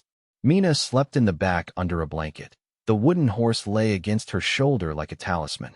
Seema checked the cooler every 10 minutes and reported the temperature into the radio. The cold pack held, but the margin was thin. They caught sight of the convoy at a bend where the road narrowed and the river ran close. The lead truck had a tarp tied tight. Men moved around it with the practiced calm of people who had rehearsed how to look ordinary. Jonah eased the truck into a shadow of trees and killed the engine. They watched and waited, the way hunters do when they are trying not to become predators. Eli's voice came over the radio, low and precise. 2 guards at the rear. 1 man with a ledger. Looks like they're moving something to the flatbed. He paused. There's a child on the tailgate, small, wrapped. She's awake. Buck felt the world narrow to the sound of the river and the small, steady breath of the child in the back. They could try a direct intercept, force the convoy to stop, and take the risk of a firefight, or they could try to make Haven's own rules work against it. Mara's plan, when she spoke, was the kind that had saved them before: pressure the buyers, make the market costlier than the governor's patience, and create a public moment that would force Haven to choose between leverage and reputation. They split the work. Jonah and Buck would shadow the convoy and keep it in sight. Tomas and Ria would move to the nearest market town with the dossier and the photographs, ready to broadcast the manifest and the courier's testimony. Mara and a small team, Eli, Seema, and Rafi, would set a controlled roadblock at a narrow ford where the convoy would have to slow. The roadblock would be non-violent at first: a line of rotating guards, neutral envoys, and a public recorder. If Haven tried to force the convoy through, the recorder would capture the aggression and the buyers would see the governor's men for what they were. They put the plan into motion with the careful speed of people who had learned to act without panicking. Jonah kept the convoy in sight, matching its turns and keeping the distance that let them see without being seen. Tomas and Rhea arrived in the market town and set up a tarpaulin and a borrowed lamp. Traders gathered, curious and wary. Rhea unrolled the photographs and the ledger fragments and began to speak in the plain, steady voice that made ink do its work. At the ford, Mara's team took their places. Neutral envoys stood with clipboards. Rotating guards formed a line across the road. A recorder sat with a small camera that would stream the scene to buyers and hubs. The road narrowed to a single lane, and the river cut the valley in two. There was no easy way around. The convoy slowed as it approached, men on the flatbed shifting like a single, uneasy thing. The governor's lieutenant stepped forward, hands open in a gesture meant to look conciliatory. "We only ask safe passage," he said. "We have a child and a crate that must reach a clinic. Let us pass, and we will answer your questions in Haven." Mara's reply was a blade wrapped in civility. "We will not let you use a child as leverage," she said. "Open the crate here. Let neutral medics inspect the vaccine. If it is intact and the child is unharmed, we will escort you to the clinic under witness. If not, we will detain the convoy and call buyers to account." The lieutenant's face did not change.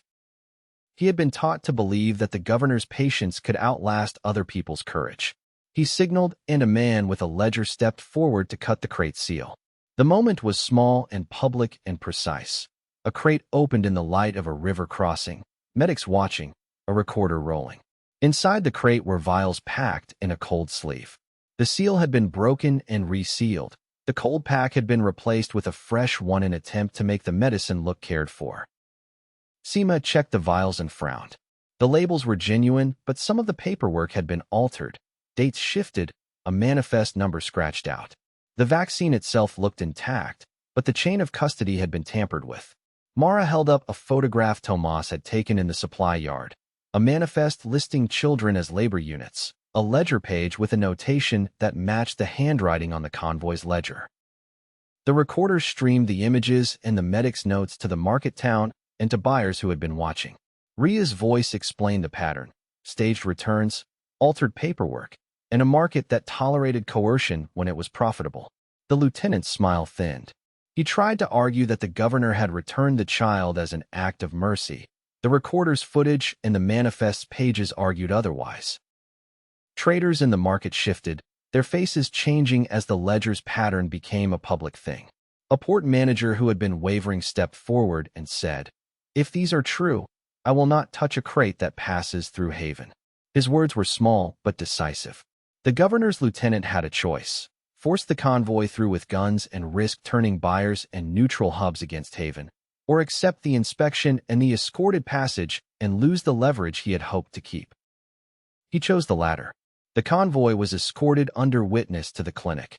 Mina was carried into the hands of medics who checked her for bruises and fed her warm tea.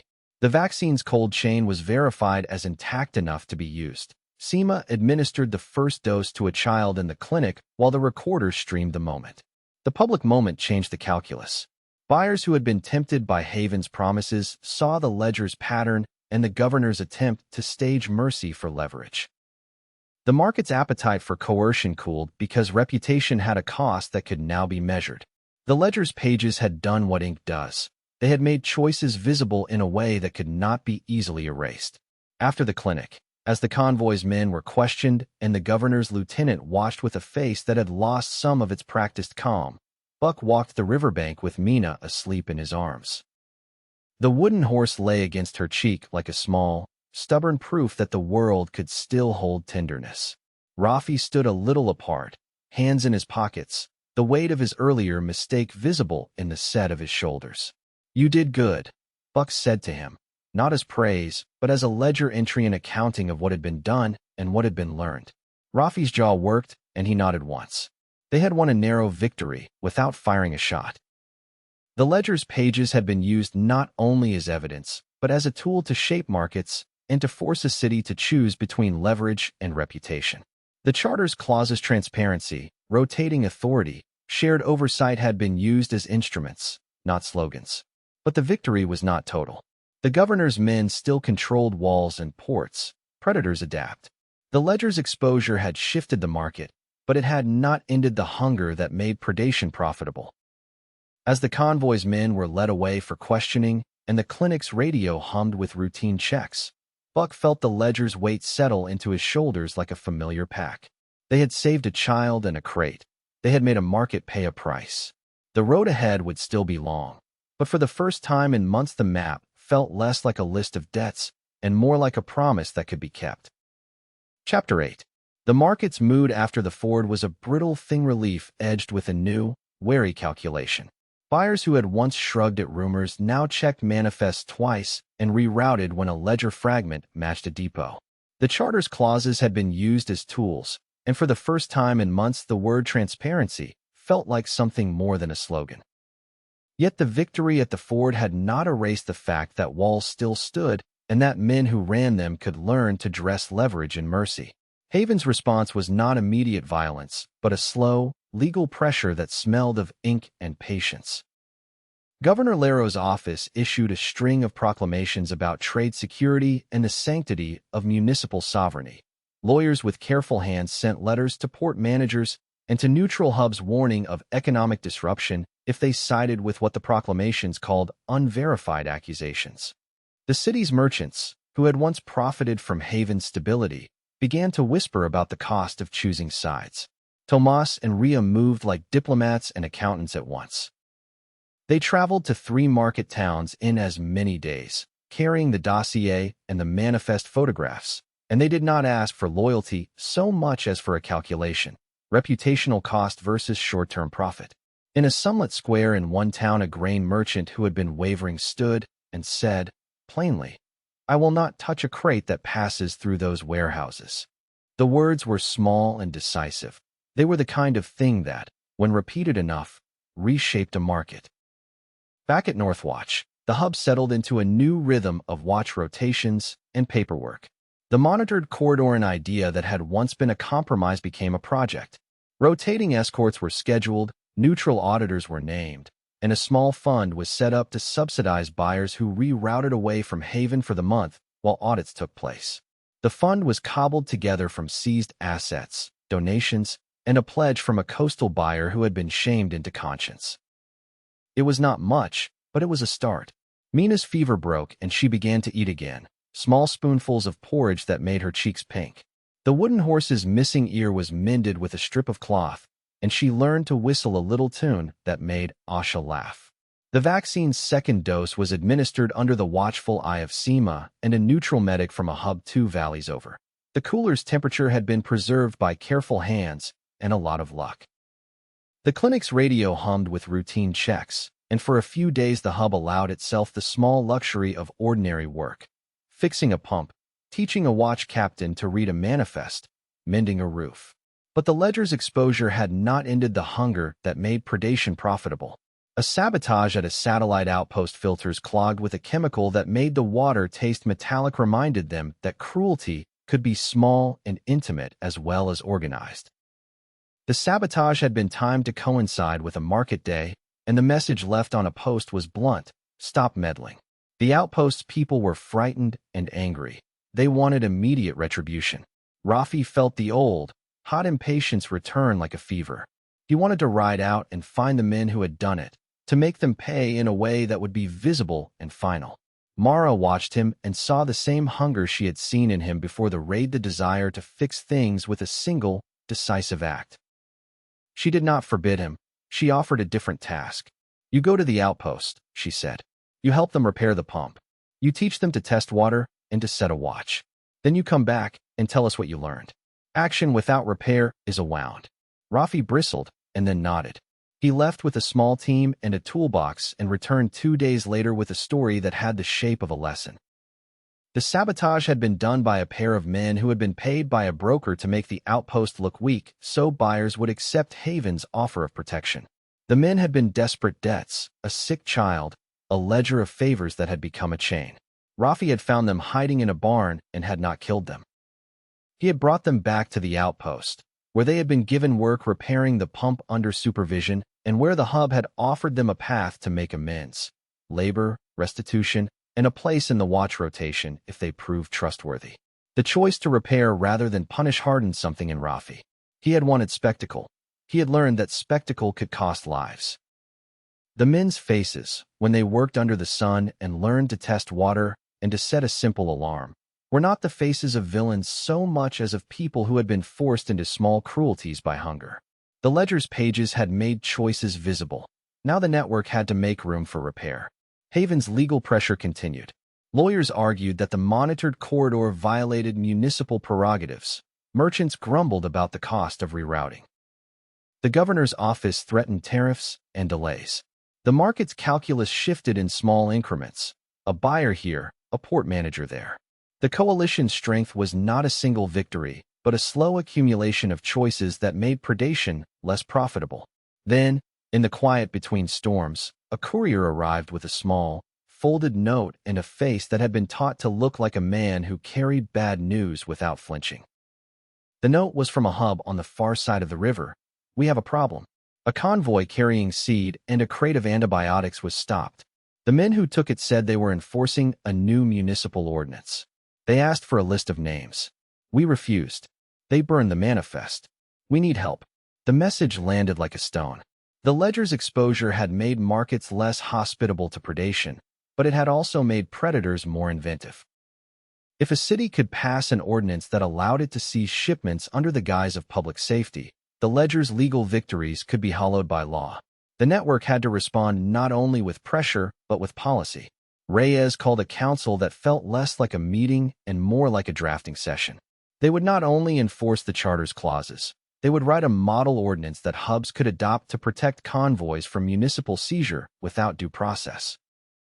The ordinance would be narrow temporary protections for humanitarian shipments, a requirement for neutral auditors before seizure, and a mechanism for emergency appeals to a Federation Council.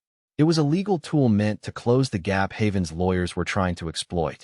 Drafting law in a world that had been remade by absence was messy and human. Tomas argued for language that would be hard to twist. Ria insisted on clauses that would make manifests auditable. Mara demanded safeguards against abuse. Buck sat with the ledger's pouch open and traced names with a finger, thinking of the men who had been taken and of the children who had been saved. The ordinance was not a panacea, but it was a way to turn the ledger's moral clarity into a legal shield. They sent the draft to neutral hubs and to buyers who had pledged support. The response was mixed but hopeful. A coastal port agreed to adopt the ordinance as a pilot. 2 market towns said they would consider it if the coalition underwrote the cost of audits for 3 months. The network's work had shifted from rescue to institution building, from raids to rules. That night, as rain began to fall and the river's surface blurred into silver, Buck walked the perimeter with Mara. Mina slept in a cot beneath a blanket that smelled of river soap. The wooden horse lay on the table like a small, stubborn promise. The ledger's pages were not just evidence now. They were the foundation for a set of practices that might hold when hunger made people small. "We made a dent," Mara said, her voice low. The bandage at her side was a pale reminder of the cost. "We turned a rescue into a rule." He nodded. "We did. But rules need people to keep them. We have to teach, to fund, and to forgive when people break because they're hungry." They stood in the rain and let the sound fill the space between them. The network was less fragile than it had been, but it was still human, capable of courage and error, of mercy and misstep. The ledger's names were not ink on a page anymore. They were obligations that required more than exposure. They required repair, law, and the stubborn patience to change the market that made predation profitable. As they walked back toward the student union, a radio crackled with a voice that was tentative and full of a weary hope. "This is a small hub on the river," the voice said. "We heard about the ordinance. If you can spare the time, we have a pump that needs fixing and a child who needs medicine." Buck looked at Mara and felt the old, stubborn motion in his chest settle into his bones. He turned and headed toward the sound. The ledger's work had moved from making predators visible to building a world that could hold people when they were hungry. The road ahead would be long, but for the first time in a long time the map felt like something people could follow. Chapter 9. The ordinance's language moved through the hubs like a careful rumor read aloud in kitchens. argued over in watchrooms, copied and recopied by hands that wanted to be sure the words could not be bent. Tomas had spent 3 nights with a lamp and a stack of paper, carving clauses that would make it hard for a governor to claim public safety and then seize a convoy. Ria had insisted on audit trails. Mara had insisted on emergency appeals. Buck had insisted on a clause that protected med shipments and child transports by name. They called the first public reading at the river crossing, the same place where the convoy had been opened and the market had watched. The crossing smelled of coffee and diesel and the small, stubborn hope of people who had learned to trust one another. A crowd gathered watch captains, seed merchants, a woman who ran a bakery and who had once refused a bribe, and 2 men from a coastal port who had rerouted grain because their conscience had cost them a season's profit. Tomas read the ordinance in a voice that did not hurry. The clauses were plain and surgical. Temporary protection for humanitarian shipments, a requirement for neutral auditors before municipal seizure, a mechanism for emergency appeals to a federation council, penalties for falsified manifests. When he finished, the crowd did not cheer so much as breathe. The words were not a victory, they were a tool. A vote was called among the hubs that had signed the charter. The result was not unanimous. Some small inland settlements worried about being cut off from grain, but the ordinance passed with enough support to be meaningful. The coastal port agreed to pilot the audits. 2 market towns pledged to underwrite the cost for 3 months. The ledger's pages had become law in a small, practical way. The victory was immediate and practical. Rotating escorts were scheduled for humanitarian runs, auditors were named, and a small fund was set up to subsidize reroutes. But the ordinance also made the problem more visible. If a city wanted to fight the law, it could do so with lawyers and tariffs and the slow, patient pressure of commerce. The ledger had made cruelty visible. Law made it harder to hide. But law also invited counters. Haven's response came in the form of a legal brief and a public statement about municipal sovereignty. Governor Laro's lawyers argued that the ordinance interfered with the city's right to secure its borders and to regulate commerce for public safety. The brief was careful and cold. It read like a map of how to turn law into a weapon. The governor's public statement was softer. Haven would cooperate with audits if the auditors were chosen from a list that included men with ties to the city. The offer was a trap dressed as civility. Tomas and Ria answered with a list of neutral auditors from hubs that had no commercial ties to Haven. They sent the list with a recorder and a public notice. Audits would be witnessed and recorded. The governor's office replied with a delay and then with a counterproposal that asked for a 6-week moratorium on the monitored corridor while a joint committee was formed. The moratorium smelled like a pause that could become a surrender. Mara watched the exchange and felt the ledger's old ache, the knowledge that rules could be used to protect or to bind. She called a council and asked a question that had become the book's quiet refrain. What do we do when safety is offered as a price? The room answered in fragments. Some wanted to hold the line. Some wanted to buy time to build the corridor's infrastructure. Some wanted to test the governor's sincerity. Rafi, who had been quieter since the raid, surprised them all by standing and saying, simply, "We test him." He proposed a small, surgical move. A monitored shipment would be scheduled to pass through Haven's port under the new rules, with neutral auditors and rotating escorts in place. If the governor refused the auditors or tampered with the process, the coalition would have public proof. If he accepted, the corridor would be a model for cooperation. It was a gamble that fit the charter's spirit, used transparency to force a choice. They scheduled the run. The shipment was small and symbolic, a crate of antibiotics and a sack of seed bound for a hub 2 valleys over.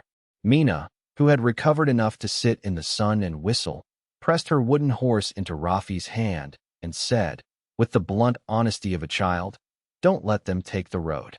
Rafi felt the weight of the toy like a ledger entry he could not erase. The day of the monitored run arrived with a sky that threatened rain. Neutral auditors arrived from the coastal port and from a market town inland. Rotating escorts took their places. The recorder was set to stream. The governor's envoy watched from a distance, his face a practiced calm. For a moment the world held its breath. Haven's lieutenant stepped forward and agreed to the auditors. The crate was inspected, the seals recorded, and the escorts took their positions. The convoy moved through the port under witness, and then, at the last moment, a clerk at the gate produced a municipal ordinance of his own, an emergency health order that required a local quarantine for any seed arriving from outside the city. The clerk's paper was stamped and signed. The convoy was held. The move was legal and small and cruel. It was the kind of thing lawyers do. Create a rule that looks reasonable and then use it to stop a process. The auditors protested. The escorts argued. The recorders streamed the scene. The governor's lieutenant said, with a voice that had learned to be patient, "We are protecting our people." The clerk's ordinance read like a lock. Tomas stepped forward and read the ordinance aloud into the recorder, then read the Federation's emergency appeal clause. He called for a temporary appeal to the Federation Council and for the auditors to be allowed to inspect the quarantine paperwork. The clerk refused. The convoy sat in the port like a small, stubborn thing. The moment was a test of institutions. The charter had become law among the hubs, but it had no teeth inside a city that could pass its own rules. The ledger's pages had made cruelty visible. The law had made it harder to hide. But the clerk's ordinance showed how law could be used to stall. Mara did not shout. She moved with the quiet force of someone who had learned to make rules work. She asked the auditors to document everything and to certify the quarantine's paperwork. She asked the escorts to hold their positions and to refuse to hand over the convoy without a neutral ruling. She asked Tomas to send the recorded footage to buyers and to the coastal port that had pledged support. The recorded footage traveled faster than the clerk's ordinance. Traders in the coastal port watched the stream and saw a convoy held under a municipal quarantine that had no clear medical basis. A port manager who had been wavering called the governor's office and asked for clarification. His voice carried the kind of practical skepticism that makes lawyers nervous. The governor's office replied with a delay and then with a promise to review the quarantine. The convoy was released 2 days later, after a flurry of calls and a public note from a coastal buyer who said he would not accept quarantine seed without neutral verification. The clerk's ordinance remained on the books, but the monitored run had forced the governor to choose between a legal stall and a public fight. The ledger's pages had been used not only to shame, but to create a process that made stalling costly. When the convoy finally rolled out of the port, Rafi stood at the gate and watched it go. Mina's wooden horse was warm in his pocket. He had learned something that had not been obvious before. Institutions are fragile, but they can be defended by people who are willing to use them and to make the market pay for cruelty. The ledger's work had moved from rescue to law to practice. That night, as rain began to fall and the river's surface blurred into silver, Buck walked the perimeter with Mara. The ordinance had passed. The monitored corridor had been tested. The clerk's ordinance had shown how law could be used to stall. They had won a small, practical victory and learned a new lesson about the shape of power. "We made a rule that can be used," Mara said. "Now we have to teach people to use it." He nodded. "And to keep using it when it's inconvenient." He thought of Mina's wooden horse and of the way a child's small things make the world feel less empty. The ledger's pages lay in the council room like a map of wrongs and remedies. The road ahead would still be long, but for the first time the map had a rule that could be followed. Chapter 10. Rafi woke before dawn with the taste of smoke in his mouth and a list of things he could not unsee. The men he had brought back from the barn were working under the sun at the outpost now, their hands learning to test water and to mend a pump. Their faces were less hollow. That was the repair he had not expected to be proud of. But the ledger's pages still sat in the council room like a map of wrongs, and there were names that had not yet been tied to hands. He went to Mara with a plan that had the bluntness of someone who had learned by doing. "We catch the broker," he said. "Not with a raid. With a ledger. We set a trap offer a fake manifest. Let him take it. Follow the money." Mara looked at him for a long moment. She had the look of someone who had learned to weigh the cost of every action. "You want to bait him," she said. "You want to make him show his face and his routes." "Yes," Rafi said. "But we do it clean. We don't burn tarps. We don't make martyrs. We make him trade in paper, and then we follow the paper." They built the trap with the careful patience of people who had learned to use rules as tools. Tomas drafted a manifest for a shipment that did not exist, a crate of seed labeled for a hub that had no need of it, a route that would pass through a broker's known depot. Rhea created a ledger fragment that looked like the others but had a subtle watermark and a coded notation only the network would recognize. Jonah arranged for a truck to sit in a visible place with a tarp and a driver who would act like a courier with a secret. The bait was small and believable. They leaked the manifest through a channel the broker used, a trader who owed a favor and who had been paid in the past. The broker took the bait. He could not resist a shipment that promised profit and plausible deniability. He sent a man in a clean shirt to pick up the crate at dusk. Rafi and a small team watched from the hedgerow as the man arrived, ledger tucked under his arm like a talisman. He checked the manifest, ran a finger over the coded notation, and smiled the way men smile when they think they have found a weakness. He loaded the crate and drove off with the confidence of someone who believed the market would protect him. They followed at a distance, radios low and hearts steady. The broker's route wound through depots and a small town where a watch captain had once been paid to look the other way. Rafi felt the ledger's weight like a compass. This was the moment the map had promised. The truck stopped at a yard that had been used before, tarps, a watchtower, a ledger on a desk. Men moved with the practiced calm of people who had learned to make profit from absence. Rafi's team did not storm the yard. They watched as the broker's man handed over the manifest and received a stack of receipts in return. The receipts were small and neat, the kind of paper that hides favors in plain sight. A ledger was opened, and the coded notation matched the watermark Tomas had placed. The broker's man left with a new set of instructions and a promise of payment.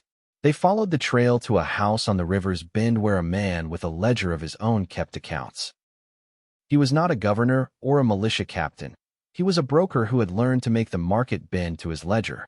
He counted favors like currency and had a way of making men feel small and useful at once. Rafi's team moved in with the quiet efficiency of people who had learned to take proof without turning it into spectacle. They presented the coded ledger, the receipts, and the manifest. The broker's face did not change. He had been taught to be careful. When they asked for the names of the buyers who had taken the shipments, he hesitated and then gave them a list: small men, port managers, a coastal buyer who had once been generous with radios. The broker's confession was not a dramatic unmasking. It was a ledger entry, names, dates, amounts. He spoke in the flat voice of someone who had been counting favors for years. I moved goods, he said. I took payments. I did what people asked. I didn't ask where the labor came from. Rafi felt a strange mix of triumph and sorrow. The trap had worked. The broker had shown his face. But the ledger's pages had revealed not only predators, but the way ordinary men had been made complicit by hunger and by the small, steady pressure of debt. The broker's list would be a tool. It would also be a map of people who would have to be confronted and, in some cases, helped. They brought the broker and his receipts to the council. Tomas prepared a public record, and Rhea began the slow work of matching names to manifests and to towns that had reported losses. The coastal buyer who had once been generous with radios came to the river crossing with a face that had been taught to look like a man who had been surprised by his own choices. He listened to the ledger's pages and then, in a voice that was small and honest, he said, I was paid to look the other way. I will stop. I will help fund the corridor. Not everyone responded with contrition. Some men hardened and argued about markets and risk. But the broker's ledger had done what ink does best. It had made choices visible and forced people to account for them. The network used the receipts to pressure buyers and to demand reparations where it could. Where men had been desperate, hubs offered paths to make amends: labor, restitution, and monitored work that would help rebuild trust. Meanwhile, Mina's recovery became a small, steady story that reminded everyone why they had risked so much. She learned to whistle a tune that made Asha laugh. She taught Rafi how to tie a knot that would not slip. The wooden horse's missing ear was mended with a strip of cloth and a careful stitch. The toy became a symbol in the hub, a small thing that had survived a storm. The broker's capture did not end the hunger that made predation profitable, but it changed the map. Buyers who had been named found fewer places to hide. The monitored corridor gained a new kind of legitimacy, not only a legal shield, but a market signal that cruelty had a cost. The ledger's pages had moved from evidence to policy to practice. That night, as the hub settled and the river moved like a seam of black glass, Rafi sat with Mara and Tomas and traced the broker's receipts with a finger. I thought I had to be loud to be heard, he said. I thought action meant fire. Mara's hand found his and squeezed. Action can be many things, she said. Sometimes it's a ledger, sometimes it's a pump fixed, sometimes it's a child fed. The work is the same. Make the market refuse cruelty and give people a way out of the ledger that binds them.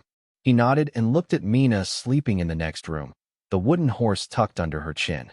The ledger's pages lay in the council room like a map of wrongs and remedies. The broker's receipts were another stitch in the fabric they were trying to weave. Rules, repair, and the stubborn patience to change a market that had learned to hide cruelty behind generosity. They had caught a broker. They had not ended the hunger. But they had made a choice about how to fight it, and that choice, small and legal and human, felt like progress. Chapter 11.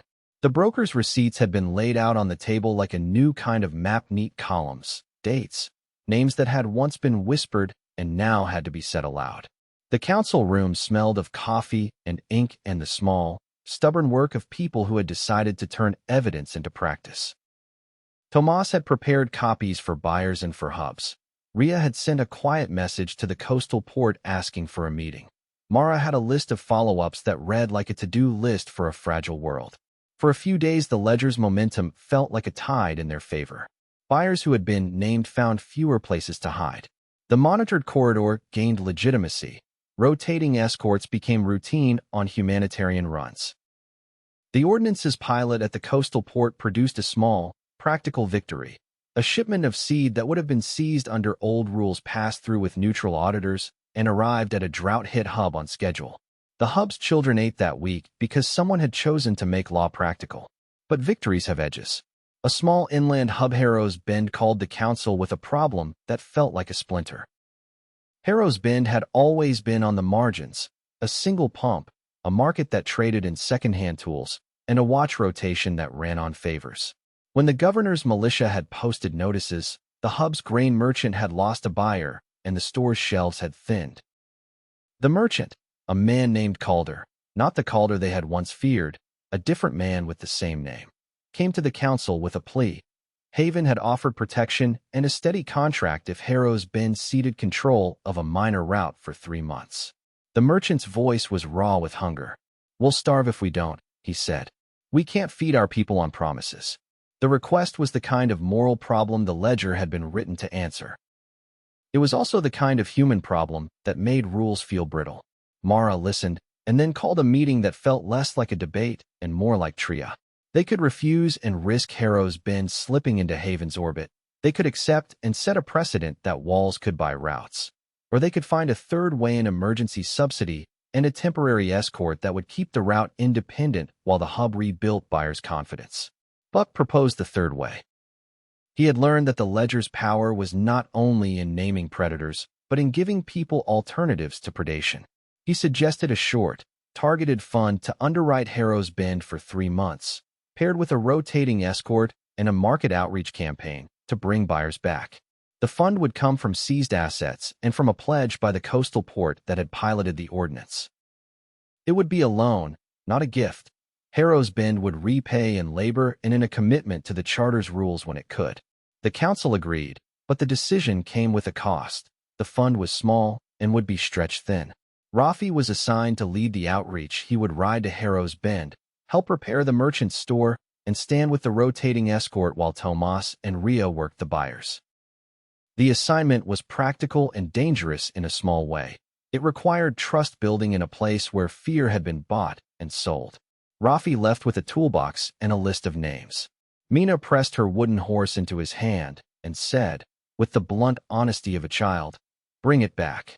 He tucked the toy into his pocket like a promise and rode out with Jonah and 2 rotating guards. Harrow's Bend was smaller than the map suggested. A single street, a pump that coughed, and a market stall where the merchant had once sold grain with a smile. The merchant's face had been hollowed by weeks of worry.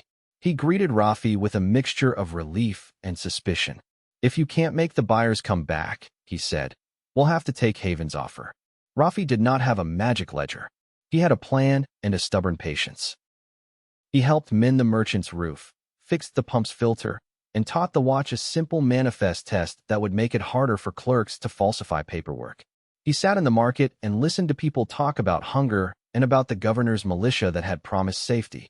He did not preach. He offered work and a visible escort that would make buyers less afraid to reroute. On the third day, a buyer from a nearby town arrived, cautious and practical. Tomas had called him and had explained the monitored corridor and the subsidy. The buyer looked at the repaired pump, at the watch rotation, and at the ledger fragment. Rafi showed him proof that the hub had been part of the ledger's map, but was now taking steps to change. The buyer bought a sack of seed and promised to return in a week with a small order. It was not a flood of commerce, but it was a start. Back at Northwatch, the broker's receipts had produced another consequence, a legal hearing that the governor's lawyers had demanded. Haven's office argued that the coalition's public naming of buyers and the monitored corridor had damaged trade, and that the ordinance overstepped municipal authority. The hearing was to be held in a neutral town, with envoys and a recorder and a panel of men and women who had been chosen for their lack of ties to either side. Tomas prepared like a man who had learned to make ink do heavy lifting. He organized witnesses, the courier who had worked in Haven's warehouses, the coastal port manager who had rerouted grain, and Ria with her photographs. Mara prepared the legal argument. The ordinance did not seek to punish commerce, but to protect humanitarian shipments and to require neutral verification before seizure. Buck prepared to speak about the human cost children who needed vaccines, hubs that could not feed themselves if routes were traded away. The hearing was a public thing, full of small, human moments that made law feel less like a game and more like a tool. The governor's lawyers were careful and cold. They spoke of municipal prerogative and the need to secure borders. Tomas answered with manifests and receipts, and with the courier's testimony about children listed as labor units. Ria's photographs were shown on a tarpaulin. The recorder streamed the hearing to market towns and to buyers. When the panel retired to deliberate, the room felt like a held breath. The decision would not end the conflict, but it would set a precedent. If the panel ruled that the ordinance was a reasonable protection for humanitarian shipments, hubs would have a legal shield. If it ruled for Haven, the coalition's work would be forced into a longer, harder fight. They waited. The panel returned with a decision that was narrow and practical. The ordinance could stand as a pilot for humanitarian shipments, provided the audits were truly neutral and the Federation Council's emergency appeal process was respected. The ruling was not a sweeping victory, but it was a legal foothold. Relief moved through the room like a tide. Tomas let out a breath he had been holding. Mara's shoulders loosened. Buck felt the ledger's weight settle into his chest like a familiar pack. The legal win would not stop predators overnight, but it made the market's calculus harder to exploit. That night, as rain began to fall and the river's surface blurred into silver, Rafi returned from Harrow's Bend with a small crate of seed and a buyer's promise. He handed Mina's wooden horse back to her. She took it and tucked it under her chin like a talisman. The hub's work had shifted again, from rescue to law to repair, and now to the slow, patient business of rebuilding trust. Buck sat with Mara and Tomas and traced the broker's receipts with a finger. "We've got a foothold," he said. "Not a fortress. Not yet. But a place to stand." Mara nodded. "We keep building," she said. "We teach people to use the rules, to repair, and to refuse the easy bargains. That's how the ledger becomes a map that holds." Chapter 12. The rain had washed the dust from the roads and left the world smelling like wet earth and new beginnings. For a few days the hub moved with a cautious optimism. Rotating escorts ran on schedule, auditors filed neat reports, and buyers who had once shrugged at rumors now checked manifests with a seriousness that felt like a small miracle. The ordinance had teeth in practice, and the monitored corridor hummed with the low, steady work of people who had learned to make rules matter. But rules invite counters. Governor Laro's office had not surrendered. It had learned to press in quieter ways. A string of small legal challenges arrived like gnats tariffs on rerouted grain, delays at customs, a municipal health order that required extra paperwork for any crate that had passed through a port deemed high risk. Each measure was legal on its face and designed to make the cost of refusing Haven's depots slowly unbearable. Tomas called it attrition by ink. "They can't win a fight in the square," he said, "so they make the ledger expensive to use." He spent long hours drafting responses, lining clauses with precedent and with the language of the pilot ordinance. Rio worked the market, calling in favors and reminding buyers that a reputation once lost was hard to rebuild. Buck watched both of them and felt the ledger's weight like a responsibility that had to be carried without breaking. The human cost of the slow war showed up in small places. A coastal buyer who had pledged support called to say his shipments were being delayed by a new tariff. His voice was tight with worry. Harrow's Bend reported that a seasonal buyer had backed out after a rumor that Haven would blacklist anyone who traded with the monitored corridor. The ledger's victories had not ended hunger. They had only shifted its shape.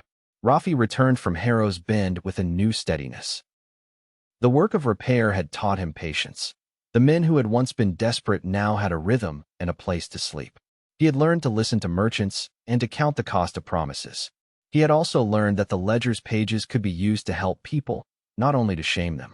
He sat with Mina one afternoon and taught her to tie a knot that would not slip. She laughed when he made a clumsy loop and then corrected him with the blunt authority of a child. "You're getting better," she said, and Rafi felt the praise like a ledger entry he could keep. Then a courier arrived with a message that made the room go quiet. A clerk in Haven's port, one of the men who had stamped the quarantine, had been seen meeting with a broker in a tavern 2 towns over. The clerk had been the small hinge that turned municipal law into a tool for seizure. If they could show collusion between clerks and brokers, the governor's legal defenses would look like a house of cards. Mara did not hesitate. She organized a small team to follow the lead. Rafi, who knew the broker's routes, Eli, who could read a yard like a book, and Jonah, who could drive them without drawing attention. Tomas prepared a legal packet that would be ready if they found proof. Ria arranged for a neutral recorder to be on standby. The plan was surgical: gather evidence of collusion, document payments, and then present the proof publicly so the governor's lawyers could not hide behind municipal prerogative. They trailed the clerk to a tavern that smelled of beer and old wood. The clerk sat in a corner, ledger tucked under his arm, and the broker arrived with the easy confidence of a man who thought the market would protect him. Rafi watched from a shadow and felt the ledger's old thrill the moment when paper turned into proof. The broker slid an envelope across the table. The clerk palmed it and smiled like a man who had been paid to look the other way. Rafi moved before he thought. He stepped into the tavern and called the clerk by name, loud enough for the room to hear. The broker's smile faltered. The clerk's hand went to his coat, as if to hide something. A scuffle began, small, clumsy, human, and the tavern's patrons turned to watch. Eli and Jonah moved in, calm and precise, and the recorder's camera rolled. They did not need to fight. The evidence was in the envelope. Receipts, a ledger page with the clerk's neat handwriting, and a notation that matched the broker's watermark. The broker tried to bargain offers of more money, threats thinly veiled, but the room had seen the exchange. The clerk's face went pale when Rafi read the ledger aloud. Names, dates, payments. The broker's network had a small, visible seam. They brought the clerk and the receipts back to Northwatch. Tomas prepared the dossier and sent copies to buyers and to the coastal port. Ria arranged a public reading at the river crossing. The governor's office protested and called the move a provocation. The governor's lawyers said the clerk's actions were individual and not proof of municipal policy. The ledger's pages, however, had a way of making private acts public. At the river crossing, the clerk sat with his head bowed while Tomas read the receipts into the recorder. The broker's name was spoken aloud, and the ledger's pattern payments for favors, manifests altered, clerks paid to stamp quarantines was laid bare. Buyers who had been wavering watched the footage and shifted. The coastal port manager, who had been under pressure from tariffs, called a meeting and said he would not accept shipments from depots implicated in the ledger without neutral verification. Governor Lero answered with a public statement that blamed rogue clerks and promised an internal investigation. The statement was careful and meant to soothe. But the ledger's pages had done their work. They had made a private seem visible and had forced buyers to choose. The market's calculus shifted again. The victory was not total. The clerk's confession did not topple the governor's office. It only made the governor's legal position harder to defend. The broker's network would adapt, and new clerks might be tempted by the same small, steady pressure of debt. But the ledger's pages had shown that even small acts of collusion could be exposed, and that buyers would respond when the cost of complicity became public. That night, as the hub settled and the river moved like a seam of black glass, Buck walked the perimeter with Mara. Mina slept in a cot beneath a blanket that smelled of river soap. The wooden horse lay on the table like a small, stubborn promise. Rafi sat by the fire and mended a strap on his pack, the lines of his face softer than they had been months before. "We keep making the market pay," Mara said. "We keep turning private favors into public facts." He nodded. "And we keep building the tools so people don't have to sell favors to survive." He thought of Harrow's Bend and of the men who had been given work instead of punishment. He thought of the clerk in the tavern and of the way a single ledger page could change a life. Chapter 13. The weeks that followed the clerk's confession felt like a slow, steady tide, small gains that required constant tending. The monitored corridor hummed with routine. Escorts rotated on schedule, auditors filed reports that were read aloud in kitchens, and buyers who had once shrugged at rumors now checked manifests with a seriousness that felt like a small miracle. The ledger's pages had become practice as much as proof. Still, the ledger's work had shifted from exposing predators to building resilience. The council set up training sessions for watch captains on manifest verification, taught medics how to maintain cold chains in the field, and organized a rotating fund committee to decide which hubs received short-term subsidies. The work was bureaucratic and human and, in its way, hopeful. Rules that could be used, people who could use them. Rafi found himself teaching more than fighting. He ran a class on simple manifest checks in a sunlit room where men and women leaned over a table and learned to spot a forged stamp. He told stories about the broker's receipts and about the men from the barn who had learned to test water. The students laughed at his clumsy knots and then practiced until their fingers remembered the right loops. The ledger's names were no longer only accusations, they were lessons. Mina grew into the hub's small center of gravity. She learned to whistle a tune that made Asha laugh and to hand Rafi his wooden horse when he left for a run. Children from nearby houses came to the student union to hear her tell a story about a horse that lost an ear and found a road. The toy's missing ear became a symbol, imperfect, repaired, and stubbornly alive. Then a new problem arrived like a thin, insistent wind. A coastal buyer who had been one of the ledger's early converts sent a message. His ships were being delayed at a customs point 2 ports over. The delay was legal on its face, a new paperwork requirement from a regional authority, but the timing matched a pattern. Whenever the monitored corridor made a city's depots costly, legal friction appeared elsewhere. The ledger's victories had not ended predation. They had made predators more inventive. Tomas called it attrition by ink and paper. "They can't win in the square," he said, "so they make the ledger expensive to use." He spent long nights drafting responses and lining clauses with precedent. Rio worked the market, calling in favors and reminding buyers that a reputation once lost was hard to rebuild. Buck watched both of them and felt the ledger's weight like a responsibility that had to be carried without breaking. Mara proposed a 2-track response: legal pressure where law could be used, and practical relief where hunger made people small. They would file a formal complaint with the Regional Trade Council about the customs delays and, at the same time, send a small relief convoy to the affected buyers so they would not be forced to capitulate. The plan was expensive and messy, but it fit the ledger's new shape: use rules when possible, use people when necessary. Rafi volunteered to lead the relief convoy. He packed a small truck with seed, a crate of antibiotics, and a cooler with spare cold packs. Mina pressed the wooden horse into his hand and said, with the blunt honesty of a child, "Bring it back." He tucked the toy into his pocket like a promise and drove out with Jonah and 2 rotating guards. The relief run was not dramatic. They crossed checkpoints where clerks asked for papers and where men in clean shirts watched with polite curiosity. Rafi handed out seed at a market stall and helped a medic stitch a torn bandage. He taught a watch captain how to test a manifest and left a ledger fragment with a coded watermark so the hub would know how to call for help if the clerk's favor system returned. When they reached the coastal buyer, he greeted them with a face that had been taught to look like a man who had been surprised by his own choices. He had been forced to delay shipments because of a new tariff, The relief crate would not replace lost seasons, but it would buy time. He promised to keep routing through the monitored corridor and to speak at a buyer's meeting about the cost of complicity. It was a small, human victory, one that required patience rather than spectacle. Back at Northwatch, the legal complaint moved slowly but with purpose. Tomas and Ria prepared a packet of evidence: manifests, the broker's receipts, the clerk's confession, and the recorded quarantines. They sent it to the Regional Trade Council and to neutral ports with a clear ask: enforce neutral verification and penalize clerks who colluded with brokers. The council's response would not be immediate, but the act of filing the complaint made the ledger's work visible at a higher level.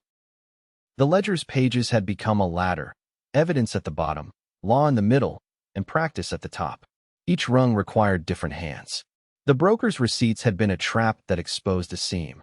The clerk's confession had made private collusion public. The relief convoy had reminded buyers that people, not only markets, mattered. One evening, as rain began to fall and the river's surface blurred into silver, Mara called a small meeting. She wanted to talk about sustainability, how to keep the monitored corridor funded, and how to teach hubs to resist the temptation of quick bargains. The room filled with people who had learned to do hard things: Tomas with his legal pads, Ria with a list of donors, Seema with a ledger of medical supplies, and Buck with the pouch at his hip. They sketched a plan that was practical and modest: a rotating subsidy fund, a training curriculum for watch captains, and a mentorship program that paired stronger hubs with weaker ones. The fund would be replenished by seized assets, by pledges from buyers who had been shamed into conscience, and by small levies on non-essential trade that chose to use the monitored corridor as a mark of ethical commerce. The curriculum would teach manifest checks, cold chain maintenance, and simple dispute resolution. The mentorship program would send teams like Rafi's to repair pumps and teach watch rotations. Mina sat on the floor and listened, her wooden horse in her lap. When the meeting broke, she walked up to Buck and handed him a small scrap of paper she had drawn on, a map with a road that led to a house and a pump and a tiny horse at the center. "For the ledger," she said, as if she understood the work in a way adults sometimes forgot. Buck folded the paper and put it in his pouch. The ledger's names were not ink anymore. They were obligations that required more than exposure. They required repair, law, and the stubborn patience to change a market that had learned to hide cruelty behind generosity. Chapter 14. The morning the auditor went missing, the hub woke to a silence that felt like a held breath. The recorder on the table blinked its last green light and then went dark. The neutral auditor, an older woman named Lena from the coastal port, had been due to meet the council and sign off on the week's reports. Instead, her chair sat empty and a single ledger page lay on the table, folded and creased as if someone had read it and then tried to hide the act. Tomas found the folded page first. He opened it with hands that had learned to treat paper like evidence and not like a relic. The page was a receipt, small, neat, the kind of thing that had once been used to grease a clerk's palm. Someone had left it as a message: stop the audits. The handwriting was not Lena's. The council moved with the quiet efficiency of people who had learned to turn panic into plans. Mara called for a search of the crossing and the warehouses. Rafi and Eli took the roads toward the last place Lena had been seen. Jonah checked the river's small coves where a boat could be hidden. Seema stayed with Mina and the vaccine, her hand steady as she checked the cooler's seal. Buck sat at the map table and traced routes with a finger, feeling the ledger's weight like a compass that had been nudged off true. They found Lena's satchel on a bench by the ferry, straps cut and paper scattered. A witness, a boy who sold tea by the crossing, said he had seen a man in a clean shirt lead Lena toward a warehouse on the far side of the port. The man had been careful, polite, the kind of person who believed civility could hide a ledger of favors. The witness's voice trembled when he said the man had smiled as if he were doing a favor. Mara did not shout. She organized. "We do not trade routes for safety," she said. "We do not trade people for leverage. We get Lena back and we make the cost of this visible." Her plan was twofold: a public pressure move to make the governor's office uncomfortable, and a quiet recovery to bring Lena home without turning her into a bargaining chip. Buck took the public side. He sent a message to the coastal port and to buyers. An auditor had been taken while performing neutral duties. The ledger's pages suggested collusion between clerks and brokers. If Lena was not returned within 24 hours, the monitored corridor would expand its public disclosures and buyers would be asked to refuse Haven's depots until the auditor was safe. The message was blunt and meant to make the governor's office choose between a quiet return and a public crisis. Rafi, who had learned to measure his impatience, volunteered for the quiet side. He would lead a small team Eli, Jonah, and a neutral envoy who knew the port's back alleys into the warehouses to look for Lena. Tomas prepared legal cover, a recorded demand for access, and a public note that would be released if the auditor was not returned. Ria arranged for a recorder to stream the search so that if the governor's men tried to claim the team had trespassed, the record would show otherwise. They moved at dusk. The warehouse district smelled of oil and salt and the faint, stubborn tang of money. Men moved with the practiced calm of people who had learned to make profit from absence. Rafi's hands were steady as he picked a lock. Eli's eyes read the yard like a book. They found a small shed with a door that had been forced and a light that had been left on as if someone had wanted to be seen. Inside, Lena sat on a crate, hands bound with a strip of cloth, her face pale but defiant. She looked up when they entered and did not cry. "You're late," she said, and then, softer, "I thought they might make me sign something." Rafi cut the bindings with a knife that had been given to him by a watch captain months before. Lena rubbed her wrists and then, with the practical calm of someone who had spent a life in ports, she said, "They wanted me to say the audits were biased. They wanted me to sign a note that would make the quarantine look legitimate." Eli's jaw tightened. "Who took you?" he asked. Lena named a clerk and a broker, two men whose names had appeared in the broker's receipts. They had been careful to keep Lena alive. They had not wanted a corpse. They had wanted a signature and a story. Rafi felt the ledger's old anger rise and then settle into something quieter, the knowledge that predators prefer bargains to battles. They left the shed the way they had come, quiet, careful, the recorder rolling on a small device Tomas had given them. They did not run. They walked back through the yard with Lena between them, a small, stubborn proof that people could be brought home without spectacle. When they reached the ferry, a crowd had gathered, watch captains, traders, and a woman who ran a bakery and who had once refused a bribe. Tomas read the recorded statement into the recorder. Lena's account, the names of the men who had taken her, and the ledger's receipts that tied the broker to the clerk. The governor's office answered with a practiced calm. They called the incident a regrettable misunderstanding and promised an internal inquiry. The clerk named by Lena was taken into custody for questioning. The broker's yard was searched by men who had been embarrassed into action. The governor's lawyers sent a note that read like a threat. Public accusations without proof would be met with legal action. Buck did not back down. He released the recorded footage and the ledger's receipts to buyers and to neutral hubs. The coastal port manager, who had been wavering under tariffs and delays, called a meeting and said, plainly, "If auditors cannot be safe, I will not accept shipments from depots implicated in these receipts." The market's calculus shifted again. The immediate crisis passed with Lena safe and the clerk in custody. But the incident left a bruise. It showed how fragile the monitored corridor could be when people's lives were used as bargaining chips. It also showed how the ledger's pages could be used not only to shame but to protect. Lena's testimony, recorded and public, made it harder for the governor's office to claim the incident was a private matter. That night, as rain began to fall and the river's surface blurred into silver, Mara sat with Rafi and Lena in the student union. Lena drank tea and spoke in the practical voice of someone who had seen ports and people and the ways they bend. "You did the right thing," she said to Rafi. "You brought me back without making me a spectacle. That matters." Rafi felt the praise like a ledger entry he could keep. He thought of the men from the barn who had learned to test water, of Harrow's Ben's repaired pump, and of Mina's wooden horse tucked into his pocket. The ledger's work had moved from exposure to law to repair and now to protection. Each step required different hands and different kinds of courage. Buck called a council the next morning. The incident had made one thing clear. The network needed a formal protection clause for auditors and neutral envoys legal language that would make the seizure of a neutral actor a public breach with immediate market consequences. Tomas drafted the clause that day. explicit protections, a rapid public release protocol, and a market penalty that would be triggered if a neutral actor was harmed. They would present the clause at the Federation vote. They had been planning a vote that would decide whether the charter became an institutional rule rather than a pilot project. The vote would be the book's next test, a public, binding decision about whether the network would become a federation with teeth or remain a coalition of promises. Mina watched the council from the doorway, the wooden horse in her lap. She did not understand the legal language, but she understood the shape of safety.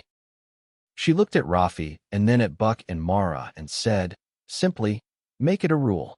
Chapter 15. The day of the Federation vote arrived like a weather front, heavy, inevitable, and carrying the smell of rain. Hubs sent envoys and ledgers. Buyers sent cautious representatives. Neutral auditors came with their stamps and their quiet faces. The river crossing had been turned into a meeting ground, tarpaulins for shade, a long table for signatures, and a recorder on a tripod that would stream the proceedings to towns that could not send delegates. Buck woke before dawn and walked the perimeter. The ledger's pouch at his hip felt lighter and heavier at once, lighter because the work had become practice, heavier because the vote would turn practice into precedent. He found Mara at the map table, tracing routes with a finger. Her bandage was a pale stripe under the lamp. Her eyes were steady. We hold the line, she said. We make the rule and teach people to use it. He nodded. We make it hard to sell safety for a road. Delegates arrived in a slow tide. Harrow's Bend sent Calder with a sack of repaired seed as a gesture. The coastal port sent Lena and 2 auditors. Tomas carried the broker's receipts and the clerk's confession in a neat packet. Rafi came with Mina at his shoulder. She had a new habit of whistling when she was nervous, and today she whistled a tune that made people smile. Governor Lero did not come. He sent an envoy with a ledger of his own, legal writers, a promise of cooperation if the Federation agreed to a 6-month review, and a sealed envelope meant for Buck. The envelope smelled faintly of ink and civility. The envoy's smile was practiced, his words were soft. Governor Lero asks you to consider stability, he said. He asks for time to adapt. The sealed envelope sat on the table like a small, dangerous thing. Buck did not open it. He had learned that civility can be a ledger's disguise. Instead, he read the room and the faces in it. Watch captains who had lost men, merchants who had lost seasons, medics who had kept children alive. The vote would not be about rhetoric. It would be about whether the network could turn promises into enforceable practice. Tomas stood and spoke first. He laid out the legal clause they would vote on, a federation charter that made the monitored corridor a binding rule among signatories, created an emergency appeals panel, and set market penalties for hubs or clerks who colluded with brokers. He spoke plainly about precedent and about the need for neutral auditors. His voice did what ink does best. It made choices visible. Rhea followed with photographs and a short montage of the ledger's work, Lena's rescue, the broker's receipts, the clinic where Mina had been vaccinated. The images were small and human, and they made the stakes plain. Buyers who had once shrugged at rumors now watched with faces that had to decide between profit and reputation. Then the room turned to the envoy from Haven. He spoke of stability and of municipal sovereignty and of the danger of letting markets be swayed by rumor. He offered a compromise, a 6-month review and a joint committee that would include Haven's representatives. The offer was meant to look like cooperation. It was also a way to slow the Federation's teeth. Rafi rose and spoke in a voice that had been tempered by repair. He told the story of Harrow's Bend and of the men who had been given work instead of punishment. He spoke of Lena's rescue and of the way the ledger's pages had made private favors public. We are not asking for war, he said. We are asking for rules that keep children safe and make markets refuse cruelty. The vote was called. Delegates filed forward and signed the charter one by one. Some hubs hesitated, small inland settlements that worried about grain and about tariffs, but the coastal port's manager, who had rerouted grain and paid a price, stood and signed with a hand that did not shake. Calder from Harrow's Bend signed and then, in a small voice, said, "We will repay the loan in labor. We will keep the route." When the last signature was placed, the recorder hummed and the charter became public. The Federation was born not with a trumpet, but with a stack of signed pages and a list of obligations. The room exhaled like a body that had held its breath for too long. Then the envoy from Haven stood and did something that made the air change. He opened the sealed envelope and read a short statement aloud. Governor Laro offers a bilateral agreement. Haven will accept neutral auditors and rotating escorts if the Federation agrees to a non-aggression clause that prevents public naming of buyers for 6 months. The clause was a legal leash. It would protect buyers who colluded and give Haven time to rebuild its reputation while the ledger's teeth were dulled. The room went quiet. The offer was clever and dangerous. It asked the Federation to trade transparency for a promise. Tomas's face tightened. Ria's jaw worked. The coastal port manager looked at his hands. The ledger's pages had made choices visible. The envoy's clause asked them to hide those choices for a season. Buck stood and did what he had learned to do: speak the ledger's truth plainly. "We will not trade transparency for peace," he said. "If we hide names, we let predation continue in the dark. We built this federation so markets would refuse cruelty. Not so cruelty could be hidden behind a promise." Murmurs rose. Some delegates argued for the compromise: 6 months to build trust, a chance to avoid a public rupture. Others, led by Mara and Tomas, argued that the price was too high. Rafi felt the old impatience rise and then settle into a steady resolve. Mina's small hand found his and squeezed. The vote to accept Haven's clause was called and failed. The Federation's charter stood as written: transparency, rotating escorts, neutral audits, and a market penalty for collusion. The envoy's face did not change. He folded his papers and left with the practiced calm of a man who believed patience could outlast other people's courage. The immediate aftermath was messy. Haven's lawyers issued a statement condemning the Federation as an economic threat. Tariffs and delays followed in the next days. Some buyers wavered, and some hubs felt the pinch. But the charter had teeth now. The monitored corridor was not a pilot. It was a rule that could be invoked and enforced. That night, as rain began to fall and the river's surface blurred into silver, the hub gathered to mark the moment. Mina slept with her wooden horse tucked under her chin. Rafi sat with Mara and Tomas and traced the signed pages with a finger.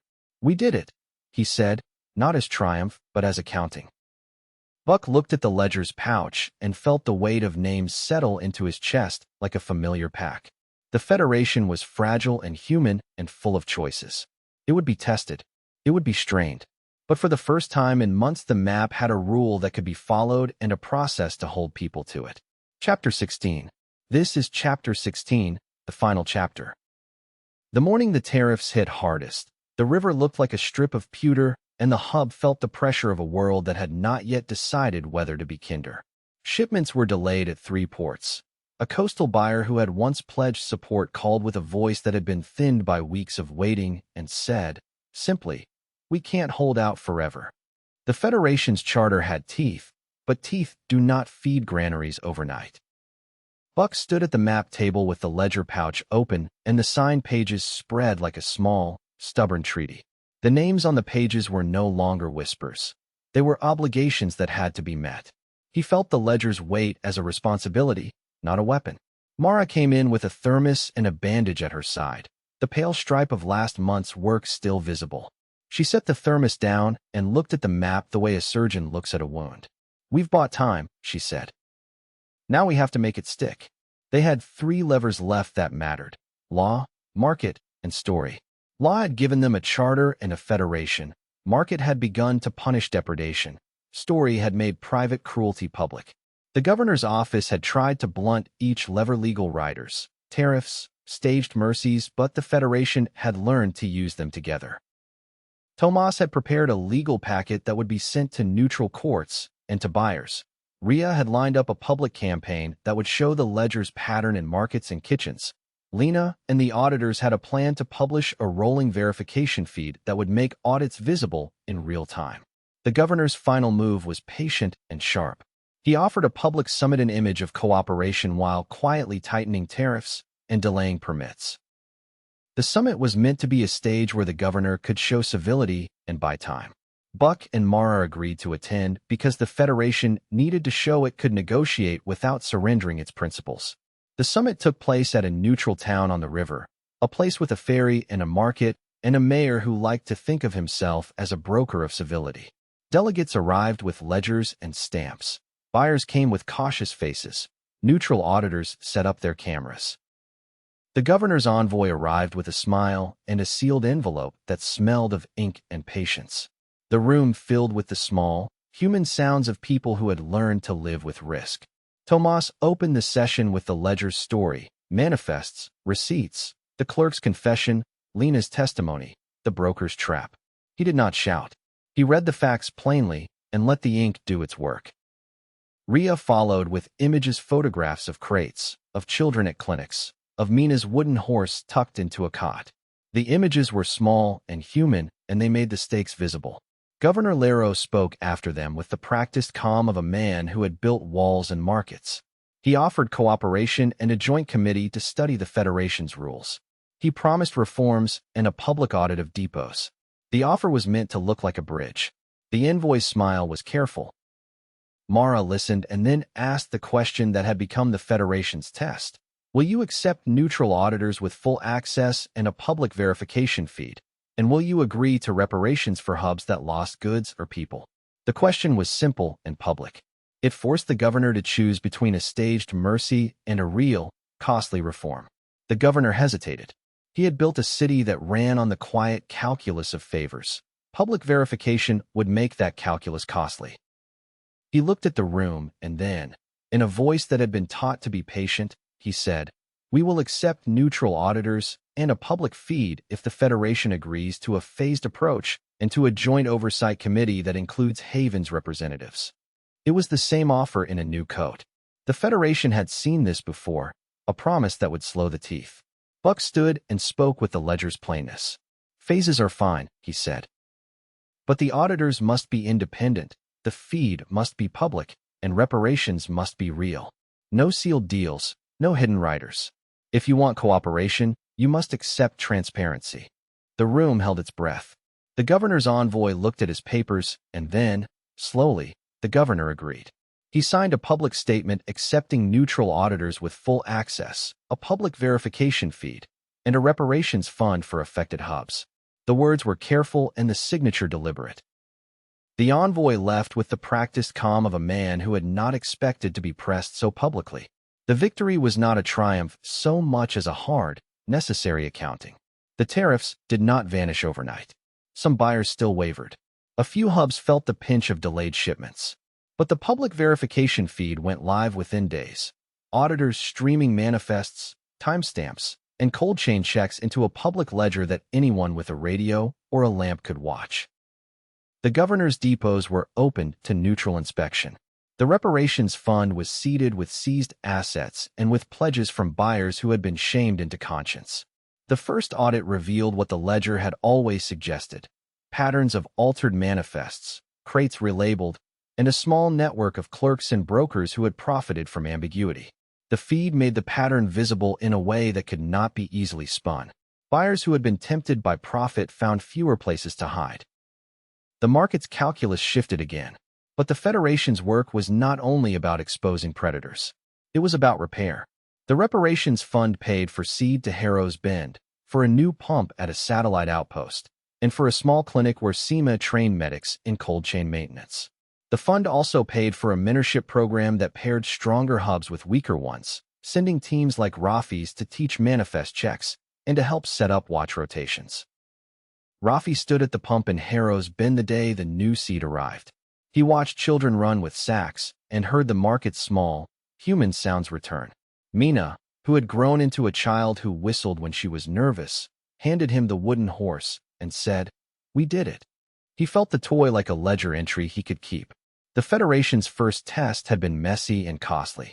Men had been beaten, clerks had been arrested, and a broker had been given a choice: cooperate or be named and shamed. Some buyers repented and helped fund the corridor. Others found new ways to hide. The ledger's pages had not ended hunger or greed, but they had made predation harder and repair possible. In the weeks after the summit, the hub settled into a new rhythm. The monitored corridor hummed with rotating escorts and public audits. The ledger's pouch at Buck's hip felt less like a burden and more like a map that could be followed. Mara taught classes on manifest verification. Tomas drafted a handbook for auditors. Ria organized a market fair where buyers who used the corridor displayed a small blue ribbon as a mark of ethical trade. One evening, as rain began to fall and the river's surface blurred into silver, Buck walked the perimeter with Mara. Mina slept in a cot beneath a blanket that smelled of river soap. The wooden horse lay on the table like a small, stubborn promise. They stopped at the map table and looked at the sign pages. "We made a rule," Buck said. "Now we have to keep making people use it." Mara nodded. "Rules need people," she said. "They need teachers, money, and the stubborn patience to keep naming names when people try to hide." They sat in the rain and let the sound fill the space between them. The ledger's names were no longer only ink. They were obligations that required repair, law, and the slow work of changing markets. The Federation had been born in a river crossing and had been tested in a city that thought walls could buy safety. It had survived by turning exposure into law and law into practice. The book closed not on a triumph, but on a small, steady scene. Mina teaching a group of children to whistle a tune. Rafi showing a watch captain how to test a manifest. Seema checking a cooler and smiling when the temperature held. The wooden horse's missing ear caught the lamplight and threw a small shadow on the map. Buck traced a finger over a name in the ledger and felt the promise in his chest. The road ahead would be long and dangerous, and the Federation would be tested again. Predators would adapt, and hunger would make people small. But for the first time in a long time, there was a map people could follow and a set of rules that could be enforced. The ledger closed with a small, stubborn hope that a world remade by absence could be stitched back together by people who chose to make markets refuse cruelty and to give those who had been forced into small cruelties a way to repair. The radio hummed with low chatter. The river moved like a seam of black glass. The wooden horse lay on the table, imperfect and mended, and the network fragile, human, and stubborn kept its promise. The Immune. Book 5. Chapter 1. The river had learned a new rhythm. Where it had once been a seam of black glass that reflected only need, it now carried boats with blue ribbons tied to their masts, small, stubborn flags that meant something had changed. The ribbons were not a promise that everything would be easy. They were a promise that someone had tried to make it better. Buck woke before dawn and walked the perimeter of the student union with the ledger pouch at his hip. The pouch felt lighter than it had a year ago and heavier in a different way. Not a burden to be borne alone, but a responsibility to be shared. He watched the ferry ropes creak and thought of the signed pages folded in his pocket, of the Federation's charter that had turned ink into law. The charter had teeth now, but teeth needed tending. They needed money, training, and the stubborn patience to keep naming names when people tried to hide. Inside the Union, the map table was a small island of activity. Mara traced routes with a finger and made notes in a neat hand. She had a list of training sessions to run, auditors to certify, and a summit to prepare for that would test the Federation's new rules. Her bandage was a pale stripe under her sleeve. The wound had healed, but the memory of it had not. She liked the work that required both a steady hand and a stubborn refusal to be sentimental. Tomas arrived with a stack of papers and a face that had learned to look like a man who could make ink do heavy lifting. He had drafted a handbook for auditors overnight plain language, checklists, and a short section on how to read a manifest without being fooled by a practiced clerk. He set the papers down and tapped a line with a pen. "We need a public reading at the market before the festival," he said. "Make the rules feel like something people can use, not just something they sign." Ria was already on the radio, her voice a bright thread through the static. She had arranged for a market fair to coincide with the Federation's first anniversary, a small celebration of certified buyers, a place where the blue ribbon would be visible and where people could see that ethical trade had a cost and a benefit.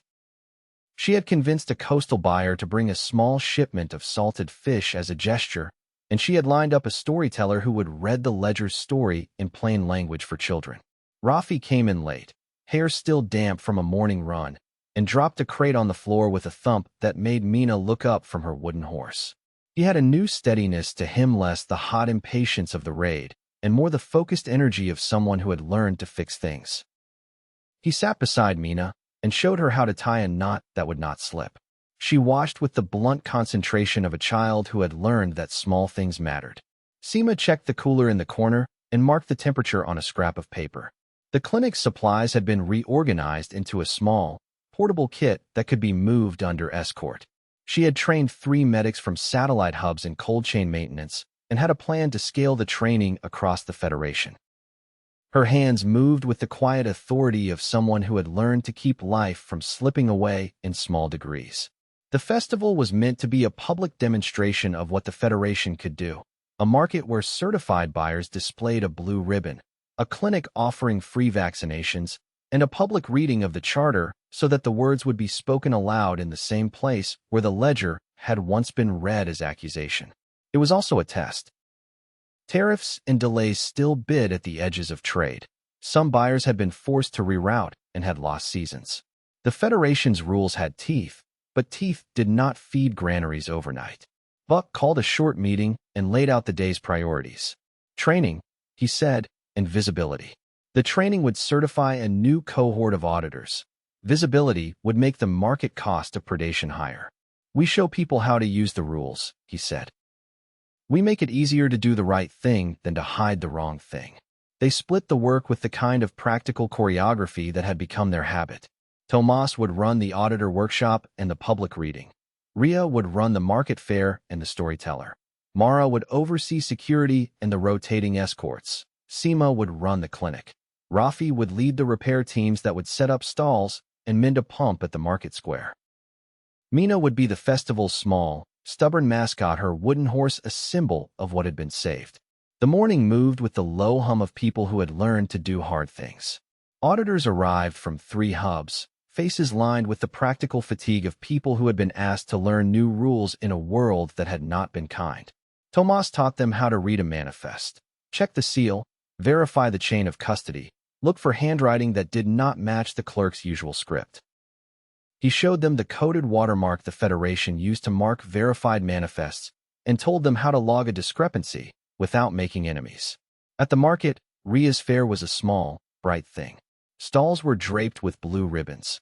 A baker who had once refused a bribe sold loaves with a small sticker that read certified. A port manager who had rerouted grain came with a crate of dried fish and a face that had been taught to look like a man who had paid a price for conscience. People moved through the stalls with a new kind of curiosity, buyers who wanted to see what ethical trade looked like, families who wanted to know whether the world could be different. Mara's rotating escorts formed a visible line at the market's edge. They were not soldiers. They were watch captains and volunteers who had learned to stand in a way that made buyers feel safer. Their presence was a small, practical deterrent. A man who had once been a clerk watched from a distance, his hands empty. He had been named in the ledger and had lost his job. He had come to the market to see whether the world he had helped shape could be changed. Seema's clinic was a quiet, efficient place. She administered vaccines with a steady hand and taught a young medic how to pack a cooler so that the cold chain would not break. A child who had been sick the week before sat on a bench and ate porridge. His mother's face had the kind of relief that made Seema's work feel like a small miracle. The festival's public reading was the day's hinge. Tomas stood on a low platform and read the charter aloud while Ria projected photographs of manifests and ledger pages onto a tarpaulin. The words were plain and surgical: transparency, rotating escorts, neutral audits, and a reparations fund. When Tomas finished, the crowd did not cheer so much as breathe. The charter was not a victory, it was a tool. A coastal buyer stepped forward and spoke in a voice that had been taught to be practical. "We lost a season when we rerouted," he said, "but we gained customers who trust us. I will keep the ribbon on my mast." His words were small and decisive. They were the kind of thing that, when repeated enough, reshaped a market. As the sun slid toward evening, Buck walked the market with Mina at his side. She held her wooden horse like a talisman and pointed at stalls with the blunt authority of a child who had seen the world's edges and wanted them mended. Rafi came up behind them with a repaired pump part slung over his shoulder and a grin that had learned to be quiet. They had not ended hunger. They had not made the world safe. Tariffs would bite again. Brokers would adapt. But the festival had done what it needed to do. It had shown that rules could be used, that markets could be nudged, and that people could choose to make cruelty costly. The blue ribbons fluttered in the river breeze like small flags of a country being built one honest trade at a time. That night, as lamps were lit and the market's chatter softened into the low hum of people who had worked hard, Buck sat with Mara and Tomas and traced the charter's clauses with a finger. "We built a thing that can be used," he said. "Now we teach people to use it." Mara nodded. "And we keep the ledger's names alive not as accusations, but as obligations. We repair where we can and hold people to account where we must." They looked out at the river where boats with blue ribbons drifted home. Mina fell asleep with her wooden horse tucked under her chin, and Rafi, who had once thought action meant spectacle, sat quietly and watched the child breathe. The festival had been a small, human proof that the Federation could be more than ink on a page. Outside, the river moved like a seam of silver. The road ahead would be long and dangerous, and predators would adapt. But for the first time in a long time, there was a map people could follow and a set of rules that could be enforced. The ledger's work had become a living thing, law, market, and story braided together, and the people who had once been bound by absence were beginning to stitch a world that could hold them. Chapter 2. The morning after the festival, the student union felt like a place that had been used and made better for it. Stalls had been taken down, ribbons folded and stored, and the tarpaulin that had served as a projector screen was rolled and tucked beneath a table. The ledger pouch sat on the map table like a small, deliberate relic, no longer only accusation, but a tool that needed hands to keep it honest. Buck arrived with a thermos and a list. The list was practical: donors to call, a schedule for auditor certification, and names of hubs that still needed emergency subsidies. He had learned to carry the ledger's weight without letting it harden him. The work had taught him how to be patient with people who had been forced into small cruelties by hunger. He set the thermos down and looked at the map the way a man checks a wound. Mara came in with a satchel of training materials and a new name written on the first page: Ibrahim Kadim. He was young, late 20s, with a steady jaw and a reputation in the coastal port for keeping manifests honest. Buck had met him at the festival. He had the look of someone who had been given responsibility and had not let it make him small. Mara wanted him to be the Federation's first regional coordinator, a successor of sorts who could carry the ledger's practice into places Buck could not reach. "We need people who can teach and who can forgive," Mara said. "Ibrahim can do both. He's been through a port that had to rebuild trust. He knows how to make rules feel like tools, not traps." Buck nodded. The idea of a successor had been a quiet ache for months. He had carried the ledger because someone had to, but the ledger was not meant to be a single man's burden. It was meant to be a shared practice. He looked at the name and felt the ledger's weight shift from a pack to a bridge. Tomas arrived with the auditor handbook and a list of legal clinics that would teach hubs how to file emergency appeals. He had spent the night refining language plain, precise, and hard to twist. "We need to make the law teachable," he said. "If auditors and watch captains can read a manifest and log a discrepancy without fear, the market will start to prefer the blue ribbon." Ria had already begun the work of turning the festival's goodwill into durable support. She had a meeting scheduled with a coastal buyer who had been generous at the fair. He had agreed to a modest monthly pledge if the Federation could show a plan for sustainability. Ria's talent was not only in making stories, it was in turning stories into commitments. She moved through the room like a bright thread, calling favors and reminding people that conscience could be a brand. Seema came in with a cooler and a list of medics who had completed the cold chain training. She had a plan to create a mobile kit that could be loaned to hubs for emergency runs, an insulated box, spare cold packs, and a checklist that even a tired medic could follow. "We can't rely on luck," she said. "We need systems that survive a long night and a tired hand." They spent the morning dividing the work into small, teachable pieces. Tomas would run legal clinics in 3 hubs over the next month. Mara would train a cohort of auditors and certify Ibrahim as regional coordinator. Ria would secure pledges and set up a rotating donor list. Seema would finalize the mobile kit and run a train-the-trainer session for medics. Rafi would lead repair teams to 3 satellite outposts that still had broken pumps. Rafi arrived with a grin and a list of his own: tools borrowed from Harrow's Bend, a promise from a watch captain to teach manifest checks, and a quiet request to be allowed to run a mentorship program for young watch captains. He had learned to measure his impatience and to turn it into something that could be taught. I'll take the kids who think action means fire and teach them how to make things stop without breaking them, he said. His voice had the blunt honesty that had once gotten him into trouble and now made him useful. They left the Union in a small caravan, 2 trucks, a patched van, and a boat with a blue ribbon tied to its mast. The first stop was a hub 2 valleys over where a pump had been leaking for months and where the watch rotation had been cobbled together from favors. The hub's people greeted them with a mixture of relief and suspicion. They had been offered protection by Haven and had refused, but the cost had been a season's worth of buyers who had chosen the easier route. Ibrahim moved through the hub with a quiet authority. He spoke to the merchant who ran the grain stall and to the watch captain who kept the night rounds. He did not lecture. He asked questions and listened. He showed the merchant how a verified manifest could be used as a selling point and how a small blue ribbon could be a market advantage. He taught the watch captain a simple manifest test that would make it harder for clerks to falsify paperwork without being noticed. Rafi and his team set to work on the pump. They replaced a corroded valve, taught a young mechanic how to test water for contaminants, and left a ledger fragment with a coded watermark so the hub would know how to call for help if a clerk's favor system returned. The work was practical and visible. It made buyers less afraid to reroute. Seema ran a short clinic and trained 2 medics in cold chain checks. She handed them a mobile kit and watched as they packed it with the care of people who had learned that small mistakes could cost lives. The medics practiced loading the cooler and checking the thermometer until their hands remembered the right motions. That night, they sat in the hub's small square and ate a meal that tasted like repair. Stew thick with beans, bread that had been baked in a communal oven, and tea that was strong enough to keep the cold out. The merchant who had once been tempted by Haven's protection came and sat with them. He had a face that had been hollowed by worry and then softened by the sight of buyers returning. "You taught us how to ask for trust," he said, voice rough with gratitude. "We'll try. We'll keep the route."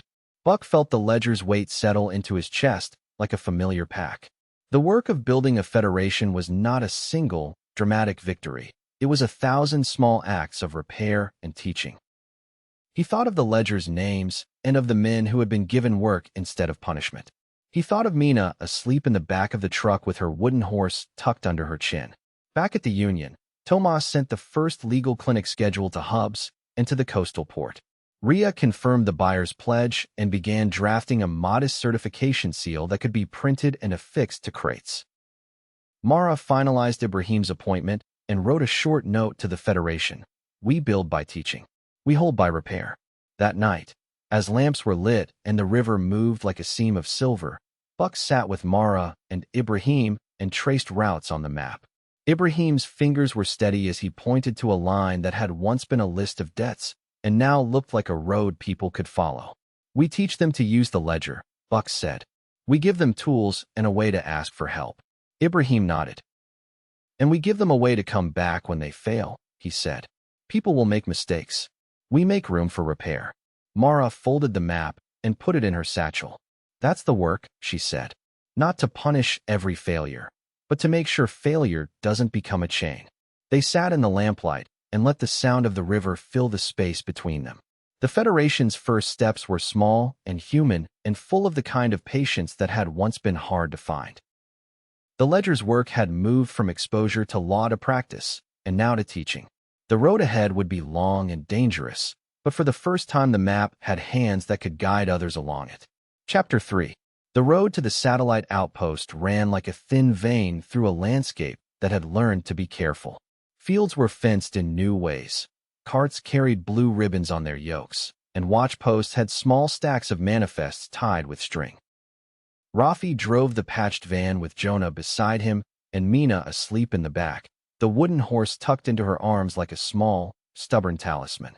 He had a list of repairs and a head full of lessons he meant to teach. The outpost was smaller than the map suggested. A pump house, a single clinic room, and a row of houses that leaned toward one another as if to share warmth. The pump had been sabotaged months before filters clogged with a chemical that made the water taste metallic, and the watch rotation had been a patchwork of favors. The hub's people had refused Haven's protection, but the cost had been a season's worth of buyers who chose the easier route. Rafi had promised to come back with tools and teachers, not with guns. He arrived with a team. 2 young watch captains who had just finished Rafi's mentorship course, a medic from Seema's training cohort, and Ibrahim, the new regional coordinator, who had come to see how the Federation's practices worked in the field. Ibrahim moved through the outpost with a quiet authority, asking questions and listening. He had the look of someone who could make rules feel like tools rather than traps. They set to work with the kind of practical choreography that had become their habit. Rafi taught the young captains how to test a manifest in 5 minutes. Check the seal, compare handwriting, and call the coded number on the Federation's ledger if anything looked off. He showed them how to set a simple alarm on the pump that would ring if the filter was tampered with. The captains watched and practiced until their hands remembered the right motions. Seema's medic ran a short clinic while the repairs were underway.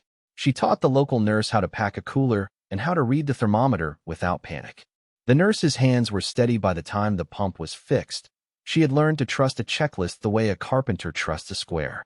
Mina sat on a crate and watched the work with the blunt curiosity of a child who had seen too many grown people make promises and then forget them. When Rafi showed her how to tie a knot that would not slip, she tied it twice and then handed him the wooden horse with a solemn nod. The pump's valve was corroded and the filter housing had been forced. Jonah and the young captains worked with a borrowed welder and a patience that had been taught by necessity. They replaced the valve, cleaned the housing, and set a new filter that Seema's medic had tested for contaminants. When the pump coughed and then sang, the outpost's people gathered like a small congregation. Water ran clear into a bucket and then into a basin. A child laughed and splashed, and the sound made Rafi's chest unclench in a way he had not expected. Repair was not only about metal and seals. Ibrahim sat with the merchant who ran the small stall and talked about markets. He showed the merchant how a verified manifest could be a selling point and how a blue ribbon could be used as a small advertisement. He explained the Federation's rotating escort schedule and how the merchant could call for help if a clerk's favor system returned. The merchant listened with a face that had been hollowed by worry and then softened by the sight of buyers returning. That evening, as the sun slid behind the ridge and the outpost's lamps were lit, a courier arrived with a message that made the room go quiet. A convoy had been stopped 2 valleys over, and a crate of antibiotics had been seized under a municipal health order. The order was stamped and signed. The clerk's handwriting looked practiced. The courier's voice was low. They asked for names, he said. They wanted a list of people who had been to the outpost. Rafi felt the old, hot impatience rise like a fever. He had learned to measure it, but the sight of a clerk's hand reaching for names made his jaw tighten. Ibrahim put a steadying hand on his shoulder. We do not give them names, he said. We document, and we call the Federation. We make the seizure public and costly. They moved quickly. Tomas's legal clinic had taught them how to file an emergency appeal. Ria's communications network could stream the seizure to buyers and to neutral ports. Ibrahim organized a small team to ride to the checkpoint and to document the seizure. Rafi and Jonah stayed to secure the outpost and to make sure the pump's alarm was set. Seema packed a spare cooler and a crate of antibiotics in case the convoy could be rerouted under escort. At the checkpoint, the clerk's ordinance read like a lock. A municipal health order that required quarantine for any crate arriving from outside the city. The clerk's face was polite and practiced. He showed the stamped paper and said, "We are protecting our people." The convoy's driver looked tired and afraid. The crate sat on the ground like a small, stubborn thing. Ibrahim stepped forward with a recorder and a calm voice. He asked to see the quarantine paperwork and to have a neutral medic inspect the crate. The clerk hesitated and then produced a stack of forms that had been filled in with a neat, practiced hand. The neutral medic, one of Seema's trainees who had come with the team, checked the crate and found the seals intact, but the paperwork altered, dates shifted, a manifest number scratched out. The recorder streamed the inspection to the Federation's network. The clerk's practiced calm thinned. He argued that the quarantine was a precaution. Ibrahim read the Federation's emergency appeal clause into the recorder and called for a temporary review. The convoy was held, but the recorded inspection and the medic's notes made the seizure public. Ria's network picked up the stream and sent it to buyers who had been wavering. The coastal port manager who had once rerouted grain called the clerk's office and asked for clarification. His voice carried the kind of practical skepticism that makes legal writers nervous. The convoy was released after a tense day of calls and a public note from a buyer who said he would not accept quarantined seed without neutral verification. The clerk's ordinance remained on the books, but the seizure had been made costly. The Federation's tools law, market, and story had been used together and had forced the clerk to choose between a legal stall and a public fight. Back at the outpost, the pump's new valve gleamed in the lamplight, and children ran with buckets. The merchant had a small order from a buyer who had watched the recorded inspection and decided to trust the Federation's process. Rafi sat on a crate and watched Mina teach a younger child how to whistle the tune she had learned. The wooden horse lay on the table, its missing ear mended with a strip of cloth. That night, as the team packed to leave, the outpost watch captain came up to Rafi and pressed a small, folded paper into his hand. It was a ledger fragment, old, stained, and with a coded watermark. "We kept this," the captain said. "We thought it might help. We want to be part of the map, not a footnote." Rafi unfolded the paper and felt the ledger's old weight settle into his chest like a familiar pack. The fragment was not a confession, it was a promise. It meant the outpost wanted to be part of the Federation's work, to learn and to repair. He looked at Mina asleep in the back of the van, and then at the faces around him, young captains who had learned to test manifests, a medic who could pack a cooler in the dark, a merchant who had a buyer's promise. They drove back under a sky that had been washed by rain. The road felt less like a seam of black glass and more like a line that could be followed. Rafi thought of the men he had once wanted to punish and of the ones he had taught to mend. He had wanted spectacle. He had learned to prefer repair. The ledger's work had moved from exposure to law to practice and now to the slow, patient business of teaching people to hold one another. When they reached the Union, Mina woke and handed Rafi the wooden horse with a solemn nod. "For the map," she said, as if she understood the work in a way adults sometimes forgot. Rafi tucked the toy into his pocket like a promise. The road ahead would be long and dangerous, and predators would adapt. But for the first time in a long time, there were hands that could guide others along the map and a child's small horse to remind them why they had started. Chapter 4. Simo woke to the sound of the cooler's alarm before the sun had fully bled into the sky. It was a thin, insistent beep that meant a temperature had drifted a degree too far, and in her world a degree could be the difference between a vial that saved a life and a vial that became a promise wasted. She dressed quickly, the way medics do when the world asks for small miracles, and checked the feed on her tablet. A truck was on the northern road, 2 hours from a satellite clinic, and the cooler's internal thermometer had ticked up. The driver's voice came through the radio, tight with the kind of worry that made Seema's hands steady. "We hit a washout," he said. "We had to idle for a while. The pack's warm." Seema's mind moved through a checklist she had written in the long nights after the Federation formed. Call the driver, confirm the cooler's seal, switch to spare cold packs, reroute to the nearest shaded stop, prepare the receiving clinic for triage. She tapped the tablet and sent a short, precise message to the driver and to the receiving medic. Then she called Rafi. Rafi answered on the second ring, voice still rough with sleep. "Where?" he asked. "North Road, 2 hours out," Seema said. "We have spare packs staged at the river crossing. I need you to meet them and help transfer. If we lose the chain, we lose the run." Rafi's laugh was a small, necessary thing. "On my way," he said. "Tell Mina I'll be back before she finishes breakfast." Seema breathed out and set the network in motion. The Federation's cold chain plan had been one of her proudest, most anxious projects. Mobile kits that could be loaned to hubs, spare cold packs kept at strategic crossings, and a simple protocol that medics could follow even when they were tired. It was a system built for nights like this, small redundancies that added up to survival. The driver pulled into the river crossing with the truck's engine ticking and the cooler's alarm still chirping. Rafi met him with 2 young captains and a spare cooler on a cart. The transfer was a choreography practiced in training sessions.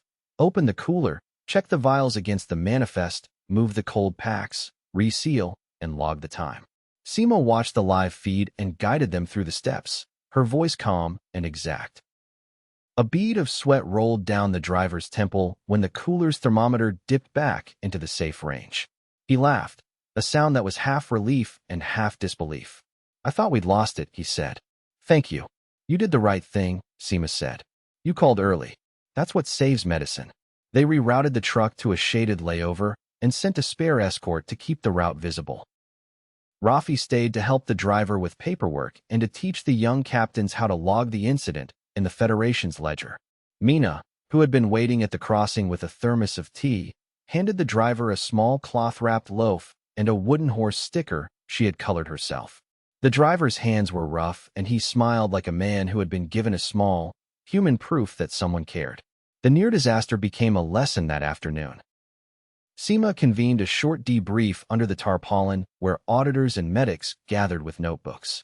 She walked them through the incident, what had gone wrong, what had gone right, and how the protocol had prevented loss.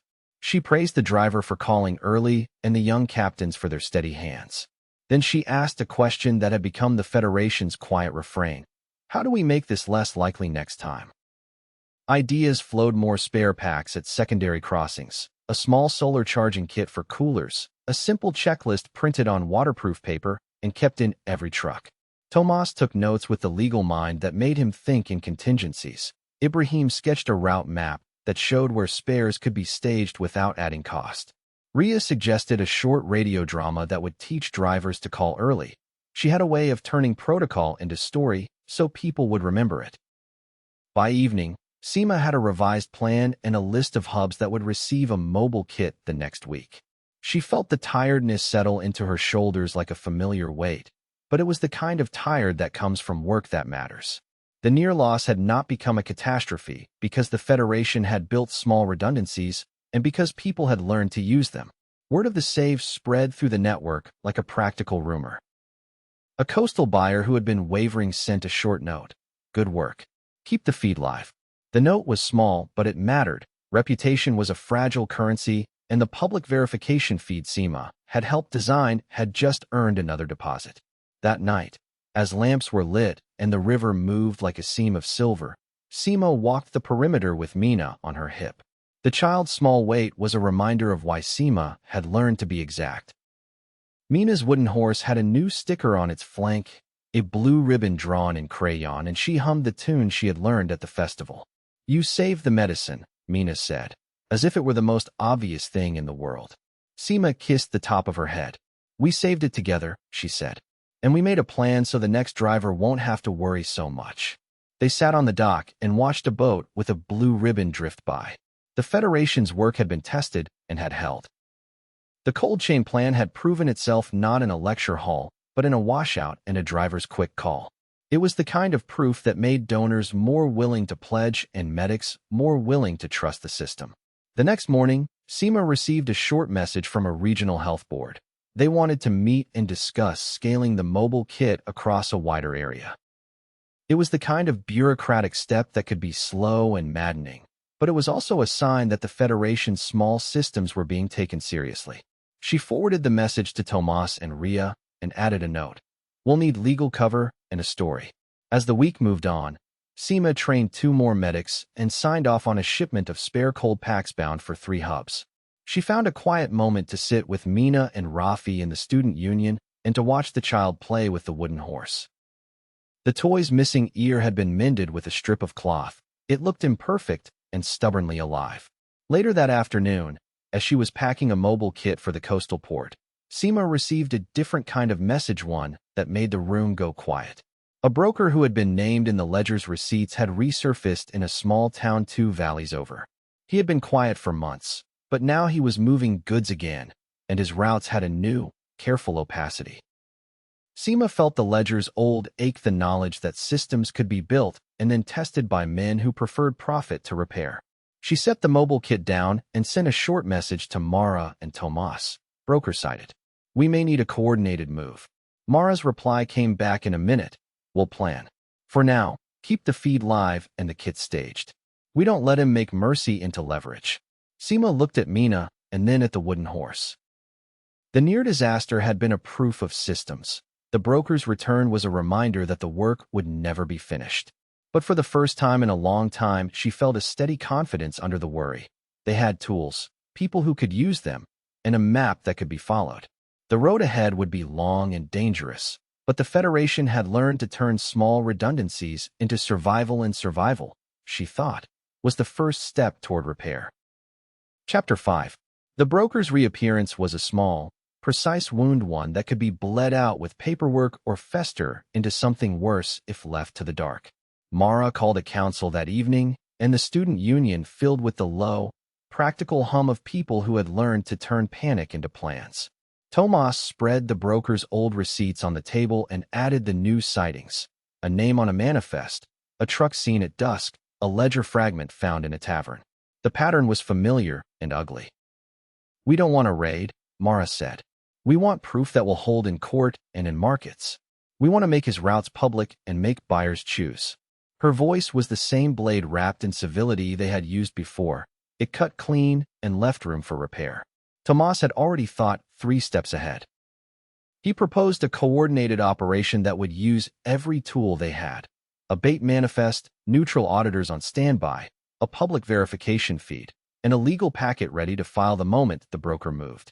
Ria would run the story-timed releases to buyers and hubs, so the market would see the broker's choices as they happened. Seema would stage medics and cold packs at crossings to ensure any seized medicine could be verified. Ibrahim would coordinate regional escorts. Rafi would lead the tail team, the quiet shadow that would follow the broker's man without becoming a spectacle. They built the bait with the careful patience of people who had learned to make paper do heavy lifting. Tomas drafted a manifest for a small shipment of seed and antibiotics bound for a hub that had been on the ledger's map, but had no real need for the goods. Ria created a short, plausible backstory and leaked it through a trader who owed a favor. The manifest bore the Federation's coded watermark and a subtle notation only the network would recognize. The truck was real. The crate was staged. The driver was briefed to act like a courier with a secret. Rafi's team shadowed the broker's known routes for 3 days, learning the rhythms of depots and the times when clerks took their breaks. Mina came with them on the 2nd day, tucked into the van with a thermos and the wooden horse in her lap. She watched the countryside with the blunt curiosity of a child who had learned to read maps by the feel of a road. When Rafi showed her how to check a seal, she did it with the solemnity of someone who understood that small acts could change a life. The broker took the bait at dusk. A man in a clean shirt arrived at the rendezvous yard with the manifest tucked under his arm and a smile that had been practiced for years. He checked the coded notation, ran a finger over the watermark, and nodded like a man who had found a weakness. He loaded the crate and drove off with the confidence of someone who believed the market would protect him. They followed at a distance. Jonah kept the van in the hedgerow and fed coordinates to Ibrahim, who relayed them to the auditors and to Ria's communications team. Tomas sat with a legal packet open on his lap, ready to file the moment the broker's man handed the manifest to a buyer. Seema kept a spare cooler on the ready at the river crossing. She had a medic on standby who could verify cold chain integrity if the crate was inspected. The broker's route wound through depots and a small town where a watch captain had once been paid to look the other way. At a yard that smelled of oil and old tarps, the broker's man handed the manifest to a ledger keeper who counted favors like currency. Receipts were exchanged, a ledger was opened. The coded watermark matched Tomas's bait. The broker's man left with a new set of instructions and a promise of payment. Rafi's team did not storm the yard. They did not need to. They had paper and a recorder and a market that could be made to care. Rafi stepped out of the hedgerow and called the yard's manager by name, loud enough for the men on the desk to hear. The recorder rolled. The manager's face tightened.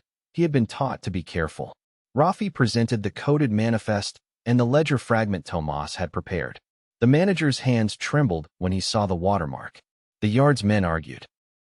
The broker's man tried to bargain offers of more money. Threats thinly veiled, but the recorder's camera had already streamed the exchange to Ria's network. Buyers who had been wavering watched the footage and shifted. A coastal port manager who had been under pressure from tariffs called the yard and asked for clarification. His voice carried the kind of practical skepticism that makes legal writers nervous. Tomas filed the packet that night. He read the receipts into the recorder and sent copies to neutral hubs and to the Federation's legal counsel. The brokers' network had been exposed not by spectacle, but by the slow, patient work of paper and public verification. The yard's manager, faced with buyers who could now see his choices, agreed to cooperate. He handed over a list of buyers who had taken shipments and a set of receipts that matched the broker's watermark. The confession was not dramatic. It was ledger work: names, dates, amounts. Some buyers answered with contrition and pledged to fund the monitored corridor. Others hardened and argued about markets and risk. The broker's receipts were used to pressure buyers and to demand reparations where possible. Where men had been desperate, hubs offered paths to make amends: labor, restitution, and monitored work that would help rebuild trust. Back at the union, the council read the list and made decisions. Tomas prepared legal notices for the buyers who had been named. Ria drafted a public release that would show the ledger's pattern without turning the men into martyrs. Mara insisted on a repair-first approach where possible. Offer work and restitution to those who had been forced into small cruelties by hunger, but hold the brokers and clerks who had profited to account. Rafi felt a strange mix of triumph and sorrow. The trap had worked. The broker had shown his face. But the ledger's pages had revealed not only predators, but the way ordinary men had been made complicit by hunger and by the small, steady pressure of debt. He thought of the men from the barn who had learned to test water and of the watch captains who had learned to read a manifest. The ledger's work had to be both sword and plow. That night, as lamps were lit and the river moved like a seam of silver, Mina fell asleep with the wooden horse tucked under her chin. Rafi sat beside her and traced the toy's mended ear with a finger. "We did good," he said, not as triumph, but as accounting. Mara joined them with a cup of tea and a list of follow-ups. "We've got names," she said. "Now we have to make the market pay and give people a way to repair. We don't want to make enemies of everyone who was hungry.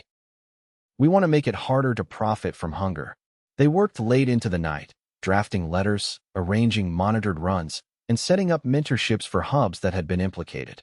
The broker's capture had not ended the hunger that made predation profitable, but it had changed the map. Buyers who had been named found fewer places to hide. The monitored corridor gained a new kind of legitimacy, not only a legal shield, but a market signal that cruelty had a cost. Outside, the river carried boats with blue ribbons toward the harbor. The wooden horse lay on the table like a small, stubborn promise. The ledger's pages had done what ink does best. They had made choices visible and forced people to account for them. The road ahead would still be long and dangerous, but for the first time in a long time, there were hands that could guide others along the map and a child's small horse to remind them why they had started. Chapter 6. The first sign of Haven's new campaign was small and bureaucratic. A notice posted at a customs house 2 towns over, printed on official paper and stamped with a municipal seal. It announced a temporary tariff on goods rerouted through ports deemed non-compliant with municipal health codes. The language was careful and legal. The effect was immediate. Buyers who had been wavering called with voices that had been thinned by weeks of delay. A coastal manager who had once flown a blue ribbon on his mast left a short message: "We're being squeezed. Be ready." Mara read the notice at the map table and folded it with the same deliberate care she used on manifest clauses. "They're trying to make the ledger expensive," she said. "If they can make rerouting cost more than the profit, the market will choose the easy route again." Tomas tapped a pen against the legal pad and made a list. The governor's office had learned to fight with ink and patience. Tariffs, health riders, and a steady drip of regulations that looked reasonable on their face. They had learned to make law into a slow, corrosive weapon. The Federation had won a charter, but the charter's teeth could be dulled by cost. "We respond on 3 fronts," Tomas said. Legal challenges to the tariffs, a market campaign to make the blue ribbon valuable, and targeted relief so hubs don't have to sell routes to survive.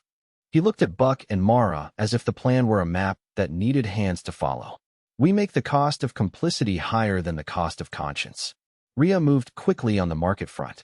She drafted a certification program that would do more than hang a ribbon on a mast. It would create a visible premium for certified goods. Certified buyers would be listed in a public ledger. Certified stalls would be promoted at fairs. A small advertising fund seeded by pledges from buyers who had repented would pay for a traveling market booth that showed the difference between verified and unverified manifests. The idea was simple. Make ethical trade not only right, but profitable. Ibrahim took the training work and turned it into a promise.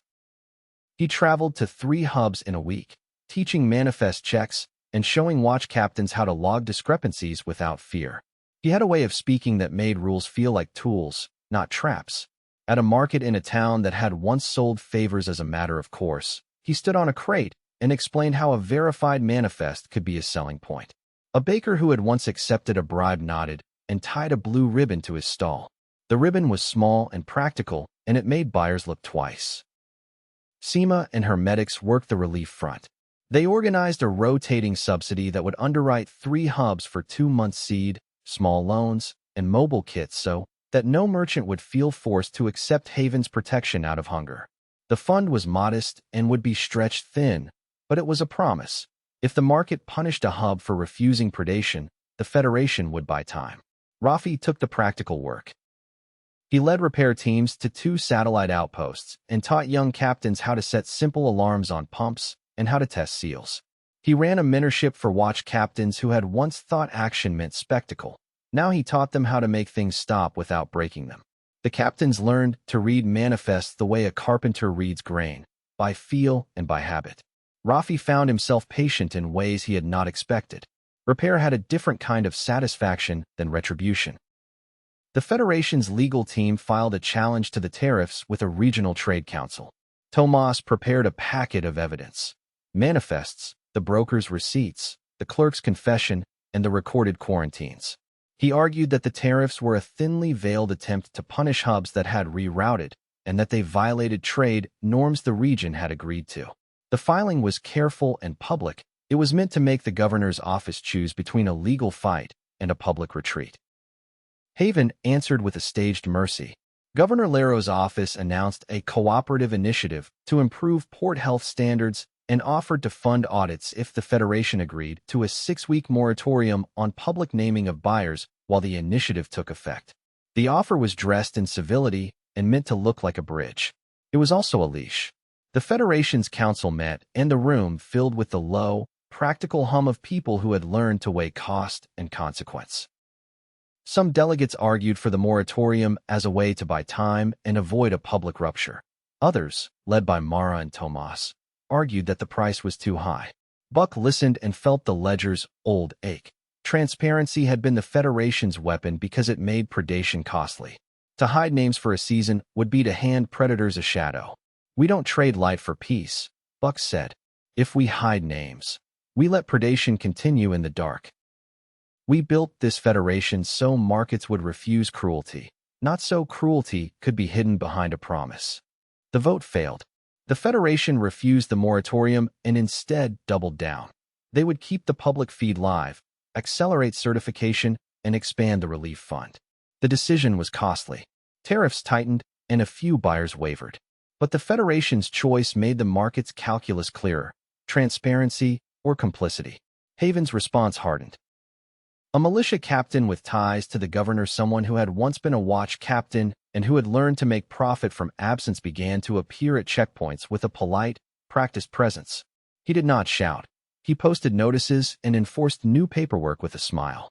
The Federation's escorts were challenged at a customs point and delayed for hours while clerks checked forms and asked for additional stamps. The delay was legal and small, and it made rerouting expensive. Then the sabotage came. It was not dramatic in the way Rafi had once imagined sabotage: no burning tarps, no public spectacle. It was intimate and cruel. A satellite clinic's generator was tampered with, a cooler seal cut and resealed with a practiced hand, and a crate of antibiotics left in the sun until the vials warmed. The clinic's medic found the broken seal at dawn and radioed the Federation with a voice that trembled. "They wanted us to fail," she said. "They wanted us to make a mistake." Seema's face went pale when she heard the report. The sabotage was a message: make the Federation's systems look unreliable and buyers will retreat to the easy route. It was the kind of thing that could be done quietly and blamed on bad luck. It was also the kind of cruelty that made people small. Mara did not shout. She organized. They sent a repair team, a neutral auditor, and a recorder. Tomas prepared a legal packet that would show the tampering and the altered seals. Ria prepared a public release that would show the sabotage as what it was, an attempt to weaponize hunger. Ibrahim coordinated escorts to the clinic and to nearby hubs. Rafi led the repair, his hands steady as he replaced seals and taught the medic how to test vials for heat exposure. The evidence was messy but damning. The cooler's thermometer had been tampered with. The seal had been cut and resealed with a tool that left a distinctive mark, and a ledger fragment found in a nearby tavern matched the broker's watermark. The sabotage had been small and intimate, and it had a seam that led back to men who had learned to profit from absence. They made the sabotage public. Tomas read the findings into the recorder. Ria's network streamed the footage to buyers and to neutral ports. The coastal port manager who had been wavering watched the footage and called the governor's office with a voice that carried the kind of practical skepticism that makes legal writers nervous. The governor's office issued a statement condemning the sabotage and promising an investigation. The militia captain's polite smile did not change. The immediate crisis was contained. The clinic's supplies were replaced from the reparations fund. The cooler's vials were tested and salvaged where possible, and the medic was trained in a new checklist. But the sabotage left a bruise. It showed how fragile the Federation's gains could be when cruelty was small and intimate. It also showed how the ledger's work had to be both public and practical, expose the seam, repair the harm, and make the market pay for cruelty. That night, as lamps were lit and the river moved like a seam of silver, Buck walked the perimeter with Mara. Mina slept in a cot beneath a blanket that smelled of river soap. The wooden horse lay on the table like a small, stubborn promise. They had chosen transparency and paid a cost. They had exposed a broker and weathered tariffs and sabotage. The ledger's pages lay in the council room like a map of wrongs and remedies. "We keep making the market pay," Mara said. "We keep turning private favors into public facts." He nodded. "And we keep building the tools so people don't have to sell favors to survive." They stood in the rain and let the sound fill the space between them. The Federation had taken a hit, but it had not broken. Predators would adapt, and hunger would make people small. The road ahead would be long and dangerous. But for the first time in a long time, there was a map people could follow, hands that could teach it, and a stubborn hope that repair could outlast cruelty. A message arrived on the radio as they walked back. A convoy had been stopped at a port 2 valleys over, and the clerk had asked for a list of names. The voice on the other end was steady but tired. "They want names," it said. "They want to make people choose." Mara's jaw tightened. "Then we make them choose in public," she said. They turned toward the Union, toward the ledger, and toward the work that would decide whether the Federation's rules could hold when the world tried to hide its cruelty behind civility. Chapter 7. The message on the radio was short and steady. Convoy held at Havenport. Clerk demands names. Auditors denied access. The voice that read it was a courier's type, practiced, the kind of voice that had learned to carry bad news without making it worse. The student union went quiet as if the room itself were listening. Mara folded the paper in her hand and did not look surprised. "They want names," she said. "They want people to choose between safety and shame." Buck stood and moved with the slow certainty of someone who had learned to carry a ledger without letting it harden him. "Then we make them choose in public," he said. "We don't let them hide behind a clerk's stamp." They had rehearsed this choreography in smaller ways, monitored runs, bait manifests, public readings, but this was the first time the Federation would have to force a city to make a public choice about people's lives. The clerk's ordinance was legal on its face. The question was whether the governor's office would use law to hide cruelty or whether the market and the public would make hiding costly. Tomas had already prepared a packet. He spread it on the map table like a surgeon laying out instruments. The convoy's manifest, the Federation's emergency appeal clause, Lena's affidavit about neutral audits, and a legal notice that would be filed the moment the clerk refused access. He tapped a line with a pen. "We file, we stream, and we make buyers choose," he said. "We do it clean. No raids. No martyrs. Paper, witnesses, and the market." Ria's fingers flew over the radio and the network. She had a plan for timing. A recorded inspection request, a live feed from the auditors, and a staggered release of footage to buyers and neutral ports so the market would see the clerk's choice as it happened. She had lined up a storyteller to read the convoy's manifest in plain language for market towns and a port manager who had once been wavering to speak on camera about the cost of complicity. Her voice was a bright thread through the static. She turned procedure into story so people would care. Ibrahim coordinated the escorts. He had the regional map in his head and the patience to move men without making them feel like soldiers. He arranged for rotating escorts to be visible at the port's gates and for neutral auditors to be on standby at a nearby quay. Lena, who had been shaken by her own kidnapping months before, agreed to lead the audit team. She arrived with a recorder and a quiet face that had learned to be steady. Rafi wanted to go with the tail team. He wanted to follow the convoy, to stand in the hedgerow, and make sure no one slipped away. Mara put a hand on his shoulder and looked at him the way someone looks at a man who has learned to measure his impatience. "You lead the public side," she said. "You show people how to use the rules. We need you to be visible, not violent." He nodded. The choice felt like a small victory over the old Rafi, who had thought action meant spectacle. He would stand on the quay with Mina and the auditors and show the world how to make law work without turning it into a weapon. They moved as a single, practiced organism. Tomas filed the legal notice with the Regional Trade Council and sent copies to neutral ports. Ria's network began to stream the request for access. Ibrahim's escorts took positions at the port gates.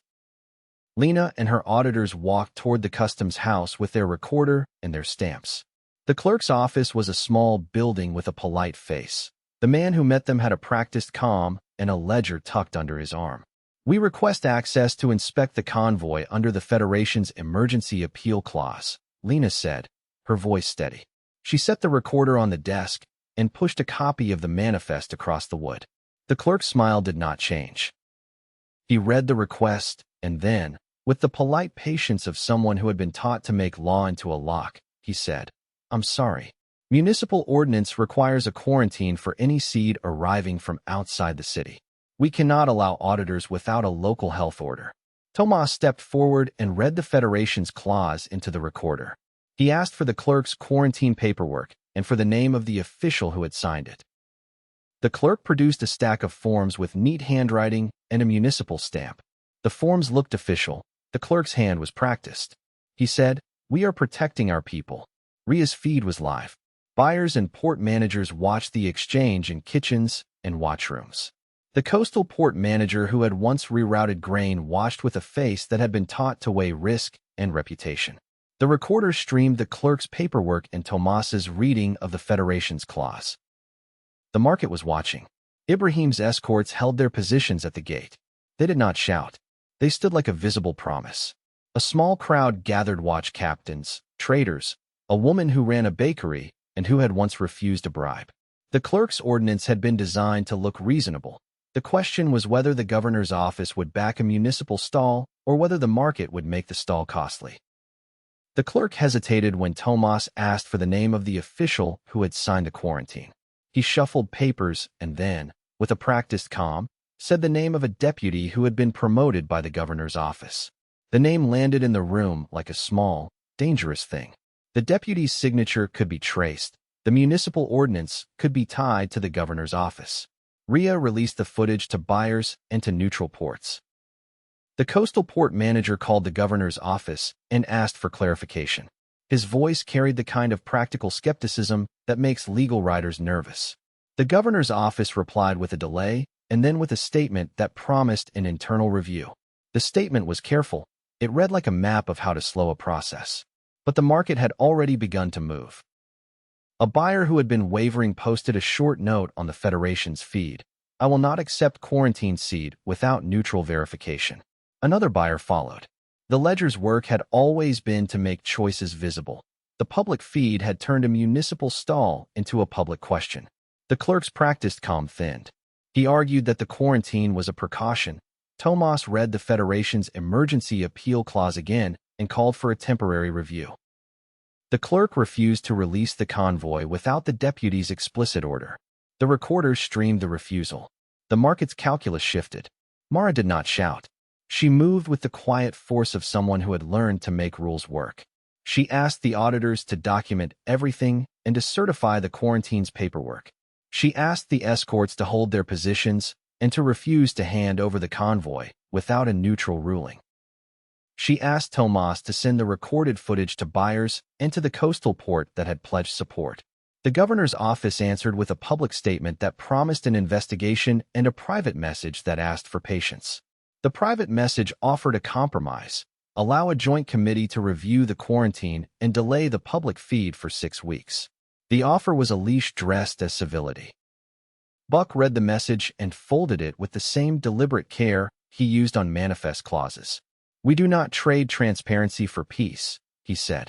"If we hide names, we let predation continue in the dark." The council voted to refuse the compromise.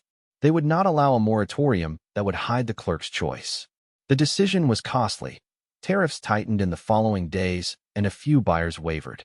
But the Federation's refusal made the market's calculus clear: transparency or complicity. 2 days later, after a flurry of calls and a public note from a coastal buyer who said he would not accept quarantine seed without neutral verification, the deputy's office issued a clarification. The quarantine was rescinded pending a joint review and the convoy was released under neutral audit. The clerk's ordinance remained on the books, but the monitored run had forced the governor to choose between a legal stall and a public fight. When the convoy rolled out of the port, Rafi stood at the quay and watched it go. Mina's wooden horse was warm in his pocket. He had learned something that had not been obvious before. Institutions are fragile, but they can be defended by people who are willing to use them and to make the market pay for cruelty. The ledger's work had moved from rescue to law to practice. That night, as rain began to fall and the river's surface blurred into silver, the council gathered and read the recorded footage again. The clerk's refusal had been public. The deputy's name had been recorded. Buyers had been forced to choose. The victory was small and practical, but it was a victory: a convoy delivered, a clerk exposed, and a market nudged toward conscience. Mara poured tea and handed a cup to Rafi. He sipped and felt the warmth spread through him like a ledger entry he could keep. "We made them choose," he said. She nodded. "And they chose in public," she said. "That's the point. We don't need to break things to make them better. We need to make hiding costly." Outside, the river moved like a seam of black glass. The road ahead would be long and dangerous, and predators would adapt. But for the first time in a long time, there was a map people could follow and a set of rules that could be enforced. The ledger's pages lay in the council room like a map of wrongs and remedies, and the people who had once been bound by absence were beginning to stitch a world that could hold them. Chapter 8. The morning after the convoy standoff, the Union felt like a place that had been used and made better for it. Lamps burned low, maps were folded into neat stacks, and the ledger pouch lay open on the table like a small, deliberate relic. The clerk's refusal had been public. The deputy's name had been recorded. Buyers had been forced to choose. The Federation had won a narrow victory, but the cost had been visible in tightened tariffs and in the way some buyers' voices had thinned. Mara moved through the room with the steady efficiency of someone who had learned to turn crisis into plans. "We keep the feed live," she said. "We accelerate certification. We make the blue ribbon worth more than the tariff." Her list was practical: more auditors, more mobile kits, and a public campaign that would show buyers the real cost of complicity. Tomas had already begun drafting the next legal move. He wanted to file a regional complaint that would force a review of the municipal tariffs and to prepare a set of emergency injunctions that could be used if Haven's office tried to escalate. He worked with a calm intensity, the kind that made ink feel like a tool rather than a weapon. "We make the law do the heavy lifting," he said. "We make it costly to hide behind municipal forms." Ria's work was the noisier kind of labor. She turned the convoy's footage into a short, plain narrative for market towns: a recorded inspection request, the clerk's refusal, the deputy's name, and the convoy's release under neutral audit. She wrote a radio drama that would teach drivers and merchants how to call for help and how to spot a falsified seal. She arranged for the coastal buyer who had spoken at the festival to record a short message about why he kept the blue ribbon on his mast. Her talent was to make procedure feel like story so people would remember it. Ibrahim coordinated escorts and training. He had been on the road for weeks, and his hands were beginning to show the small calluses of someone who taught by doing. He scheduled a rotating escort for 3 vulnerable routes and set up a mentorship pair for watch captains who had been tempted by quick bargains. He had a quiet way of making rules feel like tools rather than traps. Seema's medics were busy with the mobile kits. The near loss on the northern road had become a teaching moment. She had revised the checklist and ordered more spare cold packs. She also began a small audit of clinic generator simple maintenance that would make sabotage harder to hide. "We make failure expensive," she said. "Not by punishment, but by redundancy." Rafi, who had once thought action meant spectacle, found himself in the quieter work of repair and mentorship. He ran a week-long course for young watch captains on manifest checks and pump alarms. He taught them how to set a simple tamper alarm on a crate and how to log discrepancies without making enemies. The captains practiced until their hands remembered the right motions. Rafi felt a steady satisfaction in the work. It was less dramatic than a raid, but it kept people alive. The brokers resurfacing had not been the only threat. A militia captain with ties to the governor's office had begun to appear at checkpoints with a polite, practiced presence.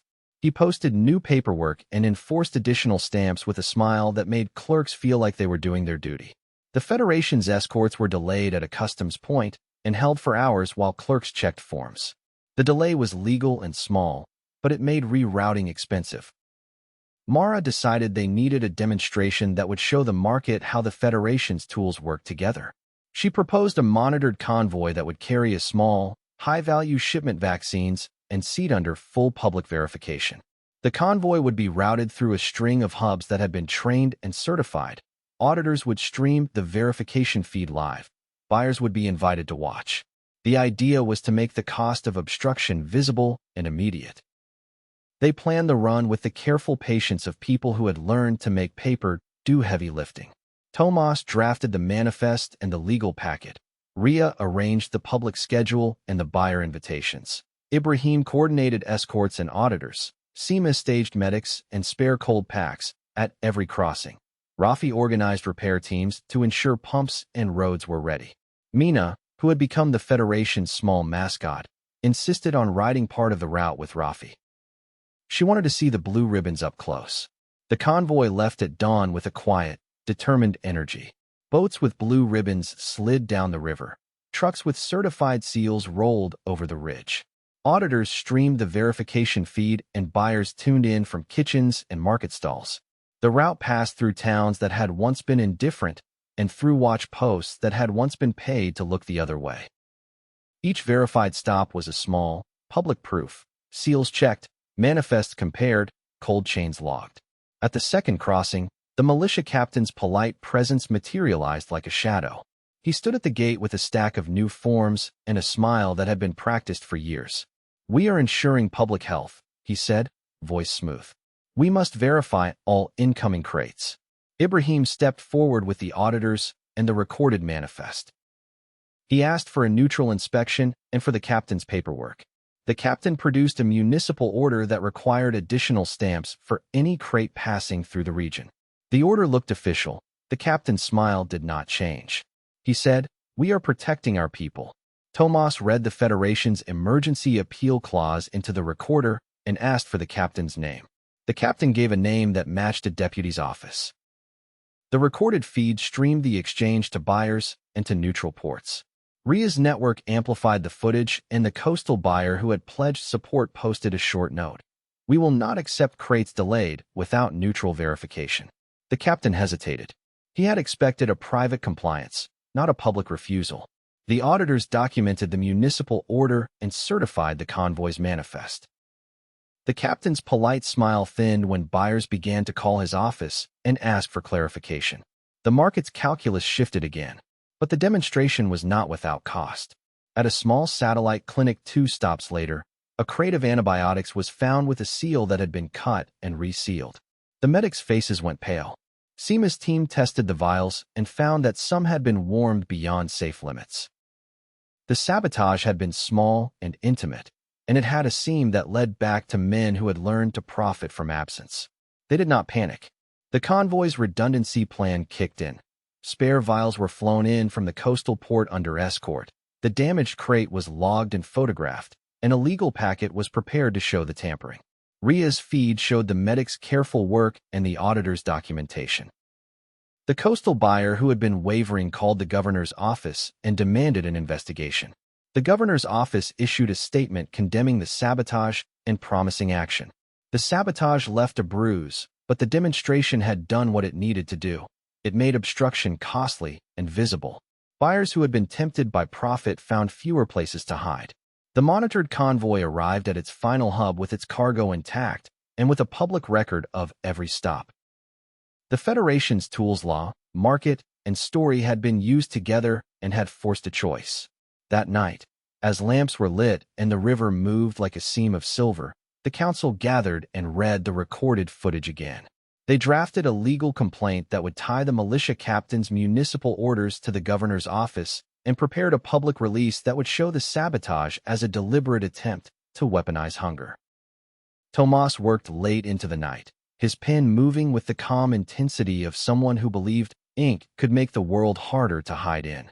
Rafi sat with Mina and taught her a new knot. She washed his hands and then, with the blunt honesty of a child, said, "We made them choose." He smiled and felt the ledger's old weight settle into his chest like a familiar pack. The Federation had not ended cruelty. It had made hiding costly and had given people ways to repair. The road ahead would be long and dangerous, and predators would adapt. But for the first time in a long time, there was a map people could follow, hands that could teach it, and a stubborn hope that repair could outlast cruelty. Chapter 9. The regional court smelled of dust and ink and the kind of civility that had been practiced until it felt like armor. Tomas sat at the defense table with a packet of manifests and a recorder that hummed like a small, patient animal. The governor's lawyers had filed a counterclaim. The Federation's public naming of buyers and the monitored corridor, they argued, had disrupted commerce and overstepped municipal authority. The hearing would be a test not only of law but of whether the market would accept a new kind of accountability. Mara stood behind Tomas with a list of witnesses and a calm that had been earned in the field. She had learned to make strategy out of small things: who to call, when to call them, how to make a photograph feel like a fact. Ria had arranged for the coastal port manager and a buyer who had rerouted to appear by video. Lena and two auditors were present in person, their stamps and neutral faces a quiet kind of proof. Buck had come with a folded ledger page and a look that said he would rather be repairing a pump than arguing in a courtroom, but he knew the stakes. If the court ruled against them, the Federation's charter would be weakened and the market's calculus would tilt back toward ease. The governor's council spoke first with the practiced calm of men who had learned to make law into a slow, corrosive weapon. He read statutes and precedent and painted a picture of municipal prerogative.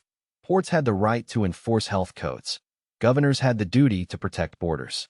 His voice was careful and meant to make the Federation's public feed look like a reckless interference in commerce. Tomas answered with manifests and receipts, and with the courier's testimony about children listed as labor units. He did not shout. He read the ledger's pages aloud and let the ink do the heavy lifting. He showed the court the coded watermark, the neutral auditor's stamp, and the recorded inspection that had forced the convoy's release.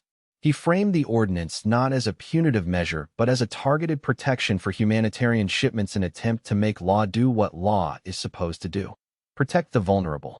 The hearing moved in small, human moments. A buyer who had once been named in the ledger's receipts spoke with a voice that had been taught to be practical. He described losing a season when he rerouted and then gaining customers who trusted his verified manifests. A coastal port manager described the cost of complicity and why neutral verification had become a market advantage. Lena read her affidavit and then, with the quiet authority of someone who had been taken and returned, described the risk auditors faced when neutral duties were not protected. Outside the courthouse, Ria's team had set up a small projection and a recorder. They streamed the hearing to market towns and to buyers who could not attend. The public feed had become a tool that made private acts public. It had turned legal argument into a civic conversation. People gathered in kitchens and market squares to listen, and the ledger's pages, once a list of debts, were being read as a map of obligations. When the panel retired to deliberate, the room felt like a held breath. The decision would not end the conflict, but it would set a precedent. If the court ruled that the ordinance was a reasonable protection for humanitarian shipments, hubs would have a legal shield. If it ruled for the governor, the Federation's work would be forced into a longer, harder fight. They returned with a decision that was narrow and practical. The ordinance could stand as a pilot for humanitarian shipments, provided audits were truly neutral and the Federation's emergency appeal process was respected. The ruling was not a sweeping victory, but it was a foothold. Relief moved through the room like a tide. Tomas let out a breath he had been holding. Mara's shoulders loosened. Buck felt the ledger's weight settle into his chest like a familiar pack. The legal wind did not stop Haven's hardliners from pressing in other ways. A militia captain with a polite smile began to appear at crossings with new paperwork. Tariffs tightened in neighboring towns, and a smear campaign small, precise, and meant to make the Federation look like a band of meddlers appeared in market gossip. The Federation's public face had to be as careful as its legal one. Rhea leaned into that work with the kind of energy that turned procedure into story. She arranged for a traveling market booth that would show the difference between verified and unverified manifests, and she commissioned a short radio play that taught drivers how to call for neutral verification without fear.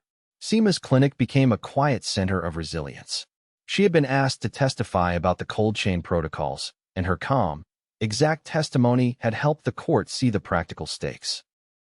After the hearing, she returned to the Union and found a small crisis waiting. A satellite clinic 2 valleys over had reported a spike in fever cases and a broken generator.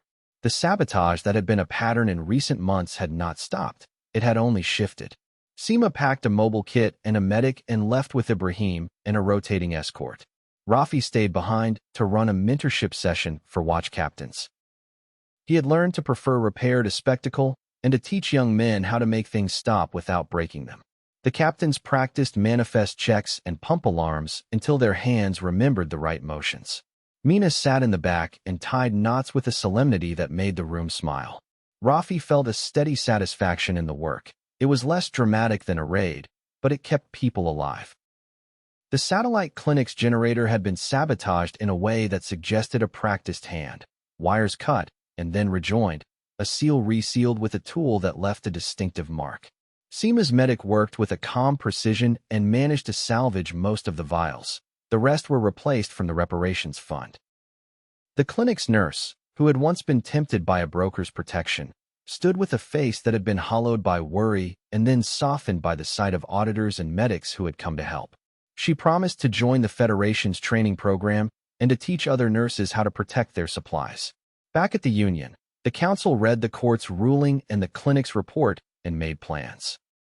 They would expand the auditor cohort, seed the reparations fund with a modest levy on certified trade, and accelerate the certification program so more buyers could display the blue ribbon with confidence. They would also prepare for the political fight that would come when Haven's hardliners tried to use law and delay to blunt the Federation's teeth. Buck found a quiet moment that evening to walk the perimeter with Mara. The river moved like a seam of silver, and the blue ribbons on the masts caught the lamplight. Mina slept in a cot beneath a blanket that smelled of river soap. The wooden horse lay on the table like a small, stubborn promise. Buck traced a finger over the ledger's pouch and felt the names on the pages as obligations rather than accusations. "We've got a foothold," he said. "Not a fortress. Not yet. But a place to stand." Mara nodded. "We keep building," she said. "We teach people to use the rules, to repair, and to refuse the easy bargains. That's how the ledger becomes a map that holds." They had more chapters to write, more hubs to visit, more hearings to win, more small rescues and repairs, but for the first time in months the ledger's names felt less like a list of debts and more like a set of obligations that could be met. The road ahead would still be long and dangerous, and predators would adapt. But the Federation had learned to braid law, market, and story into a living thing. The ledger's work had become practice, and practice, they hoped, would become habit. Chapter 10. Mara woke to a name on the radio that felt like a stone dropped into still water. "Mara, your sister's house was hit." The voice was clipped, the kind of voice that had learned to carry bad news without softening it. For a moment the room tilted. The ledger pouch at her hip felt heavier than it had in months. Her sister, Layla, lived in a town 2 ridges over, a place Mara had not visited since the Federation began. They had not been close in the way siblings sometimes are. Years and choices had made them different, but they had a history of small, stubborn loyalty. Layla ran a small bakery and had once refused a broker's protection because she could not bear the thought of selling a route for a loaf of bread. The message on the radio said the bakery had been vandalized, ovens smashed, and a ledger fragment left on the counter with a broker's watermark. Mara did not shout. She moved with the same economy of motion she used in council rooms and on roads. Gather facts, make a plan, protect people. She called Tomas and asked him to pull the manifest of the convoy that had passed near Layla's town the night before. She asked Ria to hold the public feed and to prepare a short release that would not inflame but would make the attack visible. She told Ibrahim to ready a small escort and to send a medic. Then she packed a satchel and left the Union with a single instruction to Buck: hold the council and keep the ledger's work steady. The road to Layla's town was a line of dust and memory. Mara drove with a steady hand and a head full of lists: what to ask, what to bring, how to make sure the town did not become a bargaining chip. She thought of the ledger's pages and of the way names had become obligations rather than accusations. She thought of the men who had been given work instead of punishment and of the way small cruelties had once been sold as necessity. When she arrived, the bakery looked like a place that had been made small on purpose. Ovens cold, flour scattered like snow, and a ledger fragment on the counter with a broker's watermark. Layla stood in the doorway with her arms folded, face hard with the kind of anger that comes from being forced to choose between survival and dignity. She did not run to Mara. She waited until Mara crossed the threshold and then, without a hug, said, "You came." Mara knelt and picked up the ledger fragment. The watermark matched the broker's receipts Tomas had shown the council. The fragment was not a threat so much as a message: we can make you small. Layla's bakery had been vandalized not to take goods, but to send a signal. We make it public, Mara said. We document, we repair, and we make the market pay. Layla's laugh was short. You make it public and they'll come for the town, she said. You make it private and we starve. Which is it? Mara felt the ledger's old ache. How often had they been forced to choose between exposure and survival? She thought of Buck's insistence that transparency could not be traded for peace, of Tomas's careful law, and of Rafi's patient repair. She also thought of Layla's stubbornness and of the way a bakery feeds more than bodies. It feeds a town's sense of itself. They did not argue. They made a plan that was both public and protective. Tomas filed a recorded complaint with the regional council and prepared a legal packet that would tie the vandalism to the broker's receipts. Ria prepared a short, plain release that would show the vandalism as an attempt to intimidate towns that refuse protection. Ibrahim arranged a rotating escort for the bakery and for the town's market. Seema sent a medic and a small mobile kit in case the vandalism had been meant to spread fear through illness. Rafi organized a repair team to fix ovens and to teach the bakers how to secure their equipment against tampering. Mara stayed in the town for 2 days, sleeping in a spare room above the bakery and waking to the smell of flour and the small, stubborn sounds of people who had decided to keep living. She worked with Layla to inventory the damage and to set up a temporary oven in the square. The town's watch captains came to help, their faces lined with the kind of fatigue that comes from long nights and hard choices. They had been tempted by brokers before. Some had taken favors and then been ashamed. Now they stood in the square and helped move sacks of flour as if to say they would not be bought again. On the second day, a convoy of buyers arrived not to gloat, but to see. A coastal buyer who had once rerouted came with a small crate of sugar and a face that had been taught to look like a man who had paid a price for conscience. He spoke plainly to the town. We will buy from you. We will pay a fair price. We will not trade your safety for a discount. His words were small and decisive. They were the kind of thing that, when repeated enough, reshaped a market. The recorded footage of the vandalism and the ledger fragment was streamed to the Federation's feed. Tomas read the legal packet into the recorder and sent copies to neutral ports.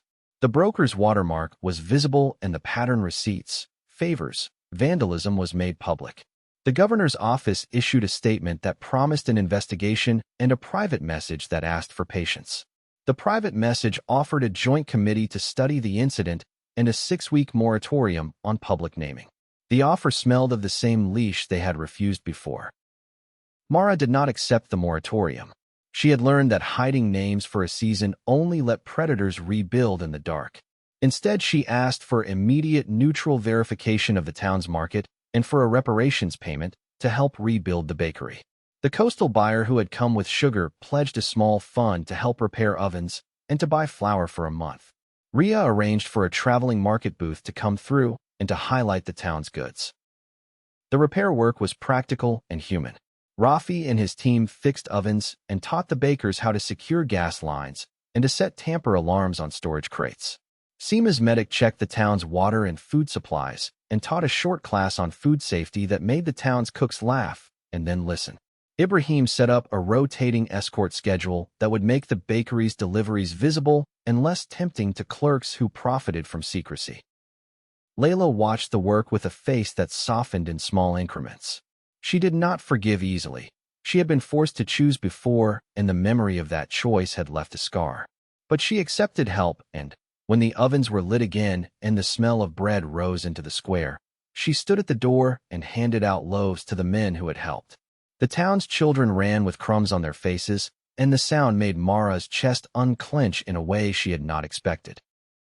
That night, as lamps were lit and the river moved like a seam of silver in the distance, Mara sat with Layla on the bakery's stoop. They did not speak of politics or law. They spoke of small things, the way a loaf should be scored, the sound of a child's laugh, the stubbornness of a town that refused to be bought. Layla's hand found Mara's and squeezed it in a way that said more than words. "You did the right thing," Layla said, not as praise, but as accounting. Mara felt the ledger's old weight settle into her chest like a familiar pack. She had come to protect a sister and had found a town that wanted to be part of the map. The Federation's work had to be both public and tender. Expose the seam, make the market pay, and then help people repair what had been broken. When Mara returned to the Union, the council was waiting with updates. The Regional Trade Council had opened an inquiry. Tomas had filed a complaint that tied the vandalism to the broker's receipts. Ria's feed had brought buyers to the town's market. The bakery's ovens would be repaired, and the town would have a rotating escort for deliveries. Layla had agreed to teach a short class on bread making at the Federation's next fair. Mara sat at the map table and traced a route with a finger. The ledger's names were no longer only accusations. They were obligations that required repair, law, and the stubborn patience to change markets. She thought of Layla's hands, flour-dusted and steady, and of the way a town's refusal could be a kind of courage. "We make the market pay," she said, not as a slogan, but as a plan. "And we give people a way to repair." Buck nodded from across the table. "And we keep teaching," he said. "We make the ledger a map people can follow." Outside, the river moved like a seam of silver. The road ahead would be long and dangerous, and predators would adapt. But for the first time in a long time, there was a map people could follow, hands that could teach it, and a stubborn hope that repair could outlast cruelty. Chapter 11. Buck woke to a morning that smelled of river and paper. The ledger pouch lay on the map table where he had left it, its leather softened by months of hands. He had been carrying the ledger for longer than he liked to count. It had been a pack of names and obligations, a map of wrongs and remedies. Lately, it had begun to feel less like a burden and more like a thing that needed a careful hand to pass along. Ibrahim arrived before dawn with a thermos and a quiet smile. He had been on the road for weeks, and his face had the small lines of someone learning to hold responsibility without letting it harden him.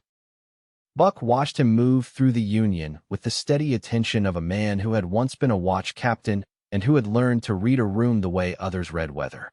"We'll start with the ledger's practice," Buck said, and Ibrahim nodded. They sat at the map table and opened the pouch together. Buck showed him the coded watermarks, the way receipts were cross-checked, and the small notations that meant a hub had been given a loan rather than a punishment. He explained the difference between naming a buyer to shame and naming a buyer to make repair possible. He told Ibrahim about the men from the barn who had been given work instead of punishment, about Layla's bakery, and about the time Lena had been taken and how the ledger's pages had brought her home. Ibrahim listened with the kind of attention that made Buck think of the watch captains he had taught years ago. He asked practical questions: how to handle a clerk who begged for leniency, how to set a reparations schedule that did not humiliate, how to keep the public feet honest when the governor's office tried to slow it. Buck answered with the patient detail of someone who had learned that rules are only useful when people know how to use them. The day moved into a series of small lessons. Buck took Ibrahim to the archive where the ledger's older pages were kept and showed him how to preserve receipts so they could not be altered. He taught him the ledger's ritual. Always photograph a receipt before you touch it. Always log the time and the witness. Always offer a path to repair when a buyer's complicity had been driven by hunger. He told Ibrahim the story of the wooden horse, how a child's toy had become a symbol of imperfect repair, and Ibrahim smiled when Mina's name came up, as if he already knew the child by reputation. In the afternoon, Buck walked the perimeter with Mara. She had a list of training sessions and a new set of auditors to certify, but she had come to watch the handoff. "You're not leaving," she said, not as a question, but as a fact. "You're making room." Buck looked at the river and then at the ledger pouch. "I'm not leaving," he said. "I'm making sure the ledger isn't a single man's burden. It needs a network of hands." They found Tomas in the legal corner, drafting a short guide for regional councils on how to accept reparations without making them punitive. He had a way of turning law into a tool that could be taught to people who had never seen a courtroom. Ria was on the radio, arranging a small traveling exhibit that would show the ledger's story in plain language. Seema was checking a shipment of cold packs and making sure the mobile kits were ready for the next wave of training. That evening, Buck received a message that made him pause. A man from his past, an old friend named Haroon, who had once been a clerk and then a watch captain, and who had disappeared from Buck's life after a bad season, had asked to meet.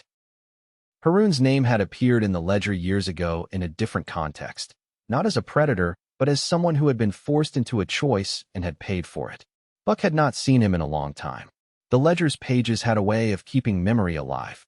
They met at a small quay where the light was low and the river moved like a seam of silver. Haroon looked older than Buck remembered. His hands had the calluses of a man who had worked hard and then been given little for it. He did not come with a demand or a plea. He came with a folded paper and a face that had learned to ask for something other than forgiveness. "I heard you were building something that makes people choose differently," Haroon said. "I wanted to see if I could be part of it." Buck unfolded the paper. It was a ledger fragment, old, stained, and with a small notation in a hand Buck recognized. Haroon had kept it like a relic. He had come to offer labor and to teach a small class on watch rotations in the town where he lived. He had been given work by a hub that had chosen repair over punishment and had learned to keep manifests honest. He wanted to give back. Buck felt the ledger's old ache and then a small, steady warmth. The ledger had always been about names and obligations, but it had also been about the possibility that people could be taught to repair what they had broken. He put a hand on Haroon's shoulder and felt the map shift in a way that made him think of bridges. "You can teach," Buck said. "We need people who can teach and forgive." Haroon nodded and then, with a voice that had been taught to be practical, said, "I want to teach so my town doesn't have to choose between bread and dignity." They walked back to the union together. Buck introduced Haroon to Ibrahim and to Rafi, who had been repairing a pump in the yard. Rafi's grin was quiet when he saw Haroon. He had a way of recognizing the practical value of a man who had learned to do the right thing after being given a second chance. The next morning, Buck led a small council that felt like a passing of a torch. He did not make a speech. He handed Ibrahim the ledger pouch and showed him how to close it and how to open it with care. He told him the ledger's rules. Names are obligations, not weapons. Always offer repair where possible. Make the market pay for cruelty, and never let transparency be traded for peace. Ibrahim accepted the pouch with a steady hand. He did not take it like a prize, but like a tool. He promised to travel, to teach, and to keep the public feet honest. Buck felt a small, private relief, less the end of a burden than the beginning of a shared practice. They marked the moment with a small ritual that had grown in the union. Mina placed her wooden horse on the map table, and everyone who had been part of the ledger's work, Mara, Tomas, Ria, Seema, Rafi, Lena, and a handful of watch captains touched the pouch and then the horse. It was not a ceremony of triumph, but of accounting, a promise to keep the ledger's names alive as obligations and to teach others how to use the rules. Later that day, Buck walked the market with Ibrahim at his side. They stopped at Layla's bakery where the ovens were warm and the smell of bread made people slow down. Layla handed Buck a loaf and then, with a small smile, said, "Teach him to be stubborn in the right ways." Buck laughed and felt the ledger's weight settle into his chest like a familiar pack that had been lightened by hands. He had not left the work. He had simply made room for others to carry it. The Federation had grown teeth and had learned to use them, but it needed more than teeth. It needed teachers, mentors, and people who could forgive and repair. That night, as lamps were lit and the river moved like a seam of silver, Buck sat with Mara and Ibrahim and traced routes on the map. Mina slept with the wooden horse tucked under her chin. The ledger pouch lay between them, closed and ready. Buck felt a small, stubborn hope that the map would be followed and that the names on the pages would be met with repair rather than only accusation. "We teach," he said, "not as a command, but as a plan. We hold people to account, and we give them a way back." Ibrahim nodded. "We make the ledger a map people can follow," he said. They sat in the lamplight and let the sound of the river fill the space between them. The road ahead would be long and dangerous, and predators would adapt. But for the first time in a long time, the ledger's work felt less like a single man's burden and more like a shared practice that could be taught, repaired, and passed on. Chapter 12. They called it the sweep because the words sounded cleaner than the work it described. In the council room, the ledger pouch lay open, and the map was a web of lines and names. Depots to be audited, buyers to be notified, legal packets to be filed. Tomas had a stack of injunctions. Ria had a schedule of timed releases. Ibrahim had arranged escorts that would cross jurisdictions without becoming a provocation. Mara had drawn the routes with the same steady hand she used to trace wounds. Rafi had a tail team and a list of watch captains who trusted him enough to follow orders without spectacle. "This is not a raid," Tomas said, tapping the legal packet. "It's coordinated verification. We force the network to show itself by making the market watch every move." Ria's voice threaded through the static as she explained the timing. "We stagger the feeds so buyers see the pattern as it unfolds. We don't shout, we show. We make the cost of complicity immediate." Seema checked the medic's roster and the spare cold packs. "We stage redundancy at every stop," she said. "If they try to weaponize medicine, we have backups and witnesses." Buck folded his hands and looked at the faces around the table. "We do this to make repair possible," he said. "We name names so buyers can choose, and we offer paths back for those who were forced into small cruelties. But we hold the brokers and clerks who profited to account." They left at dawn in a caravan that looked like a market convoy. Crates stamped with the Federation's watermark, boats with blue ribbons, and a small van with a recorder on its roof. Mina insisted on riding in the lead boat with Rafi. She wanted to see the blue ribbons up close and to hand out wooden horse stickers to children at each quay. Her presence made the operation feel less like a legal maneuver and more like a promise. The first stop was a depot that had long been a seam in the ledger's receipts. Auditors arrived with stamps and neutral faces. Tomas presented the injunction. Ibrahim's escorts stood at the gate like a visible rule. The depot manager, a man who had once been careful with favors, watched as the auditors compared manifests to seals and as Ria's feed streamed the inspection to buyers. Receipts matched the broker's watermark. The manager's hands trembled when the ledger's pattern was read aloud. He cooperated. He handed over a ledger book that named buyers and clerks. Some buyers answered with contrition and pledged reparations. Others hardened and argued about markets and risk. The depot manager agreed to monitored runs and to a reparations schedule that would be enforced by the Federation's appeals panel. It was not a dramatic arrest. It was ledger work, names, dates, amounts, and a public record that made hiding costly. At the second stop, the operation met resistance. A yard on the river's bend had been a broker's favorite, a place where manifests were relabeled and crates relocked. The yard's owner refused auditors access and called a municipal inspector who produced a health order with a neat stamp. The inspector's face was polite. His handwriting was practiced. The feed streamed the exchange, and buyers watched. Mara did not shout. She asked for the inspector's paperwork and for the name of the official who had signed it. The inspector hesitated and then, under the pressure of the live feed and Tomas's legal packet, admitted the order had been issued at the deputy's request. The deputy's name was already on the ledger's list. The yard's owner, faced with buyers who could now see his choices, agreed to open the crates for neutral inspection. The third stop was the hardest. A broker who had been careful for months had moved his operations inland and had a small militia captain on his payroll. The captain's men were polite and well-armed. They had learned to make civility into a shield.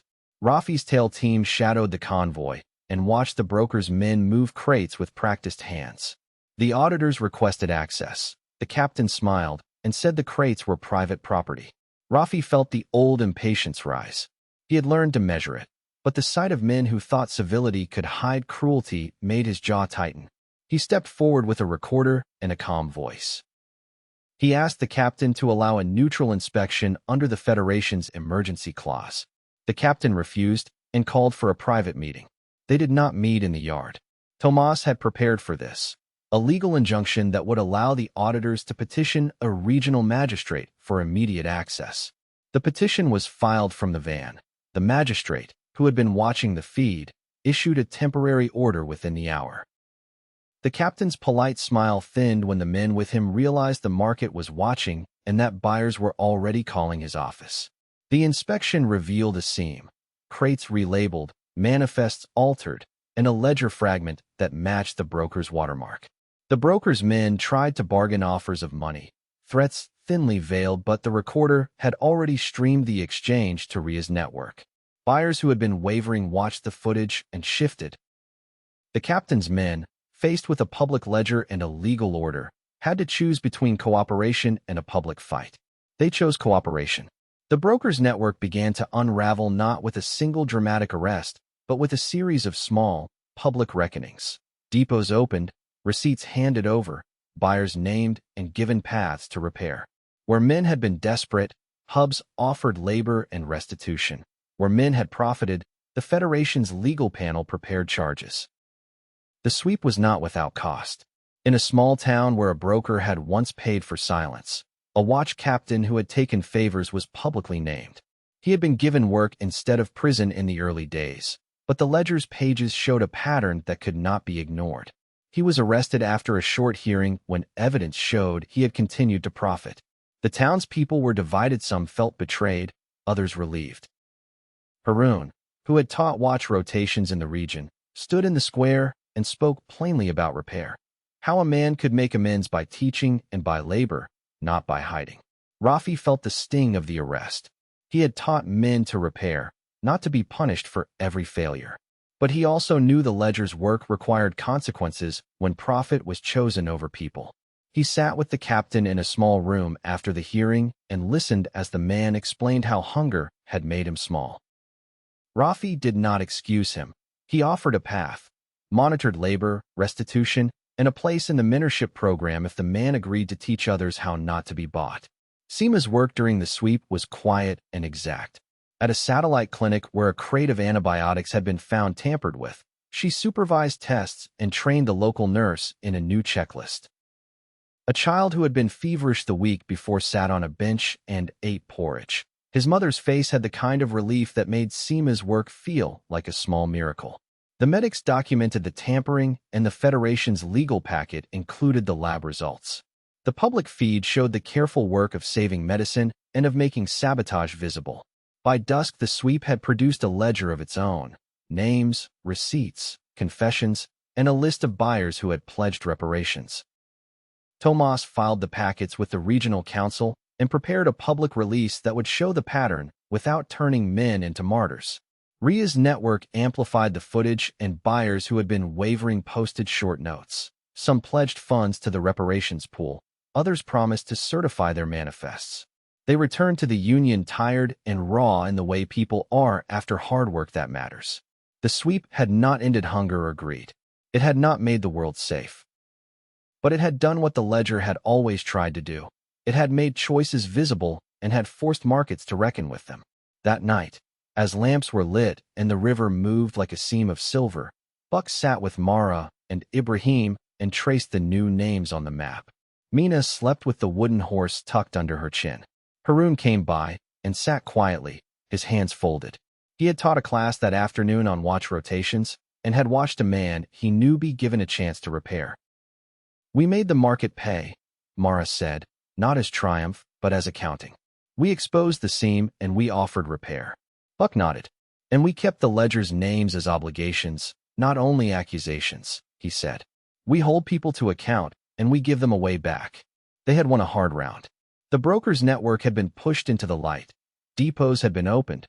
Buyers had been forced to choose. The Federation's tools law, market, and story had been braided together and had worked. But the ledger's work would not end with a sweep. Predators would adapt, and hunger would make people small. The road ahead would be long and dangerous. Still, for the first time in a long time, there was a map people could follow and a set of rules that could be enforced.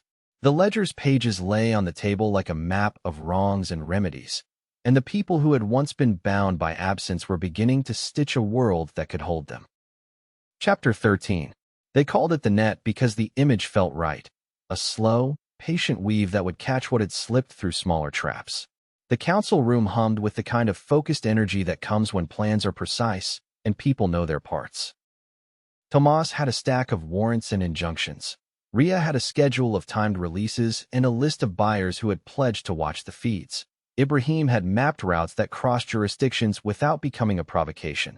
Mara had drawn the enforcement choreography in a hand that made movement look like a diagram. Rafi had a tail team and a roster of watch captains who trusted him to keep things quiet and clean. "This is not vengeance," Mara said as they met at dawn. "It's accountability. We force the network to show itself, and we give people a way to repair." They left in a caravan that looked like a market run. Boats with blue ribbons, trucks with certified seals, and a van with a recorder on its roof. Mina insisted on riding in the lead boat with Rafi. She wanted to hand out wooden horse stickers at each quay. Her presence made the operation feel less like a legal maneuver and more like a promise, something small and human that reminded everyone why they were doing this. The net moved through the region in stages. At each stop, auditors compared manifests to seals. Medics checked cold chains, and Rafi's tail team watched for the broker's men. Tomas filed injunctions in the magistrate's van when a depot refused access. The magistrate, who had been following the feeds, issued temporary orders within the hour. Ria's network streamed the inspections and staggered releases so buyers could see the pattern as it unfolded rather than a single, sensational moment. At a riverside yard that had long been a seam in the ledger's receipts, auditors found relabeled crates and a ledger book with the broker's watermark. The yard's manager, faced with buyers who could now see his choices, handed over a list of buyers and clerks. Some buyers answered with contrition and pledged reparations. Others hardened and argued about markets and risk. The manager agreed to monitored runs and to a reparations schedule enforced by the Federation's appeals panel. It was ledger work names, dates, amounts, and a public record that made hiding costly. Further inland, a broker who had been careful for months tried to move operations through a small militia captain's yard. The captain's men were polite and well-armed. They had learned to make civility into a shield. Rafi's tail team shadowed the convoy and watched the men move crates with practiced hands.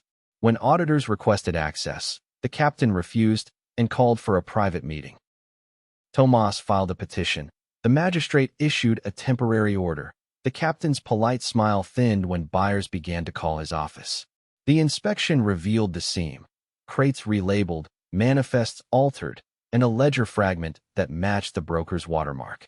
The broker's men tried to bargain offers of money, threats thinly veiled, but the recorder had already streamed the exchange to Ria's network.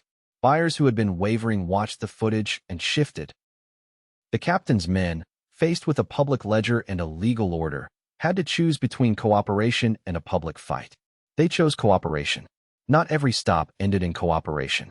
In a small town where a broker had once paid for silence, a watch captain who had taken favors was publicly named. He had been given work instead of prison in the early days, but the ledger's pages showed a pattern that could not be ignored. Evidence showed he had continued to profit. He was arrested after a short hearing. The townspeople were divided. Some felt betrayed, others relieved. Harun, who had taught watch rotations in the region, stood in the square and spoke plainly about repair. How a man could make amends by teaching and by labor, not by hiding. The net's work was not only exposure. At each stop the Federation offered repair, monitored labor for hubs that had been forced into small cruelties, seed and pump parts from the reparations fund, and mentorship placements for men who agreed to teach rather than profit. Where men had been desperate, hubs offered paths to make amends. Where men had profited, the Federation's legal panel prepared charges. Seema's medics were a quiet backbone to the operation. At a satellite clinic where a crate of antibiotics had been found tampered with, she supervised tests and trained the local nurse in a new checklist. The medics documented the tampering and the lab results were filed with Tomas's packets. The public feed showed the careful work of saving medicine and of making sabotage visible. A child who had been feverish the week before sat on a bench and ate porridge. His mother's face had the kind of relief that made Seema's work feel like a small miracle. Ria's storytelling turned the net into a lesson. She released short, plain narratives that explained what had happened at each stop, how manifests were checked, how seals were compared, and how buyers could choose. She arranged for traveling booths to show the difference between verified and unverified crates, and for a radio play that taught drivers how to call for neutral verification. The market began to respond. Buyers who had once hidden behind tariffs and delays started to list certified suppliers. A small premium for blue-ribbon goods began to appear in ledgers and in market chatter. By dusk, the net had produced a ledger of its own, names, receipts, confessions, and a list of buyers who had pledged reparations. Tomas filed the packets with the regional council and prepared a public release that would show the pattern without turning men into martyrs. Ria's network amplified the footage, and buyers who had been wavering posted short notes. Some pledged funds to the reparations pool, others promised to certify their manifests. They returned to the union tired and raw in the way people are after hard work that matters. The sweep had not ended hunger or greed. It had not made the world safe. But it had done what the ledger had always tried to do.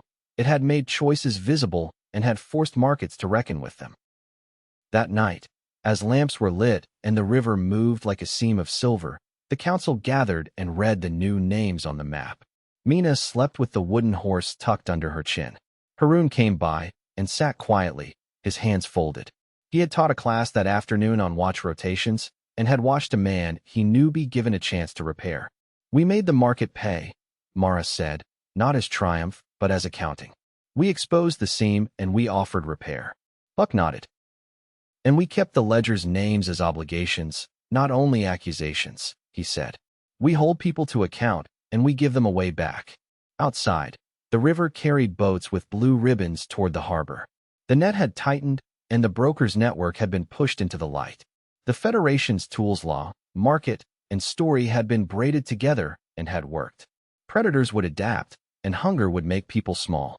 The road ahead would be long and dangerous. But for the first time in a long time, there was a map people could follow and a set of rules that could be enforced. As they closed the council, Tomas tapped a line on a fresh page and looked up. There's one more thing, he said. Haven will call a summit. They'll want to show cooperation. We go. We make them choose in public again. This time we bring the reparations plan and the auditor's charter. Mara's jaw tightened in a way that was almost a smile. Then we go, she said. We take the ledger and the people who can show how to use it. We make the summit a place where repair is not a promise, but a practice. They left the union that night with the ledger's pouch closed and the wooden horse on the table like a small, stubborn promise. The net had done its work. Now the Federation would have to turn exposure into durable reform. The summit would be the next test, public, political, and final, in a way that would decide whether the map they had built could become a road others would follow. Chapter 14. The summit was meant to be a stage, a neutral hall with a fairy view, a long table, and microphones that made every voice sound like a promise. Governor Lero arrived with the practiced civility of a man who had built a city on favors and knew how to make law look like a bridge. He wore a dark coat and a smile that had been taught to be patient. The Federation came with a ledger, auditors, medics, and a public feed that would stream the proceedings to kitchens and market squares across the region. Ria had insisted on the public feed. If we let them make a show of cooperation behind closed doors, they'll buy time, she had said. We make the summit a place where repair is visible. She had arranged for neutral auditors to sit in the front row and for a storyteller to read short, plain narratives between speeches so people who could not read manifests would still understand what was at stake. Mara and Buck walked into the hall together, the ledger pouch at Buck's hip and Mina's wooden horse tucked into Mara's satchel. Tomas carried legal packets and a comm that had been earned in courtrooms. Seema had a small kit and a list of clinics that needed seed.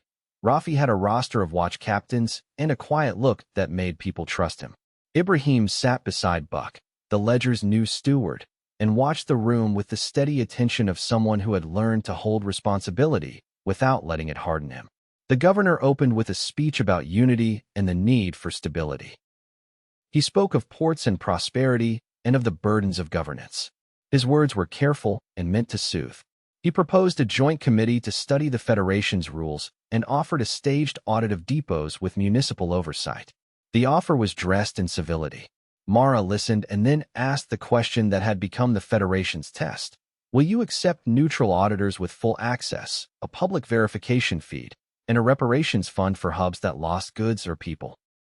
The question was simple and public. It forced the governor to choose between a staged mercy and a real, costly reform. The room held its breath. The governor's smile thinned. He looked at the cameras and then at the ledger pouch. We will accept a joint committee, he said, and we will fund audits. But the feed must be phased, and the committee should include municipal representatives. It was the same offer in a new coat. Tomas stood and read a short legal clause into the recorder. Neutral auditors must be appointed by a panel that included international observers. The public feed must be continuous for humanitarian shipments. Reparations must be funded by seized assets and by buyers who profited from the old routes. He did not shout. He let the law do its work. The governor hesitated. He had built a city that ran on the quiet calculus of favors. Public verification would make that calculus costly. He looked at the room and then, in a voice that had been taught to be patient, he said, "We will accept neutral auditors and a public feed if the Federation agrees to a phased approach and to a joint oversight committee that includes Haven's representatives." Mara's reply was the ledger's plainness. "Phases are fine," she said, "but the auditors must be independent, the feed must be public, and reparations must be real. No sealed deals, no hidden riders. If you want cooperation, you must accept transparency." The governor's envoy smiled and produced a sealed envelope that smelled of ink and patience. He had expected a private concession. The public question had forced a choice. The envoy's smile faltered when Tomas asked for the deputy's name to be included in the committee's disclosure and when Ria's feed began to show ledger fragments that tied municipal orders to the deputy's office. The summit's cameras caught the governor's pause. The room filled with the small, human sounds of people who had learned to live with risk. Buyers watched from kitchens, watch captains tuned in from keys. A baker in Layla's town listened while kneading dough. The ledger's pages had become a public instrument, and the public was watching.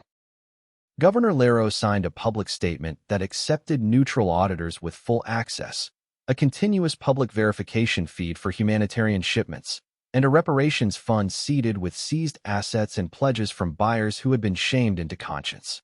The words were careful and the signature deliberate. The envoy left with the practiced calm of a man who had not expected to be pressed so publicly. The victory was not a triumph so much as a hard, necessary accounting. Tariffs did not vanish overnight. Some buyers still wavered. A few hubs felt the pinch of delayed shipments. But the public verification feed went live within days. Auditors streaming manifests, timestamps, and cold chain checks into a ledger anyone with a radio or a lamp could watch. The governor's depots were opened to neutral inspection. The reparations fund was seeded with seized assets and with pledges from buyers who had been shamed into conscience. The first audit revealed what the ledger had always suggested: patterns of altered manifests, crates relabeled, and a small network of clerks and brokers who had profited from ambiguity. The feed made the pattern visible in a way that could not be easily spun. Buyers who had been tempted by profit found fewer places to hide. The market's calculus shifted again. But the summit's work was not only about exposing predators. It was about repair. The reparations fund paid for seed to Harrow's Bend, for a new pump at a satellite outpost, and for a small clinic where SEMA trained medics in cold chain maintenance. The fund also paid for a mentorship program that paired stronger hubs with weaker ones, sending teams like Rafi's to teach manifest checks and to help set up watch rotations. At the summit's closing, the governor stood and spoke with a voice that had been taught to be patient.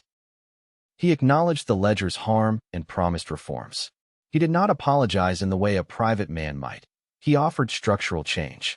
The room listened, and then, slowly, people began to clap not in triumph, but in the practical way people clap when a hard, necessary accounting has been made. Outside, the river carried boats with blue ribbons toward the harbor. Mina stood on the quay with a wooden horse sticker in her hand and handed it to a child who had watched the summit's feed. The child's face lit up like a small, stubborn promise. Rafi watched from the boat and felt the ledger's old weight settle into his chest like a familiar pack that had been lightened by hands. That night, as lamps were lit and the market's chatter softened into the low hum of people who had worked hard, Buck sat with Mara and Tomas and traced the charter's clauses with a finger. "We built a thing that can be used," he said. "Now we teach people to use it." Mara nodded. "And we keep the ledger's names alive not as accusations, but as obligations. We repair where we can and hold people to account where we must." They looked out at the river where boats with blue ribbons drifted home. Mina fell asleep with her wooden horse tucked under her chin, and Rafi, who had once thought action meant spectacle, sat quietly and watched the child breathe. The summit had been a small, human proof that exposure could be turned into law and law into practice. The ledger's pouch at Buck's hip felt less like a burden and more like a map that could be followed. The road ahead would be long and dangerous, and predators would adapt. But for the first time in a long time, there was a set of rules that could be enforced, a market that could be nudged, and a reparations plan that could stitch absence into repair. The Federation had turned a public question into a public answer, and the people who had once been bound by hunger were beginning to find ways to hold one another up. Chapter 15. They called it the rebuilding season because it felt less like a single event and more like a long, patient tide. The work was not dramatic. It was the steady, visible labor of people who had learned to turn promises into practice. Pumps were mended, clinics reopened, stalls were certified, and watch captains who had once been tempted by favors now taught manifest checks to apprentices. The river carried boats with blue ribbons, and, in the markets, the ribbon had begun to mean something more than a gesture. It meant a buyer's promise, a verified seal, a small premium that kept a family fed. Rafi's ceremony was the first public marker of the season. They held it at the old training yard where he had once taught men to tie knots and to test seals. A low platform had been built from salvaged planks. Mina insisted on painting a small blue ribbon on the front. Rafi stood with his hands folded, the same quiet steadiness he had learned on long nights of repair. He had asked for no speech, only a short list of names, men and women who had taught him patience, who had taught him how to turn action into craft. Buck opened the ceremony with a few plain words about responsibility and repair. Tomas read a short certificate Federation trainer, watchcraft and repair, and Ibrahim pinned a small ribbon to Rafi's chest. The crowd was a practical thing. Watch captains, medics, bakers, a coastal buyer who had pledged support, and a handful of men who had once been on the ledger's pages and who now stood with calloused hands and steady faces. Mina climbed onto the platform and handed Rafi a wooden horse she had painted with a blue ribbon. He accepted it with a grin that was almost shy. "You taught us how to stop things without breaking them," Buck said, and the applause that followed was not loud so much as full of the kind of gratitude that comes from shared labor. Rafi's eyes were steady when he looked at Mina. The child's small presence had become a kind of moral compass for him. He had wanted spectacle once. Now he wanted to teach. The ceremony was not a coronation, but a promise. A new cohort of trainers would carry his work into hubs that still needed hands. SEMA's clinic dedication was quieter and more exact. They had rebuilt a small wing at the regional Clinic A room with a proper cold chain, a solar-charged refrigerator, and a small training table. The ribbon cutting was practical. A buyer who had pledged funds cut the ribbon with a pair of scissors that had been polished for the occasion, and a nurse who had once been tempted by a broker's protection gave a short testimony about how training had changed her practice. Seema spoke about redundancy and checklists, and about the small miracles that happen when a vial stays cold through a long night. A child who had been feverish months before came forward and took a small sticker from Mina. The child's mother wept quietly and then laughed, the sound of relief that made Seema's hands steady. The clinic would not end disease, but it would make survival more likely. Seema had spent years making protocols that could be taught to tired hands. The dedication was a practical proof that systems could be scaled and that donors would fund what worked. Tomas's appointment to the Regional Legal Council was a different kind of public moment. He had been asked to serve as a legal advisor to the Joint Oversight Committee formed at the Summiton institutional seat that would help translate the Federation's emergency clauses into durable policy. He accepted with the same careful humility he brought to courtrooms. The appointment was not a triumph so much as a responsibility. To make law teachable, to write clauses that could be used by watch captains and by small-town clerks who had never seen a courtroom. Ria's certification program launched with a traveling booth that looked like a small festival stall. She had designed a simple seal blue ribbon, coded watermark, and a short list of checks and a small advertising fund paid for a caravan that would visit markets and show buyers the difference between verified and unverified crates. The booth's first stop was Layla's town, where the bakery's ovens had been repaired and where the smell of bread made people slow down. Ria stood on a crate and explained, in plain language, how a buyer could look for the seal and how a seller could apply. The baker tied a blue ribbon to his stall, and a buyer who had once rerouted left with a small order and a promise to list certified suppliers. Mara's Oversight Council met in the union's council room and took its first votes. She chaired with a steady hand, insisting on rotating auditors, transparent minutes, and a reparations schedule that prioritized seed, pumps, and clinics. The council's first act was to approve a mentorship fund that would pair stronger hubs with weaker ones for 6 months of monitored runs and shared training. The fund was modest, but it was a promise. The Federation would not only expose harm, but would help rebuild what had been broken. There were smaller, human moments threaded through the season. Haroon taught a class on watch rotations in a town that had once been a seam in the ledger's receipts. Men who had been named in the ledger's pages came to help repair a pump and then stayed to teach apprentices how to read manifests. A merchant who had once accepted a bribe opened a small stall that sold certified grain and put a sign in the window that read verified. His customers came back because trust, once earned, became a market advantage. Mina organized a small parade of children who handed out wooden horse stickers and blue ribbon drawings. The parade was not political so much as civic, a way for a child to make the world legible. Not everything healed. Tariffs still bit at the edges of trade, and some buyers remained stubbornly private. A militia captain with old ties to the governor's office tried to use paperwork to slow a monitored run and was publicly rebuked by the Joint Committee. A few clerks who had profited were prosecuted. Others accepted monitored labor and reparations. The ledger's pages still held names that required accounting. The work of repair was not a single sweep, but a long, patient practice. One evening, as the season cooled and the river's surface took on the color of old coins, Buck walked the market with Ibrahim and Rafi. They stopped at a stall where a woman sold dried fish with a small blue ribbon on the crate. She told them about a buyer who had come back after watching the public feed and who had paid a fair price. She said, simply, "We can breathe a little easier." Buck looked at the wooden horse that Mina had left on the map table and felt the ledger's old weight settle into his chest like a familiar pack that had been lightened by hands. He had not wanted the ledger to be a single man's burden. He had wanted it to be a practice that could be taught and passed on. Seeing Ibrahim teach a young captain how to check a seal felt like proof. That night, the council gathered to plan the next phase, a regional training summit, a larger reparations pool, and a public fair that would celebrate certified trade. They would invite buyers, auditors, medics, and storytellers. They would show the world what repair looked like when law, market, and story braided together. Mina fell asleep with the wooden horse tucked under her chin, and Rafi sat beside her, and traced the mended ear with a finger. "We did good," he said, not as triumph, but as accounting. Mara poured tea and set a small plate of bread on the table. "We keep teaching," she said. "We keep making the market pay, and we keep giving people a way back." Outside, the river moved like a seam of silver.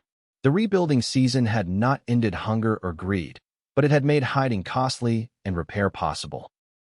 The Federation's map had hands that could guide others along it, and the people who had once been bound by absence were beginning to stitch a world that could hold them. Chapter 16. The training summit was meant to be a slow, patient thing. 3 days of workshops, rotating auditors, and a market fair that would show, in plain practice, how the Federation's rules could be used. The Union filled with people who had once been names on ledger pages and who now came to learn how to keep manifests honest. There were watch captains with new calluses, medics who could pack a cooler in the dark, bakers who had tied blue ribbons to their stalls, and a handful of men who had been given monitored labor and had returned to teach. Ibrahim opened the summit with a short, practical speech. He did not speak of heroics. He spoke of routines. "A seal checked twice is a life saved," he said, and the room laughed because the line was both blunt and true. He laid out the schedule. Manifest workshops led by Tomas, cold chain drills with Seema, escort choreography with Rafi, and a public session where buyers would be invited to ask hard questions in front of auditors. The ledger pouch sat on the map table like a small, deliberate relic. Mina placed her wooden horse beside it, as if to bless the work. Tomas's sessions were the kind that made law feel like a tool. He taught auditors how to write a concise affidavit, how to preserve a receipt so it could not be altered, and how to draft an injunction that a magistrate could read without a headache. He ran mock hearings where watch captains practiced giving testimony and where medics learned to translate lab results into plain language. People who had never seen a courtroom left with a new kind of confidence. The law could be used by tired hands, not only by polished tongues. Seema's cold chain drills were quieter, but no less fierce.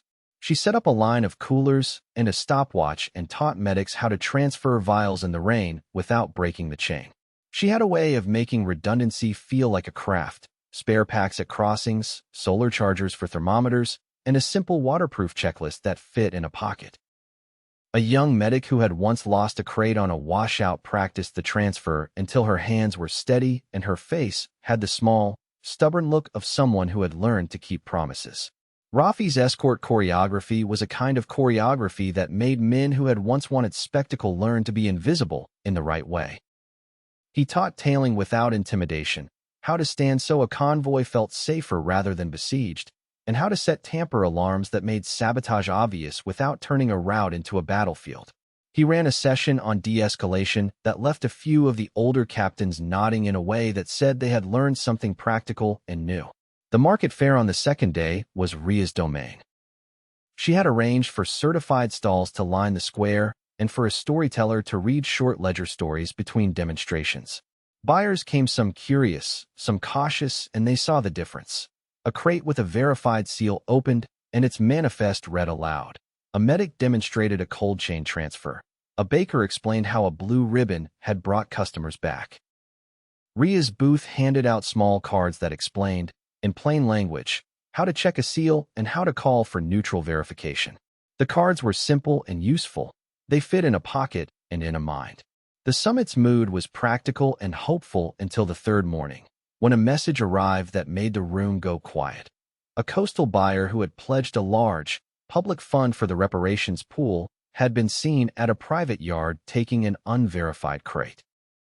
The footage came from a trader who had owed a favor and who had sent the clip to Ria because he could not bear the thought of being complicit. The buyer's face was familiar to the Federation. He had spoken at the summit and had tied a blue ribbon to his mast. The footage showed a handover that matched the broker's old pattern: a sealed crate, a quick exchange, and a ledger fragment tucked into a pocket. The room's air changed in a way that felt like a small storm. People who had come to learn now watched as the Federation's rules were tested by someone who had once promised to make them stronger. Tomas closed his notebook and set his jaw. "We treat this like any other discrepancy," he said. "We document, we call for an audit, and we give the buyer a chance to explain. Transparency first. Repair second. Punishment last." Rhea moved with the kind of speed that had made her the Federation's public engine. She prepared a short, plain release that would show the footage and the steps the Federation would take. A neutral audit of the buyer's recent manifests, a temporary suspension from the certified list pending review, and an invitation for the buyer to come to the union and answer questions in public. She did not frame the buyer as a villain. She framed the act as a breach of a public promise and as an opportunity for repair. The buyer's defense was the kind of thing the Federation had learned to expect: a practiced face, a claim of misunderstanding, and a private offer to fund a new training program. He said he had been given a crate as a favor and had not checked the seal. Tomas asked for the manifest and for the buyer's records. The buyer produced a stack of receipts that looked neat but, under audit, showed gaps.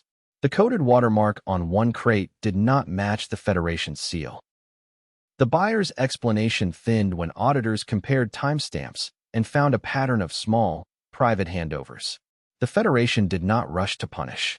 They offered a path that had become their practice: public accountability, reparations, and monitored labor. The buyer was suspended from the certified list pending a reparations schedule. He was asked to fund a monitored corridor for 3 months and to host a public training session at his port where auditors would teach his clerks how to verify manifests.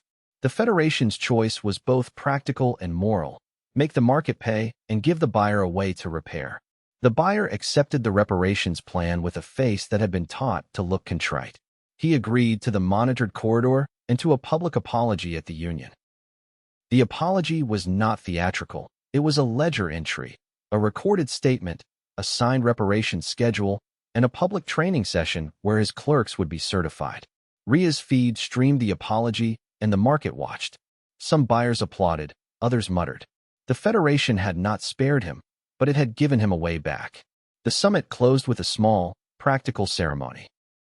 Certificates were handed out to new auditors and trainers. A modest fund was transferred into the reparations pool, and Mina led a short parade of children who handed out wooden horse stickers and blue ribbon drawings. The wooden horse had become a symbol of imperfect repair, something small and stubborn that reminded people why they had started. That night, as lamps were lit and the river moved like a seam of silver, Buck sat with Mara and Ibrahim and read the summit's notes. The buyer's breach had been a test, and the Federation's response had been the kind of thing they had practiced: transparency, public verification, and a path to repair. It had not been easy. It had cost trust and had tightened some buyers' voices. But it had also shown that the Federation's rules could be used against anyone, even those who had once pledged support. Rafi walked in with a list of new mentorship pairings and a grin that had learned to be quiet. "We've got 3 captains ready to teach," he said, and Haroon's class filled up in an hour.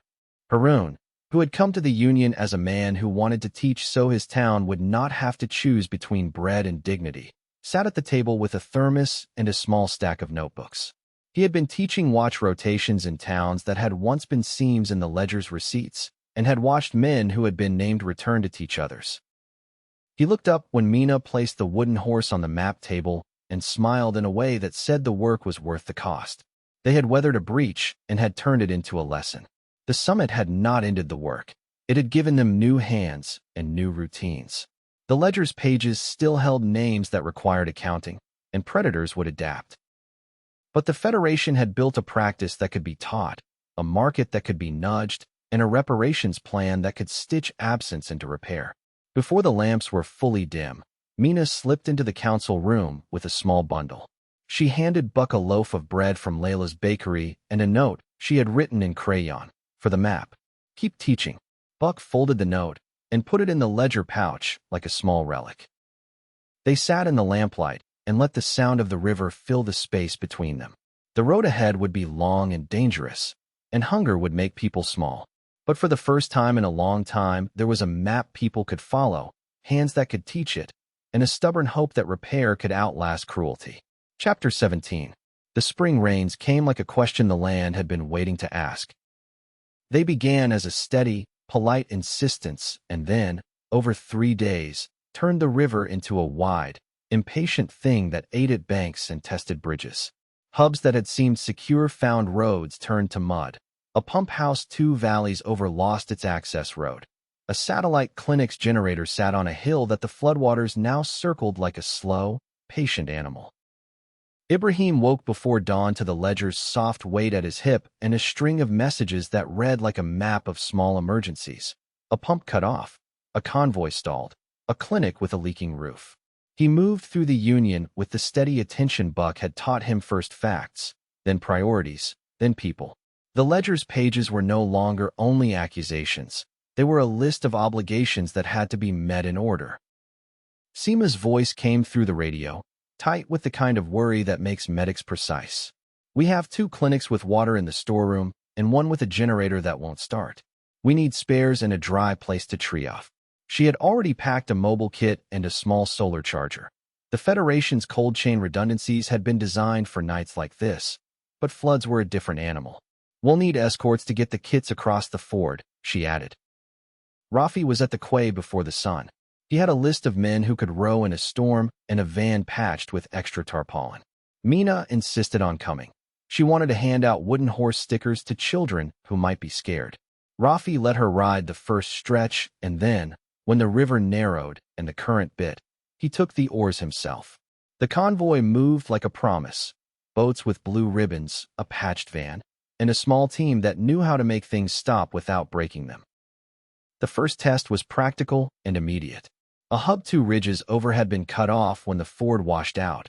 Its pump was fine, but the mechanic could not reach the spare valve. Ibrahim organized a relay, a boat to the nearest quay, a tail team to carry the valve across a footbridge, and a watch captain to stand by in case the route became dangerous. Haroon volunteered to teach the hub's apprentices how to install the valve and how to set a tamper alarm that would ring if someone tried to bypass the new seal. They worked in rain that made everything feel urgent and small. The valve was fitted, the pump coughed, and water ran clear into a basin. A child laughed and splashed. The sound made Rafi's shoulders loosen in a way he had not expected. The ledger's work had always been about paper and law, but in the rain it was about hands and the way a small repair could change a life. The flood revealed other seams. At a coastal depot, a shipment of seed had been rerouted to a higher quay and then quietly parceled out to favored buyers when the depot manager claimed the river made normal distribution impossible. Tomas's inbox filled with messages from auditors who had watched the feed and seen the pattern. Crates moved at night, manifests altered, and a ledger fragment left in a locker with a broker's watermark. The flood had made hiding easier and greed more urgent. Tomas did what he did best. He filed a rapid injunction and sent auditors with a magistrate's temporary order. The depot's manager argued that the emergency required discretion. Tomas read the Federation's emergency appeal clause into the recorder and asked for witnesses. The manager's practiced calm thinned when the magistrate's order arrived and when buyers who had been watching the feed began to call for clarification. The depot opened its books and the receipts told a small, ugly story. Some buyers pledged reparations, others hardened. The ledger's pages turned into a public accounting even as the rain fell. Ria's work was the noisier kind of labor the flood demanded. She turned the convoy's footage and the depot's receipts into a short, plain narrative for market towns. How the river had been used as cover, how manifests had been altered, and how buyers could choose to buy certified goods even in a season of scarcity. She arranged for a traveling booth to stop at the higher keys and for a storyteller to read the ledger's pages in plain language so people who could not read manifests would still understand the stakes. Her voice threaded through the static and made procedure feel like story. The political seam was the most dangerous. Governor Laro's office sent a polite note that read like a map of pressure. The city needed stability, and the Federation's public feed, while useful, had to be sensitive during an emergency. The deputy's name, one that had appeared in ledger fragments before, was on the note. Mara read it and folded it with the same deliberate care she used on manifest clauses. "We do not hide names in a flood," she said. "If anything, we make obligations clearer. People need to know who will help and who will profit." Buck felt the ledger's old ache in a new way. He had taught Ibrahim how to hold the pouch and how to make names into obligations. But the ledger's practice was being tested by weather and by men who preferred profit to repair. He walked the quay with Haroon and watched the boats move like a line of small, stubborn lights. "We built a map," he said. Now we have to teach people to follow it when the ground moves. The flood's human cost was not only in infrastructure. A small clinic's roof had been ripped, and a nurse who had once been tempted by a broker's protection sat on a crate and cried because the generator had been flooded and a child's fever had spiked. Simo worked with a calm precision and a tenderness that made the room feel steadier. She set up a triage under tarpaulin, taught the nurse a new checklist for salvaging vials, and arranged for a monitored run that would bring spare generators and cold packs. The nurse, hands shaking, promised to join the Federation's training program and to teach others how to protect supplies in a storm. By the third day, the flood had forced choices that were both small and public. A buyer who had once pledged a large donation for the reparations fund was seen diverting a crate to a private yard. The footage came from a trader who had owed a favor and who had sent the clip to Ria because he could not bear the thought of being complicit. The buyer's face was familiar. He had spoken at the summit and had tied a blue ribbon to his mast. The footage showed a handover that matched the broker's old pattern. The Federation treated it as they had learned to treat breaches: document, call for an audit, and make the market choose. Tomas filed the packet. Auditors streamed the inspection. Ria released a plain narrative that did not shout, but made the act visible. The buyer was suspended from the certified list pending a reparation schedule. He agreed, under the pressure of public verification and the practical need of the region, to fund a monitored corridor for the flood season and to host a public training session for his clerks. The flood also made room for small, human acts that were not ledger entries but mattered just as much. A coastal buyer who had once rerouted came with a crate of sugar and a team of carpenters to help rebuild Layla's bakery roof. He did not make a speech. He handed a plank to a baker and learned how to tie a knot. Haroon taught a class on watch rotations in a town where the ford had been washed away and then stayed to help mend a fence. Mina handed out wooden horse stickers to children who had been frightened by the rising water and, in the way children do, made the world legible again. When the rain finally eased and the river's surface settled into a seam of silver, the Federation's ledger had new pages. Emergency runs logged, depots opened, buyers named and given paths to repair, and a reparations fund that had been stretched but not emptied. The summit's reforms had been tested by weather and by men who adapted quickly. Some had chosen repair, others had chosen profit. The ledger's practice had been used in the mud and the rain and had held in ways that felt both fragile and real. That night, as lamps were lit and the market's chatter softened into the low hum of people who had worked hard, Ibrahim sat with Buck and Mara and traced the new routes on the map. Mina slept with the wooden horse tucked under her chin. Rafi mended a pump in the yard and then came in with a list of apprentices who wanted to teach.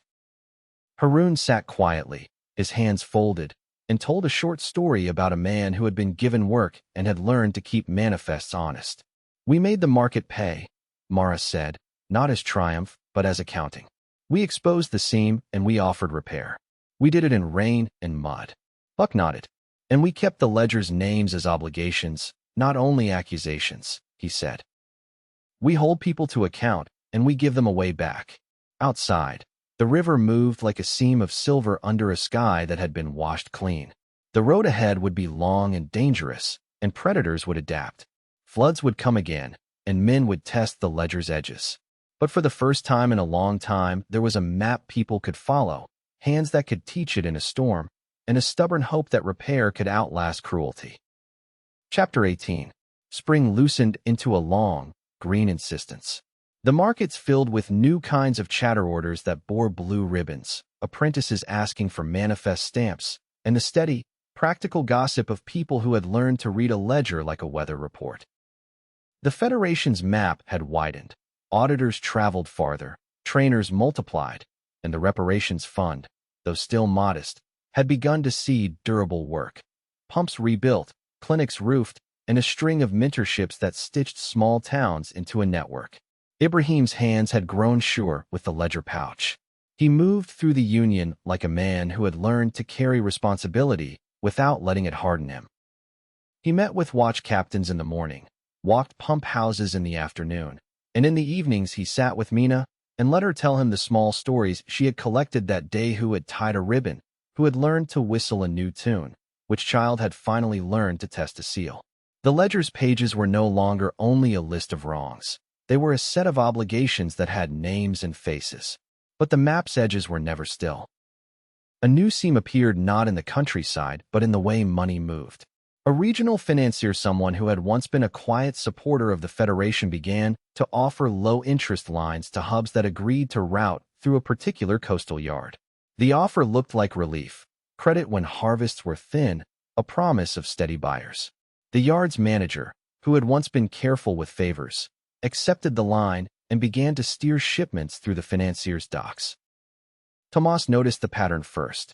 He had been cross-checking receipts for a monitored corridor and found a cluster of manifests that bore the financier's mark, small fees, a new set of ledger entries, and a string of late-night handovers that matched an old broker's rhythm. The financier's contracts were legal on their face. They were written with the kind of care that made law look like a bridge. But the pattern fees that grew into leverage, credit that turned into dependence, felt like a familiar trap. Mara called a council, and the union filled with the low, practical hum of people who had learned to turn worry into plans. "We do not want to choke off credit," she said. "We want to make sure credit does not become a leash." Tomas proposed a careful audit of the financier's contracts and a public primer for hubs on how to read loan terms. Ria suggested a market campaign that would show buyers the long-term cost of routes that depended on opaque credit. Buck wanted a mentorship program that would pair hubs with cooperative lenders who offered transparent terms. Ibrahim took the practical work.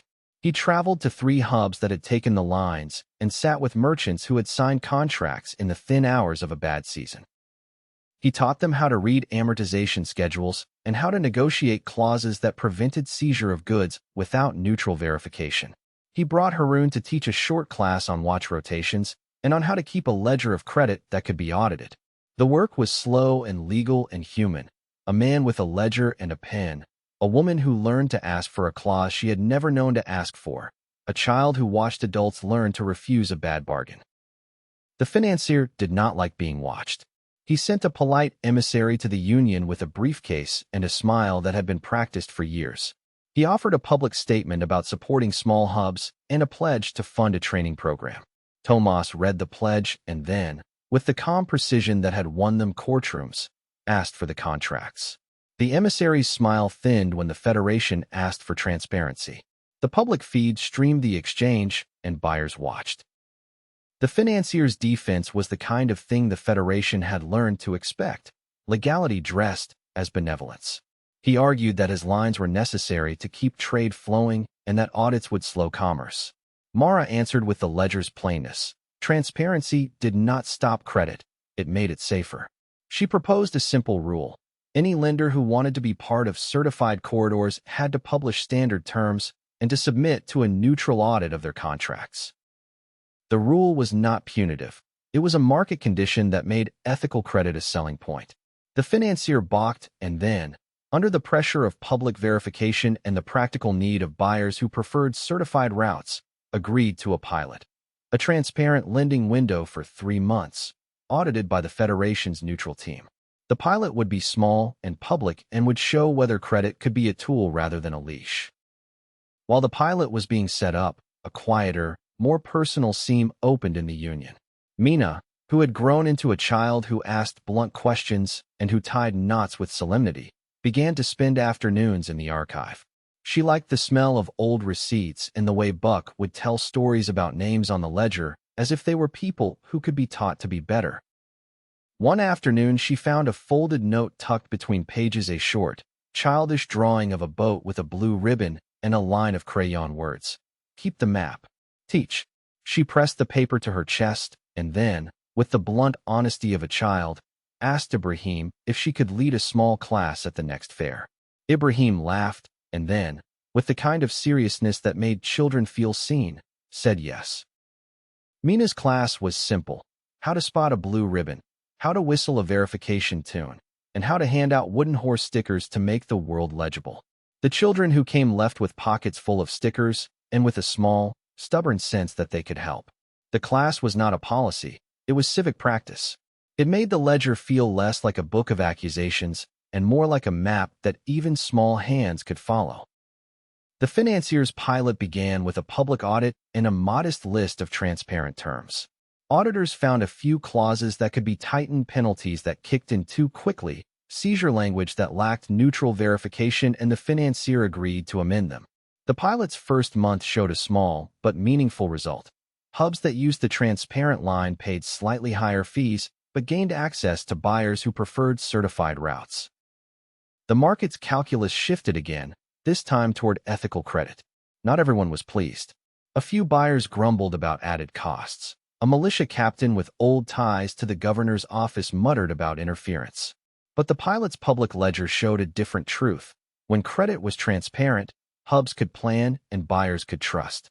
The financier, who had come with a briefcase and a practiced smile, found that transparency could be a market advantage if he chose to make it so. The season's work was not only about contracts and audits.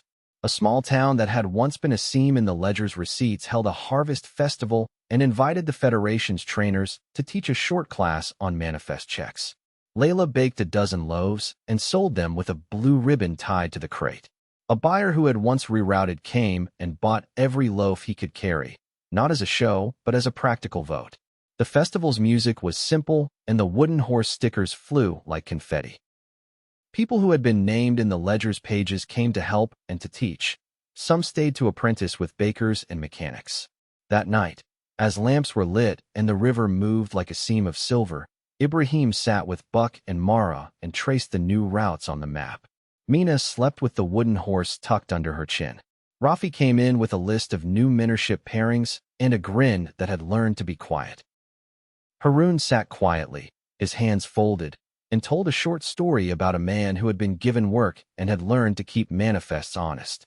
"We keep making the market pay," Mara said, not as triumph, but as accounting. "We make transparency a condition of credit and of trade." Buck nodded. "And we teach," he said. "We make the ledger a map people can follow, even when the ground shifts." Outside, the river carried boats with blue ribbons toward the harbor. The financier's pilot would not end the temptation to profit from absence, and predators would adapt. But for the first time in a long time, there was a set of rules that could be taught, a market that could be nudged, and a reparations plan that could stitch absence into repair. The ledger's pages lay on the table like a map of wrongs and remedies, and the people who had once been bound by hunger were beginning to stitch a world that could hold them. Epilogue. Years later, the Union's map table had softened at the edges where hands had traced routes 1,000 times. The ledger pouch still lived on the shelf above the table, its leather darker and its stitches repaired in places where use had frayed them. Mina had grown taller. The wooden horse's paint had been touched up so often its original strokes were a palimpsest of small hands. The blue ribbon was no longer only a symbol hung on masts, it was a habit in markets, a shorthand for a promise kept. Ibrahim walked the quay with a different gait than the one Buck had taught him in the first months. He moved with the quiet confidence of someone who had learned to carry a public obligation and to hand it to others.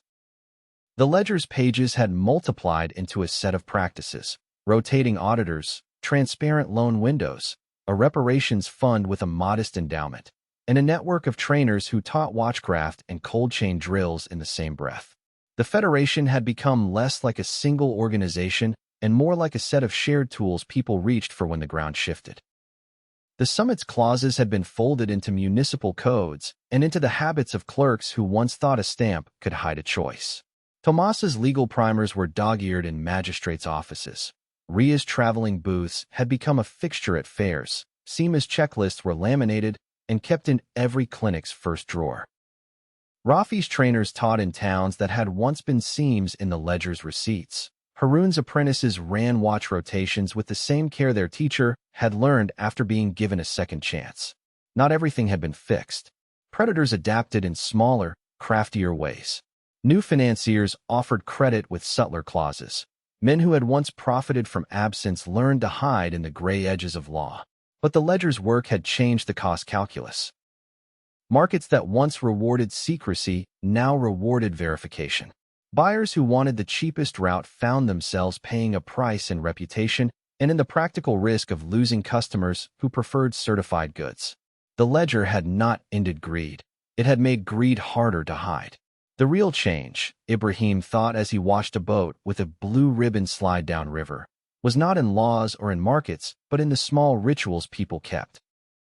A baker in a town 2 ridges over still tied a blue ribbon to his stall each morning, and, when a new apprentice arrived, he taught the child how to read a manifest the way he taught scoring bread, with patience and with a hand that corrected mistakes without shaming. A nurse in a satellite clinic kept a waterproof checklist in her pocket, and, when a new medic arrived, she showed them how to test a seal by feel. Mina, now older and less inclined to parade, still painted wooden horse stickers and left them in pockets of children who came to the union to learn. There were moments that still cut through the ordinary, an audit that revealed a ledger fragment, a depot manager who had to answer for old favors, but those moments were rarer and more public. When they happened, the Federation's tools were ready: a recorded inspection, a legal packet, a public feed, and a reparations plan that prioritized repair over spectacle. People who had once been named in the ledger's pages sometimes returned as teachers, their hands calloused and their faces steady. They taught others how to refuse a bad bargain and how to make restitution without losing dignity. On a late afternoon when the river lay like a strip of polished metal, Buck visited the union and found Mina at the map table. She had a stack of small cards, blue ribbon primers she had drawn in crayon, and a list of children who wanted to learn how to check seals. Buck sat and watched as she explained, in blunt, patient language, how a seal worked and why a public feed mattered. Her voice was small and fierce, in the way of children who have seen adults do hard things and decide to make them easier for the next generation. "You taught me to keep the map," she said, not as a question but as a fact, and Buck felt the ledger's old weight settle into his chest like a familiar pack that had been lightened by hands. He thought of the men and women who had taught him patience, of the baker who had refused a broker's protection, of the nurse who had learned to salvage vials in a storm. He thought of the wooden horse, its ear mended with a strip of cloth, and how imperfect things could still be stubbornly alive. The Federation's work had become a set of ordinary practices that people reached for when the world tilted: a public feed that made choices visible, auditors who could be trusted to be neutral, a reparations fund that stitched absence into repair, and a market that nudged toward conscience. It was not a perfect world. Hunger still made people small sometimes, and men still tried to profit from absence. But the ledger's pages had taught a different habit. When cruelty appears, make it visible. When people are harmed, repair them. When markets reward secrecy, make transparency a condition of trade. As dusk fell and lamps were lit, Mina tucked the wooden horse into the ledger pouch and handed it to Buck. He held it for a moment and then placed it on the map table where hands could touch it. The horse was small and imperfect and stubbornly alive, an emblem of the work they had done and of the work that would continue. They did not call it victory. They called it practice. They taught it, passed it on, and kept the public feed live. The road ahead would be long and dangerous, and predators would adapt. But there was a map people could follow, hands that could teach it, and a stubborn hope that repair could outlast cruelty. The ledger's pages lay open on the table like a map of obligations, and the people who had once been bound by absence were learning, in small, steady ways, how to hold one another up.